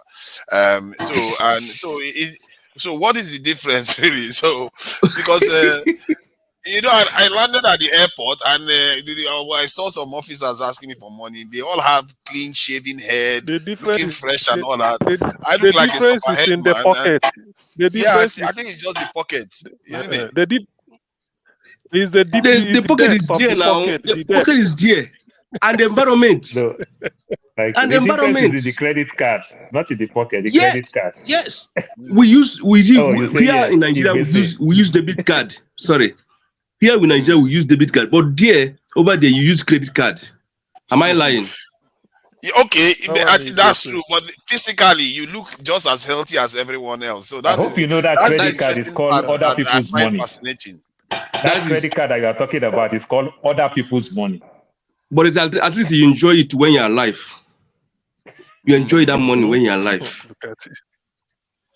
Peace of you mind, enjoy it. Peace of mind is what Nigerians. We want to borrow here. We cannot borrow. We cannot borrow. We cannot borrow. If you want to borrow now, see, there's a lot of microfinance that is here. They give you 10,000 naira to pay 15,000 naira in a week. How possible is that over there? Yeah, now that one is torture. But here, people do lose their mind here too. You know, a lot of people lose their mind here. No, I'm just trying to compare notes. Why are you voting the same? CM, don't provoke me. CM, don't provoke me. Are you the one asking me would I voted for Labour? Don't provoke me. Don't provoke me. Let's be specific, please. I voted for Labour. You vote for Wole Soyinka. Soyinka. See, I don't leave Soyinka. All this one we are talking here, I leave Soyinka own don't pass for my own side though. He's among those who protested against good luck. I think all of us are aware. It's true. Yes, it's true. All of us are aware. They carried coffin in when people talk about this good luck thing, I'm so sorry. When people talk about this good luck thing, because good luck also failed us. So it's only normal. Let's be frank. It's just like every one of us said today. Now, if every one of us support Obi and Obi did not perform, what do you expect? Who vote him out? Sorry. Yes, now. No. And yes, so good luck also failed in his own part. the part of Yes. Good Luck also failed. So anybody who He speak failed. against Good Luck, then Good Luck will likely also deserve it. But Yes. Good Luck is doing a lot of good things after he retired. Good luck. Excuse me. If But Peter a Obi, bag of rice, excuse me, a bag of rice was not 40,000 naira. It was 8,000 naira. Good luck fell. Excuse me. Exactly. Just like the way Good Luck also meet the rice was so high. Good. Look. So what are you The saying? price Good Luck meet the One at rice. a time. Good Luck did not meet the rice that same way. Let's let the Nigerian talk now. You all these Akata people. I beg, I don't want to start this group. I beg. When I come down, I beg. When I come down. See. Okay, go ahead. Even if Peter Obi enters tomorrow and it comes after 4 years, he not do, because I know it will not be done on 4 years, but at least we're supposed to see what he would do in that 4 years that is moving somewhere. If he not do something that is tangible, we are ready to vote him out. You see, we are in a new age now. We are not in an olden age now. Olden days here now. Let's be at least all of you are there. You know how things is over there. Do you think that the Southeast will never vote Peter Obi out, no matter how he performs? Be frank. Remember what Obama. Is there anything Obama would have done? The black community would not have voted him. I'm saying about my own. I'm talking about of my own. Okay, me, good. As a human being, as the name they call me Patrick Ogbonna. If Peter Obi virtually enter there and did not perform what all these things be promising us, I will not even go out to vote again. What else remain? What else remain? Tell me, what else remain? Okay, I may be interested because this difference between us that are overseas and Nigerians and the way we perceive things and the way we survive. What is the difference? Because of that, I look at you guys in Nigeria and I was like, oh my God, look at they have so many things going for them. They don't have to put up with racism. They don't have to put up with all the nonsense. My Nigerian people. They eat original fresh vegetable. You they eat original egusi. I beg you. Don't talk of see, this is not about vegetable. Our egusi dey for mortuary. It dey for freezer for 9 months. Please now. For 9 months. Now forget about it. Mortuary food now they eat here. Okay. My brother, forget that. Oh yeah, come home. You people should come home. Now you can come abroad. You can come abroad. Come now. I want to come. I don't have the power. Who hold you? Now me hold you. I don't have the power. I don't have the capacity. I don't have the finance. So I don't have the money. Okay, no, it's not your fault, Abi. I understand where you're coming from. It's just that when I see you guys, you all look very good. My mama never see me. We have a distance relationship for a very long time. And you guys going haircut all the time. The people that work for me in Nigeria, they look smarter than I do. Like, who is suffering here? If he here now they cook soup now, egusi he bring her from freezer. Ogbono he bring her from freezer. Okro he bring her from freezer. Exactly. All mortuary. No one fresh. You understand? Okay. You go chop goat meat. You go mess. You don't go even smell goat. Right. If you don't know it be when you chop unkui for Nigeria. When you mess, your mess go to follow you. Now you go mess for abroad now. Your mess made even the smell like unkui. So you are not enjoying there, Abi? My brother, would they hear the suffer? You don't see me as I look like native fowl. They don't see my face. That is why we are talking about Nigeria today. If Nigeria is good, if there's light, if there's road. If you have a talk to Rababeg. Abonna might tell you the truth. What Paul is actually saying is the truth. I think this is the first time I'm seeing you over here. And I said it over and over again. I just came back from Nigeria in January, right? Yeah. There's no place like home. Some of us here, or most of us here, on a self-imposed exile. We can't even go back to Nigeria comfortably. To be honest with you. Are we suffering? Yes, we are. But I don't, no matter whatever you tell anybody who lives in Nigeria, they will tell you, come back now. Come back now. That is it. But the thing is this, what forefather is saying, look at you looking so fresh. You are eating good food. Everything where he's right. I'm cooking soup. The Obono is the one I came back from since January. And some of them from last year. I'm not kidding you. But everything you guys are eating, it's not only fresh, it's organic. If he cut your bono mortuary, you bring her from mortuary, they freezer. Call him the right word. But please, let's not make this thing as a joke. I beg. No, it's not a joke. It's not a joke. It's not, because sometimes I try to. I beg. I want to say something. I beg. I want to say something. Don't mind my stature. My father is fat. Me, I'm fat. We resemble ourselves. See, there's a local palace here. If you tell somebody, you are fat, we tell you now only body you see. There's no engine. That engine na money, na cash, na be that engine. Or more, if you come home now, no matter how thin you are from that abroad, your pocket is full. Your pocket is heavy. Your pocket is fat. My brother, we take 30 years, they build us for America. When they take 1 year, build us for Nigeria. Yeah, it's not like that. You pay 1 year rent. We pay. Wait. Excuse me. See, monthly. As I did here now, if you know my brother, where we just I excused myself because we were in a meeting. Even not because of now my brother, I couldn't have to provide a chicken for my children to eat tomorrow, being Easter Sunday. So that's how bad it is. I'm working, but since on Tuesday there's no light.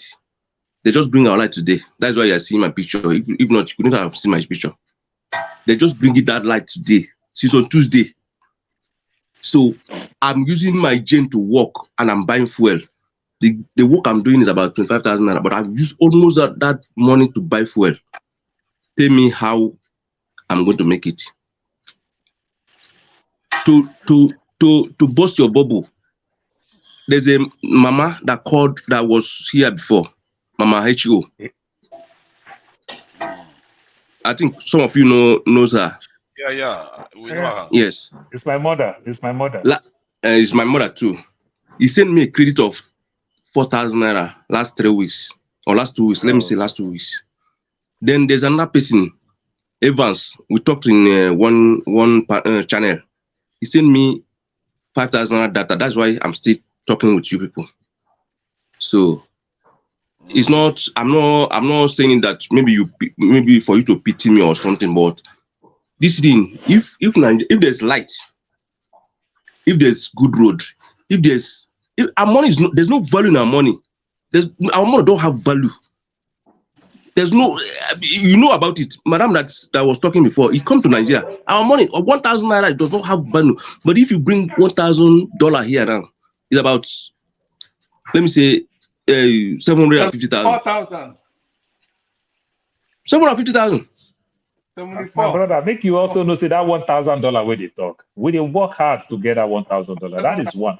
All I'm telling you is that let's not do competition with this thing.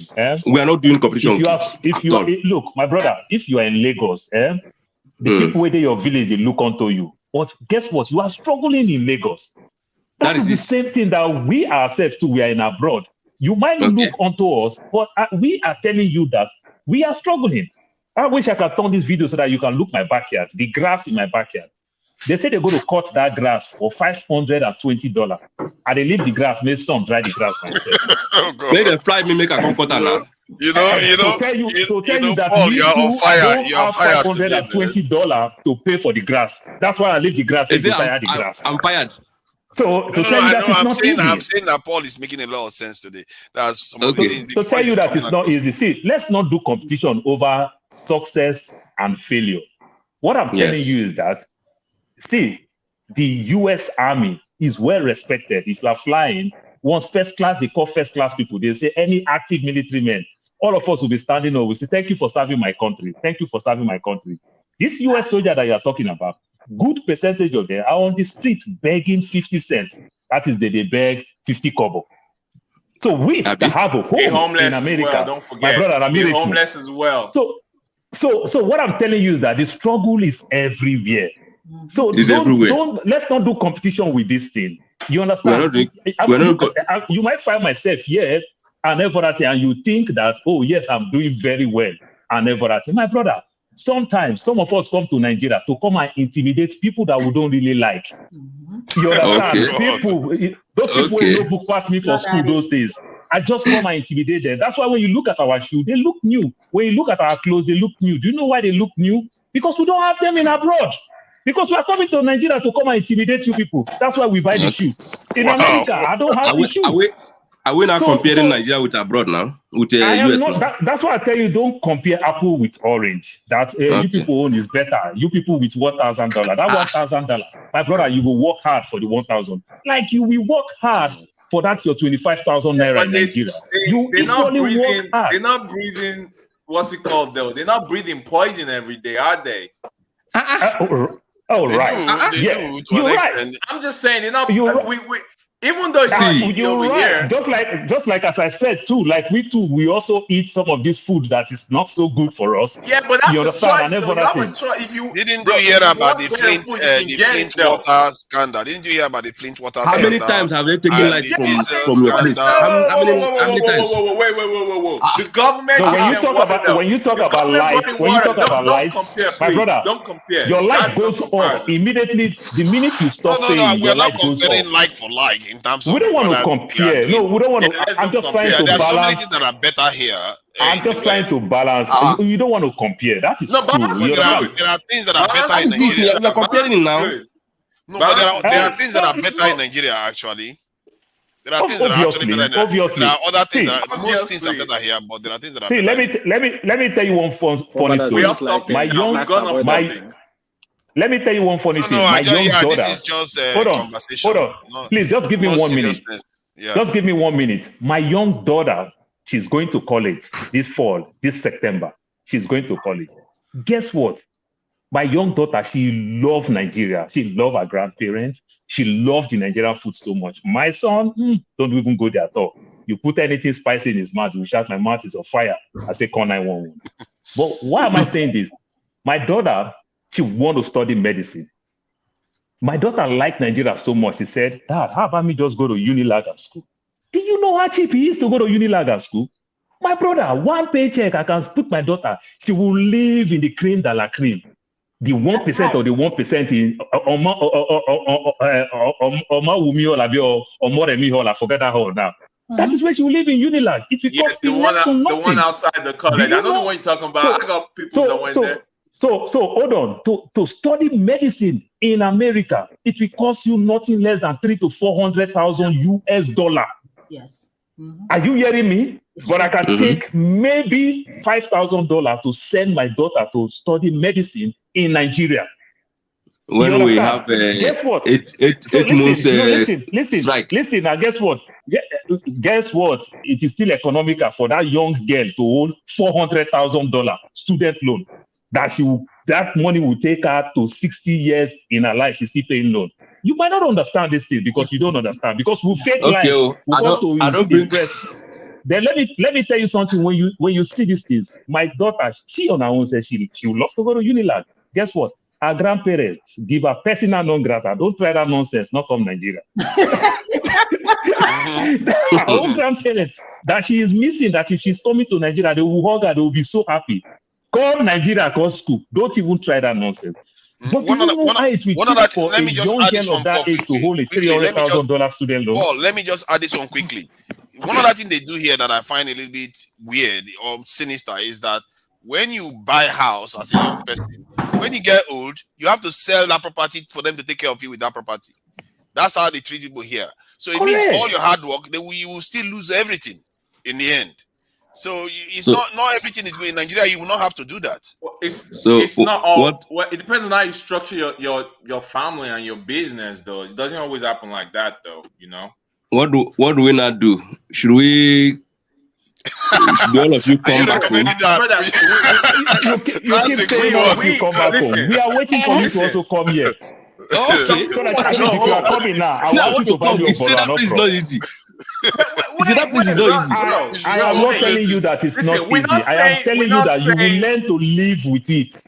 I'm not telling you that it's not easy. You learn to live with it. That is it. Because I've not been there. I've not been there. So I feel that place is better.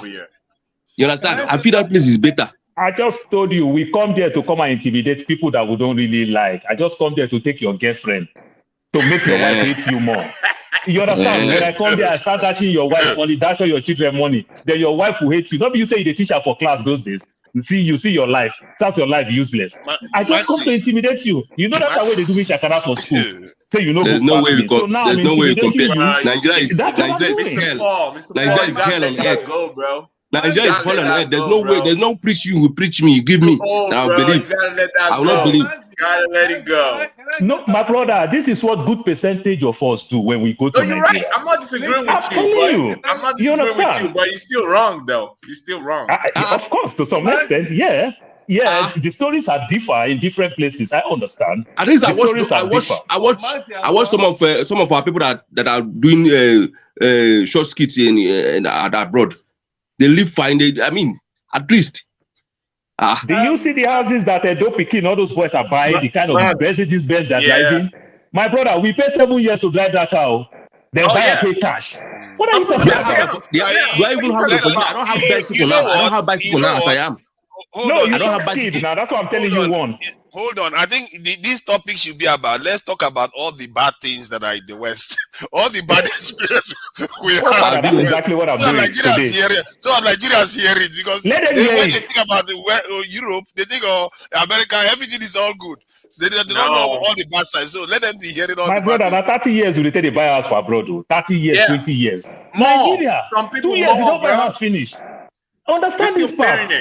Don't let us be intimidating you. Like I said, I'm just shaming you because of those days when you do me shakara, the cover book for me. I just want to make you understand I'm better off you. Currency, bro. It's only because of the currency. That's the only reason why they're doing that now. The currency is favoring us now. You feel me? That's why we can go back and do all that. The education system though is better and salaries are better in terms of but that's where the currency comes in. But the taxes, the taxes. Well, how much are you listening, bro? Let them go into the mathematics. No. I hate to say that. I love the taxes. No matter how you want to say it, the taxes in abroad, because they put it to good use. I don't want to complain. If they don't put the tax to good use, then I'll complain. You understand? The buses that take my kids to school, you don't have no problem. The light comes up. You understand? The roads are good. Everything. The social support that also reduce crime rate to some extent, you understand, are there and everything. So what do you expect me to do? If I have more tax to pay, instead of me to pay some of these taxes and the government are so wasteful, the government are very wasteful here in the West. What do? I go to St. Vincent de Paul, I go to St. Mary's, I give to charity, I write off for my tax. Yeah. This is how I put it to good use. My brother, can I go give my money to Redeem Church, to Winners Chapel, then go buy private jet for your head? Yeah, I want to ask question. I want to ask question. I beg. I want to ask question. Yeah, please. I beg. Men are no vessel. Say this our discussion don't go another side.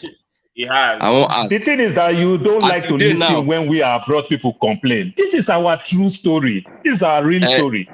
Don't let us be faking you all the time. He's not the one listen though. You can't blame him. You can't blame him though.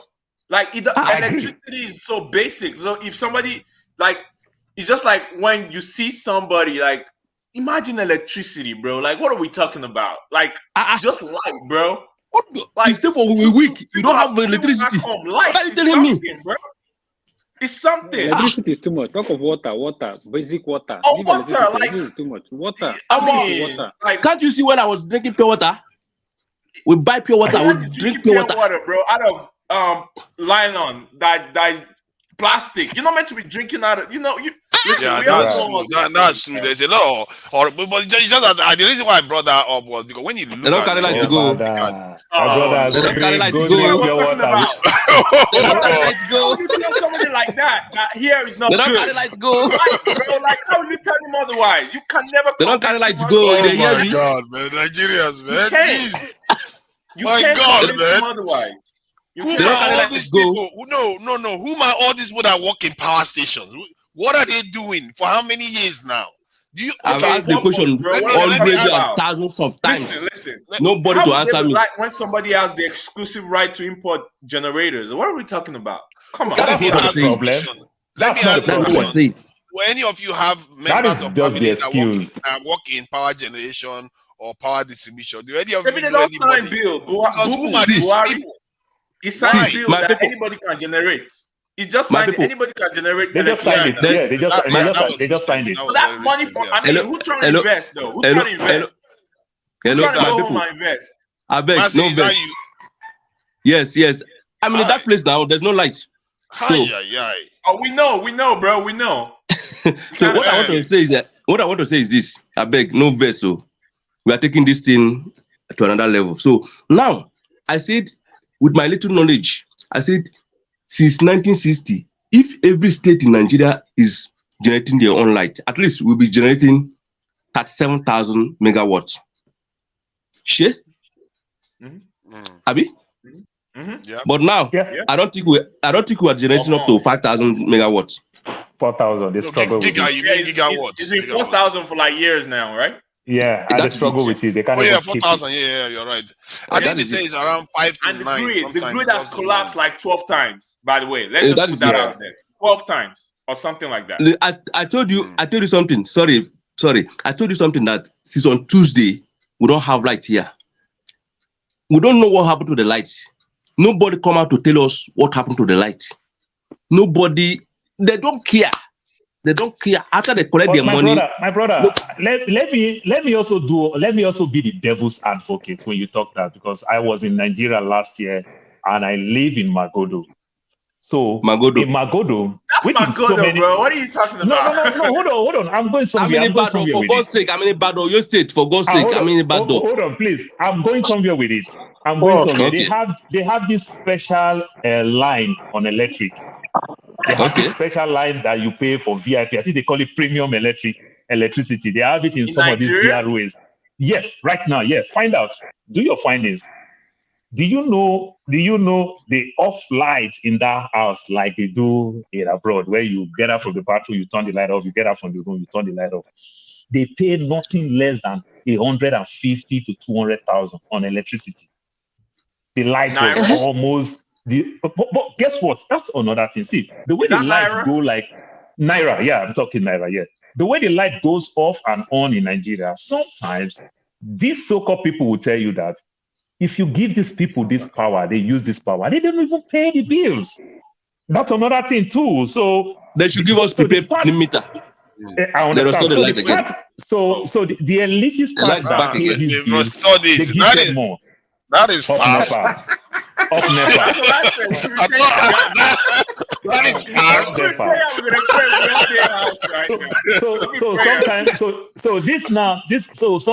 Sometimes these so-called downtrodden, they take some of these things because some people also don't pay. People bypass these electricities in some of this neighborhood. People don't pay. People don't do some of these things. But when you discover that the elites have this power and they What's do the percentage though? What's the percentage? The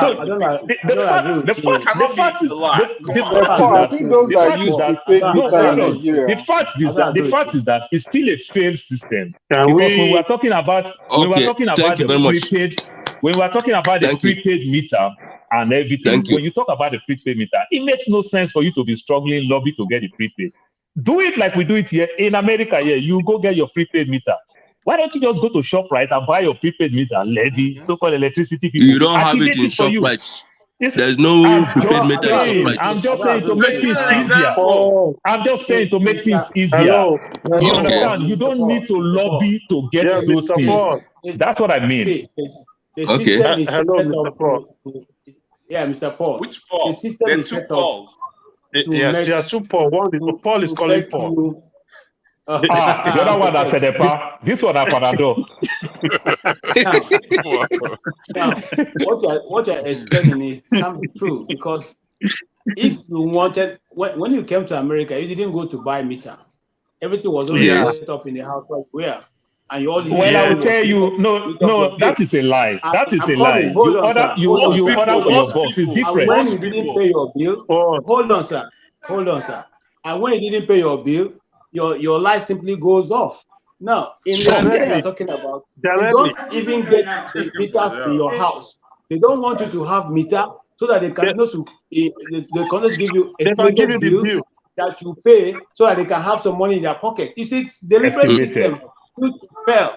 There's nothing you can say about it. Not the downtrodden not paying. The downtrodden are ready to pay, but they're not even giving them meter so that they can pay. So they keep making sure that they give them what they call estimated bill. Okay, and that estimated bill is, it can be any amount, and it doesn't go to the government coffers. They can give you 100,000. They can give you 1,000. Hold on. You see, because the Nigerian, that's the mistake some of us make. The Nigerian people are very law-abiding. It is the government that introduces corruption into Nigeria. Now, the people want to pay, but you know that even in NEPA office, you have 3 sets of accounts. One is the government account, which you give to those of us who they know can make trouble. The other 2 belong to the people in the office there, and that's why they harvest the money at the end of the month and divide. And that's why they will never give you prepaid meter. This is the system. Before you get because it makes no sense for you to just go to ShopRite, buy the meter. Since government cannot afford the meter, all government just do activate it. In the system that I am here, you can get a box. You can get your prepaid box. Hold on now. It doesn't work that way. Can I just say something? Can I just say something? Let me chime in. Yes, you're right. That's why I said the government. Why government makes it more difficult for us? Sorry. Nobody can stop when it's on the floor. See, I think with the state now being able to generate this electricity, I think maybe Nigerians will be able to pay. Is it not just petrol? Get the power station, then this is petrol or gas. Listen, let's all get our money together and go invest, bro. Like, this is a business opportunity. I know. Is it that easy? Is it that easy? He just signed it. See, we are opportune to talk like this now because we are outside of Nigeria. Can I say if something? we are in Nigeria, we cannot do something like this, man. We can't be saying all of these things we are saying here. If you are in Nigeria, you can't be saying this. All the things you are saying here. If you were in Nigeria 2 years ago, if you go to Nigeria now, it's way more than what you saw the time you left. Even let's talk about last year. Till this moment, it's just going down. It's going down every day. It's on a daily basis. It's not easy. You can't even stand it. At all. Let's call a spade a spade, please. Let's call a spade a spade. These guys are trying, but let's see how we can do something. How we can come together and just try to figure out something we can do. We're trying to make this country work, but the bad eggs, they don't want it because they know what they are doing. Don't want it to people in abject poverty. Because they are the one enjoying it. I think it was yesterday or where was that? I heard this one useless man from this so-called House of Assembly or what they call them, representative, saying that they should stop giving doctors. You can imagine. It's slavery. You can imagine. Modern slavery. You can imagine. Can I say something? It's right? fascism. Say it, my sister. What you talking about? Just say, where are you? I'm in Qatar. Okay. Oh. So Paul, let me clarify something about electricity. The other Paul, I think he's gone. So when I came home last year, right? I was in the village. All of a sudden, I heard, people talking outside. So I came outside. I said, what is going on? So my sister was telling me that they are here to disconnect the light. That they said that we connected the light illegally. Okay. So, and I said, okay, but how do we pay in order to get the money, get the light connected back? Said, first of all, we have to give them 40,000 naira in cash right there. If not, they're gonna disconnect the light too. I said, why would you pay? Why should we pay you 40,000? Why not we go and pay it to the NEPA? And the guy is about 4 or 5 of them. They came with a van. And he said, okay, why you are going to NEPA to go pay it? We will disconnect it. They will cut it, yeah. Then my brother said, I beg, go inside. Don't carry American stuff. Come, okay. To talk about this thing. So after much argument and much bargaining, I was so angry. I said, this is the corruption we are talking about. You people are talking about fixing Nigeria. This is corruption right here. Yeah.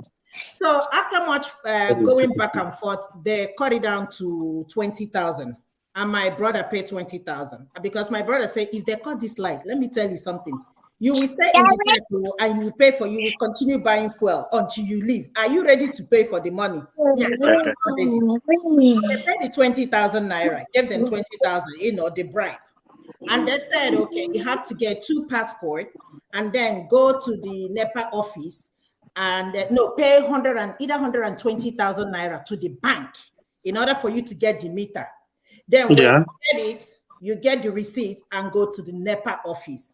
I mean, we are talking about this thing. One of my cousins says 6 months, you're still talking about getting a meter. Okay. Naira. Let us enjoy this Christmas with this electricity and go. Okay. That is what we did. So the Anti-Noves, where is that? Which state is that? Sorry. Anambra State. Okay. It's not just only Newi. It's not just only Edo. It's everywhere. Everywhere. I understand everywhere. that. Everywhere. Yeah, Everywhere. So let me say something.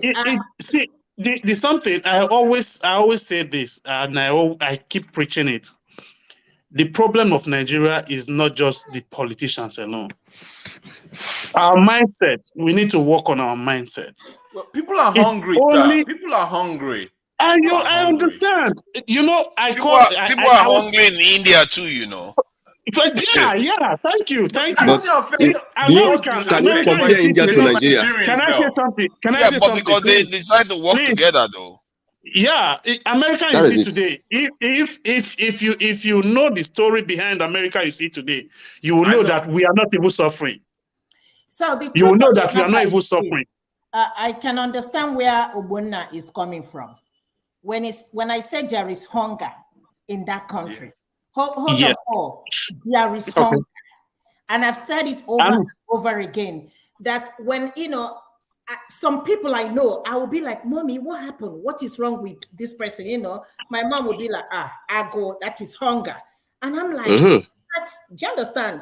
And she will say, like, if you, anything you will just give the person. Do you understand what I mean? And and I said to my brother, I said, even if you come here with $100,000, it will still not be enough. Oh, nothing. It will still not be enough.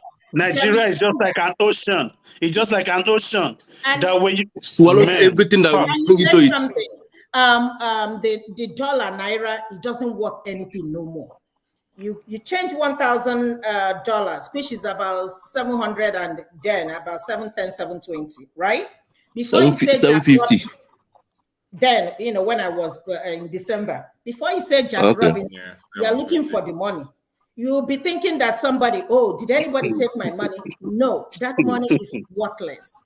So $1,000 is nothing anymore in Nigeria. So I hate when people say, it's okay, let's Naira be going up, because how is that helpful? It's inflation. It's affecting you. If I give you $100 and it's about 70,000 naira, you buy rice for 45,000 naira. What sense does it make?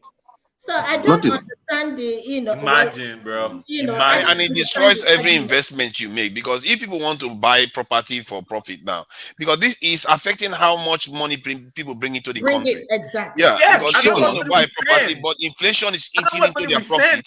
They are not going to want to come.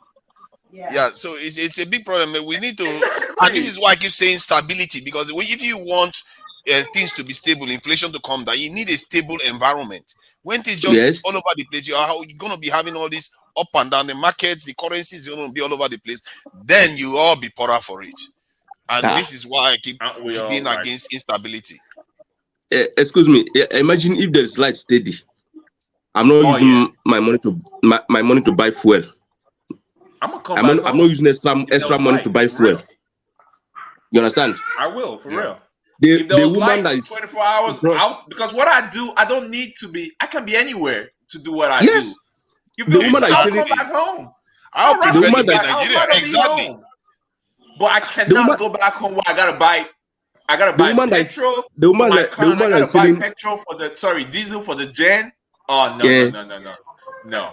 The woman that is selling minerals, you have right to freeze his minerals.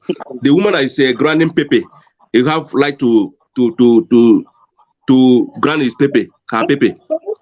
Yeah, that's Those those money for fuel will be more gain to the pocket.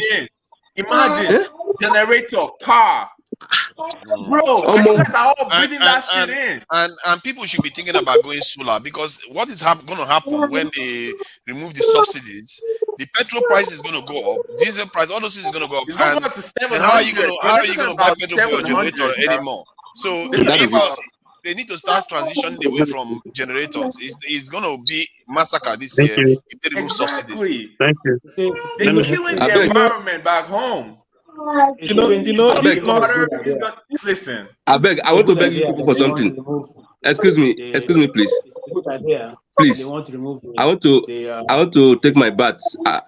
Don't remove me. I'm coming back, please. It's a good idea. I don't want to remove the top. I want to take my bath, please. If I don't take my bath, I can't sleep. Don't worry, you are the only Nigerian here. You are the only true Nigerian here. So don't worry about this. All these account people. I know what you're talking about. Ain't nobody more Nigerian than nobody. Isn't that what was his name said? He's just funny though, and we all know why he's funny. If I'm to advise government, it is true they're talking of subsidy. To me, they should not remove subsidy until they ensure that at least solar energy is fairly, until they develop our solar. Let them quickly put solar in place. Because if you remove subsidy and the price of petrol goes up, so many businesses will crash. Can I ask you a question? He's not going to remove it. Trust me. CM, can I ask Tinubu doesn't have the balls. He's not going to remove it. So, can I ask you a question, CM? They've already passed a law to remove it. Too. He's not going to remove. How many times did they pass law? Oh God, you're not going to remove it. Stop. So, can I ask you guys a question? I don't understand these things very well, but so what is the problem? I've asked this question over and over again. Forefather, I'm sure you must have heard that from me a lot of times. Why is it that we can't fix our refineries? I want to understand that. Why? Sabotage. Simple. Thank you. Simple. CM, wait a minute. Because if we have a working refinery, we won't be talking about subsidy, worrying about but if we have a working refinery, how would they embezzle money importing petrol? You gotta think about it. How would they embezzle money importing?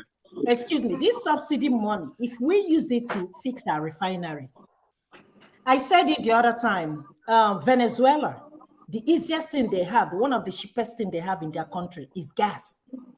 They have oil, gas. So if we have oil in Nigeria, and that is one of the most expensive things you can buy in Nigeria, we have a very big problem. So this subsidy you guys are talking about, if they take the money for that subsidy and use it to fix at least 2 or 3 of the refineries. Exactly. That's what they should be doing. That's it. That is hold on. One at a time. You guys are being too far away. You have left Nigeria too long. So you seem to be discussing from a foreign base now. I want to bring your attention back to reality. You think they don't know what they're doing? There's something I want to say. Listen, I know we don't know what they're doing. I know they do. Okay, they know what they're doing. There are many ways they're making money from the oil, from the subsidy. The issue of they can make money even when we are generating.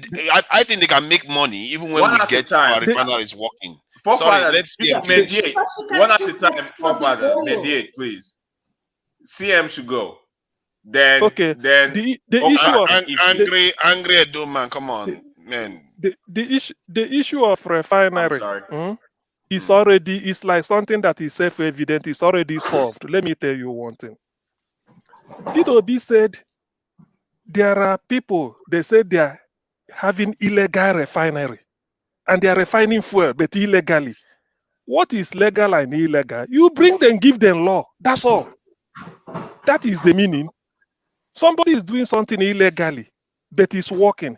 All you need to do is say, don't worry, don't run away, just come, take this thing, let me now legalize it so that I collect more tax from you. That is solved. So the issue of refinery, we don't even need to go far. In the interim, there is illegal refinery. What makes them illegal? Because they are not known to law. You bring them, say, what is your business? Then go to companies and allied companies and allied matters at CAC Abuja, register it every month. This will now be able to tax you normally. Do your this thing. Then that is the beginning. But because of that sabotage and interest, because if they did not refine it outside, they can't get the millions they are taking. It's as simple as that. And that's what Obi said. Obi said, if I get in, all those illegal refinery becomes legal. All those Yahoo boys you are arresting, I bring them, I need them. I tell them what to do so that they use that their Yahoo sense to solve the IT system, the problem we are having. Who knows, you might even make the lecturers in polytechnics to be teaching computer. That's what they call cyber security. They will know it. So all these things is just a case of the people ruling, they know what to do that is good. But because of the fact that they want it only for them, so it's a cartel. They will tell us all these lies.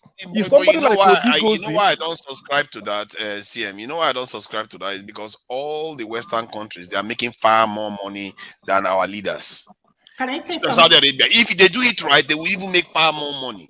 The reason why they are not doing it right is national sabotage. That's what is going on. that is Because the thing. if we don't have That is power the supply, we stealing. will never develop.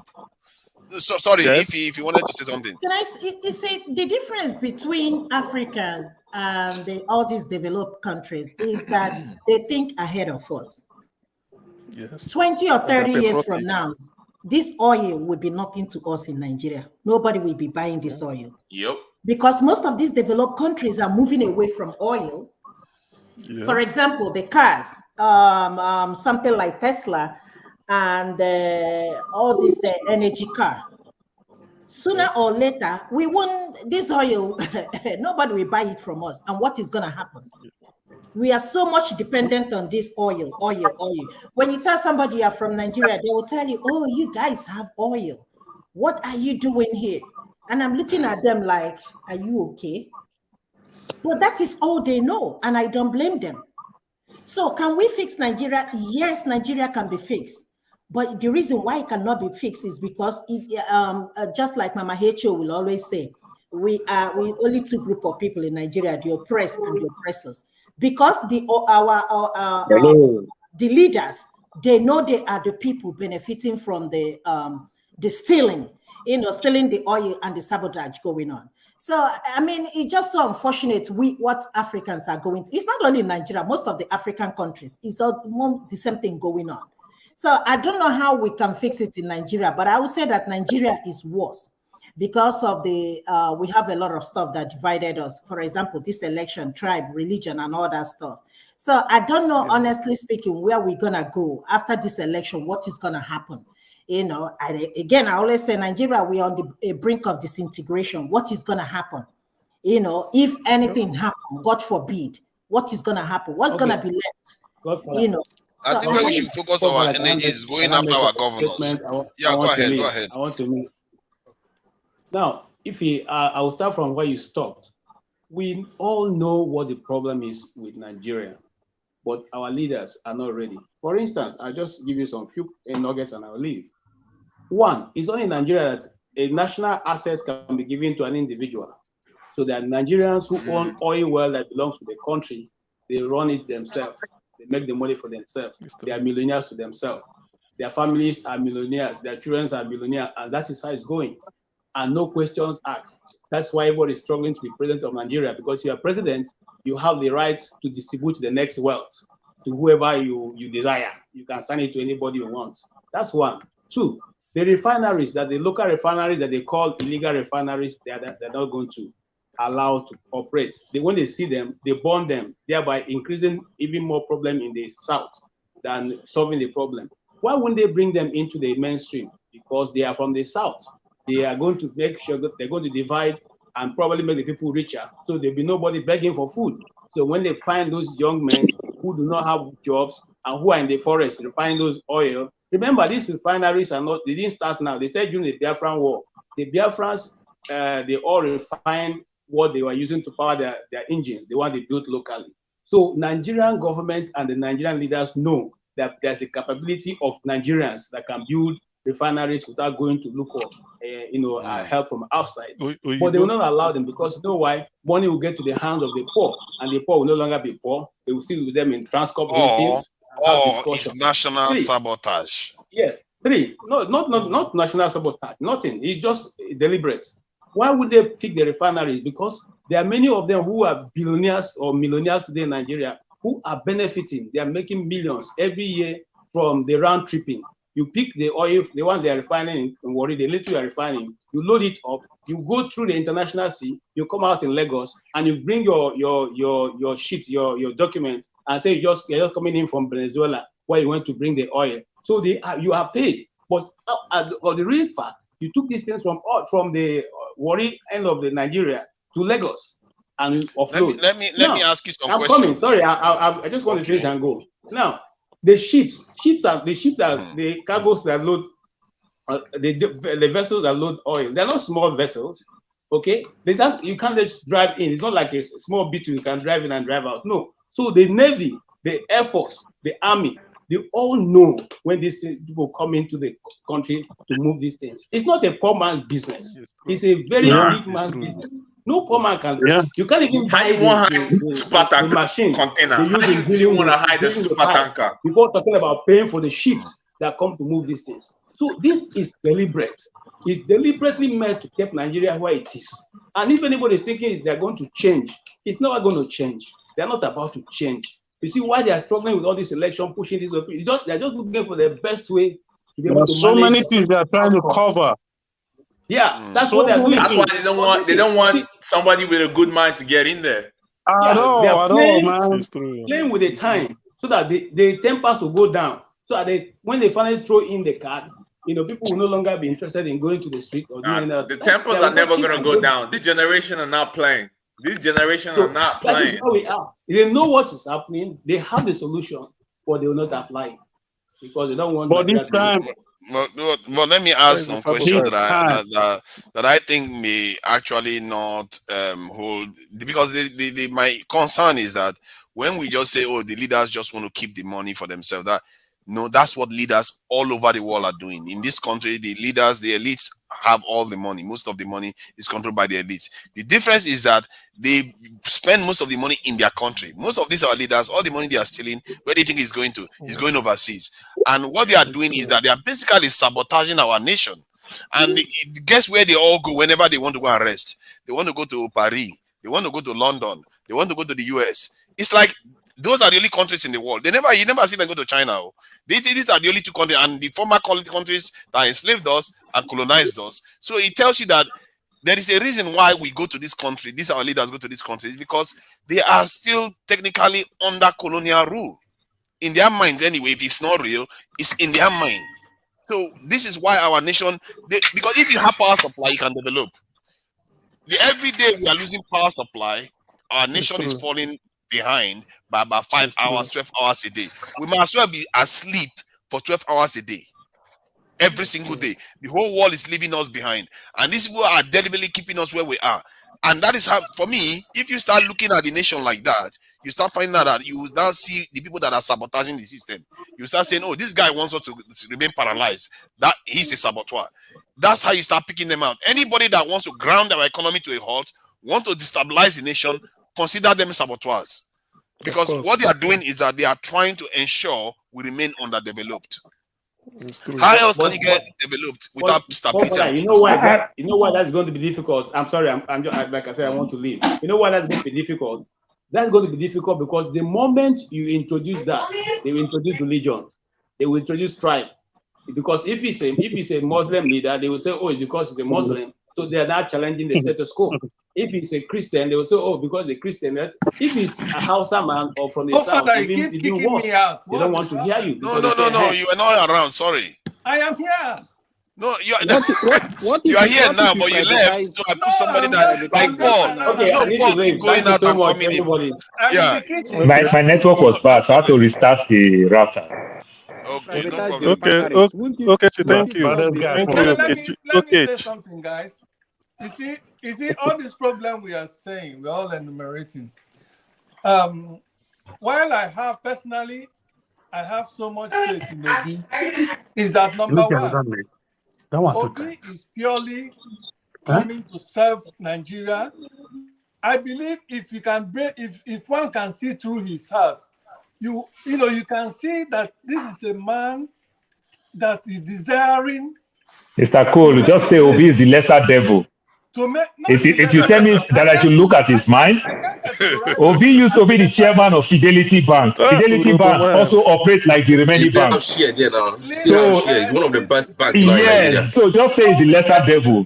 Because if you tell me to look his mind, no. Let us see. Lesser devil is a little bit of an escalation. Come on. God forbid that Obi did not take Ain't no lesser devil. He worked hard for his money. He walks out of what I'm telling you. When you go to Fidelity Bank, do you see anything different from the rest of that bank? These are the questions that I will ask you. There's a difference. No, that is a lie. Let's not be biased. I'm not knocking Obi. I'm not. Yes, I do. I do. Up till now, I do. Yes, I do. Oh yeah, tell us the experience. What's the experience there? How many years Obi left? I do. Left Fidelity Bank as the chairman. The question I'm telling you, I even bought Fidelity Bank shares. Let me tell you, to the level. I worked as a major contractor to Fidelity Bank for almost 3 years in the headquarters. That was even where I knew Obi for the first time. Okay, forget whatever. Who else is working for Fidelity Bank here? Look, I'm not knocking. Fidelity Bank. Understand something. What I'm telling you, because of you use his heart, I'm not knocking Obi as the person. But what I'm telling you, when Fidelity Bank was there, come on, if every one of us will tell ourselves the truth, the bank that every one of us run to, when they say the major bank back then, still the GTB of this world, it's still the Access Bank of this world. And never, it was faster. All I'm saying is that even though the so-called GT, the so-called Access, and the Zenith, how long did Fidelity Bank start? they are all 91 banks. They are all 91 banks. They are all 91 banks. Huh? They are all 91. They all got their license 1991. Didn't do well. No, I'm not telling you that it didn't do well. It do well. That's why Fidelity Bank will stand the test of time. Way bigger banks were going down. If Standard Trust Bank can acquire UBA, you understand? Fidelity stand the test of time. But what I'm telling you is that they didn't make any difference. Like when we say difference, like this guy is bringing something, there's a new sheriff in town. Come on now. ShopRite came to Nigeria. We know that there is a new sheriff in town when it comes to a grocery store. You understand? These are the things that I'm telling you. But when Fidelity came, it's just like the other rest bank. This is what I'm telling you. I'm not knocking him completely. You understand? It's just like the so-called the Fidelity. Are you trying to say Peter Obi will not perform? No. So what are you saying, boss? That is exactly what you're trying to insinuate. That is not so. Don't think like that. See, what are you saying? What are you saying? I am telling you that Fidelity Bank. You didn't even use Anambra State where he has You didn't even use Anambra State. You're talking about bank. Ordinary bank. Will you want to tell me my own reference case if I'm using my reference case? I am not talking about. Do you want to tell me my reference case? Bro. Okay, you want to play that damage control? Okay, Paul. If you talk about Anambra State, Obi became governor in Anambra State when Obi became governor till he left. What are the significant things Obi did? Obi picked one thing and used it very well. The school. You understand? But if you tell me that Obi transformed Anambra State to crazy, my brother, everybody will be running to Anambra State. I didn't hear the wave of everybody running like this great Japa revolution that everybody started running to Anambra. Anambra is the new sheriff in town. I didn't hear that. It's Obi that is telling us as a marketer. We didn't hear that. Guess what? There is. You understand? I didn't hear that. But is it that Obi did well or Obi didn't do well? Yes, Obi did well. You understand? But understand that Obi will do 2. You understand? Then normally, as a marketer, we will market 6+ to it to make it 8. It's only normal. Obi did well compared to the rest. I'm not knocking that part. Completely, Obi did well. But all I'm telling you is that don't make it like, come on, it's this everything. My brother, when the great revolution Yeah, of he's not a 1990, Superman. the He's not a 91 Superman. banks, We know. when we talk the We know he's 91 not a banks, it's the Superman. We're not Standard saying he's Trust a Bank, Superman. it's the GT Bank. Exactly, that's what I'm saying. So don't label me, don't knock me down because of I just say this thing that I'm not an obedient, I'm against obedient. No, I'm too strong for that. I understood what you were Don't knock saying. me down. You were Yeah. just saying that let's not expect like too much. Like he Exactly, that's all I say. So don't come and knock me like that. Did anybody apply for visa to go to Anambra? Did they deny people visa to go Anambra? But nobody was running to Anambra. He did well in education. He's number one, 26 to number one. Come on, what do you expect? That's his pure A1. He did well in certain places. And he left money in office, which is and something he left that, money compared to any other governor. He did well. Hold on, how many governors have we had in Nigeria since 2000? 36 plus 36 No plus one. 26. None of them did. Even the fidelity, for fidelity to even stand that banker, to even stand when Soludo introduced that 25 billion recapitalization and everything, for Fidelity Bank to stand the test of time, that's a big plus for him. You understand? And everything. I understand that. See, the only thing, what we are saying here is the reason, the way you are putting it, like he's a lesser devil. Nobody is perfect. Forget it. You cannot use that. You cannot use that to quantify him. No, my brother. It's a lesser devil. It's a lesser devil means what? Excuse my me. brother, No. look, Paul, look your baby. understand. Your baby is Hold my on, baby. Your baby to the lesser devil to my own now. Come on, man. Hold on. When they say lesser devil, countries and pastors in other African countries, they even use Obi to preach in their country. That if Nigeria were to be a country, a same country, that all those other presidential candidates would have stepped down, because never in the history of any country in Africa will a governor, after leadership, will leave such a huge amount of money for his predecessor in your country, which the total amount all the in Nigeria since you have known have ever left predecessors. Jude, I will use your word back to you. Jude, I will use your word back to you. Jude, you live in California. California is the richest state in the whole world. No, this is how you make a case. California is the richest state in the world. California as a state is richer than the Netherlands. But guess what? What do you hear in America today? Richer than UK. But guess what? I want to tell you, what do you hear today in America? What we hear today in America, everybody is leaving California for Texas, for Salt Lake. Everybody is leaving to Arizona. Everybody is leaving California. But California is doing well. This is the power of marketing. Texas as a state. So when you talk about Obi, that's why I tell you, Obi did well. But also because of the marketing, Obi is the new sheriff in town. Obi might do 2, but with the power of marketing, will give him 8. You understand? This is what I'm telling you. So now everybody is shouting, everybody's going to Texas, everybody's going to Texas. Which state is the richest state in the world? It's still California. That everybody is living. Guess what? California is pushing all the people that are working way out. They're gonna go. They concentrate on tech. Do you know why they are leaving California? Too expensive. Guess what? This is what they're telling you. Because California is not marketing themselves, you might think people are leaving California. It is the people that want California people to come their state are saying all these things. But California as a state is still doing well for themselves. Yeah, but it's very That's expensive exactly. to live here. It is very expensive to reach it. That's why it's the richest state in the world. That's how it is. That's why it's the richest state in the world. You understand? California is pushing warehouses work. You understand? This minimum wage job, California is pushing it out. And they are taking more of the tech job. High-paying job.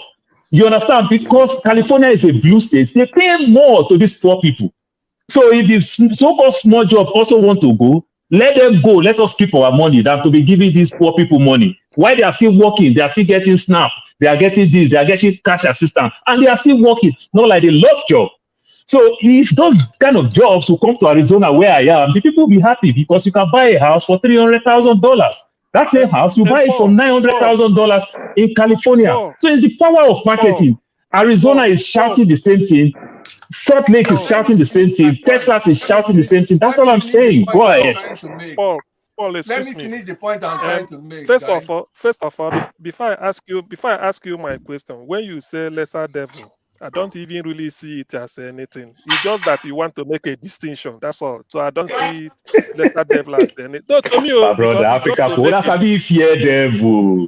Okay, Listen, California, Obi hey, I'm Stevie for coming. Bible.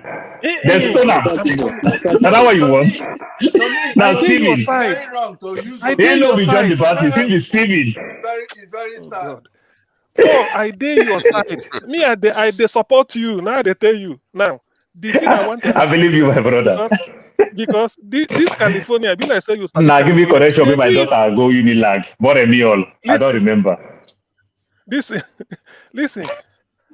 If They you get interview me that finish for mind, if you California. get that mind, Then do they that thing. Try am. Paul, Try since you am. know California, why they no take me now? They don't interview me telephone several times. They no agree carry me. Why? Don't worry, they go Paul, carry you now. Calm down. Just be patient. Paul, So you dey laugh, man. let's see whether we can get back to some of this topic. This Chimamanda letter, personally, it's good that she wrote it, but I'm not sure she should be sending it to the US. She could have sent it to many African countries, the African Union. The African Union said the election went well. She could have Popara, sent it just to correct, it's an and, open letter. It's an open letter. Open letter. to the White It's an House. open letter. Yeah, open letter. It's open letter. What does that mean when he's being posted to the White House? To everybody? They publish it in the dailies. It's an open letter just to flog Biden. This is what they do. These people knock us every day. These people knock us every day. Why will you go celebrate somebody that then tomorrow will use the same person to curse every one of us? You understand? Tomorrow you use the same person to curse every one of us. Why are you celebrating the person right now? That's a good thing to do. Did the Chinese not congratulate Tinubu to APC? Did they not do the same?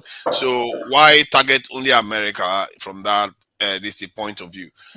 Because The Chinese doesn't. The Chinese only act racist on us. The Chinese never curse us. But America, they look down on us. They talk down on us. So that's why you are using it back to them. That you people will create this problem. The Americans, the West, like when we have bad leaders. Because how she put it that they create problems? Is that how she put yes. it? Yes. Why celebrating the same people when you talk about January 6th, you talk about all this bad thing, then you want to celebrate somebody that's a good point. Okay, that's a good point. That's what she did. I really wish I read the letter. I have not read the letter. Yes, the point. No, I've read the letter. She was kind of reminding Biden that America prioritizes rule of law. But why should America be supporting a process that did not pass through rule of law? That is something like that. Is just the summary. The one question he posed directly to Biden. He said America prioritizes rule of law all the time. But in this case, why should America be supporting? Something like that. Did she demand anything else from America? They should do what? I think she's kind of saying that the recognition should not be given first. Not to congratulate just recognition sort of. President because of the, I think I can ride with that. Yeah, because she was basically criticizing them.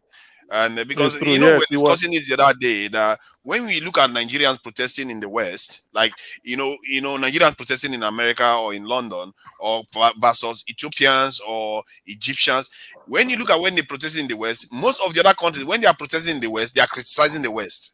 But Nigeria, they are begging the West to come and help them. And it's very odd. And I think that's why instinctively I said, oh no, I'm against the letter.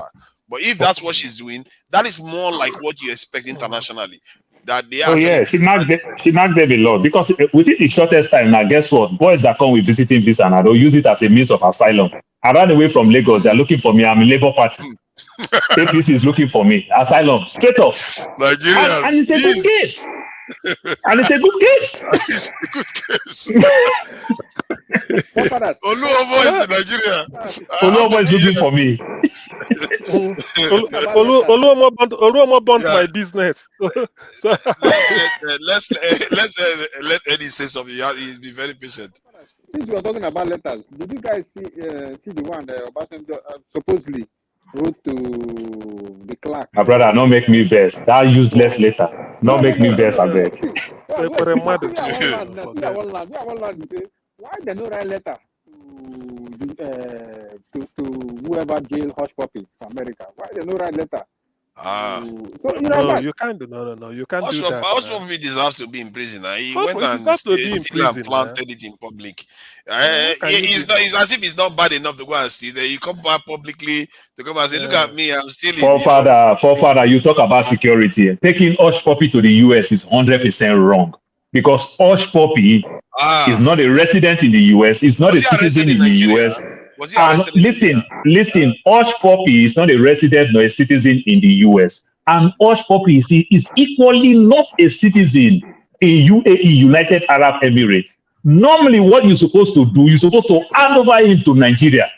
If the US government need him, they might talk to Nigeria. That's a kidnap. You can never try that to the US. That is very wrong. Just that our embassy. What do you see China do, Russia and the US do? They hold people down for reference case so that they can use it for swap. They just arrest one. For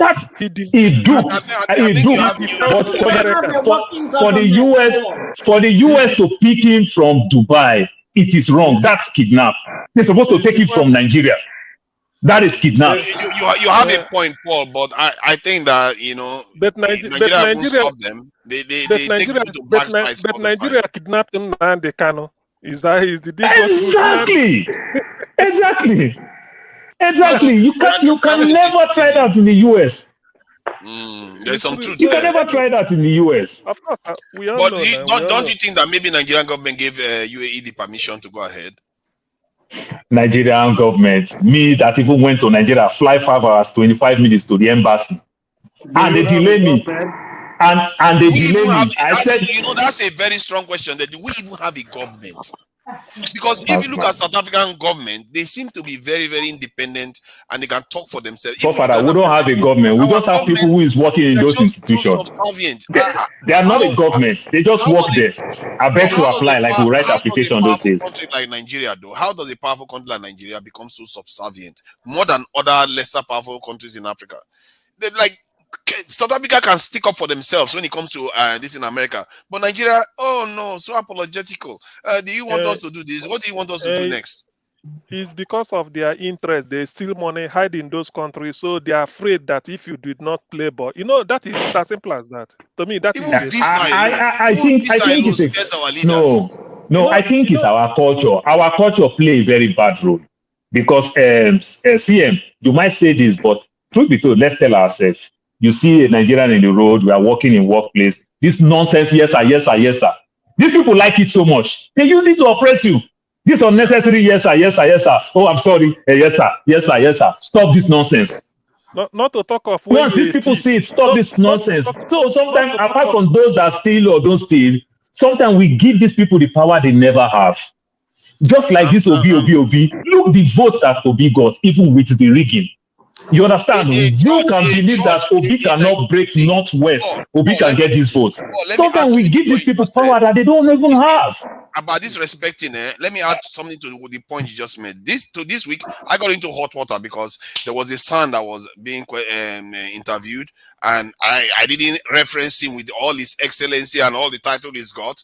Then I asked him about the hair wig that they are wearing, whether they are going to look to propose to phase it out because other countries don't use it anymore. He was like, no, why should we phase it out? We should keep wearing the wig that was passed down from our colonial powers. That we change hospital uniform. He was making all those arguments. This is the point in terms of respect. How can you respect somebody like that where he's wearing something that even the people that started it are phasing it out? And it's phasing it out. They only use it on one purpose in the UK. Only one purpose they use it. It is nonsense. I think they borrowed that nonsense from the US. You understand? This nonsense that we borrow in the US where when the US, somebody will leave power, they'll call you President Jonathan, they'll call you Senator McConnell, Oga, former. Stop this nonsense thing. Stop this nonsense thing. And because it makes them use it to intimidate the others. And it's a senior leader in Nigeria that is doing it. This is why we don't progress. A lady was saying that when she was even working in the fashion industry, they were making them wear straight hair. Western people's hair, they are not allowed to wear their own hair inside Nigeria by black men doing this to them. So some of the things our own people do, we are the one perpetuating this mentality that we are dependent on foreigners. I don't understand it because they don't. These type of people, for me, they don't deserve respect. We should be calling them out for what they are doing. That they should change their tax because we are an independent people, just like everyone else in the world. We are not children of Europeans. If anything, they are our children. I like what Uganda is doing. I like what Kenya is doing over this gay thing and everything. They talk in the West. When Amapo asked Obasanjo some years back over this gay thing, when Obasanjo traveled, she wanted to do damage control and ask Obasanjo. Obasanjo said there are 1 million, damage is into trouble. When you start talking about all this LGBTQ or something. No. Hold on. I'm not knocking anybody, but I'm just saying Obasanjo used it from what Kamala Harris did the other day in Ghana. When Amapo asked Obasanjo said there are 1 million Nigerian women who came to him crying that they are not concerned over anything. They love to be second wife, they love to be third wife. And Obasanjo was the American government. Make my Nigerian people marry 2-3 wives in Nigeria. I'll give you gay. You understand? Exactly. It's simple thing. Give me some, I give you some. It's our culture to marry more than 2 wives. It's not your culture to marry more than 2 wives. Give me some, I give you some. That's how you cut deals. Sex marriage, transgender marriage, and all the rest. But okay. And 3 Nigerian and the women are okay to be second wife. The women are okay to be third wife. What is your problem? What is your problem? Is it not Ned Nwoko that is going to the Senate? You understand? That's my Delta State man anyway. We got a young, beautiful girl as one of his wives. And what is your problem? It's our culture. You understand? But to the West, it's taboo. You understand? But they want to fight us, but we cannot fight. That's not how to cut deals. How many children Ned have, Seth? How many children? Do you know? How many? I don't even know. That man no well. That man is not another man. You know what? My brother, some people they enjoy their life with Gouda. Some people they enjoy their life with Siga. Some people they enjoy their life with so many Yahoo. Everybody with their own style. You understand? The thing is that we should learn to respect our own and our culture in so many ways, because that is even what the West will like you do. Then they respect you even for respecting your own culture, and not And our biggest problem today from the West is the West that caused the problem. The biggest problem we are facing in Nigeria today is it not the Christian and Muslim, these two borrowed religion. Is it not your problem now? You understand? And every other thing. So it's time we start also embracing our own too. How do you tell Nigerians to stop doing this? Go ahead, Eddie. Have you noticed? I don't know in America, but in the UK, have you noticed that every other you're not loud group, every your audio is a little bit bad. You want to check your earpiece or something? Check your earpiece. Can you hear me now? Yes, perfect. Okay. Have you noticed that in the UK they celebrate? It's gone low again. Oh. Yeah, it's gone again. You there with woman? My brother, now 3310 you use. Oh God. See, you remember the phone now? Nokia 3310. I mean, you get the phone. If Paul no come show, you know the sweet. You good make Paul they come show. You know the sweet. If Paul no, yes, now it's true. If Paul no come show, I dey miss him because I dey miss him. If you no come show, anyway, Eddie continue. Only that we are quite very. My victim didn't drop. Have you noticed that outside, except from Africa, every other the Jews then they celebrate them for UK. Then they celebrate the Hindus, their festivals, and but we do celebrate Carnival in the UK, though. I don't know whether that's what he's talking about. They do celebrate Carnival in the UK, but in terms of No, in terms of the Carnival is not this Notting Hill, but you know what Yeah, he's saying. Yeah, but it's more. Is it not more like the Caribbean thing than the African thing? You understand? It's still more of like there is a Nigerian one too. Was it Nigeria one or Ghana one? There's another one Ghana does. I don't know whether it's national. It's just big. The Ghanaian ones, they do something like that too in the UK. But I see if you are asking whether they do any kind of cultural festival. No. If you check your calendar, you go see when they celebrate what they call it this Hindu something in your calendar in the UK calendar. Diwali, you mean Diwali? You see one for the Jews and so on and so forth, but none for Africa. Why? What do you take us for? You think we are mature like the other people? They will treat us like babies. Now, what else do you expect? Our leaders are running to them.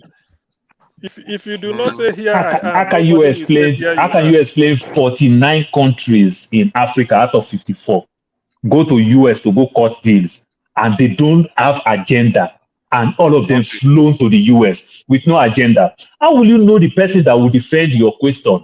You understand? Like now, if you are going now to go talk about energy, you want to take a minister for science and energy to follow you. You want to talk about, say, health. You want to take a minister from Ministry of Health and some tough guys to follow you. Well, guess what? 49 countries travel to the US with no agenda. And you are going. You are going there to go talk deals. The US just asked you to come. You did not even have agenda. This is the height of stupidity. And they have even your children PTA in school. You know why you are going for that PTA. Sure. They have the African Union. They could have decided that, you know what, we have one agenda. When we go there, to Addis Ababa, one country, we invite 51 countries. Paul, let me make the point that you are trying to make. As one of the examples you can use as an agenda is when you go there, you say, if you want to get our resources, you want to start manufacturing on the continent. If all the countries come together and gang up on that, you are going to get a lot more out of them. But they didn't. They went and just so separately again. So and what is this thing? I don't know whether anybody has heard that Ghana wants to start doing lithium now. Lithium mining, that they are going to be taking lithium out of. But Nigeria, when they came, we told them that they have to manufacture in Nigeria. But guess what? Our next door neighbor wants to start doing what we refuse to do.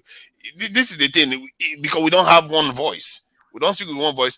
And I even saw another Nigerian lady the other day, a Nigerian woman. She was the one that complained about why our Nigerian these models are made to wear foreign hair. She said, even in Africa, that we are not allowed to travel freely in Africa, while other people are free to come. People are free to come to Africa, but we as black people, we are not even allowed to travel within our continent, not to mention other continents freely. But it's like that in Europe too now. It's like that in Europe too. People still smuggle. It's like that in Europe. EU countries don't smuggle each other. EU countries. So we also have ECOWAS here. They also have how do they call it in the East too? They also have the East. But that's my point now. In Europe, but it's not that expensive. It's not that like now. I want to go to what is it called? I want to go to Namibia. You know, so with my US visa, it costs me more. Hold on. With my US passport, it costs me more than using my Nigerian passport. To use my Nigerian passport, it's like I think $17. You understand? But with the US, it's like $90. So that still makes sense. You mean the visa? Yes. Oh no, the visa is different now because the way they process this thing, visa is different. But no. I just try to balance it. So which means coming as an American, I'm paying more, but coming as an African, they still give me that great subsidy. It cost me like $17 to come as a Nigerian with my Nigerian passport. But when I use my US passport, it's costing me almost $90. So that is still good. The ticket is what you should worry about. How much is the visa? The ticket is I'm not talking the ticket. No, you talk about Africa, that Africans don't travel freely. But I use the word again in Europe. In Europe, they don't. No, in Europe also they don't travel freely. It's only EU countries. No, it's only EU countries. It's only EU countries. How many countries in Europe are not in EU? Even the Switzerland that is not even in the EU, it's also, you can travel freely into Switzerland. So it's not, they don't have it. Like I know somebody that traveled to Bulgaria for £5. £5 from the UK overseas and back for £5. Yeah, it's like that. It's like traveling from Romania to the US. You do what is called ETA, to the Canada. You do what is called ETA. You understand? You pay like $525. You understand? So they make it a little bit easier. No, I That didn't hear same what I thing. said. I said But £5, not 525. £5. You know, 1, 2, 3, 4, 5 exactly, because pounds. of the That's distance. it. But for father, that is the same thing But to in some extent. Let's Africa, not too knock it. That is the same thing is also to also travel from Africa to Africa. It's not that what? expensive. That, oh my God. See, No you know, Tayo, visa fee now. I'm talking on about the now. visa fee now. Is it not how you enter? Are This you gonna house go will to, make hold on, are you going to go to South Africa for free from Nigeria with Nigerian passport? no, Exactly. no, So, no, see, no, Tayo, but a Nigerian YouTuber, wanted to go to Egypt. He had to fly to France to get back to Egypt because it was so difficult to get access from this in Nigeria to Egypt. This is an African country. So, and the same applies for Central African country. no, Ayo have an EU passport. I think I watched that video. He have an EU visa. Sorry, he have an EU visa. Get it from Nigeria. That's the reason why he had to use that. No, it's going to take him time. So since he's already in the Euro, he's already in Europe, it's going to take him time. No, he was in Nigeria, so he had to go to Europe to do that. He's already in Portugal. It was already in Portugal. He was from France. Yeah, it was in Portugal. So he moved from Portugal to France to Egypt. But he tried to get it from Nigeria first. He couldn't get it. Because of time factor.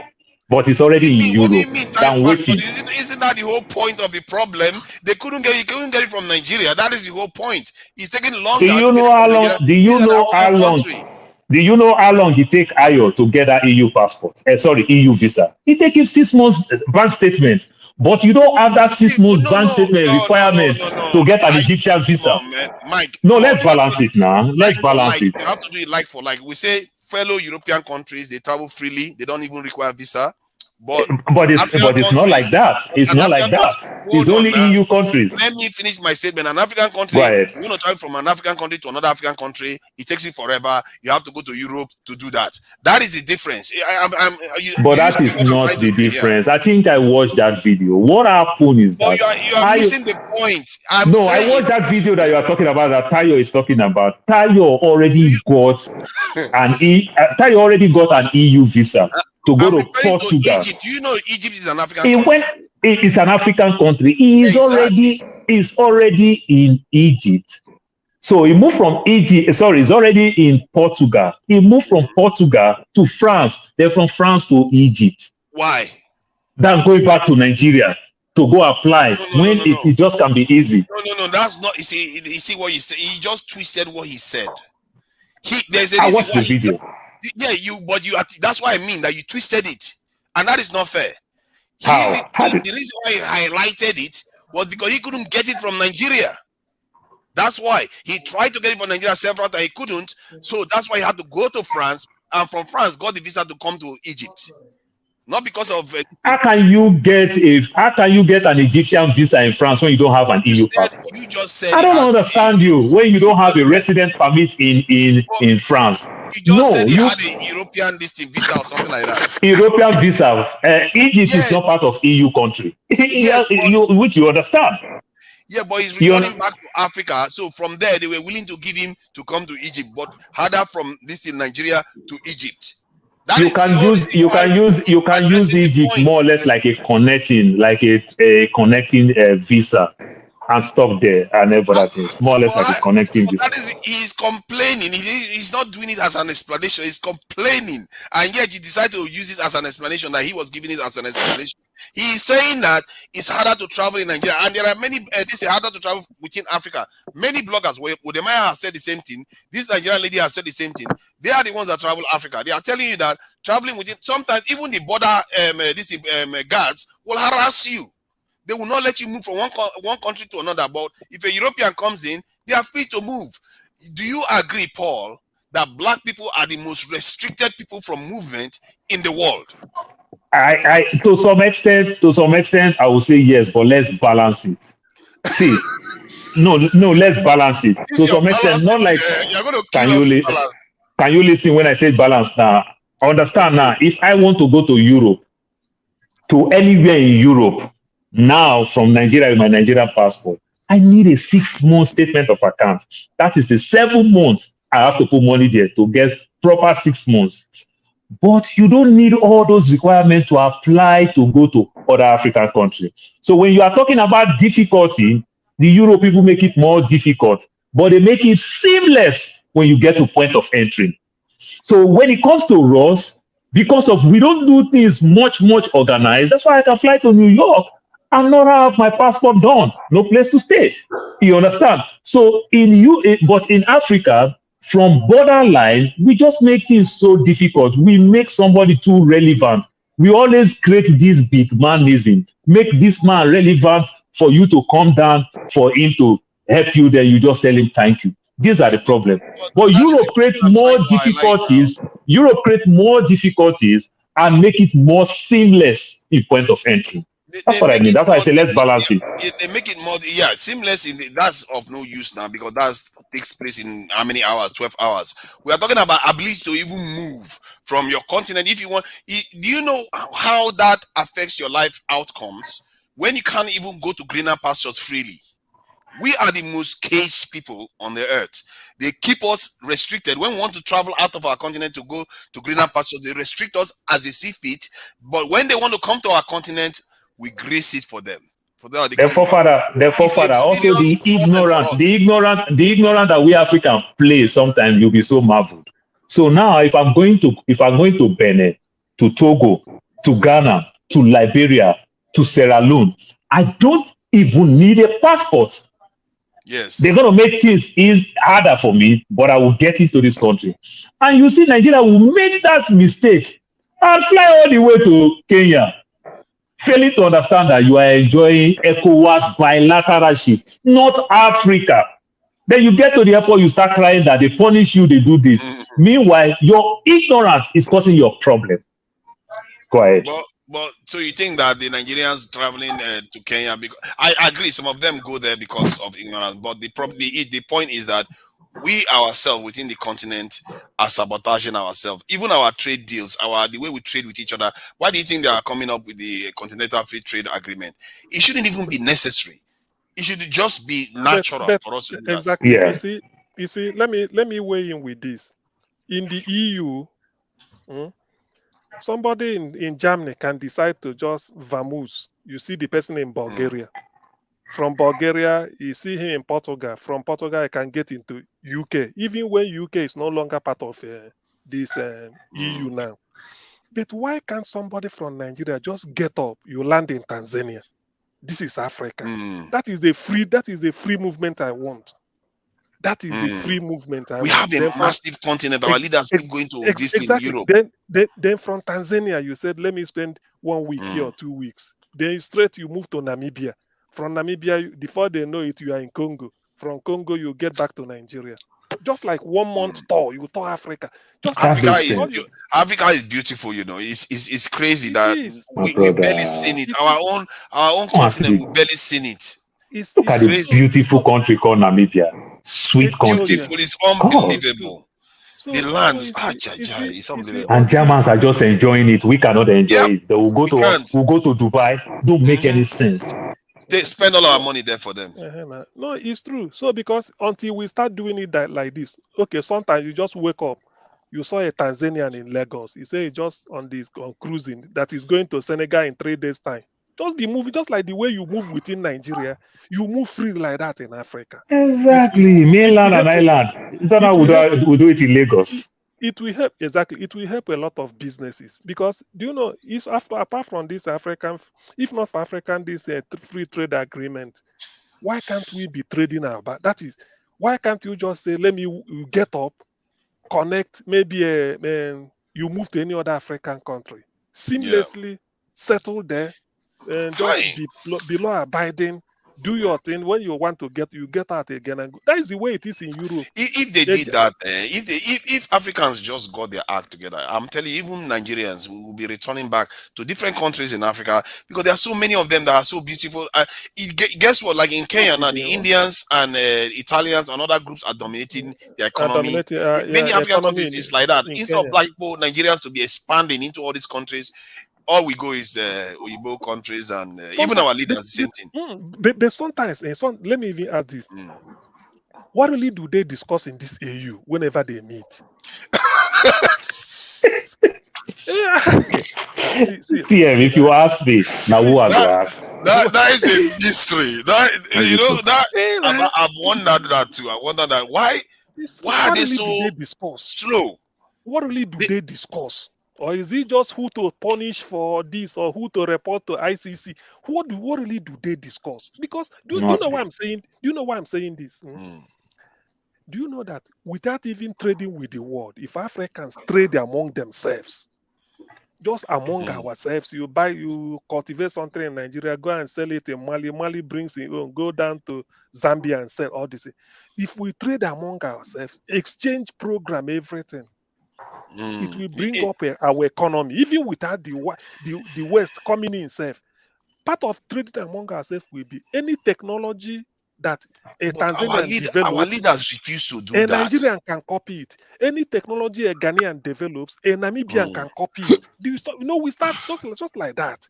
We can do it, and we should be doing it right now. Why are we even if the North African countries refuse to do it? Why are the sub-Saharan ones not doing it? What is the argument?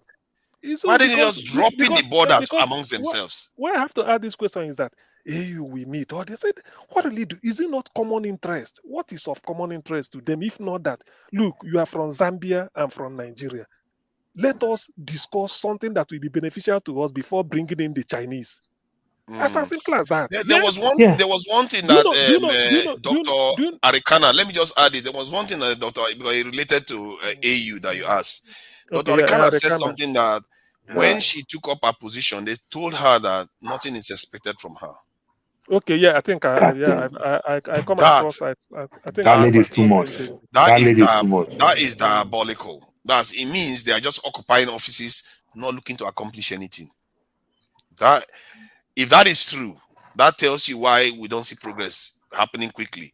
I fear that these people are just con men. All these our leaders, they are con men pretending to be ruling us for our own benefit. They are just keeping us stagnant, not actually developing. Father, just think of only Kaduna. Just think only Kaduna and Aba Onisha. Newi. Our own China. What did our people do to that before we want to go partner with people from outside? The road is our own own China. The road is very bad. We are really not because this AU meeting. I wish I know a head of state after asked, what really do you people discuss when you go for this AU meeting? They go there to sleep. They go there to sleep. They go there to take Western people's money. They will take Igbo people money to run their own organization. Something that they can, even if they take $10 from Africans, they will get 2 times more than what the Europeans are giving them. But no, they won't do that too.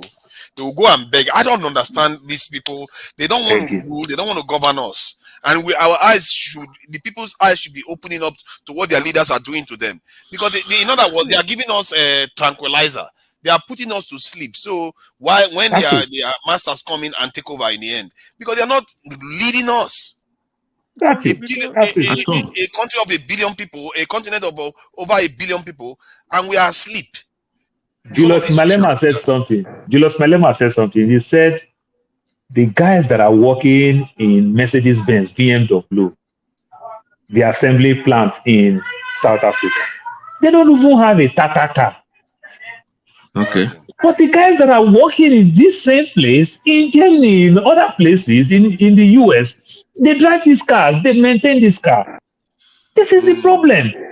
You understand? How can you be working? We are so poor. We don't do anything. Our government will not cut any deals. They just leave you to your own fate. I don't understand. Our politicians don't have anything, but they are driving the highest car in the world. That's why they don't do anything. That's why I said when they go for AU meeting, what really do they discuss? That's why I asked that, because you can't tell me, because that is where they should say this is how we want Africa to be. At least open up to each other, trade among yourself. They don't have plan for Africa. Remove it. They don't have plan. There's no plan for Africa. Okay, why can't they make it? Do you know that when I came to this country, I know that they said for any job, if a UK citizen can't do it, it should go to EU. If EU, you can't get EU, then you throw it open to the world. At least on paper, that is what they do. So why can't it that Nigeria need a manpower? Let's say Nigeria need a manpower for this power supply, something like power, electricity. You go to Egypt, say Egypt, give us just bring them, at least the Africans. That is what our principal did now. So he went to Egypt. At least bring those people, the Africans. Even then, or you want something, you say we want to recruit South African engineers or South African, let them come and work in a war. I mean, it's still Africa. They will go and beg. The first in their mind is, see, when they wanted to bring doctors the last time, when Nigerians have doctors overseas, they wanted to go and bring European doctors for Nigeria. When people complain, that's when they backed off. These people, I don't know what is wrong with these kind of leaders. And if you bring those European doctors, you will pay them European standard. I don't know what to call them. For them to come, you will pay them good money. And that money, you don't want to pay it to Nigerians that left. Yeah. You see? So they would rather spend the money overseas. They can't say, oh, Nigerians come, you want to build a refinery, come. Because there are Nigerians that have the expertise in all this is working overseas everywhere. We could build these things ourselves, but they will refuse. They will just want to go see Nigerians in the refineries in Houston, in New Orleans, Houston. Go see Nigeria. Like saying a Yoruba village, Yoruba Igbo boy. Go see the way Nigerians, Igbo boy, Yoruba boy, all of them. And you know the painful part of it. Just like as I'm talking about my daughter going to Unilag, guess what? This one will tell you I work in refinery, in Japa. All of them start from the same refinery from Nigeria. I work with PTF, I work in this, I work in that. They are all there working in Houston, working in New Orleans. It's just so bad. And our leaders cannot see anything. We can outsource doctors. The people who have the best outsourcing doctors in the world are Cuba. You can go get cheap labor there. You can go get cheap labor. You can take the so-called Germans and condition Germans to. Let me tell you, unless I don't think I'm the only person that knew. When I respected Cuba in terms of medicine or supply of doctors, was this COVID-19. Italians called for them. Italy, yes, it happens in the news. Italy asked Cubans to come and help them. Cuba went. Yes, Italy. It's no secret. They called for reinforcement. Say Cuba come. They came and they helped them to see what they could do to bring it down. What it tells you is that our leaders are not running the countries like they are leading the people. Because it shouldn't be hard to come to an arrangement and say, you know what, let's just drop our this. Let's be trading with each other freely within the continent. But they don't know. They pretend as if they have to do a long negotiation to get it done. Who are you negotiating with? If you ask the people will say, remove it. If you ask anybody, any Nigerian on the street, do you want to trade freely with Ghana? Yes. Everybody will say yes. But the leaders, oh, no. Let's go and have a discussion. That is what I don't understand. That is what I don't understand. They never want us, Africa, to grow. That's one thing you have in mind. Yes. I don't think they don't really want Africa to grow. They just get confused. They don't want Africa to grow. Most of the raw material they use. I think they don't. They don't. See, I had a judge this week argue for wig. These people don't see themselves as like a sovereign people that should be able to have their own will in this world. They see themselves as appendages of the Commonwealth somehow. That they don't want to take control. They don't want to take charge. They are not interested, at least not at the moment.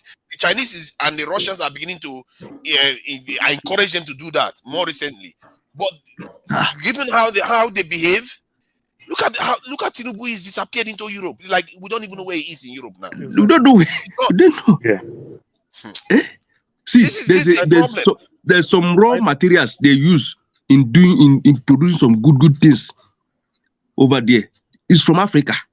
No. That is basic. We know all those things. That one is basic. It's everywhere. We know now. We know even the one they say. But you see, that's really where this thing boils down to is like when you say your people, you are importing petrol, but some people in your country are doing it. You say it's illegal refinery. What is illegal? Because not known to law. Why not bring them into law? Say from now on, it is no longer illegal, registered. This is your tax or whatever. They've created jobs. Regulate them. By the time they do it for 2-3 years, experience comes, they improve. But how do Before you you know regulate it, them though? Nigerians that are selling naira notes when they had a chance. How do you regulate people like that? Eh? no, you can Eh? no. But They that will is put part of palm making them oil legal inside now. it too, and you end up with some weird stuff. And then No, like that illegal refinery now. Somebody like me who come from that region, to some extent, is not even good at all because they damage the environment and they also destroy the ozone layer. You understand? But guess what? The so-called government also do the same. That is just the bad thing. So you just get confused about See it. this issue. See, Paul. When you say ozone layer, you want to sound like Oyibo. Do you know George Like Bush? Trump. Do, Like do you know? Trump. Do you know? No, not Trump.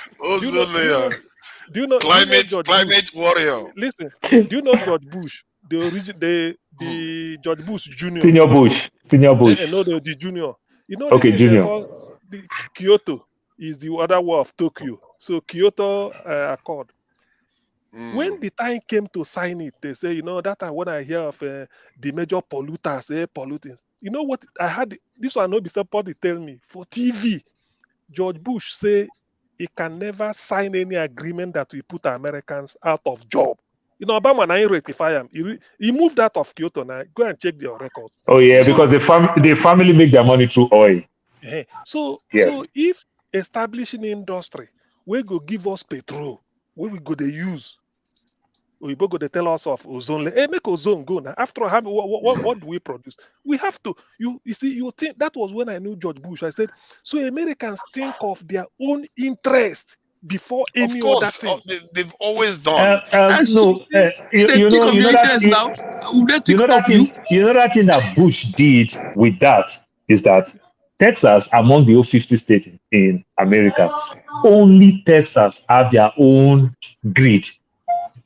You understand? Only Texas have their own grid. They generate their own power themselves because they have the refineries, they have the oil, they have everything. And America, to some extent, let me deviate a little bit. The 50 states is 50 countries. So the president is just the fall guy. So that thing that Bush didn't actually work well with with the so-called Americans, but it worked well for his state, Texas. You understand? So this is how these people work. This is how they think. So at least for the love of a state, he even metaphors use the power of the presidency to protect his own. So America is number one when it comes to flaring of damaging the ozone. America is 1, China is 2. And he defend at least for the good of his people. But guess what? They didn't go to bed and sleep. They start thinking alternative way. At least to some extent, if you still go that place, they still refine these things very well. Not like they flare us anyhow. You understand? But the level that these people have put when it comes to regulating of all these things, it's tough. Other than Nigeria that you just see everywhere just open. You see, Paul, you are because you are in the industry or whatever, you're going into technical. What I'm saying is that political sentence, you can never sign any agreement. Let's let the newcomer say something before we get carried away. I think Mama H.O. is on the phone. So Ngozika, what do you think about what we've been saying? Mama, go fight you now. Are you free now, Mama H.O.? If you're free, you can go ahead though.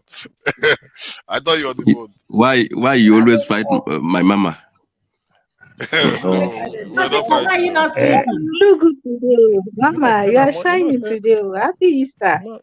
You are not shining. I don't believe this is Mama, you don't chop better one. Nice. They import them now. See, I'm not me saying how much worry food do they chop. Paul is okay. I beg you, leave Mama make it talk. So I just came back from church. Happy Easter, everybody. Happy Easter. From church. Blessings on you. Where you dey? Where they go church? I hope I'll come back now. Where you dey? Where I did my house. For which state? For which Nigeria? Which Nigeria part of Nigeria?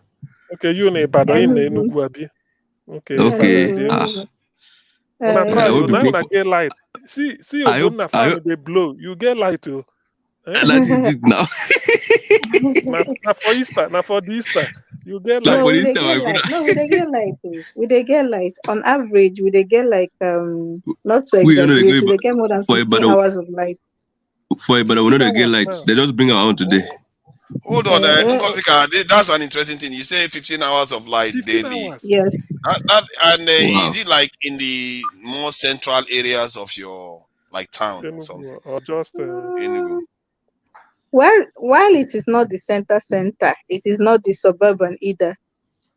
Okay, so could 15 it be hours. because in Abuja it's the same thing? But if you go like to like some parts of Abuja, you barely get any light, like the Lugbe area, and this is on the airport road. This is You Abuja. know the funny thing, a good number of places in Enugu,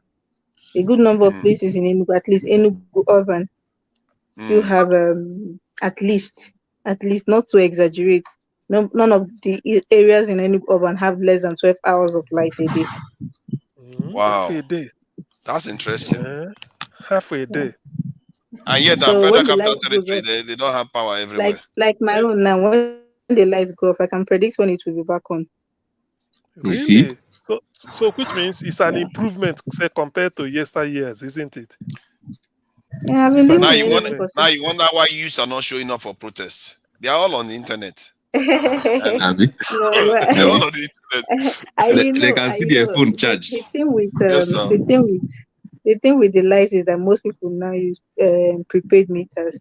So basically, the discos are not losing much because you have to pay before you use now. It's not like before where it was postpaid. You finish using to pay now. Like they come and disconnect it, you can't do illegal connection.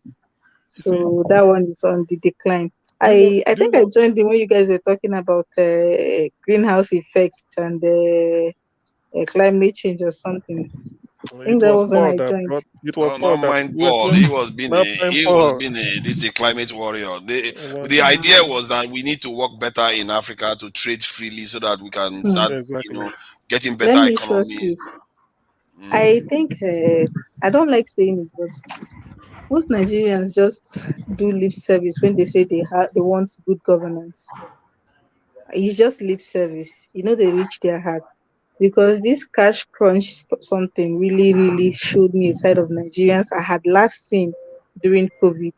During COVID, the people that were that became the new sheriff in town were the people selling hand sanitizers and face masks. That time, so people were selling one face mask as high as 1,000 naira, 500 naira. Face masks. Then tailors came to our aid and started sewing face masks, and that was how it became cheap. Now, cash crunch came. Nigerians, and with this, their penchant of taking advantage of every situation. They just like taking advantage of every situation. Cash crunch came. Their excuse was that they also buy the money. And I keep asking them, who send you go buy the money? If it is not Anyuku, with this nonsense mentality, or is it not business? I will make it. If I buy 20 naira, I'll sell it 15 naira. If it is not big eye, why would people need it now. Why would no, it is not, because if all these people, if they did not buy the money from those people will still be forced to give it to them because they can't hold on to it. They need to get rid of those cash. It is because of the scramble for it that those people were selling it to them. And they did not mind buying it at exorbitant prices because they know they will push the cost to the people who want to withdraw. And you have people, if you want to withdraw 1,000 naira, because I said it, I won't withdraw one kobo from POS till this madness is over. During that time, I was stranded one day. One very unfortunate day, I was very stranded for cash. I went to this POS lady. I said, auntie, I want 2K. How much? She never even told me. She said 600 naira. So I don't understand. 600 naira inside 2K. So how much will you now give? She said, I'll give you 1,004. I said, you give me 1,004 inside my 2,000 naira. Why? She said, because if you don't want, please go. I said, I hope after this one you will build house and buy cow because you are wicked. She was just looking at me. I said, you are wicked. Now you go follow the chant corruption. See which one are you doing? Don't you know I bought the money? I said that you bought which money? Most of you now from people who get shops, you go collect the money. Most of you have shops. You see somebody in their own shop. The money they just collected from selling. Nobody sold it for them. People just came to buy something and give them cash. They will still use it and do POS and charge people for it. So we just pay lip service whenever we say we want. Okay, Ngozika, in that And yet, POS. sorry, let me just add this one. If somebody shout "Ole," they will kill the person on the street. But they will go about taking advantage of each other with every chance They they get. do not even agree that they are taking advantage. In their minds, they are doing nothing wrong. Ngozika, let me ask you this. When you take the money from POS, if it's fake or some of them are fake, how will you know? Will you know? You will not know till you get where they will check it and it's fake and you've lost out. You see. So you can even pay the 600 naira for 2,000 naira. Yet some of them will be fake note or maybe all of them. Very possible.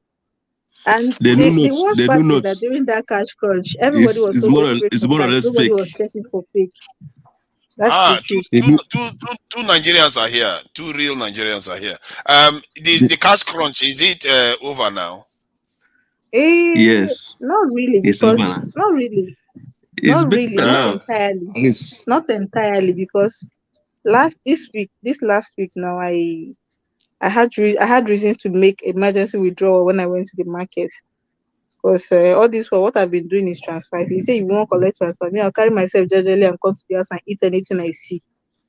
That is the way I will survive. If I want to buy something for you, I'll ask you, do you collect transfer?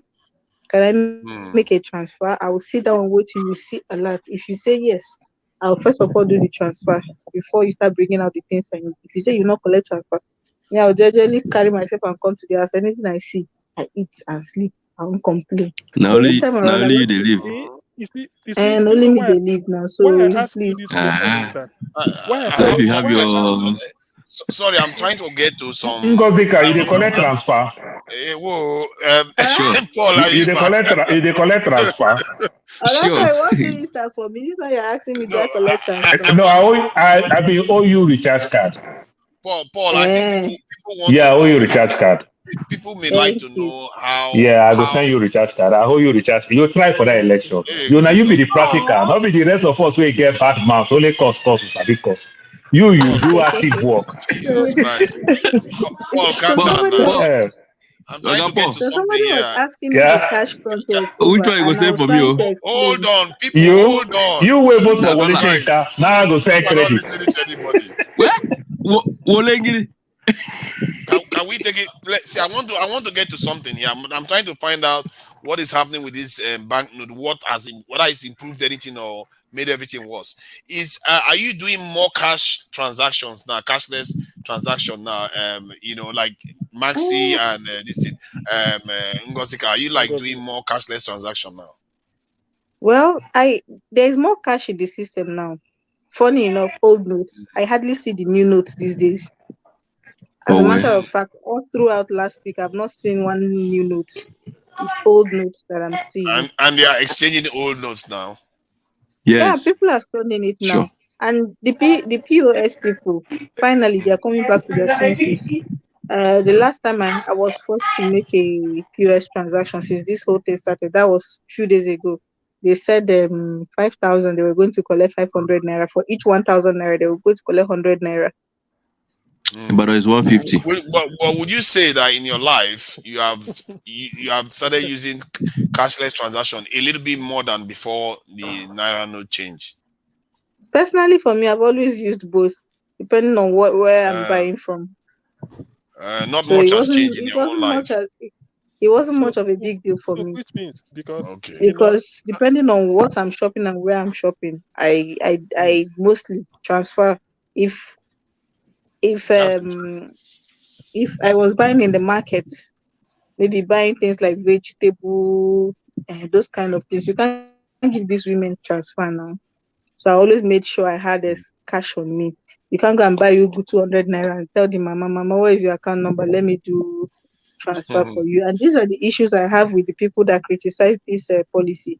I agree that the policy was hastily implemented. I agree that it was not well thought out. I agree with all that.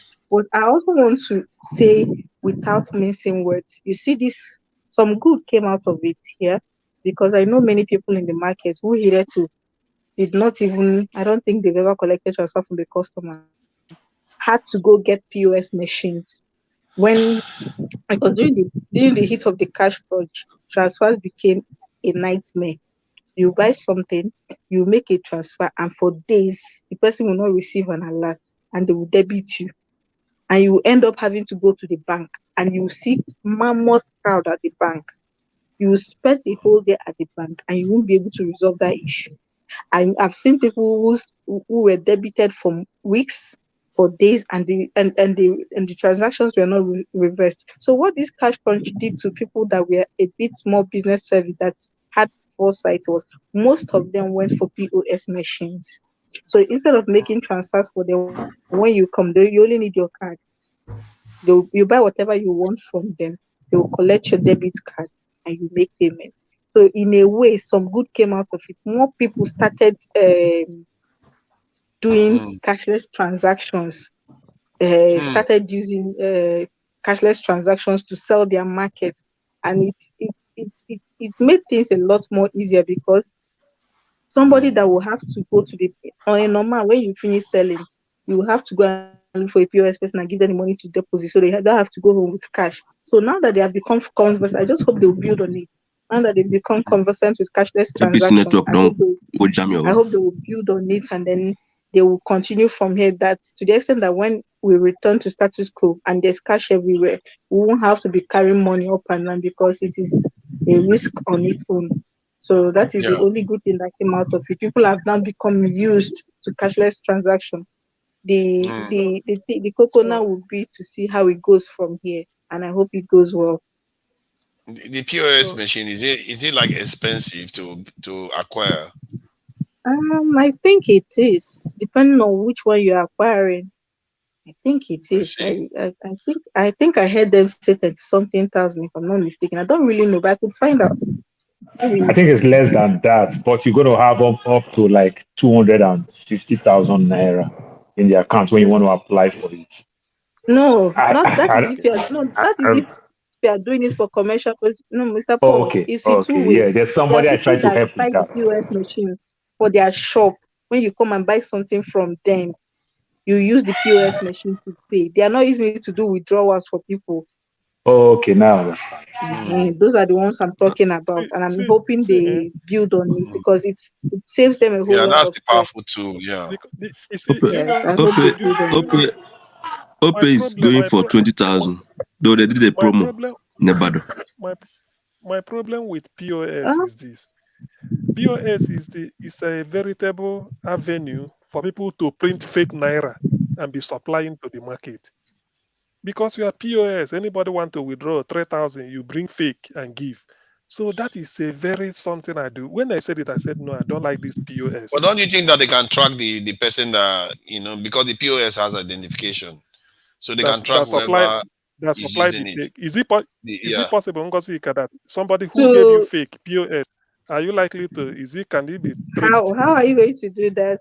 It's almost, if you follow through, you might have some progress. But is it not in the same Nigeria where somebody will steal your ATM, come to an ATM machine that has cameras, withdraw your money, you will start a case, go to the bank, retrieve the CCTV camera, and they won't be able to use it for anything. They'll be looking at the person's face and they'll use it for anything. The reason why I think the POS one is slightly different is that the POS, you have to apply for it, don't you? You have to link it to your account. If you apply for it, okay, are you saying when the POS person gives you fake money, or when when they give out fake cash?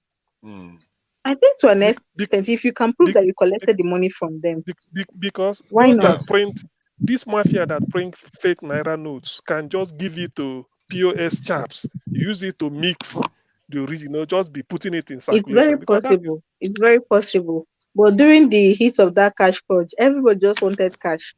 So I don't think whether fake or not fake. Whether you go see cash first. It was that bad, though. It was that bad. You go see cash first. Paul, before you for make money, or you for print fake naira from US. Carry and go Niger, use and buy suya 3 or 3 places every evening because for suya for night now you go look am there. God forbid it.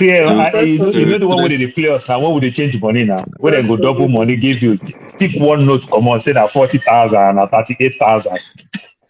They will trace you come here, so.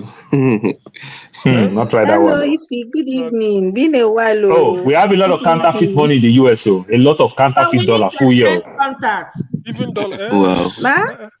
We need to exchange contact. Oh, we How need manage? to. We need to. Catch me I'm on the private. Instagram. Instagram. What's your name on Instagram? Priceless Ifi. Priceless Ifi. Yeah. Okay, I'll check you. Priceless. If you tell me, say you know price that ogbono where you buy, tell me true. Instead of priceless, if I put them expensive now instead of priceless. For put them expensive. So yeah, please. Paul, zip your All mouth. right. And we are not good people like that. So it's sad. Just waiting to take advantage of the next person. Whenever I see things like that, I just shake my head. That is why whenever they say youths are right, that is whenever I come on the show since this election and somebody is saying the youths are too docile, the youths should hit the streets, the youths. I said, is it not the same youths? Is it not the same youths? And when petrol is scarce now, petrol attendants go make money. Shebi said this thing that they were waiting for them. Okay, let's let her have a say. Let's hear HO, Madam HO. You see, when we learn Yahoo and fraudster, our target was the Western world, the women. Your logical men who wants oil business. So they can't take measure to lecture their people how they can identify most of this scam. So scamming from the Western world is becoming difficult. And boys don't learn work, they must chop. So they can't bring her into Nigeria. They operate neatly. And then they learn her from different categories.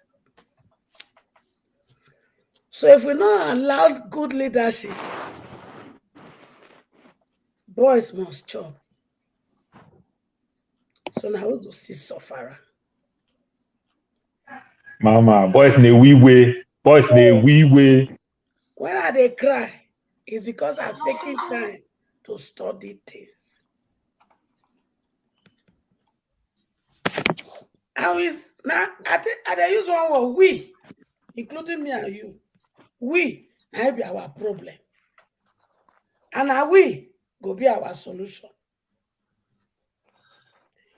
But unfortunately, thing when we get, we say, we dey point hand for the leaders. Leaders not feel loot money from Nigeria without our cooperation. All the money when they loot, carry come obodo Igbo. Now their children help them carry from bank. Now their children help them package them. Now their children put them for private jet. Now their children offload them from private jet. The house when they store those money for obodo Igbo, now their children they stay there.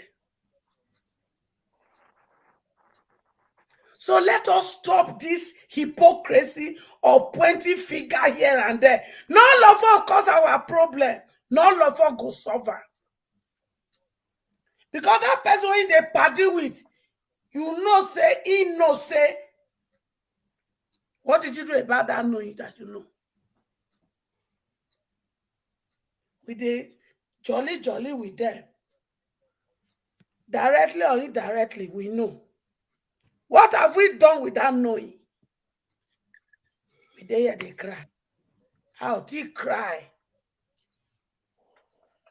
By the time I allow that drug baron enter power, when they go to take and they laugh una for place of work for Bodo Ibo, when they go they use and they set una up, you know, say for here, they're not the blow grammar, you are fired.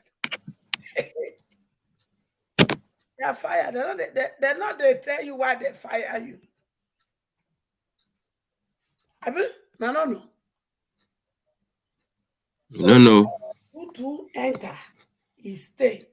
1 week when he they mark my word, you go reach work, you go here, you are fired. You go to crack your head. When they make them fire me, they don't hear say the person when they una sheriff in town, a chronic liar, chronic rogue, chronic drug baron. So that alone, you go let Oyiboma fire you, and you can't ask questions. If na lie, I dey talk, mark and put for ground, and I go come tell me for you. The rate when Nigeria go dey lose war for this Obodo Oyibo, na go see am.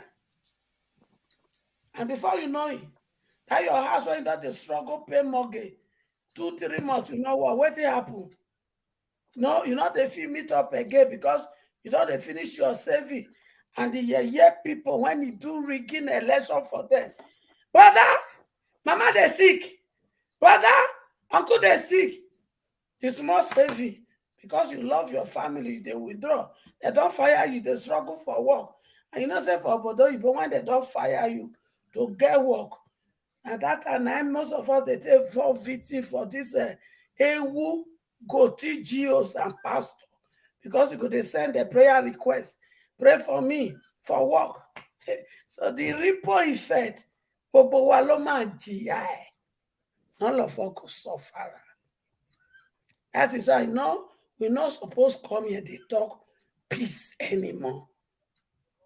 We are in big mess. We have to force the judiciary to sit on time and deliberate on this problem. Because Obodo Oyibo not go contain me and you. Because when we not pay for some time, in fact, for those when they rent, 1 month you not pay, the next month they don't tell you make you pack come off apartment. If you not come out, they go come help you throw away your things with sheriff. And you when don't pay mortgage, poor mortgage, you not pay. You go see later foreclosure. Homelessness is on the way. So these are the things that are going to happen. So instead of floor for here, because they done, they begin to twist word. We get to war. What is our plan to make sure 2020 on the 29th of May, Tutu did not go there just for 1 day. Because all of us go suffer. The one when we teach area boys don't do for street for Lagos, that na ice. Igbo people go begin to pack their load, they run because they go do shaking. And so we no go say nothing. And Tutu not go say nothing. So the anarchy, when we teach it don't start, it go come blow.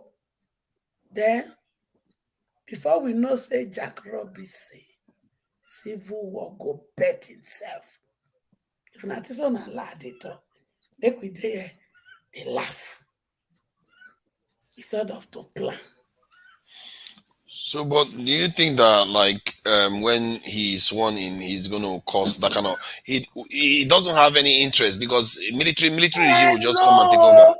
When he's sworn in, you don't give in area boy when he don't breathe. Now they go start the kata. He did nothing when Oluomo said something. But don't you think that the military will step in if there is anarchy on the streets? Military. Yeah, they will step in if things get out of become unstable. They find way to overthrow. That's what I'm saying. Now they will overthrow. That's what I'm saying. So it's not in it's not in It Tinubu's is interest better for to military to even cause that overthrow situation. for us to get drug baron as a president. Yeah, but that's what I'm saying. That's why Tinubu will hold his area boys back, because if they behave the way you are Hold saying, them back.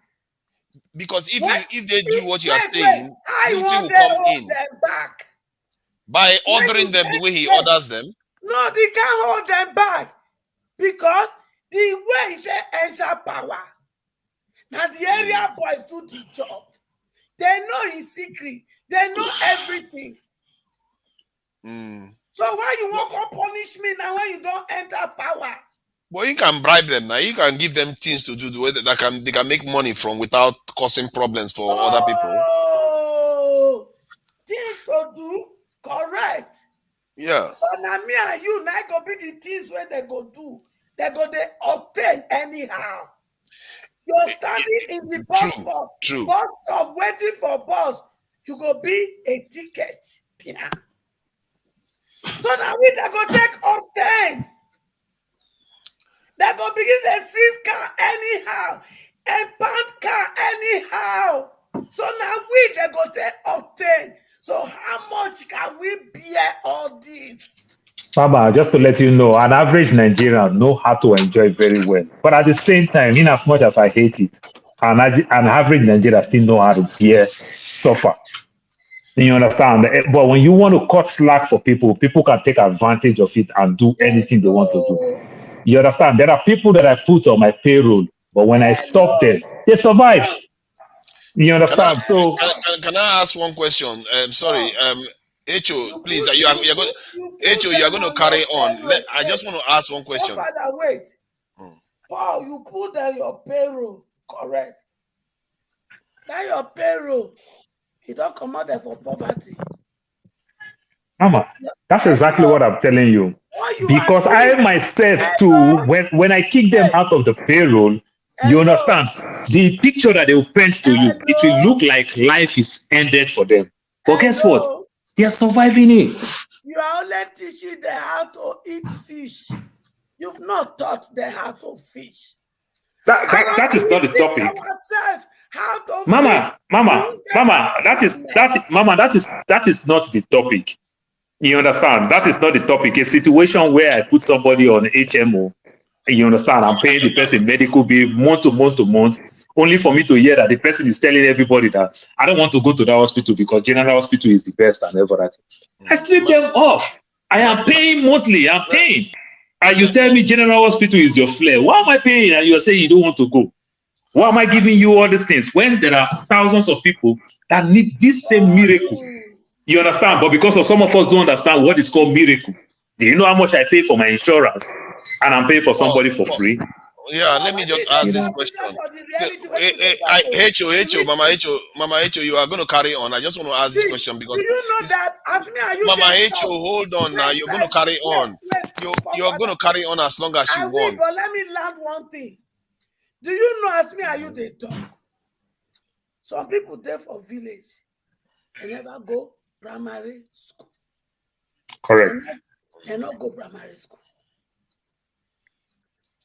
In this very day, they don't go back to the days of my papa Bitato, where some people are not opportune to go to primary school.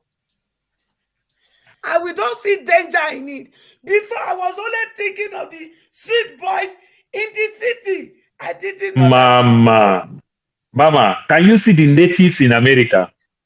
Have you gone to the reservation? Go and see the native in America. They live for Paco house. They don't get AC, they don't get anything. Go and look the native in the reservation. The Navajo. I live in a state where the Native Americans live. Go and look at their struggle. It's everywhere. Okay. I'm not cutting slack for them. It's everywhere. Can you let me ask my question now? We must have those type of people. Let me ask this question then. H.O., wait now.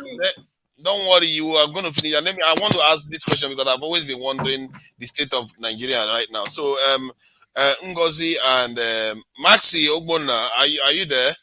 I wanted to ask this. Do you know how many people do you know that are working on the internet like using internet to make money one way or the other. Either they are working for people overseas or in Nigeria or through social media selling stuff. How many people do you know in your own life? So let's say Ngozi, go first. So I'm one of them. Okay. That's I would why I say owe you credit card, Ngozi. That's why I owe you credit card. Okay. So I'm one of such people, and I know quite a lot of young people that are Now that making is good use of the internet. I have a friend that has a professional exam she's taking. She's a cybersecurity expert. And then I have another. Lots of young people. When you see them on their phone, they are not messing around. Everybody they find money. Oh.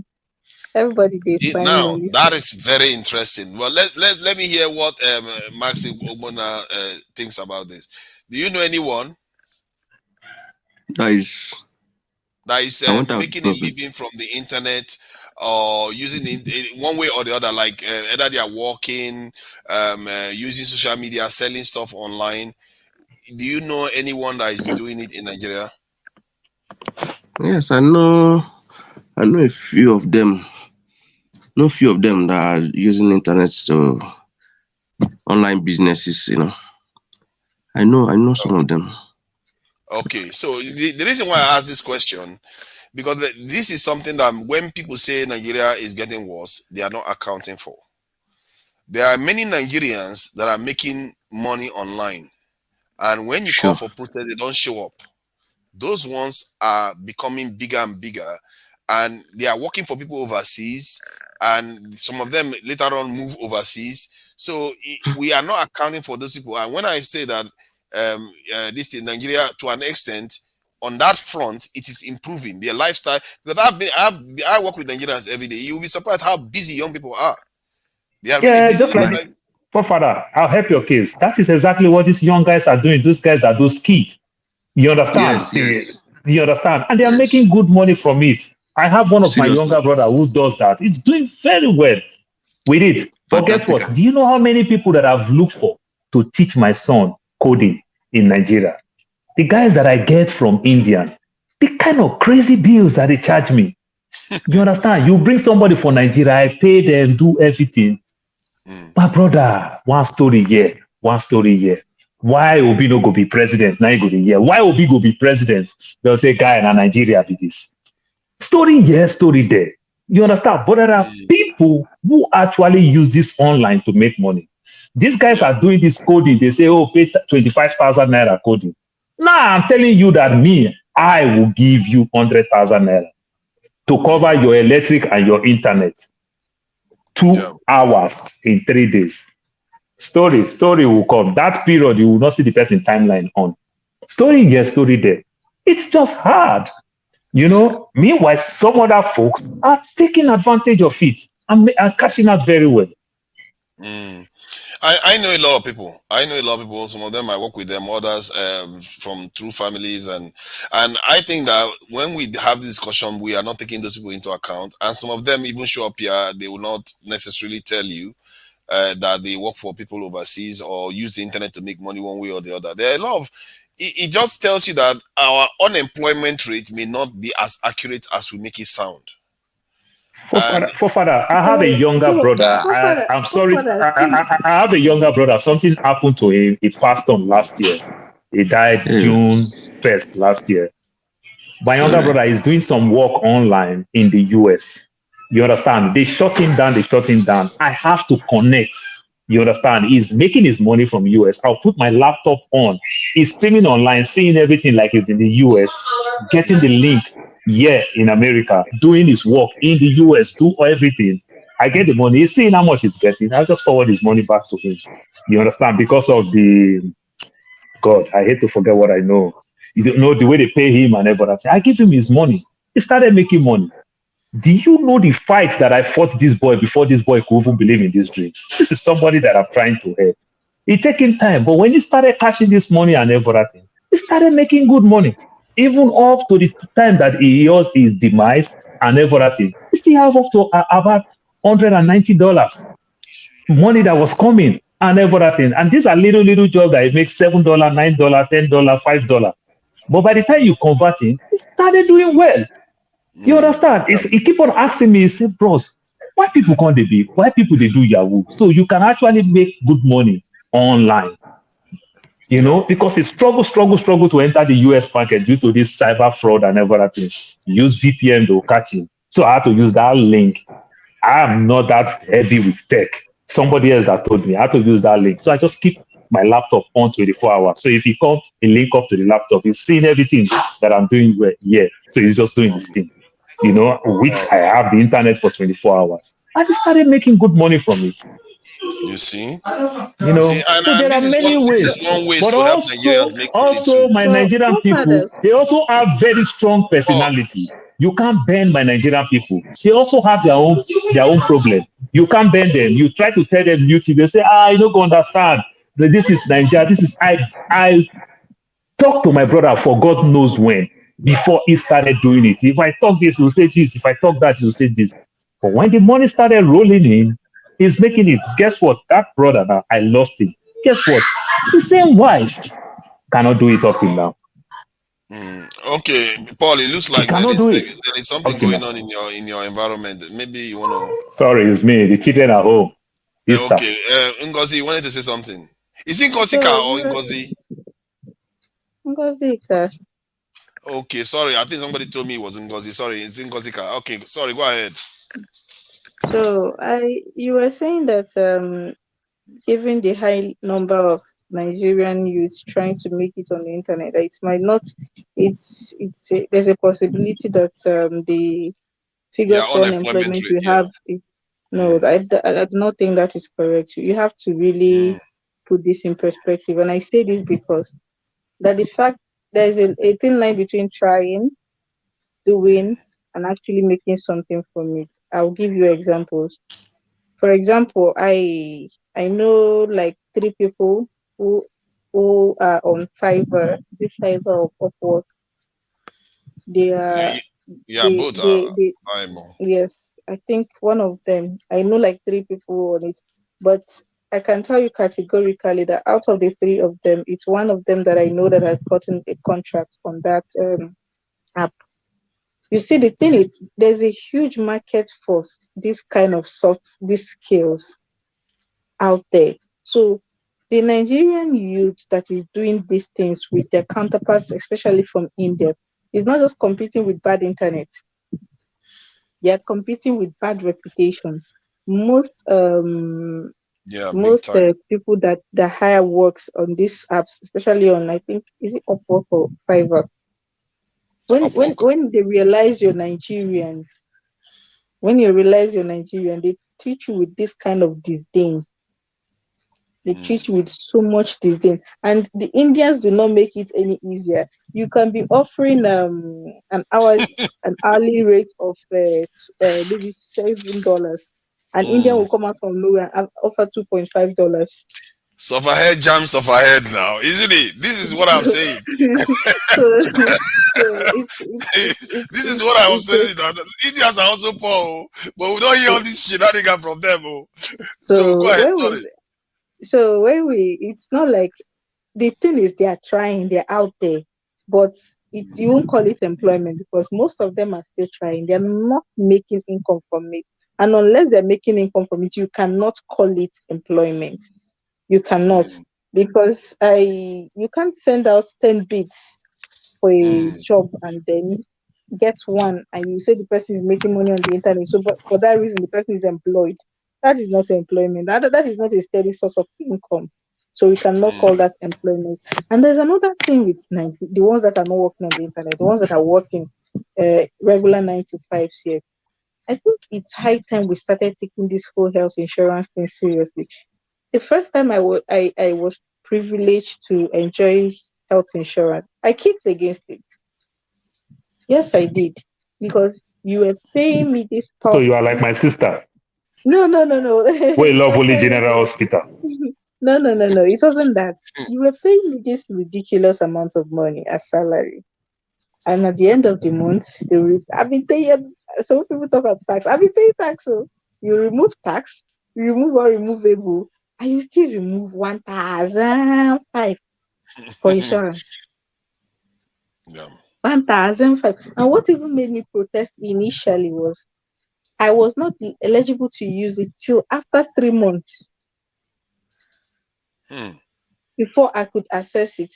But when I protested, because guy, you can't be collecting my 1,005 every month and I will have headache and you tell me I can't go to the hospital till I stay 3 months in the company. Eventually I was able to stay months, and when I matured to use the HMO, I went to the hospital and I swore that so long as I made steady income, I was not going to be out of a health insurance scheme. And I've tried to tell people about it. The thing with Nigerians is lack of information, proper information. Lack of proper information. NHIS has been there for years, but could you believe that the first time I heard about it If you was don't from my double your credit, I don't double your credit. was from my supervisor in You are talking about 2018. my story now. The first time I heard about NHIS was in 2018. How did I hear about it? My supervisor, my battery is down, but I'll just be quick. My supervisor, she registered her entire family for the health insurance. At the beginning of the year, she will pay, I think, 15,000 naira each, and then she will come to work and she will go and pick her daughter from school. Any small thing, she will say, she will now ask the other woman, "Mama, touch my daughter." I said, "It's like her head is hot." Before Mama will reply her, she don't call keke, "Piam, auntie, where are you going?" "We are going to the hospital." I say, "Hospital, just like that?" But Akuna said it's not that hot now, it's just small. They said, "No, don't worry, she has health insurance." She had health insurance, and it was NHIS. That time I didn't know that they had private HMO providers. I only knew about what, because of the bulk of the money that she had to pay once. How much was I earning? So I didn't put my mind to it. I didn't have the information that there were private providers. So you see, the problem with Nigerians is lack of adequate information most times. It's not as if we don't have these things. So it's not, maybe the person that will tell you about it will not go into details. They might not even they might not take their time to explain to you, because since I started using it, I've been trying to explain to people, see. These are the ones you can check out. These are the benefits that I think you can afford. These are the kind of things we need. How about the private providers? Why are they not like promoting their if it's a business, why are they not doing more promotion so people are aware? Forefather, they do. I have that for my siblings. I have that. They do, and it's cheap. It's almost less than nothing. I didn't know that. How much is on average? He's from Obodo Ibo now. Why are you not going to say that? My sister, Naira na mugu na. Naira na mugu. On average. So the one I use, I used to use Novo Health when I was with that my former workplace that you talked about. The one they were under was Novo Health. So when I left the work, I couldn't find their private health plan for individuals. So I ditched them. And then recently I had need to start going to the hospital again. So I needed to find a new one. And a friend recommended one for me. It's called Reliance Health. Their basic plan is 3,005 monthly. That is their basic plan. Now, this is their basic plan. That's exactly what I'm using right now for my sister. Okay, Reliance. You're using Reliance. This is their basic plan. This is their basic plan now. It does not cover pre-existing medical conditions. Pre-existing medical conditions like that's health. That's private healthcare for you.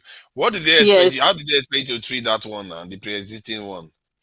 So how I got to know was, that is what I'm saying about proper adequate information out there. How I even got to know that they do not cover pre-existing medical conditions is after I registered and I was ill for a while. After that election, I fell ill, seriously ill for like over a week. I had this non-stop headache.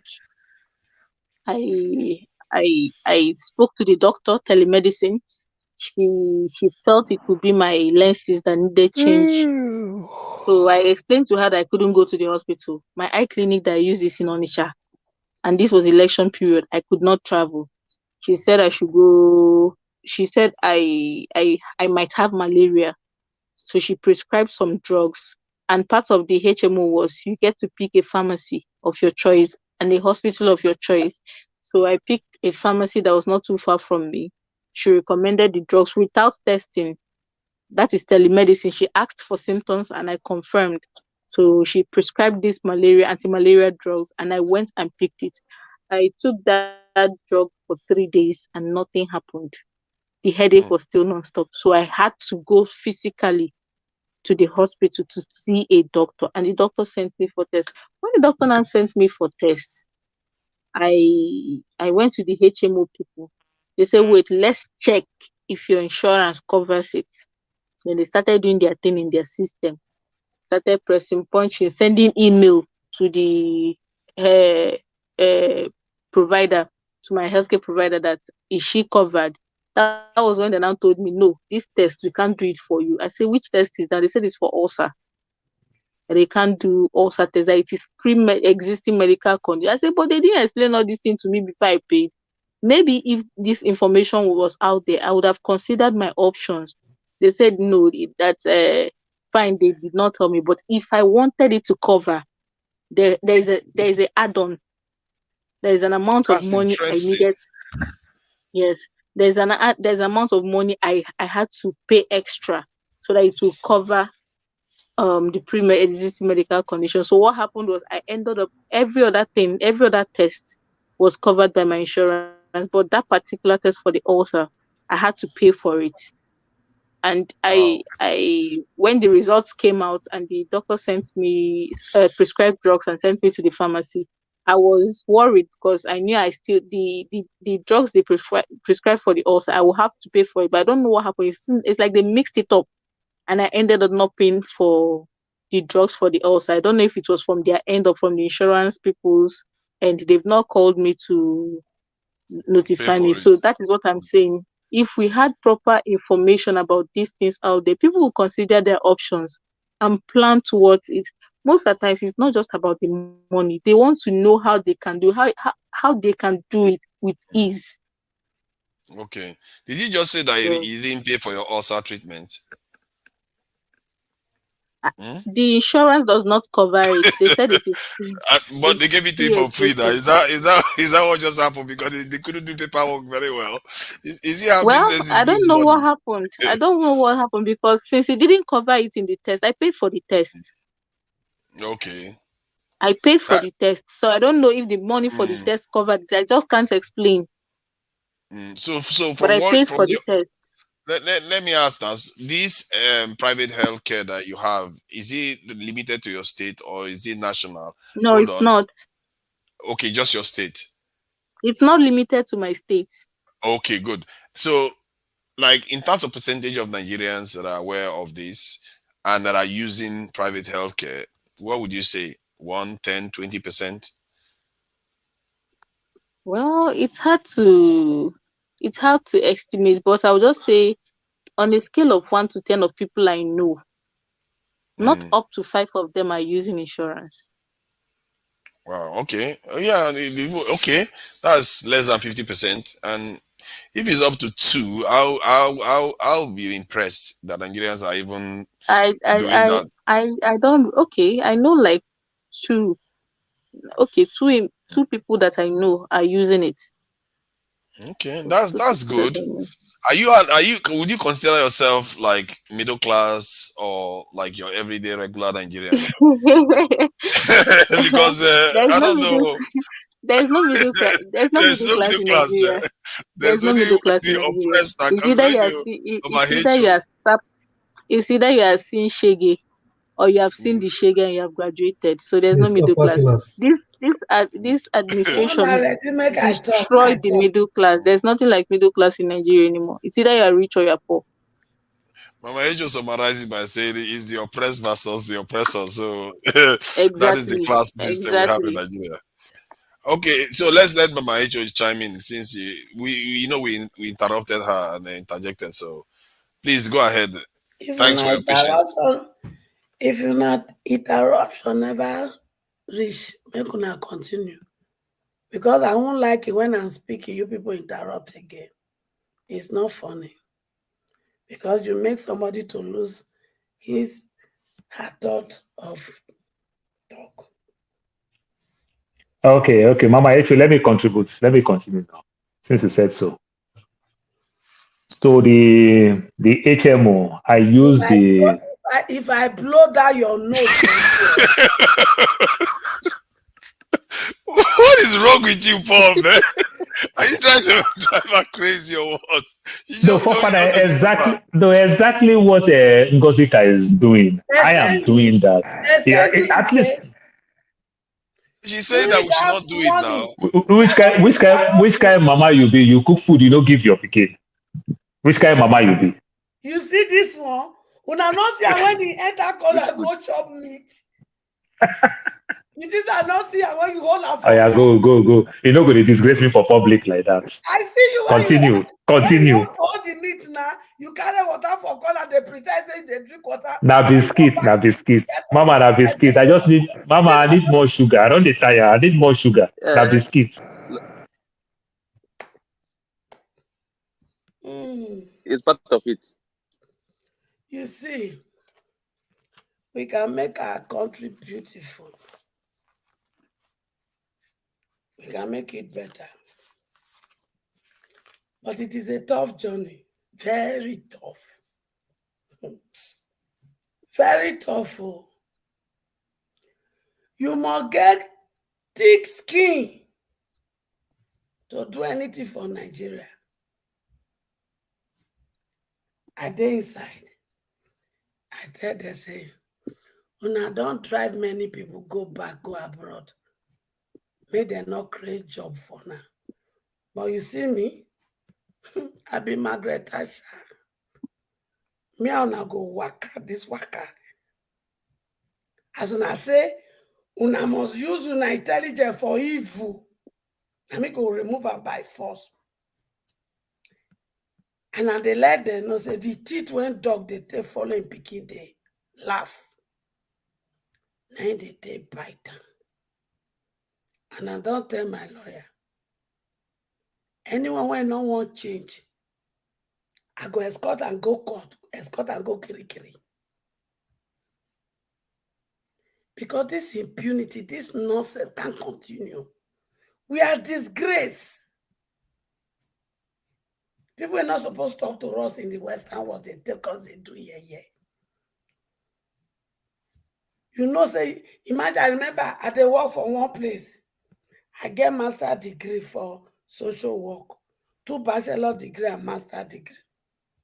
The person will be my supervisor in not finish secondary school for their system. I'll be my supervisor. So you see, the moment you want to talk, they say you are fired. And as a social worker, I was taught if my company said they won't give the resident quality of life, my own is to ensure say they give that quality of life. So I'm to protect the interests of the resident first. But no, not only when they not say they won't do what they call this their survey. When a state and federal they can't do every year. And that they go pretend that they do the work. That they go want those residents where those old people when they don't say they're vocal, and that they give their quality of care. So that when those people come interview them, they go come, they say that they enjoy nothing. So Nigeria, when I tell you they do uru, even though they do uru too. But the thing is this, I pledge to protect my residents. So there is problem. When the person say I know too much, the next thing you are fired. Because when they write me up, when I reply the write-up can't involve everybody because they give the date and time. With the step when we say waiting, they're supposed to do this. Because he say if they did this lady, everybody went there for up to Z. I said because when I mess up, when I get how many F9, as they call her. They try to help her, the repairer. When I not one repairer. So this system too is a mess up. But our system, we can build it. No person wants to stay for this system. Now they talk the other time. Our people, when they want bring people from abroad, they must bring the person when get white color. And yet our doctor that we are in abroad, now they even they do pass their own people low. During COVID, they go carry whitey, they come home. Is it not one Yoruba guy, doctor? Now he remove pikin for this America. Pikin from woman belly when the pikin never reach 9 months. He remove a treater for the sickness when they discover. He put them back. The woman carried that pregnancy for 9 months. They born pikin. Now Yoruba, my brother, in Nigeria. Nobody bought one. Come on, my tenant.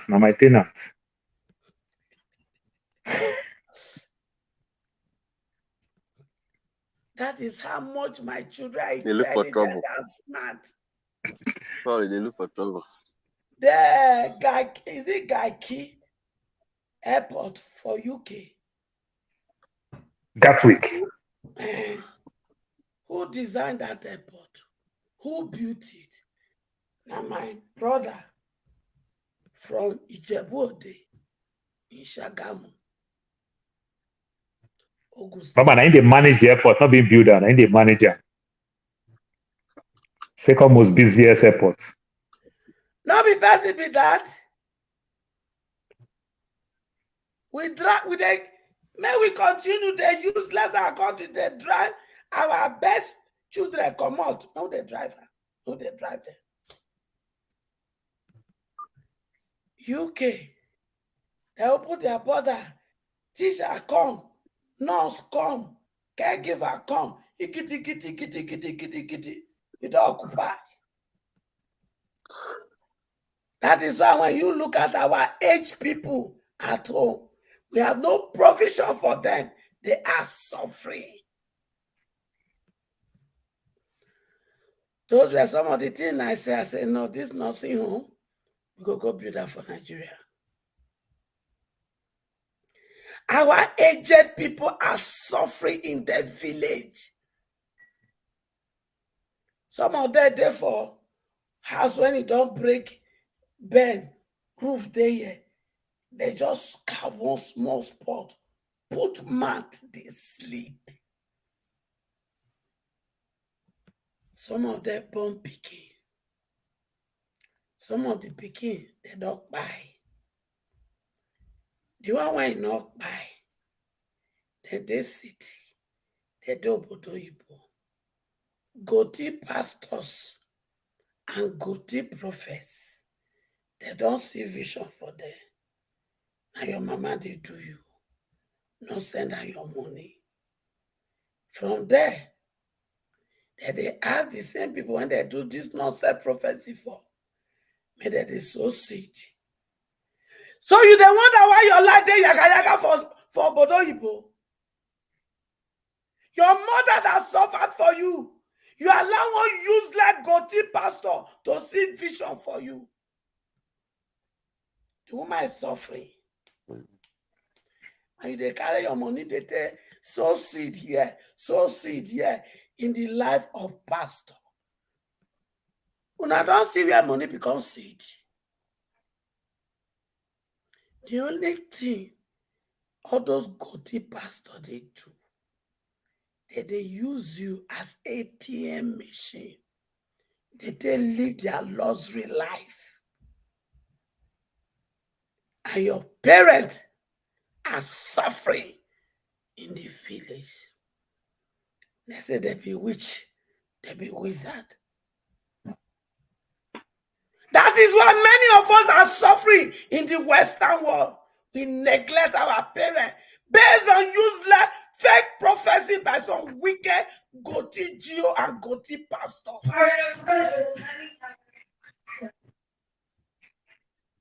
And here we are wondering Why our country is what it is. We want that no fight anymore. There are two categories of enemy of Nigerian people.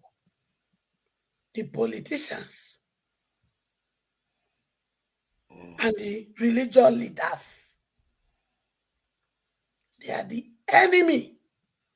Because what my children they do today, all this obtain, when they obtain from different angles with different conny, they learn from these people. They learn from the politician, they learn from the daddy Jew and the mommy Jew, and anything you call them. The prophet, the audit, that is where they learn it from. How about their parents? Are they not the parents? And then don't they have a role to play in ensuring morality? The parents learn. The parents learn from this set of people. And they can. Did you notice that so much Nigerian women and African women, they respect, they are so stupid that that their husband, they can need that for Daddy Gio. Good money, sir. But they can't need that for their husband at home. They can answer, sir, for that goatee pastor, that goatee Daddy Gio, but they cannot answer that for their husband. And yet, the so-called Daddy Gio, they don't correct those errors because they gain from it. And all this trickle down to the children. We'll go. Let's use 1 minute to round up so that Kene and Omar can talk. Because children. Mama, you are right. Mama, can you help me? Let me talk a little bit about this thing that Fifi is saying. Children learn from parents. Children learn from uncles. Children learn from aunties. What are we teaching our children by our character and our action? And these are the people that will be the leaders of tomorrow. Children learn from mama. Mama. Okay. Mama. I think she has what finished. you said, Mama, what you said, you are right. From what Ife is saying, because directly, so maybe we can go there because sorry, Ngozika. If not you, I'm sorry. So what Ngozika said, I have the same thing. I have it directly to my own siblings too. So they have different plans. They have the plan of 3,500, the plan of 6,000, 11,500, 13,000. So it depends on the age, their health issues. You might put some of your little niece and nephews that are still very healthy. Once just to go check, you might put them on the 3,500 plans. At least they can see the doctor. Like they say, prevention is better than cure. Maybe people that are a little bit aged with health issues. Yes. If you want better health insurance, buy through helpmewaka.com. Mama, yeah. Help me waka. Mama, they have so many. The idea HMO. Yeah. They help me waka too. It's $170. It's still very cheap. It's still very cheap. Mama, they have different ones and everything. They this grammar when they talk. So people go get their neat. Mama, I've tried different ones and everything. Also, it's still based on plan, just like as the way we also use health insurance in the US. Helpmewaka.com is $170. Yeah, $172. Family. I buy that for people that are rich. Not only one family member I don't even buy. For every other one, people when they just complain and say, I know they give money and they buy. So that's exactly what happened to Ngozika. Like she started with the most lowest one. These are things you want to give more for like people who are very healthy. So you just keep it for emergency and the likes. They have the Alexander Wright for the 6,500. They have the Diamond for the 13,500. They also have the plan for 11,000 and the like. So you might want to consider that maybe people who call you too often about health issues, you just want to go place them there. It saves you from a lot of problems. And therefore, that thing, it saves you. And they see the doctors, they do everything. I did that with my sister. Let's let these they've been here for a long time. I think Kene has this thing is dropped off. So Umar, thank you for your patience. I think I'm not sure I will be as patient as you have been. So what do you think about what we've been discussing? I'm sure you came in for a reason. Can you hear me? Loud and clear. Okay. Thank you so much. Good evening, everyone. I'm not really sure what the topic is because I came in and for that, I like listening to you because you bring the foreign affairs angle, to Nigerian situation, and so I wasn't really sure. I'm hearing Paul and Gozika talk about health insurance in Nigeria, which I don't know about. I think it's very impressive that such things exist. But having said that, I'm not Sorry really if you sure. don't mind. Do you live in the West? Actually, I live in Ottawa. That's in Canada. Oh, no. You might want to look for somebody. I believe people will be calling you for health issues. It's something that is very important. If you have maybe a friend, a family that you really think they need that, maybe they call you too many times for health issues, it's going to save you a lot. Like, I mean, a lot. Yeah. I mean, like I said, I'm very impressed because like my elder brother lives in Nigeria, right? And he has the health plan, but that's with his company because he's into the oil and gas sector, right? So I've always thought like, yeah, there's health insurance, but like you have to have jobs in high places for you to have that. But so I'm really, really impressed, to be honest with you. I'm happy. Like, whatever can make Nigeria better, like it's I understand that's what everybody strive for. So that's really good. That's really good. So and this is another aspect again about this is why it's good to understand Nigeria on the ground. And then when people just talk about, we are all dying, we are suffering, but there are things that you can see that is the reason why people are not on the streets as much as we like to think. Because like that, the number of people that are working online, they are quite significant. I guess there is a little bit of a bias because I ask people that are online whether they know people that are working online. So maybe there are a lot of people that are not online that know a lot of people that are not online too. But the point is that if 10-20% of Nigerian youths are online, that is significant because about 20 years ago, that 20% of the youths will not be online at all. They will be in Nigeria trying to find a job somewhere and they may end up on the streets. So regarding the healthcare, to the same thing. The general hospital in Nigeria, is not doing very well. But with this private healthcare that is kicking in, even if it's cut 20% of people again, that's 20% of people that would have been getting terrible healthcare in Nigeria if they didn't exist. So there are things that are technically improving, but they are not being factored into the improvement that we are seeing in the country. That's something I think maybe we should be highlighting a little bit more. I totally agree with you, and if what you said is 100% bang on, then I think the government is doing a very bad job in actually bringing those things to the limelight. Like I said, just listening to you guys today, I'm just like, what? So they have insurance, healthcare insurance, and I listen all the time to you guys because I work from home, so I'm always just listening. And the other time I heard about, was it Kulata was talking about the One port working, and I was really impressed because I'm literally from Port Harcourt, right? And I didn't even know that. I know One port has always been there, but I just thought like it's not really working the way it should work. And so if what Kulata is saying is correct, then I think either maybe I've done a bad job with keeping up with affairs going on in Nigeria. My brother, I don't mind Kolata. Kolata is lying. I don't think Kolata is very vast when it comes to your port. I know the port. I work there. So he's doing a bad job. The port has not been working for God knows when. But guess what? The port is working.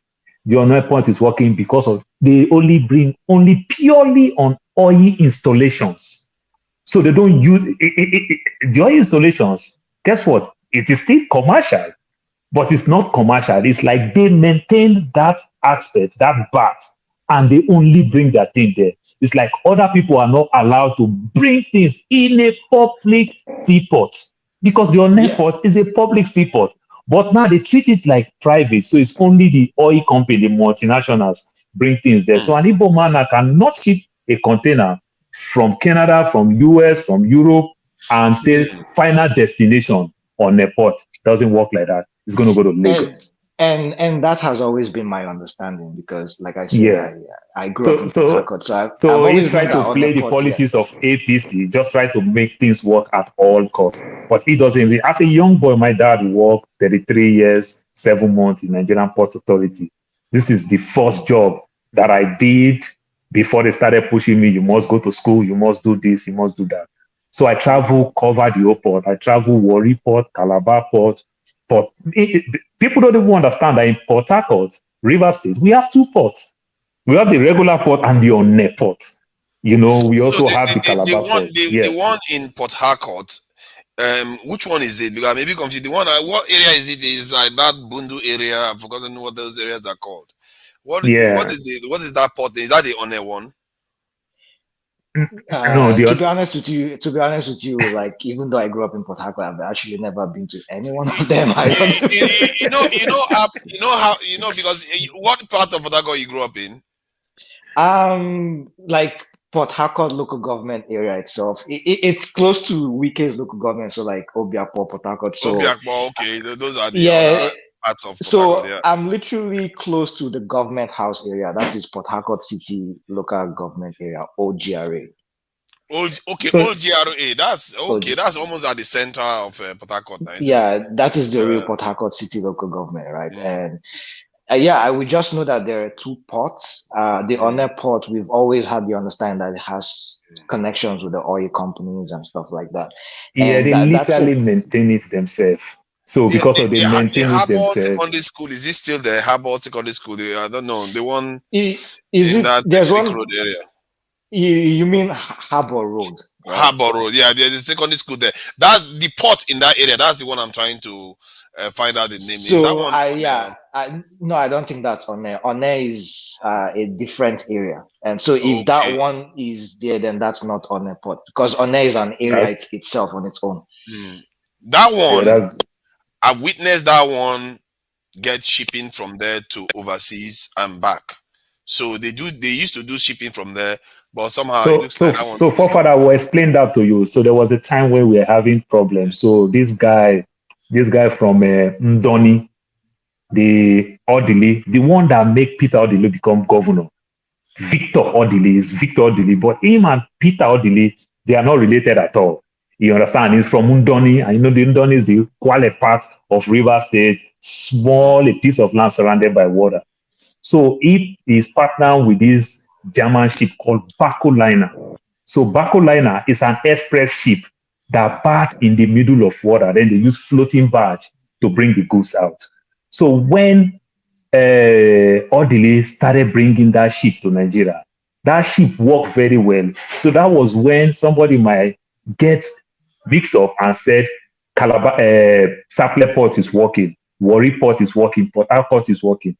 But it is not actually working, because the goods will stay in the middle of the water, that is in the deep water. Then they bring the goods. So when they bring the goods, they put it in a flat barge and use the tugboat to push it to ashore. You understand? Because the problem with all these ports, the waters, they need to dredge those water. So the water is not that deep for these big vessels to bath there. You understand? So Odili started cashing out. You understand? Started going to places that no vessel can go. You understand? Because when they bring, interesting you mentioned that dredging, because yesterday I saw something about dredging that they need to do in Nigeria. But let me let Omar finish his chain of thought first, because we'll go into, because that dredging one is an interesting one, because almost the whole Nigeria waterways need dredging really, and we don't do even Lagos, yeah. Even Lagos, every goods that is coming from the US that may even be coming from the Europe. You understand? We'll still do transshipment in Spain. You understand? To a smaller vessel. You understand? You might ship a thing now from London. You understand? With a bigger vessel. But This why don't vessel we will still dredge stop. now? They get the sand that they get from the dredging, they can even sell it. Why don't we dredge enough? It's just like the question that you asked. What are they talking in AU? It's just the same question. Like it's like our It's so leaders, funny. they see what needs to be done and they don't just do it.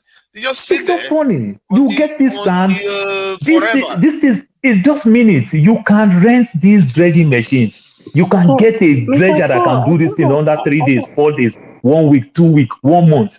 You can rent these things all over the world. They come do their work and they get out. That's what they do. Yeah, I I think think that we've talked. Yeah, okay, Omar, please bear with us. Don't worry, it's going to come back to you. Go ahead, Ngozika, please. sorry, Uma. Sorry, I'm interrupting you. I was going to answer your question. Why don't they dredge it? That's a rhetoric question, and you know why. It is a cash cow for them. It's just like the Enugu Onisha Expressway. Do you know how many times the contract for that road was awarded? And then they will wake up one day. This is what they used to do. From 2015 that I started plying that road, this is what they used to do. They wake up one morning, award the road again, come and do one part of it's a highway, come and do one part of the highway, close the other half. And then when the other half that they've done start deteriorating, they'll come and open the other side and close the other part. And this is what they've been doing till late last year. When MTN, I think it was MTN, as part of the tax, what they call it, what is the name of that term they use again? As part of the tax, To waive their tax waiver. I forgot the name. I remember the name what you're talking. Dangote did that too. Yeah. Yes, they had to do that road, and I'm telling you, since MTN started doing that road, I've seen much more improvement than all my years of plying that road from 2015 to last year. So But the bad part of it in the seaport own case is that they are not even doing it. That is what I don't understand. No, they will not, because they are making money from it the way it is. Once it is done, once it is done now, Lagos will be decentralized. Honestly, I can tell you, do you know Lagos is not enjoying anything that much? Let's start Like from some there of us first. might think. Lagos is not really enjoying anything like some of us might think. To you, Lagos is not enjoying anything. But to the people, Lagos, there are people, there's a group of people to whom Lagos is a cash cow, the way it is. There can be no improvement. If it improves, they will lose their cash cow. And at the center, Sorry, I keep meeting that calling gap, you Ife Ngozika. Ngozika. It's just a negligence of government on their own level. It's just it is not negligent. negligent. I am telling you, Everything with these people is deliberate. Every single thing with the Nigerian ruling class is deliberate. It is not that they cannot do it. It is not that they cannot afford to do it. It is not that they do not know that they should do it. It is just that they will not do it because it will not favor them to do it. It is that simple. It will not favor them. I can understand that the contractors, it doesn't favor them, but I would have thought that some of the people that will benefit from the great shipping, vessels that will be coming in will have an interest in getting it done. Because nations that have these things, you see that their rich people are actually richer than Nigerians. So, how do you? Okay. So Ngozika, if you said it is their favor, are they building the new seaport in Lekki, in Ajade? Sorry, in the Ekpe houses, are they building the new seaport? So what I'm saying is that because the way they steal in Nigeria these days, you actually carry out a project, then you inflate the project and make profit of it. So if I'm the managing director of NPA, Nigerian Ports Authority, I want to take a project in Saple where I will make money off it, not for the interest of even making that thing work. I want to take a project in Port Harcourt where I will make money from it. I want to take a project in Calabar where I will make money from it. But because of we still have one, we're going to manage it till everything broke down before we'll start thinking of what to do next. That is just our problem. But shebi Oma be dey I talk. Why una not dey let person dey land? E no good now. You bring it to me, and you are bringing it to Exactly. my again. You know, she's empathizing right now. Mama is a conversation. We You are bring it to we me, are in and forefathers' you own. are A bringing it to my conversation again. will day. Only We you know the get doctor now. damages. Mama, this your Colorado where you did. Mama, this your Colorado where you did. You need some Colorado. Match break. Father, make you regulate this thing. No more interruption when I Now, forefathers style be this one. It's different from Dr. Damages. Mama, you need Colorado. I think I'll come in for the make you night. just match Good break. night, You came in everyone. for the Good noise. night. Good Good night. night. Oh. Thank you for coming in. I think we appreciate your contributions. I think it has shed a lot of light in some of the dark areas and questions I've had in my head about this. And I'm sure a lot of people learned a lot from you. So thank you for coming in. All right. Good night, everyone. Good night. Yeah, regarding the Ngozi, I see you your recharge card. I'm using my phone. When I finish with my phone, I'll send you your recharge card. Ngozi. Yeah, sorry, I don't call you too much iffy. You don't call Ngozi, me you be tired. Ngozi, you not be iffy. I bet may I get credit, Paul? Pack one side. How to pack was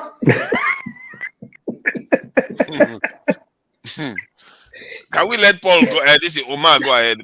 Omar, sorry, you know. Omar, sorry for taking your time. Good night, guys. Good night. Good night. Okay. We should be Iffy, closing good night. out. No can divide this our Nigeria with this your regional thing where they call Caribbean. Match break, make other people talk. Okay. Mama we no gree give pikin food. My God. Na better mama na MD. Mama we no gree give pikin food. Na better mama. See, NDBC hasn't even said anything at all. You see, I think maybe if what I'm going to be doing is that if they ask me to do moderation, then I will declare it an open kind of conversation, just slight regulation, so that people will know that they are free to chime in. Because I think when they come in, they just think, oh, I'm Dr. Damages, they are waiting for their turn. And because I think it's good because it's evening and we've been regulated for how many hours before Dr. Damages left, so let's just let it flow. So go ahead, Omar. Oh yeah, no, that's okay. Thank you so much. So in respect to Nigeria, I think we all agree that the main problem is just corruption. It's really, really deep. You know, from the top to even the bottom, every single sector, it's neck deep, and I think that is just holding us back. You know, we have so much potential. You know, that's why forefathers are listening to you, because you bring in the global aspect. Like Nigeria right now should be at least a global superpower, economically, militarily. You know, we should have influence. Africans, other African countries look up to us. Like the name Giant of Africa, they actually East West Africa, East Africa, you know. And so yeah. So it's really disheartening seeing, you know, people running around, you know, Do you trying to think start. that our corruption, because I know there are corruption in other countries, do you think ours is a little bit toxic? It's like ours is degrading to our development. So do you think that is why? Because I submit that our corruption, the bigger problem is the big one, that is the money that is escaping the country. Because if that money wasn't escaping, it will circulate in the economy and the economy will self-heal. Because what I mean by self-heal is because now you have to pay a bricklayer to build a house, and the bricklayer has to pay a cook to cook or something. You know, the money goes around, and before you know it, income starts going up, salary starts going up, and when salary starts going up, then people are not likely to pervert their job, their roles. Police officers are not as corrupt anymore, and nurses, doctors are not going to be taking bribe. You know, the sort of things. You start seeing that people are focusing on their jobs, not necessarily on how to screw the job over and make money out of it. So I think what you're saying is, for example, I have this school of thought that, of course, the leaders are already corrupt.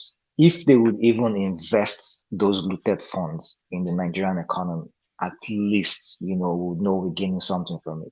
But the issue is that they are not confident in Nigeria because they've run Nigeria aground. When you want to invest your money, what are you looking for? You're looking for stability. You're looking for long-term protection. If you want to put your money, then you have to have guarantees, right? And so they know they run the country. They know they just can't trust what they have, built up until this point. Having said that, I think when you asked about why is Nigeria's corruption, that bad, I think the problem is just I think we're not what is the word?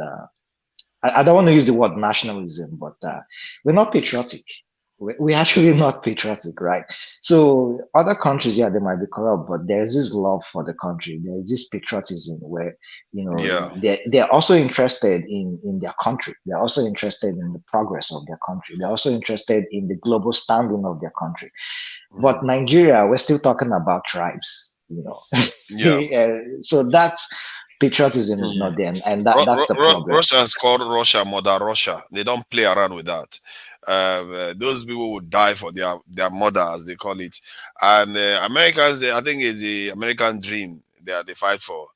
The British, Great Britain, they have to rule everything. So everybody has the French. They have the egalitarian kind of this spirit where they are nationalistic. But Nigerians internally, when you hear our discussion, we are too focused on not being nationalistic. Everything is tribe, religion, Jesus. I think it may not be so hard to change. You just need a leader to end up in that position to really transmit this information out there. We've had terrible leaders, See, can you say any of our leaders since 2000 is a great orator? Not even close. We most of our leaders are mediocre, really, by Western and other countries' standard. The Ghanaian leader right now, when he is speaking, he knows what he's talking about. He knows the subject matter, and he takes. He's one of those people that are a little bit dodgy, but he does know how to communicate his ideas. But our leaders, they just come and read from document, and they don't seem to be. It's just this time we really, if you can argue that Peter Obi can actually express his thoughts, and if Tinubu, when he was in his prime, he can also, speak. Even to speak, we are using that as a standard now because Buhari has set such a low bar. I was just gonna say, when you look at Buhari, the bar has been set so low, that anybody can come with any certificate from anywhere and just and I fellow always Nigerians, he's a hero. He can speak. Oh my God, we've got the best president now. That's all we need now. The guy hasn't spoken to Nigerians for how many weeks now? I don't think he has bothered to talk to Nigerians at all. Buhari for 30 years after Buhari become head of state, Buhari did not. You can't see Buhari in any article. He did not write anything. He did not do anything. This is how we make mistakes. We don't even judge our leader based on their antecedents. We don't do anything. It's just so bad and so shameful. Guess what? You don't need to be an orator. We know Nana Akufo-Addo is a very good, eloquent speaker. But another way around, sometimes let your work also speak for itself. Like the way we find ourselves in the West. They don't do all this launching and everything. But we see growth. You just be driving, you know that they are putting new bridges on this place. You know they are putting something on this place. They are trying to expand it. Maybe you might see glimpses and pieces here and there on the news, but not like they are marketing it. But ours will promise the heavens to come down and we will not even do anything. It's just so bad. I use America all the time for this same thing. The Republican ideology and the Democrat is completely different. Guess what? It is easy for the Democrat to condemn the Republican, like it is easy for the Republican to condemn the Democrat. But just be an independent umpire and go to a Republican state and go to a Democrat state. These both states, they are doing well. Which means, like they say in Africa, there are so many ways you can get to the market. But in our own case, You fight the other person for what the person did not do. You, what are you doing? The fact is that you yourself, you are not doing anything. NDBC, sorry, NDBC hasn't said anything, but I wanted to ask Uma, what would you say in terms of this power generation? I think that's a positive thing. We are not going to see not going to see necessarily the positive sides. Maybe give it 2 years or so, we'll start seeing the positive. But would you say that there are things that the Nigerian leaders, because somebody passed that law to liberalize the energy generation, are there signs or things that you would say Nigeria government and the people are beginning to do right that indicates that things are going to get better in the future? I'm asking Uma. Can you hear me? You're muted. Sorry, were you talking to me? Yeah, sorry, I was talking to you. I should have mentioned you more. Yeah, because you were talking about, the things that, the corruption and all that. So I wanted to ask you, are there things that you see in Nigeria right now that is encouraging that maybe things will get better in the near future? To be honest with you, I wish, I wish I could say yes, but it's just ordinary elections, we can't even conduct proper elections. It's funny because I was so happy, I was like, oh, they're talking about beavers. I don't really know what beavers does. I don't even want to go in that. But the fact that, we're progressing to that level where we're trying to stop corruption and stuff like that. I was excited. But then few days before the election, I joked with my wife. I was like, watch them on that day and they will say there was They no will figure network. out the way to screw it up. They will figure out the Yeah, way I to was screw like, it up. watch that day. They're going to tell you there's no network. They couldn't upload this and that and that. And we joked, we laughed about it, and it came to pass, right? And so, do I see any progress? I don't know. I want to say yes, but honestly, we need freedom. And when I mean freedom, people need to be free. People need to express themselves. People need to be empowered. The hoping on Nigerian government to give you jobs, you're just wasting your time. You were talking about lots of Nigerian youth on the internet these days making money. Yeah, that shows you that the Nigerian youth are working hard. They have forgotten about the government. They're not relying on the government, to like they're actually taking the bull by the horn. But on top of that, you're gonna see the government come out with one stupid policy that is gonna hurt these youths again. Like it's really sad that I don't see any progress. I honestly don't see anything. Yeah. But if given what we just found out just today, when we in a way sample of that there are youths in Nigeria doing more work than maybe most people realized, and then there is also healthcare, private healthcare going on, and Dangote refinery could come online any times. It could be the next quarter. We'll be hearing it's going to be the next quarter for the last 2 years. So I'm still waiting. why is Dangote able to have a refinery and Nigeria is not able to operate the 4 refineries that they have? Is Dangote bigger than Nigeria? Because we sabotage it. We have national saboteurs. So that's why I say I don't see any. That's why I say I don't see any progress, right? But let me argue this then. Let me argue this. What if I say the reason why Dangote refinery is coming on stream is the reason why the federal government is now liberalizing the energy production, even allowing Amotekun. You can see the reason behind it is because of the state of the world right now. The West is not as we are not as beholden to the West as before. The Chinese is moving in, the Russians are moving in, so and there's a flux in the world. That is, I think, is responsible for why you are seeing some emergence of some of all these common sense policies that are beginning to show up a little bit. I know for a lot of people that is a little bit detached because they don't see how international affects things inside the country. I think that may be playing a role because in the 90s we were winding down and Americans were at their apex then, at the apex of their strengths.